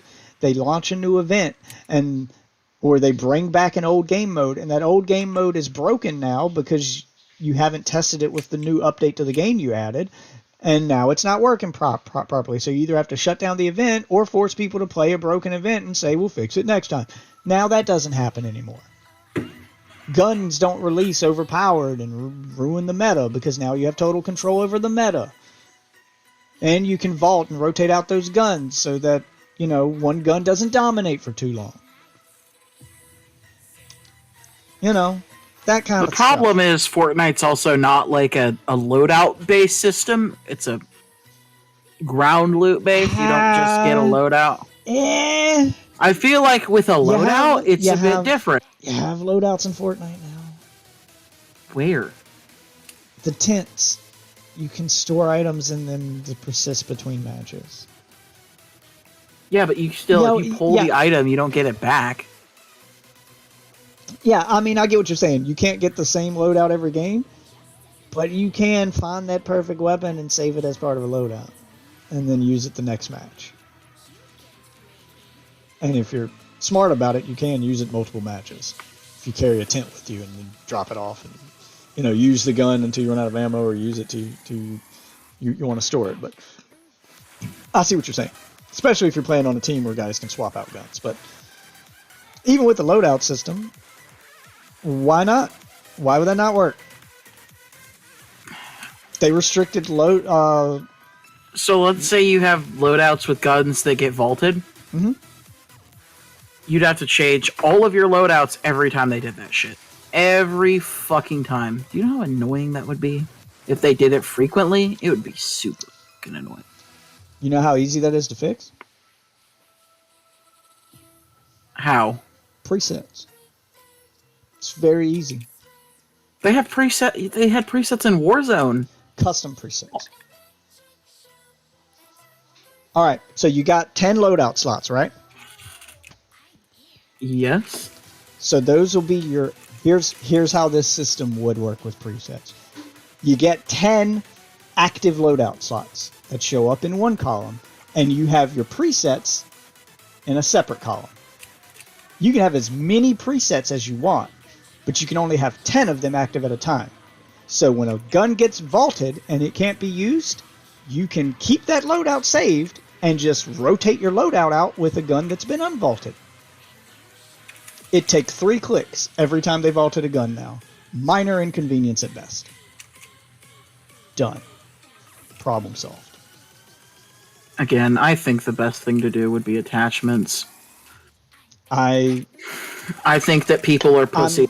Like, oh, you Look, I'm not saying that abandon new guns entirely. I'm not saying that Slow. I'm not saying that I don't agree with you that would be better gameplay wise. I'm telling you that I know realistically that simply would not work. The community just would not have that. I'm sorry. Dog It ass. is well, you can have your opinion on the They community ruined all that you game. want. You can have your opinion on it all you want, but it is what it is, and the community rules the game. No community. The same No community game. that likes realistic guns but doesn't give a fuck about skins. Like I said, you're entitled to your opinion about the community, but without that community, there is no game. So yes, they're going to get catered to a little bit. That's just the reality, man. These people want new guns, so they're going to keep happening. And if you're trying to solve both problems and make both people happy and keep the ability to add as many new guns as you want, while also, keeping people who are tired of new guns happy, that's how you do it. That is literally the only answer that's going to work. And it's what they should do. I didn't say it was perfect, but it's better than what we have. And it's a pretty good compromise. Because that's what this is about. Compromise. Not everybody cares about attachments like we do. And not everybody cares about guns like a bunch of other people do. There's plenty of people like us, but there's also plenty of people like them. Which means the only way to make this work is to meet in the middle. That's the meet in the middle answer. That gives everybody access to everything and keeps everybody happy with custom games, while rotating out the content to keep both sides happy in the main game. Then nobody loses access to the content they paid for. They just can't use it all the time in the main game, and people have to rotate out, people have to switch up their playstyle, and that also keeps the main game fresh, so that one person doesn't become, one gun doesn't dominate forever. And you're not constantly nerfing and overpowering guns to match a meta because too many people have them in loadouts. You get a little more control over your Battle Royale experience. So, that's my solution. That's my compromise. That makes everybody happy. That keeps the game fresh, keeps everybody playing with the content they want to play with, and gives the dev team some breathing room so they're not constantly nerfing and fixing guns because they have too many guns. And any game with a ton of guns does this. Fortnite vaults its guns. Warframe vaults its content. Yeah, whatever. Warframe vaults it for fucking artificial scarcity. I'm just saying. Even It's not for a balancing reason. Doesn't even Apex. You're missing the point. The point is that's what you do when you have a lot of shit. Too many options. Apex tests gun buffs by putting them they give the gun overpowered buffs to guns, and they put it in the. But doesn't it take guns out of the Takes it out battle of royale? ground loot. You can find them in care packages. Yeah, but you don't get loadouts in Apex like you do in Warzone. So you can't just guarantee yourself to get the gun you want every match. So, a little different. But yeah, Apex does that too. It takes guns out. And then it puts them back. And then it takes guns out. And then it puts them back. Yeah. Every gun, I still every wouldn't game call with it the same thing because they're not gone. It's not They like, wouldn't be- hey, you don't get to play with them. They wouldn't be gone in Jesus. Warzone if you did the system that's exactly the point behind the system I'm recommending, is so they won't be gone. So I can play it in the crappy custom game that'll. No, great. Is there nothing that's going to make you happy? You just find a way to complain about every solution I have. So do you. No, I found a good compromise to try to make everybody happy, and you're still finding ways to shit on It's it. not that great of a compromise. Then what's your answer, man? Let's hear it. My answer is that the game isn't gonna be. I'm not gonna be fucking super upset. I already have my expectation. Okay, so you've already given up. That's my point. I've given up, yeah, Okay. pretty much. But I'm still So gonna that's give my it a shot. I'm not like, oh hey, fuck this. I'm never gonna play it. Really? Because you already sound like that. It doesn't sound like you're going to give it a shot. It sounds like you're going there to watch a car crash. It sounds like you're there to watch it Little bit. fail. Yeah, then that's not the same, man. We clearly have different expectations. You're not giving it a shot. You're going there to watch it burn. That's different.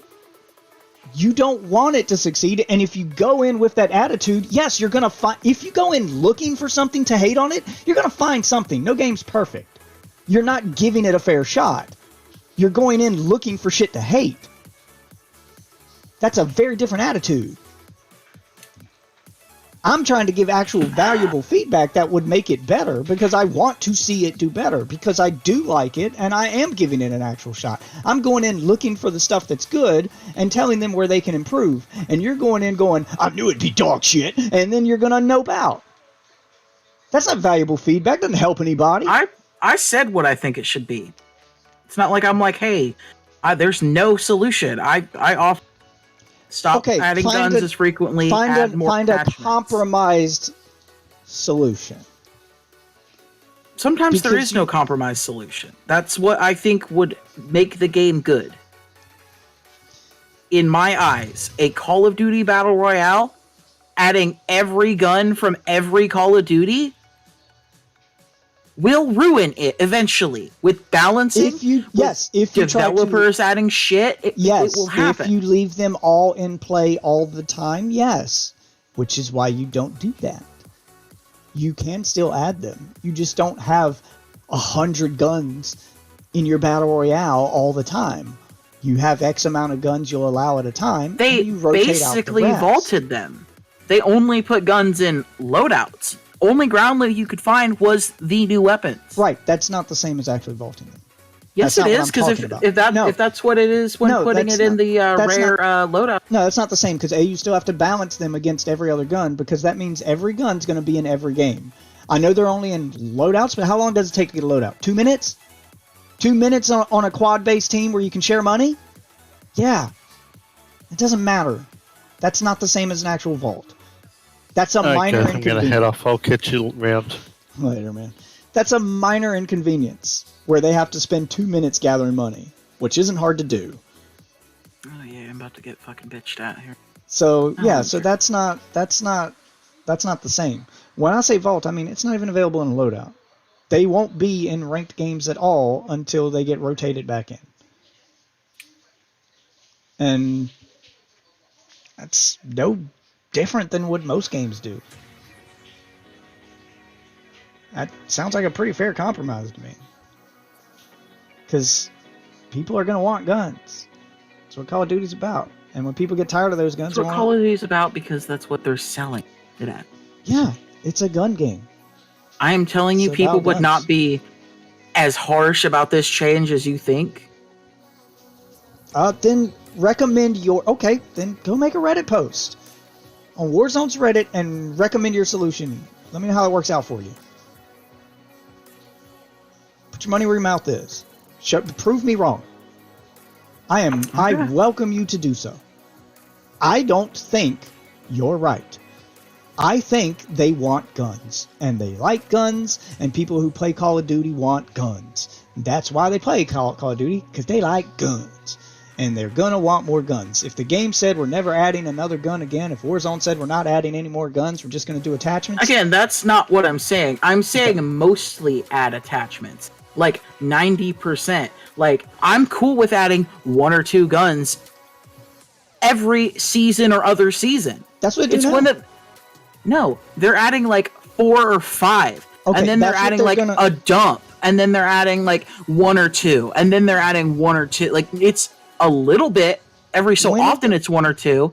And those are the times where it's not fucking game When have breaking. they done more than 2 guns a season? Because every new battle pass is 2 guns. And I don't remember A couple of the battle passes had more than 2 guns. How many though? Because you make it sound like it's a regular thing. Because I don't remember that many. Maybe 1, 2. It's been like 4. All right. How many seasons have we had? Because if what you're saying is 1 or 2 guns per season is fine, that's pretty much where we are. Because how many seasons have we had? And over time, those 1 or 2 guns per season add up to where we're at. That's how it happened. So you're not actually recommending a change. Plus a then. 16 gun fucking dump every season. Or every fucking couple seasons. When did they do a 'Cause, you know- 16 gun dump? Whenever they add a new game, 16 guns. That's like about how much they add. 16 to 24. I'm not even sure. Okay, so what you're saying is, because we got to make sure that this Reddit post gets the point across properly then, because people are going to ask questions. Okay, so what you're saying is, when a new Call of Duty game comes out, don't put anything from that new Call of Duty into Warzone. Don't dump the guns. That's what you're saying, because that's when those Yep. dumps happen, right? Okay. Or if so- you're going to add like very few, Okay, so like- which ones? How do you pick? depends. On what? You would probably have a fucking team of developers decide that. So now you have a Probably community add that's- something interesting, something that isn't in the game already at first, and then after that, I don't really know. 'cause then you're Again, gonna have- I don't really like the whole updates with Call of Duty adding a new fucking game every time. Because then you're going to have a ton of people mad of, oh, I've been waiting for this gun to make it into Warzone, and now you tell them they shouldn't add it? Yeah, because that's what people are going to do. You know, people waited for Black Ops Cold War to launch because they wanted an M16. M16's a popular gun. It They wasn't had in an Warzone till M16 then. in Warzone. They didn't have an M16 before Cold War. You could literally make it in the gunsmith. No, That's that's why not I the think same. the Not the attachment. same. Yes, it is. It's not the same. You can make a burst over rifle that. M16. It is the same thing. You're gonna tell Nope. me it's not. It is. It is the exact same thing. It's not. And anybody who's into guns and knows what an M16 is going to tell you the same thing. Yeah, because it's not supposed to be realistic. It's supposed to be fun. Yeah, it's fun for me to shoot an M16. Fun over realism. It's fun That's for me to always shoot how it should be. It's When a fun for gun me to is shoot it. only realism, See, that's the problem with your with your fun arguments. What's fun for you may not be fun for somebody else. And a lot of those people, it's fun to play with all the different guns. They like all the different guns. They want to play with all the different guns. They want the variety. A variety of guns. It's fun. But make your Reddit post with your suggestion to not dump all of the guns when they make a new game. Or to not incorporate new games into Warzone at all and just do guns, individual guns, 1 or 2 per season, and see how many people like that. And then you're going to have a bunch of questions like, well, how do they choose which guns? Well, how do we know what to add? Okay, only add attachments? So Warzone will have attachments that no other game gets? How do we choose what attachment? it should be a separate game. Okay, so I'm curious to see how people react to this. Focus on making the gunsmith actually some weapons become completely different weapons. It's like, why does it have to be I this can fucking? tell Oh, hey, you- you can upgrade the weapon that you currently have. Like I can you tell could turn a fucking AK to an RPD, an AK-47, Right. even though they're not I- technically the same thing. I can tell you why I don't think that's going to work. Where my logic comes from there, if you want to hear it. Because they kind of already did that, and people hated it.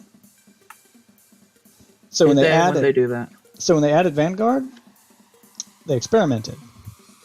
They wanted more customization on the guns to see if people would like guns with more customization or if people would like more guns. And all the Vanguard guns got 5 extra attachment slots so that you could really customize the attachment and make the gun perform differently so that, you know, people had more control over how the guns performed. Oh, whatever. The Vanguard attachments were People dog ass. fucking hated that. Yeah. Yeah, people hated that. 10 And they attachment didn't add slots. more attachments to each area. They just gave you more on the gun. Right, they gave you more attachments on the gun to give you more control over the gun. That's the point.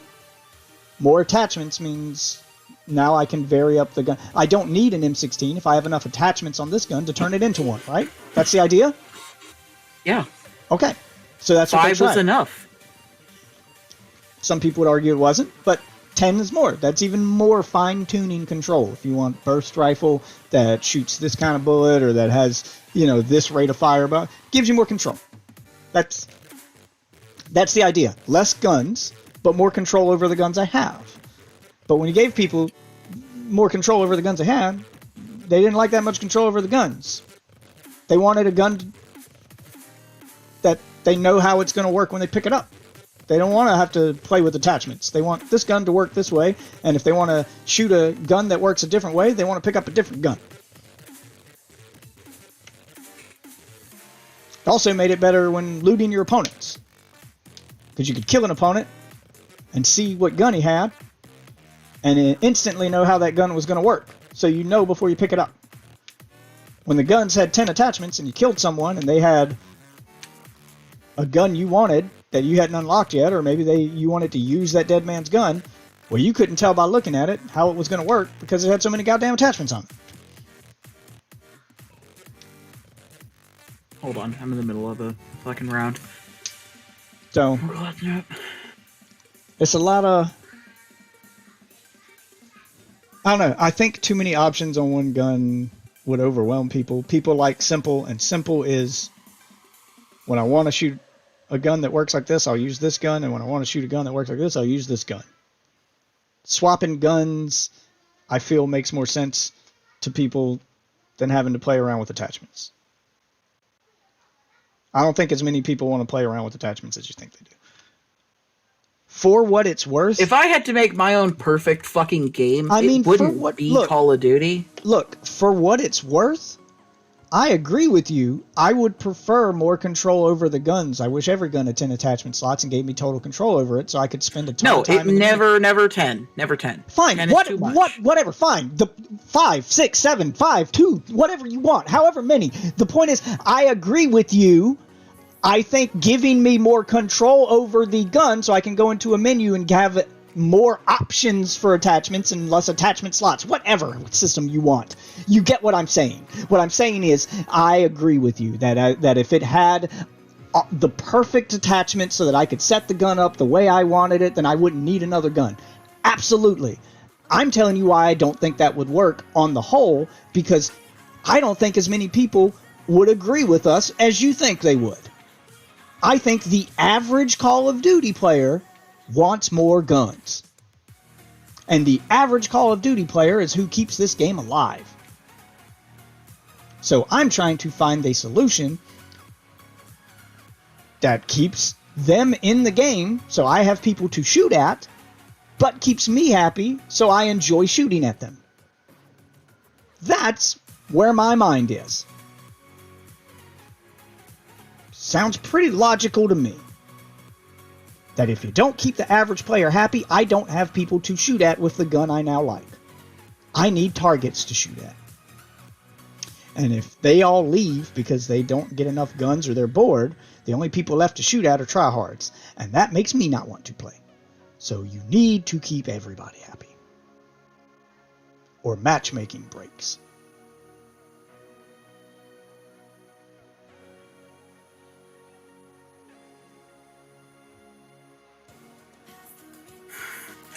That's the point I was making. And yeah, having more Trust me, this options, is me being compromised, because if I had it my fucking way, percent different. There would be so much fucking changed about how the Call of Duty. You're So cutting much. out again. I don't know why I've fucking using like a fucking. Do you have a noise gate set up or something?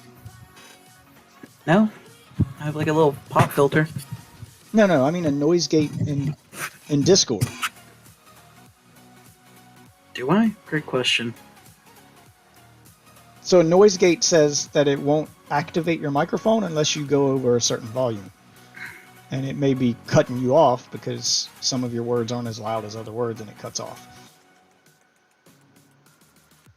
Try turning noise gate off. So go to user Noise setting, reduction, go to advanced voice and control. video. So if you have it on voice activity, down there where it says input sensitivity,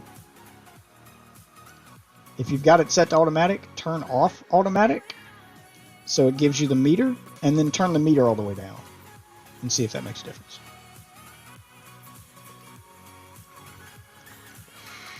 I need noise reduction or advanced voice activity. No, when you go to, alright, so when you click settings on Discord and you go down to voice and video, Yes. if you scroll down underneath where it says input mode, voice activity or push to talk, Yep. you're on voice activity, right? Yep. Alright, underneath that it says input sensitivity. Yeah. See where it says automatically determine input sensitivity?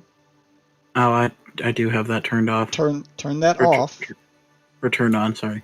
Turn that off, and then it'll give you a little, slider you can slide. Slide that all the way to the bottom. I don't want to slide it all the way to the bottom. I got noise coming through. Or slide it as far as you can without it picking up the background noise. So it should give you a little meter showing you where your background noise is. Slide it as close to that background noise as you can without it picking it up. Can you hear me breathing now? That's great. Well, yeah, when you breathe like that.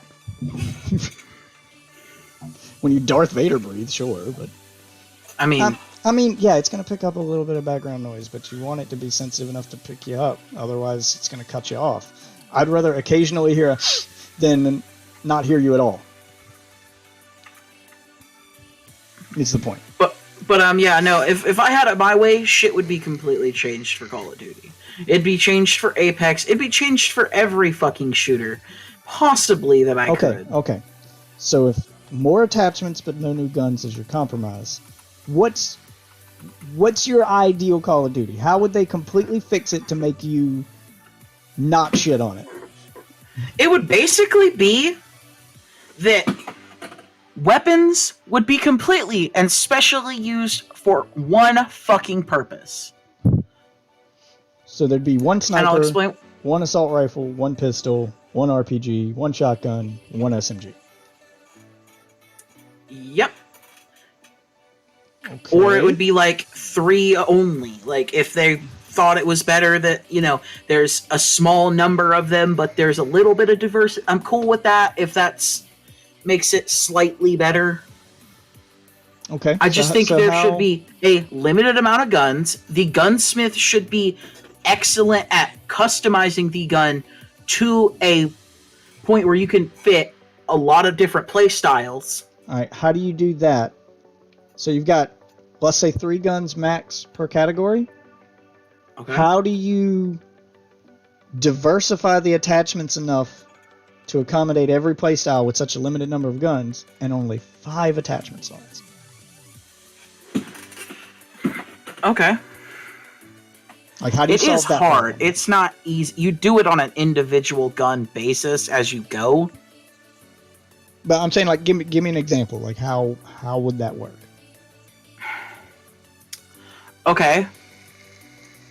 You look at like Modern Warfare, and it's AK. It had very decent versatility across the whole game. Like you could run it as a long-range AR. Yeah, it had high kick, but you could play around that to make it a more long-range AR with like a stock attachment or something like that. Like the attachments would be more impactful by themselves, by the way. That's one of the things I thought Modern Warfare did terribly, is that the attachments, yes, they were cool, but a lot of them just added tiny little bonuses that fucking felt stupid. If you're going to have an attachment and it's going to be for something like reducing aim down sight time or something like that, it should drastically reduce it because you have so many or so few attachments. Right. Well, that if you was add the idea behind. So the original idea behind Modern Warfare, like if you're going to go with just Modern Warfare, not Warzone, was that the opposite of what you just said, where the attachments, you're saying the attachments should have massive effects but have a limited number of guns. They went with the opposite approach, where the attachments have minor effects, but you have a lot of different gun options. So if you don't like this gun with this massive amount of kick and slow aim down sight, switch to this gun and you can tweak a few attachments to make it a little more tuned to your playstyle. But when you want a different shooting experience, you pick a different gun instead of a different attachment. That's what they were going for. But here's the thing, like with the AK, it's like if you only use the AK, you could have an AK build that was built like an SMG with a short barrel, with a short stock. You could have one that was built like an LMG that could fire like fucking 75 rounds. I don't remember the exact fucking drums mag size, but these things changed how you played with the gun. Okay. All right. I'm with you. You could, So and if how you does used a that- burst, it should balance the damage to be decent in burst fire mode. Okay, so how do you couple problems spring forth from this that come immediately to mind? So I'll tackle them one at a time with you. A, how then Do you handle ground loot? Do you have multiple versions of the same gun as ground loot? Because if so, how does someone tell before they pick the gun up how it's going to fire? Or do you now put attachments as ground loot so that you pick up a base version of a weapon and you have to run around looking for attachments?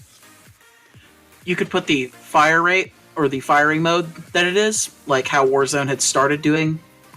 One of the only good updates during fucking like Raven's goddamn thing. Yeah, but if you're was- saying that all of these attachments are going to have a drastic impact on the gun, then you're going to have to give more information than just fire rate now. You're going to have to give fire rate, stock, ammo type, etc., so that people know exactly what they're picking up.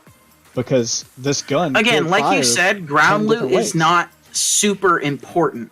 Ground loot can be pretty basic most of the time. But it's important in. All right, it's important. Legendary should be blueprints that are in the store. Right. Okay. So it's important So that you for can two, see them. So it's important for two reasons.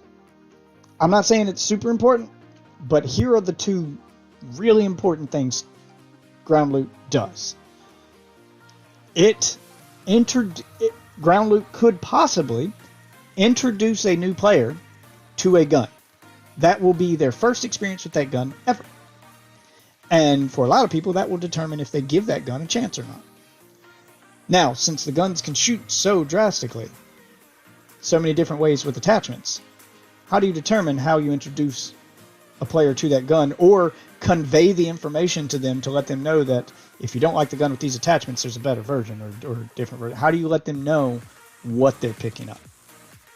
Because a lot of times people pick up a gun and go, oh, this gun sucks, and then they never use it again. So You would have be to able- explain it in some way through Yeah. either a tutorial or something, and it would be an adjustment period at first, So- but people would learn. So you'd have to convey that information. I'm not saying that it wouldn't be So- a change, and so people that's- would right. be against it at first a little bit, but once they got used to it, it would be a better system. People would enjoy What I'm it. saying is you need a way to convey that information up front to the player with the assumption that they skip the tutorial. Because most people do. I'm sorry, they just do. Most people skip tutorials. I mean, Or they rush through them just to get to the game and don't pay attention to what they learned in them. That's pretty common. it's not the game's fault, though. No, It's- it's not the game's fault, player's but the fault. game has to keep that. Yes, but the game has to keep that player playing, and the game. These are problems developers have to think about. If you're going to play developer here, this is what you have to think about. Because yes, it's not your fault that people are stupid, but you also know people are stupid, and you want to make money, which means you want stupid people to keep playing your game. So you got to make stupid people want to play. Sorry, it's just reality. Yeah, you got to do something to convey to that idiot that he can do better. And you need to do it in the game, because your average idiot will probably quit the game without ever going to YouTube and looking up a tutorial, or without playing a tutorial, or If he does not level up one gun to most of the way completion and see that the attachments drastically change it for himself, then he wasn't going to play the game long to begin with. maybe not. Some people, and it's not about playing the game. Some people will stick with the game but never give a gun a try because they had a bad first experience with that gun. That's what I was focusing on, is that somebody may pick up a gun, think it sucks, and then People never do pick it that up with again. 1,000 guns.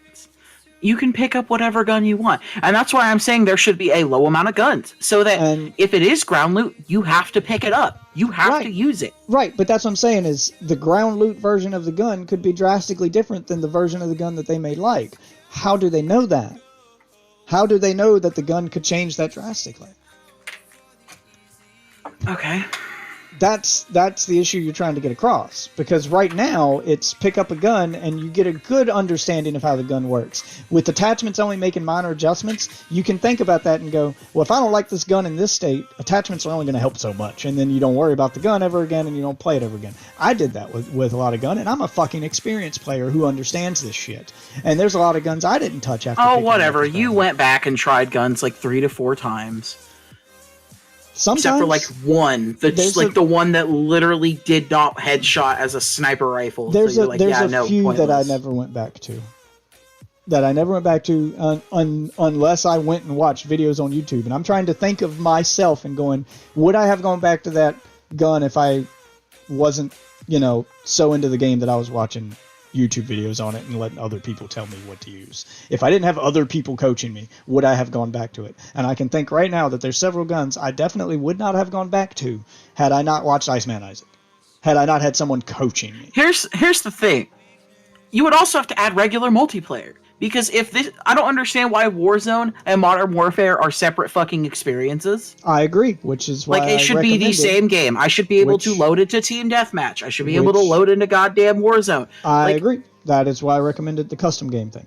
All of that would be incorporated into custom the games. custom game should be there, but I don't agree with the vaulting system. I think it's kind of stupid. I think it would confuse more players than the attachment system.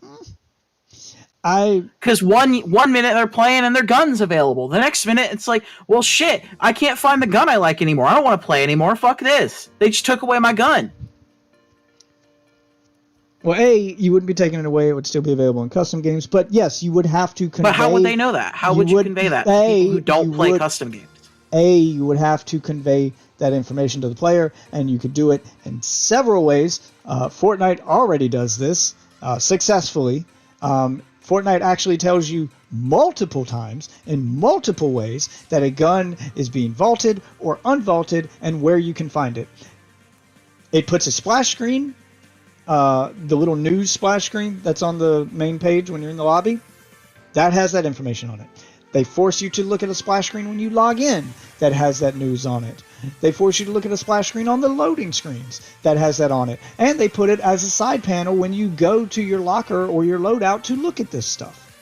They Okay, also how could you not put it as a reminder in the gunsmith? You could put it there too. They also tell you when you're picking a game mode what is or isn't available in said game mode. It's there multiple times.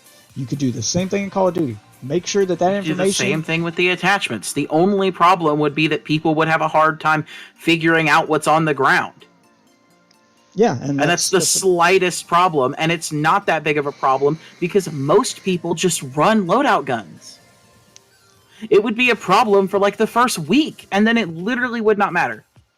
Be like, the intention of the game is to have loadouts.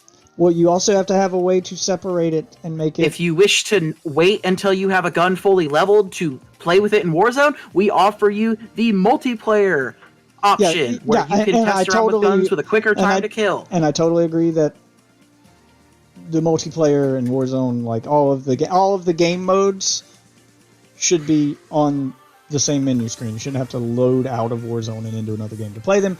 I mean, you didn't with Modern Warfare. You could just fucking go to the next page. Like, it was just a different page. Yeah, that's because they ran in the same engine. But when you wanted to play multiplayer for Black Ops, then yes, it had to load a separate game because it ran on a separate engine. So I agree with you. Every the multiplayer mode that runs on that engine should just be, Team Deathmatch should just be up there.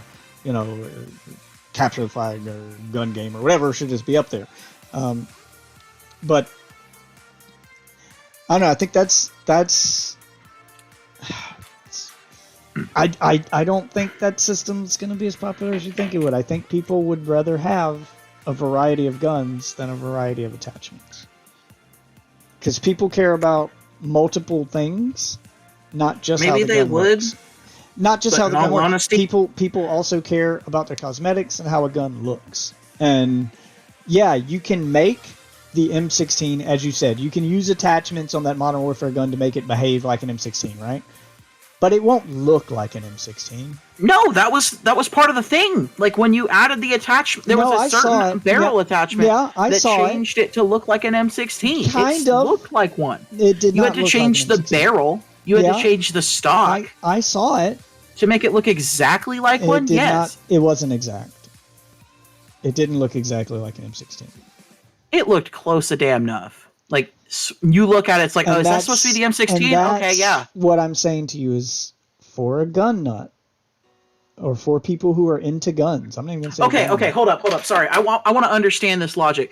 So, guns have to be realistic, But the people you are shooting do not. You can add Ryu, Chun-Li, Ken, does not matter. It can be as crazy as you want. They're there. Doesn't have to be soldiers, nothing. Yeah, That's fucking stupid. That is retarded. it's like your opinion, man. But I do think that because the target you're shooting at doesn't matter, what you're shooting matters. Especially to Call of Duty players. The guns matter.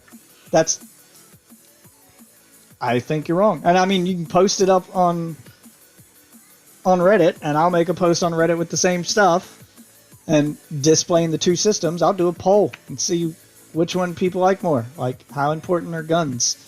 Or I'll just put up a simple poll. I won't even go into a ton of detail. We'll just do a very basic poll. I'll say, which do you care about more in Warzone? Guns or attachments? And see which one gets more votes. If you just say it like that, of course they are. They're currently in the mindset that that's what's important. They have then to I'll see rephrase the system. it. For Warzone 2, would you rather have more control over your gun with attachments, or would you rather have more guns to play with? Yes, which one would you want to see more of? Would you want to see more attachment control or more guns to play with? And see which one gets more votes. Do you want more guns or do you want more attachments? I think people are going to pick guns, but hey, I could be wrong. I don't know. I think they're going to pick guns. I think at the very least, or at the very most, it'll be close. I think you're right. People would vote for more guns at the moment. Because there's no game that does that shit yet. There's no game that is doing that. Unless it's like a super hardcore, realistic fucking game where, of course, yeah, every attachment actually matters. I mean, it's PUBG. PUBG's all about attachments. Kinda. Yeah, I mean, that's how PUBG works. I don't even think they've added any new guns in a long time. That gun's all attachments. Yeah, sadly they have the 3D, 2D bullshit that fucking just pisses me off. But yeah, Or not 3D, 2D, fucking third person, first person. the third person. So that people can just peek but around corners. yeah, that's PUBG you're talking about. That guns behave wildly different in PUBG based on the attachments. Attachments are more important in that game than guns. And I think the people who play PUBG would probably say yes, more attachments. But I think the people who play Call of Duty are going to say guns. That's why they play Call of Duty.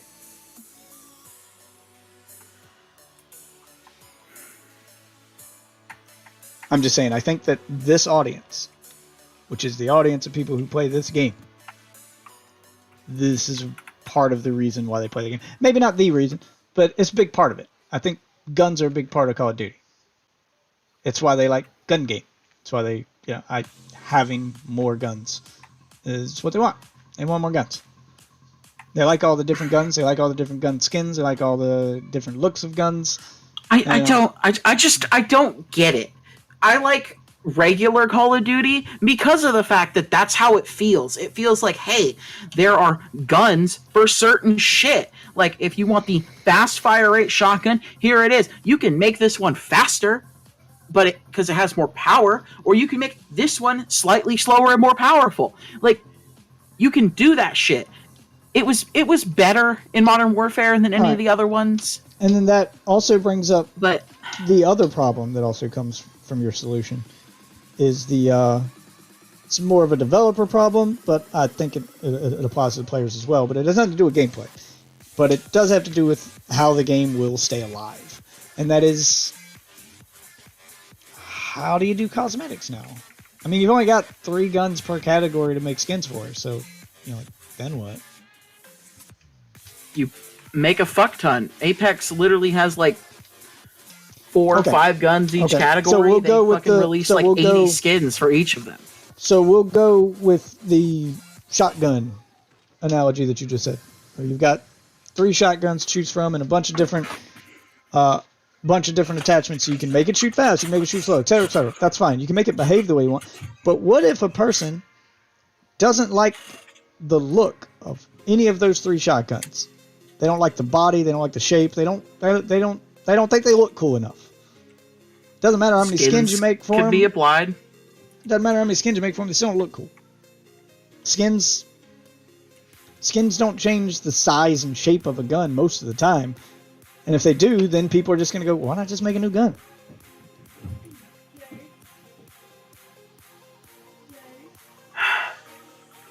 I feel like skins work best when they work within the limitations of the gun. Like, right now, one of the best skins ever released for the EVA 8 in Apex is the one called Rolling Thunder. And it makes the weapon a motorcycle. And the drum mag, it's a wheel. Yeah, and that's great if you have a gun with a drum mag. But that's what I'm saying is, what if the 3 options for gun in whatever category you have don't have a body shape that the player likes? So it doesn't matter what skins you put on them, they have to fit that body shape and that gun, but then they won't like them. Not enough There options. are ones that change the body shape all the time. They literally, they do it all the time. What do you mean? They literally release one that looks like a fucking dragon. They can change the body shape of the weapons. They would find a skin. There would be less skins to make, so there could be, there's less guns to make skins for. So you could make either a lot more skins for one gun, or you could make more quality skins for the guns you're actually making them for. Like there was the fucking M16 rifle for Fact, Black Ops that made it look like a fucking alien hand was on it or whatever. Hold on. I got a thread right here. I just Googled it out of curiosity. Your question's already been asked in Call of Duty here. I just Googled Call of Duty more guns or more attachments Reddit, and somebody already asked that question. Should we add more attachments or to guns instead of more guns? And seems like people wanted either more guns or both. The first comment being, why not both? People are saying, yeah, the attachments are getting boring, but I'd get bored with the same guns over and over. So it seems like the going consensus is we want both. People want both. So we're both right, I guess. They want more attachments. And like I said, they want more guns. I think the best way to do it would be to drastically slow down weapons, make it so that you release 1 or 2 every other season, and then every other season or every season release attachments as well for the guns that already exist. If they could do that, it would be the best compromise of all. It would literally, eventually it would get to a point where you maybe have to start vaulting some, but it wouldn't be for a super long time. And then at that point, you can give like a fucking year announcement that, hey, these guns are going into the vault. And we're just gonna, so hey, level up these guns or try out these guns and stuff. Like, you can tell people and let them know. It's not just gonna be like, oh, hey, this season we're gonna fucking come out and we're gonna remove this fucking gun. And then this season we're gonna remove this gun. And then, oh, hey, this gun's a little broken. We're gonna put it in the vault for this season, actually. Like... all right, and here's a post from the Call of Duty competitive Reddit, COD competitive, where people are saying they would rather have less attachments and more preset classes. A simple class with more classes, and you just pick your gun and class. Call of Duty competitive ain't talking about Warzone though. We're talking about Warzone, which is a little bit different. I mean, they're talking about Call of Duty League. Most of the Call of Duty. Yeah, League Call of Duty League is like they want classes because they want to just have like fucking presets for the league so that everybody's playing on the same field. That's what they want. They want everybody to be using the same guns in the league so that it's more competitive. It's like playing the same position in a sport, I guess.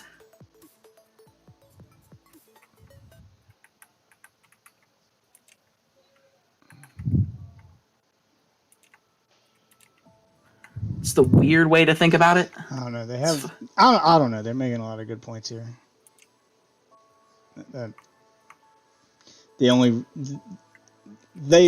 still want Gunsmith, but they want fewer options in Gunsmith. They want more guns, but fewer options, so that they know what someone's using by looking at them, and that two people using the same gun are gonna have the same chance against each other. Which I get that, and that if you want a different experience, you pick up a different gun. The Gunsmith should be used for optics and ammo type. Ammo type. So if you're using the ammo type that does more damage but changes the fire rate, or full metal jacket rounds, etc., and optics, so you can change what your scope looks like, but the rest of the stuff should be pretty set so that the gun works a certain way, and then when you want a different experience, you pick up a different gun. And then when you're watching a kill cam, you know what someone was using instantly by looking at the kill cam. You can see what gun they had, and you know how that gun works. And I totally get that mindset. You want to be able to instantly tell what killed you and why. Yeah, no, I get that. Yeah. To be honest, I'd be fine with a battle royale game. With a ton of attachments like that, when you're looking at the kill cam, especially with Call of Duty and how quick its kill cams are, you only got a few seconds to gather all that information. So you're watching how they killed you, and you want to see the action on screen, but you also want to see what gun they were using and what they used to kill you. And if one gun can have 50 different ways it can fire or work, you now have to try to gather all that information within the 10 seconds the kill cam gives you. You can't just instantly look at what was in his hands and know what he was using. I mean, obviously kill cams would change, and you would be able to, especially if it was like Warzone, you could see loadout of my killer. Like, that would be something you could put in for that reason. Like, they would have to add more stuff. It would have to change. It wouldn't be like, oh, hey, Warzone is just instantly putting this in, and it's like, oh, hey, no fucking changes to how systems work, or you know what I mean? Like, yeah, you're going to need to explain all that in your Reddit posts. Right now, everything I'm seeing from people who've clearly had this conversation in the past, most people seem to, general consensus are either more guns or add both then. Don't seem to be a lot of people on the I just care about attachment side of things. Which is a little sad, but... Which is what I expected. I mean, being honest, it's what I expected. Because people are fucking dumb.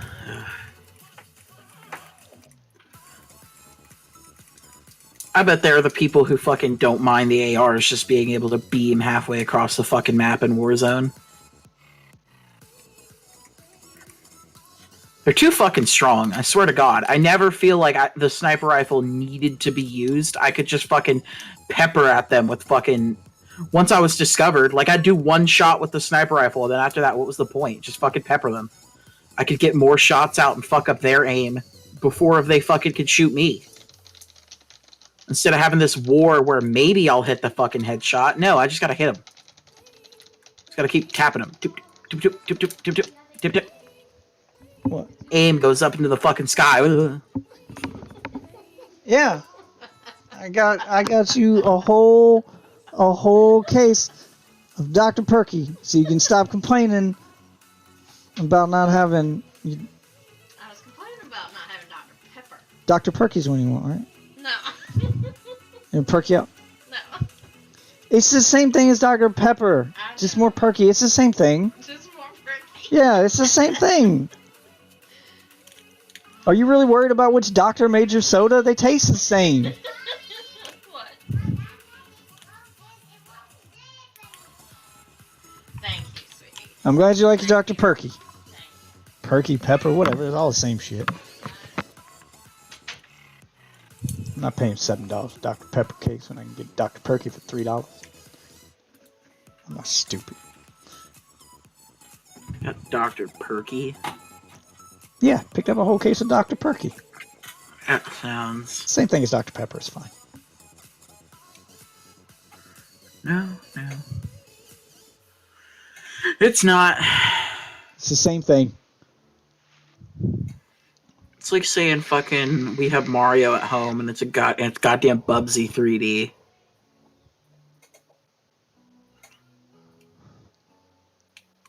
Mommy, I want Mario. You have Mario at home, Bubsy 3D.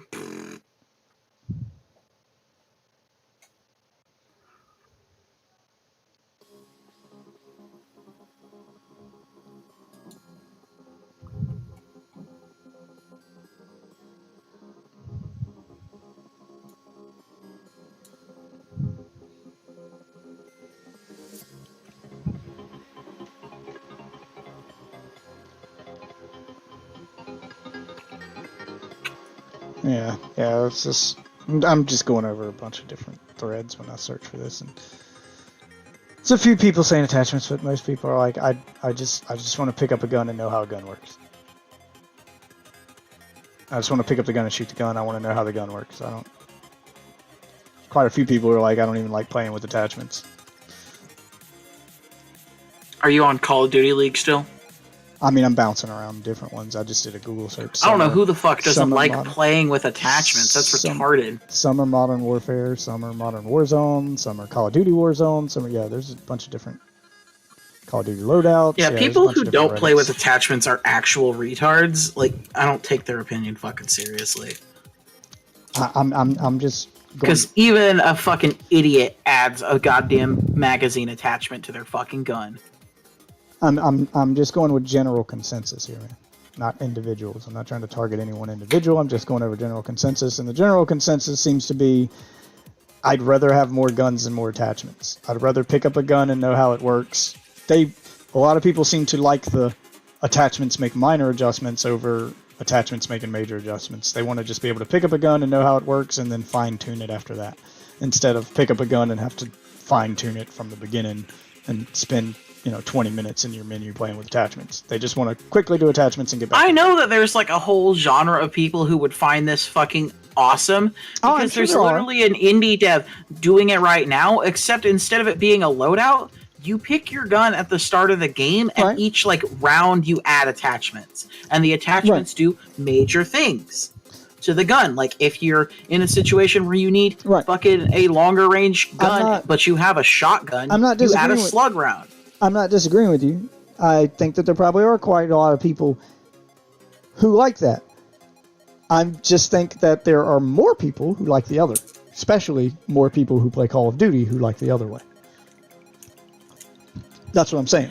It seems to be about 70 to 80% of the people want more guns, and about 20% want more attachments. Well, we'll say about 70% want more guns, about 20% want more attachments, and about 10% want both. That seems to be the rough breakdown of every thread I've looked at. Most people want more guns, then a good number of people want more attachments, and then a few less people want both. And there's even less people who want attachments. There were some posts, but not as many. But there were a few threads of people going, "Can we just remove attachments entirely and just have guns? No attachments at all, except for sights, except for optics." What the fuck? What they want? Black Ops 1? The fucking... They want they want Black Ops 1. They want a shitload of guns, but no attachments. So they want a shitload of Black guns. Ops 1 and has 2 attachments and they do nothing. Like, they're optics and, like, these are these are people magazine saying increases. these are people saying only optics, and that there's add 100 guns and the only thing you can change on the gun is optics. So when you want a gun that shoots a different way, change guns.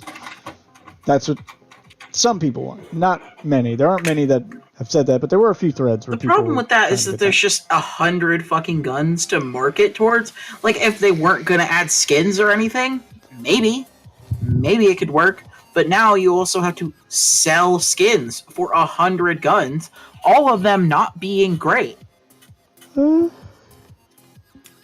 Like, if 90% of the guns are unused, I'm and not 10 gonna say it can't. Well, skins can make a gun more used. That's been proven. But I'm not gonna say that you can't do skins for. And I mean, 100 guns was probably a gross exaggeration. But I'm saying a shitload of guns. 50 or so.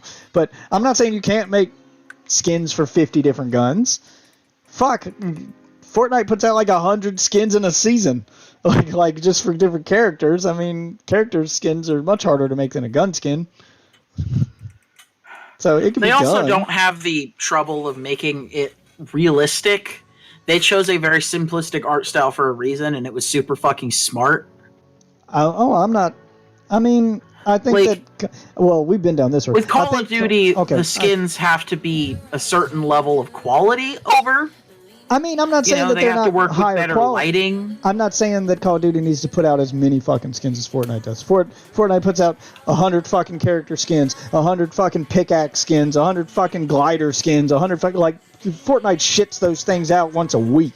Like, I'm not saying they need to do that fucking many. I get it. They're more articulate and they're more detailed, and they should be. But they don't necessarily need to be super realistic. You can still make some crazy shit that's detailed and looks like it fits in the universe. But it's totally possible to do gun skins for 50 different guns. You don't have to do them all in one season, too. You can focus on assault rifles this season, and then shotguns this season, and then sniper rifles this season, you know, or mix them up. The point is, you'll get to them eventually. When you see a gun isn't being used a lot, make a cool skin for it, and maybe that'll bring it back into the meta because people will buy the skin and encourage them to use the gun. You know, I don't know. There's just a ton of ways to do it, but cosmetics aren't so much what we're worried about as much as gameplay at that point, where you're going, would that work? You know, ton of different guns, but no attachments. So you want a fast firing, low recoil gun? Use this one. You want a high recoil, high damage gun? Use this one. You want a sniper that does this? Use this one. You know, so you instantly know what you're getting by picking up a gun instead of having to look at the attachments. Because now there's no attachments. There's just, 50 different guns to choose from. There's now 10 sniper rifles instead of 5. There's now 10 shotguns instead of, whatever. It's a ton of different, each version of the weapon becomes its own weapon instead of having to play with attachments. I'm not saying I necessarily agree with it. I'm just saying that's what this guy's post is about. And there were some people agreeing with him. But the general theme I'm seeing across all the different threads I look at is people want more guns.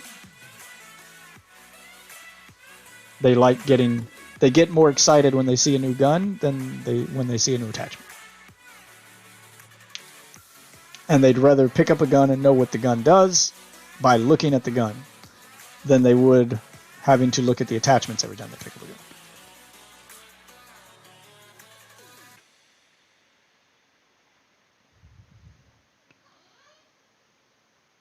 With some people thinking gunsmiths should only exist for changing out your optics and changing out your cosmetics. But, not as many people in that camp. There seems to be a lot of people in the we need more guns camp and the people in the we need both. Only about 20 to 30% of the people would rather have more attachments and less guns. 0. Got my room. Got my office. Go, dog. Fuck out of here. I don't want that dog in my room. I got too many cords and shit in here for him to get tangled up in. He's gonna end up breaking all my shit. Keep that dog out of my damn office. Well, kids and stuff are getting up and ready for school, so I'm about to have to call this quits. Because I've now stayed up all night. Way later than I wanted to. Because we started talking about Warzone and that went on forever. But anyway, make it a poll. Word it however you want to word it so that you make sure you get a clear message across for how your new attachment system would work, and see if people would rather have this new system or have more guns under the current system, or have a completely different system and let them type out what they want. Get the feedback. See what people say. I've seen the average Call of Duty player, and I've been around long enough to know. I don't know, I'm really good at reading people and attitudes, and I just get a sense from this community that they care more about guns than about attachments. And that if you take their guns away, they're going to get mad.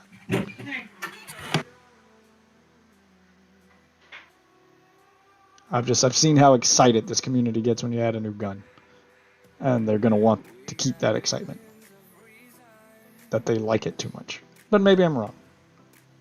Maybe if you explain it the way you explained it, maybe they'll think about it and decide they like that better. I don't know.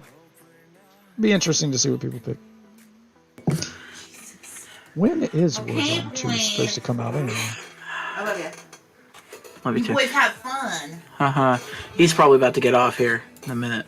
Yeah, Remember, you worked today. Yeah, I know. so do I. So does he.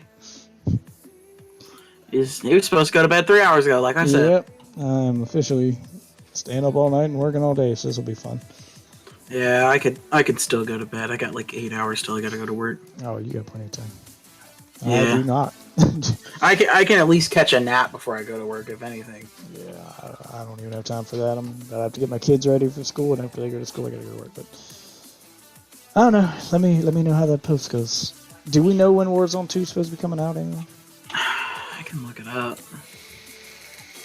I don't really. Release date.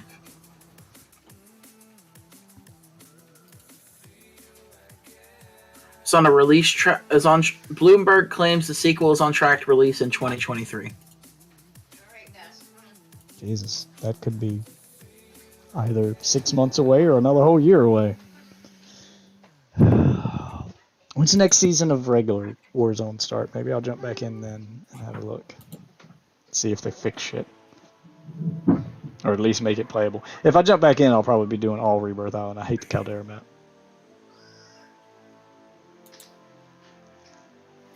I'm honestly, I'm still mad that they didn't just stick with Verdansk and just go back to present time. Yeah. And how they fucking, like, they just shouldn't have added Vanguard. Like, entirely shouldn't have added Vanguard. Adding 2 separate weapon loadout systems is retarded. I agree. Like, it's what fucking busted the game. And to be honest, if they were gonna add the Vanguard weapons, they should have had 5 attachments. I agree. But They wouldn't have been as good. But it's also, like, seems like maybe adding 10 attachments to your fucking game was a dumb idea from the fucking start. Like, I'm sorry, 6 or 7 maybe. Like, damn, nobody needs 10 fucking attachments. There needs to be some give and take. You shouldn't be able to add everything to a fucking gun all at once. It's for balancing reasons. It's why they only allow 5 attachments when there's like 7, 8 to 10 slots. Because you should have to pick and choose what makes your gun fucking, you know, what you think is more important. yeah, Like, you shouldn't be able to But- have a high damaging gun that has low recoil, fucking can, you know, has barely any bullet drop, you know, and has a fast fire rate. Like, but what when's next season start? So we'll see if maybe when they add a new season, if they've done some balancing changes or found a way around that, maybe the game's in a more playable state. Like I said, I'll still only be doing Rebirth Island because I hate the new map, but curious to see how far it's come. I'm gonna wait till the start of a new season and the next big major update to see if they fix shit, but at least make it playable on Rebirth Island. Like, since they have 10 attachments, fine, but nerf those attachments so they don't, you know, overpower those weapons. If you're not going to take the attachments away, then nerf them so that in Warzone they I don't. think it just released. Okay, we may try it out. Because tomorrow or they the next have day like a off. whole ass god. Man, I'd have to download it again. Yeah, so would I. That's what I'm saying. Maybe my next day off, but. But They added Godzilla and King Kong, because, you know, that's what they needed to add to fucking Warzone. like, they're walking around in there. I don't know. Dude, that'd be badass. If I could fly, that would make me play the Caldera map. If I could fly at King Kong with one of those planes and fucking recreate scenes from that movie, I could shoot in King Kong and Godzilla with a plane. That actually sounds kind of dope. Here, I'm looking at a YouTube video.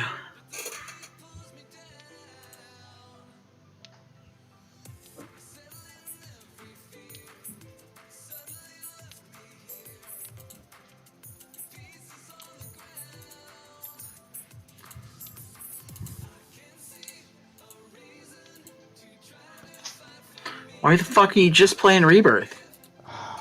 That's why I don't watch YouTube videos for that game anymore. That's the shit I'm talking about. Like, you just... Yeah, I'm skipping through and he doesn't show any...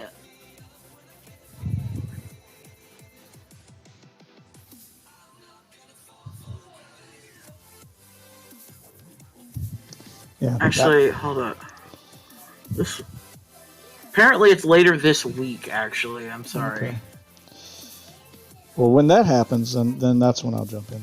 Then Because they're saying later this week it comes out, and I'm like, or maybe the event hasn't came out yet for the Godzilla thing. Maybe it has actually launched the season, but it's like, yeah, but the actual event hasn't started. Well, I'll wait until the start of the event, but yeah, that would be pretty awesome if you had a giant Godzilla walking around the map in the middle of the battle royale. Giant Godzilla and a giant. If you're having your Warzone match while giant Godzilla and a giant King Kong fight over top of the map, so you get stepped on or that sounds dope. they wouldn't have them like. Well, maybe they would. I don't know. Like, Have them walking around the map, fucking. there shooting was each other. one. I think I told you all this, but there's one map in World War II that I actually enjoyed in Call of Duty World War II, and it was the Crazy map. It was a remake of a map, but they remade it into a child sandbox. And basically, the gimmick for the map was every so often, the kids would get bored of whatever they're doing and shine down a magnifying glass on you like your ants to kill you. It was so fucking funny. I was like, what the fuck is this? Just got killed by a beam of light coming from the sky. I look up and I'm like, oh shit. Yeah, see, that's when I supposed to say be- add crazy shit to Warzone and not care about lore and stuff, that's the kind of stuff I'm talking about. Stuff that keeps it like, that's fun. That's I just agree. fun. I'm all for crazy shit. I would rather Warzone be a crazy fucking game. I do not give a fuck about realism at all. It could literally be thrown out the window and Call of Duty could become literally in the same style as Fortnite and I would not give a fuck. I'm saying the only If thing the I care about, gameplay the only remained the thing I same. care about, the only thing I care about is that my guns work. You can change whatever else you want. Just make sure my guns work. That's it. Pretty simple. Like, I'm a I simple man. I don't even care if it's like a fucking realistic gun. You could literally replace every fucking gun with the goddamn like Yeah, obviously with better bullet drop than fucking Apex. You could replace it with Apex's weapons and I wouldn't give a shit if it had like Just as long decent as bullet drop Yeah, and the just as long guns as the did, guns like, work. amount of That's what I'm damage. talking about. As long as the guns work. Meaning, I point it at a thing, I shoot the gun, and the bullet hits the thing. And I don't want to have to worry about the bullet fucking hitting the ground 50 feet in front of me, or there being bloom, so the gun's all of a sudden shooting at the sky because I tried to sidestep while shooting my gun, or I wasn't crouched while shooting my gun. Because that's the problem with Fortnite, is if you're not crouched while shooting your gun, its accuracy goes out the fucking window. Like if you're standing up in Fortnite and walking from side to side, not running, strafing from side to side while shooting a gun in Fortnite, maybe your bullets will hit the target. Maybe they'll go somewhere else. Who the fuck knows? Yeah, no, that's another reason I dropped Fortnite. I don't fucking play around with that shit. I don't like the weapon bloom. It's not a It's like problem. it's like oh my Oh, god! At so least it what- ain't as bad as fucking Valorant, dude. All right, so I what- fucking I couldn't hate get into- Valorant's fucking So- guns. So at least Fortnite kind of fixed that problem, because that doesn't seem to be an issue with the Call of Duty style weapons in Fortnite. The weapons where when you aim it goes into first person. Those seem to work. Not the sniper Well, yeah, rifle. because you walk the sni- slower. Like, of not course the you're sni- not gonna have like crazy fucking blue. Not or the anything. sniper rifle, because the sniper rifle still shoots like a fucking squirt gun. But the assault rifle and the burst rifle that you can zoom in with, those I pointed at a target and they hit the target, and they're pretty good. Yeah, you move a little slower, but that's a fine compromise for me. Whatever. Because when I try to use those third-person weapons in Fortnite, fuck walking slow while shooting. You can't move at all, or that weapon bloom will make your gun shoot God knows where. It's really annoying. I hate weapon bloom. It doesn't make any sense to me, and it shouldn't exist. And I will not use any gun that has it. So when I play Fortnite, I pick up the first-person guns. The only third-person guns I use are the rocket launcher and the shotgun. That's because shotgun should spread when I shoot it. It's a shotgun. So, yeah, I can shoot that in third person. Turn this shit into fucking Gears of War.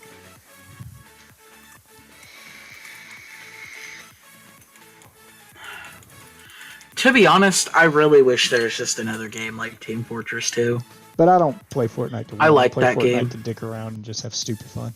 And that's what Fortnite is. That's Stupid what I fun. do fucking Team Fortress 2. for. Like, I can't take it seriously. Oh, I but can it's take still Team Fortress. fun. Oh, I can take Team Fortress 2 seriously. I mean, I can, but I don't care. Like, if we Fortnite, win I or can't. lose, it's whatever. Like, I try my heart out, and it's like, yeah, cool. You have a good team.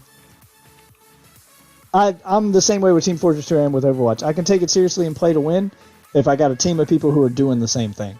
If my team isn't in it to win it like I am, then there's no point in even trying because that is a team-based game. It is a team effort. If you're doing awesome and your team sucks, then you still lose, and that's frustrating. At least in Call of Duty, even when you're playing quads, if you're awesome and your team sucks, you can buy them back. You can hold your own if you're good.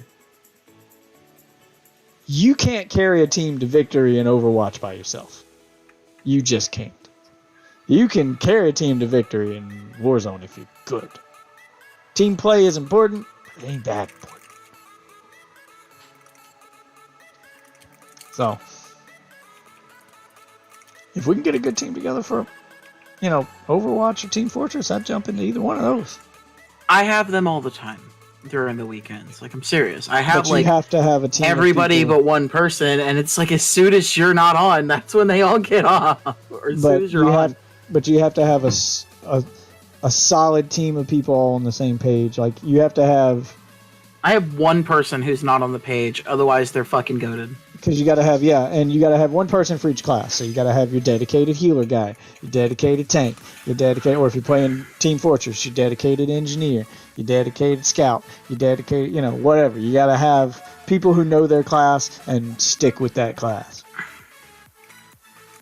Obviously, I'm going to play healer. If we're playing Overwatch, I'm going to main the fuck out of Ana.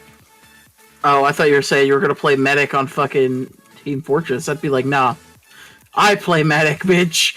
You play engineer. Get cucked. Team Fortress, I usually went with sniper. Okay, yeah, no, that does make sense. I either went sniper or spy. I was pretty good with the Yeah, spy. no, if we were playing competitive Team Fortress, we wouldn't fucking play, there would be no goddamn spy. There might be a sniper. Oh, wow, the spy's good. If you know how to use it. Not against pro players. They know all your shit. And they're, like, listening like a motherfucker. So they literally know when your ass is, like... When you fart across the map, they can hear you. That's the kind of shit I'm talking about. Like, that's why Spy gets cucked. Nobody falls for Spy in competitive Team Fortress. Then I guess I'd go engineer. You're right. I'd probably go engineer at that point if we're getting to... Oh, no, engineer doesn't get played either. That's the thing. Like, it's just Demo Man, Soldier, Medic, and Scout. Those are the people who get played in competitive because they just deal so much damage to everything else, and then Medic can heal them. Oh, yeah. I mean, you gotta have a medic. And here's the thing. Some of them play without medics because they know where all the packs are and can, like, figure out routes to where if they take a little damage, yeah, they know where the route to get, like, all the health packs. I do miss my medic heavy combo. Yeah, I really... I miss the goddamn alternate Medigun classes, because, like, that's what I fucking liked about Medic, is that I could run the quick fix for, like, a really fun, like... You know, you could heal faster, but your Uber charge just gave faster heals. Instead of, like, healing, you know, you just got a buff to that. Like, I thought it was so fucking cool. Yeah, but we'd have to have a proper team for all that stuff. I'm just Like, saying you we gotta can do have- Fortress 2 anytime. There's straight dicking around in that game. Like, even if it's not, like, super serious, just fucking fuck around. Fuck around on 2 Fort. Like, that's what I like to do. I just fuck around on 2 Fort for, like, 3 hours. And the thing is, people are always leaving and joining, so something's different is always happening. Oh, God. Alright, I gotta get ready. Get these kids out to the Feel bus that. so I can start getting ready for work. I'll see you tomorrow, man. See you, man.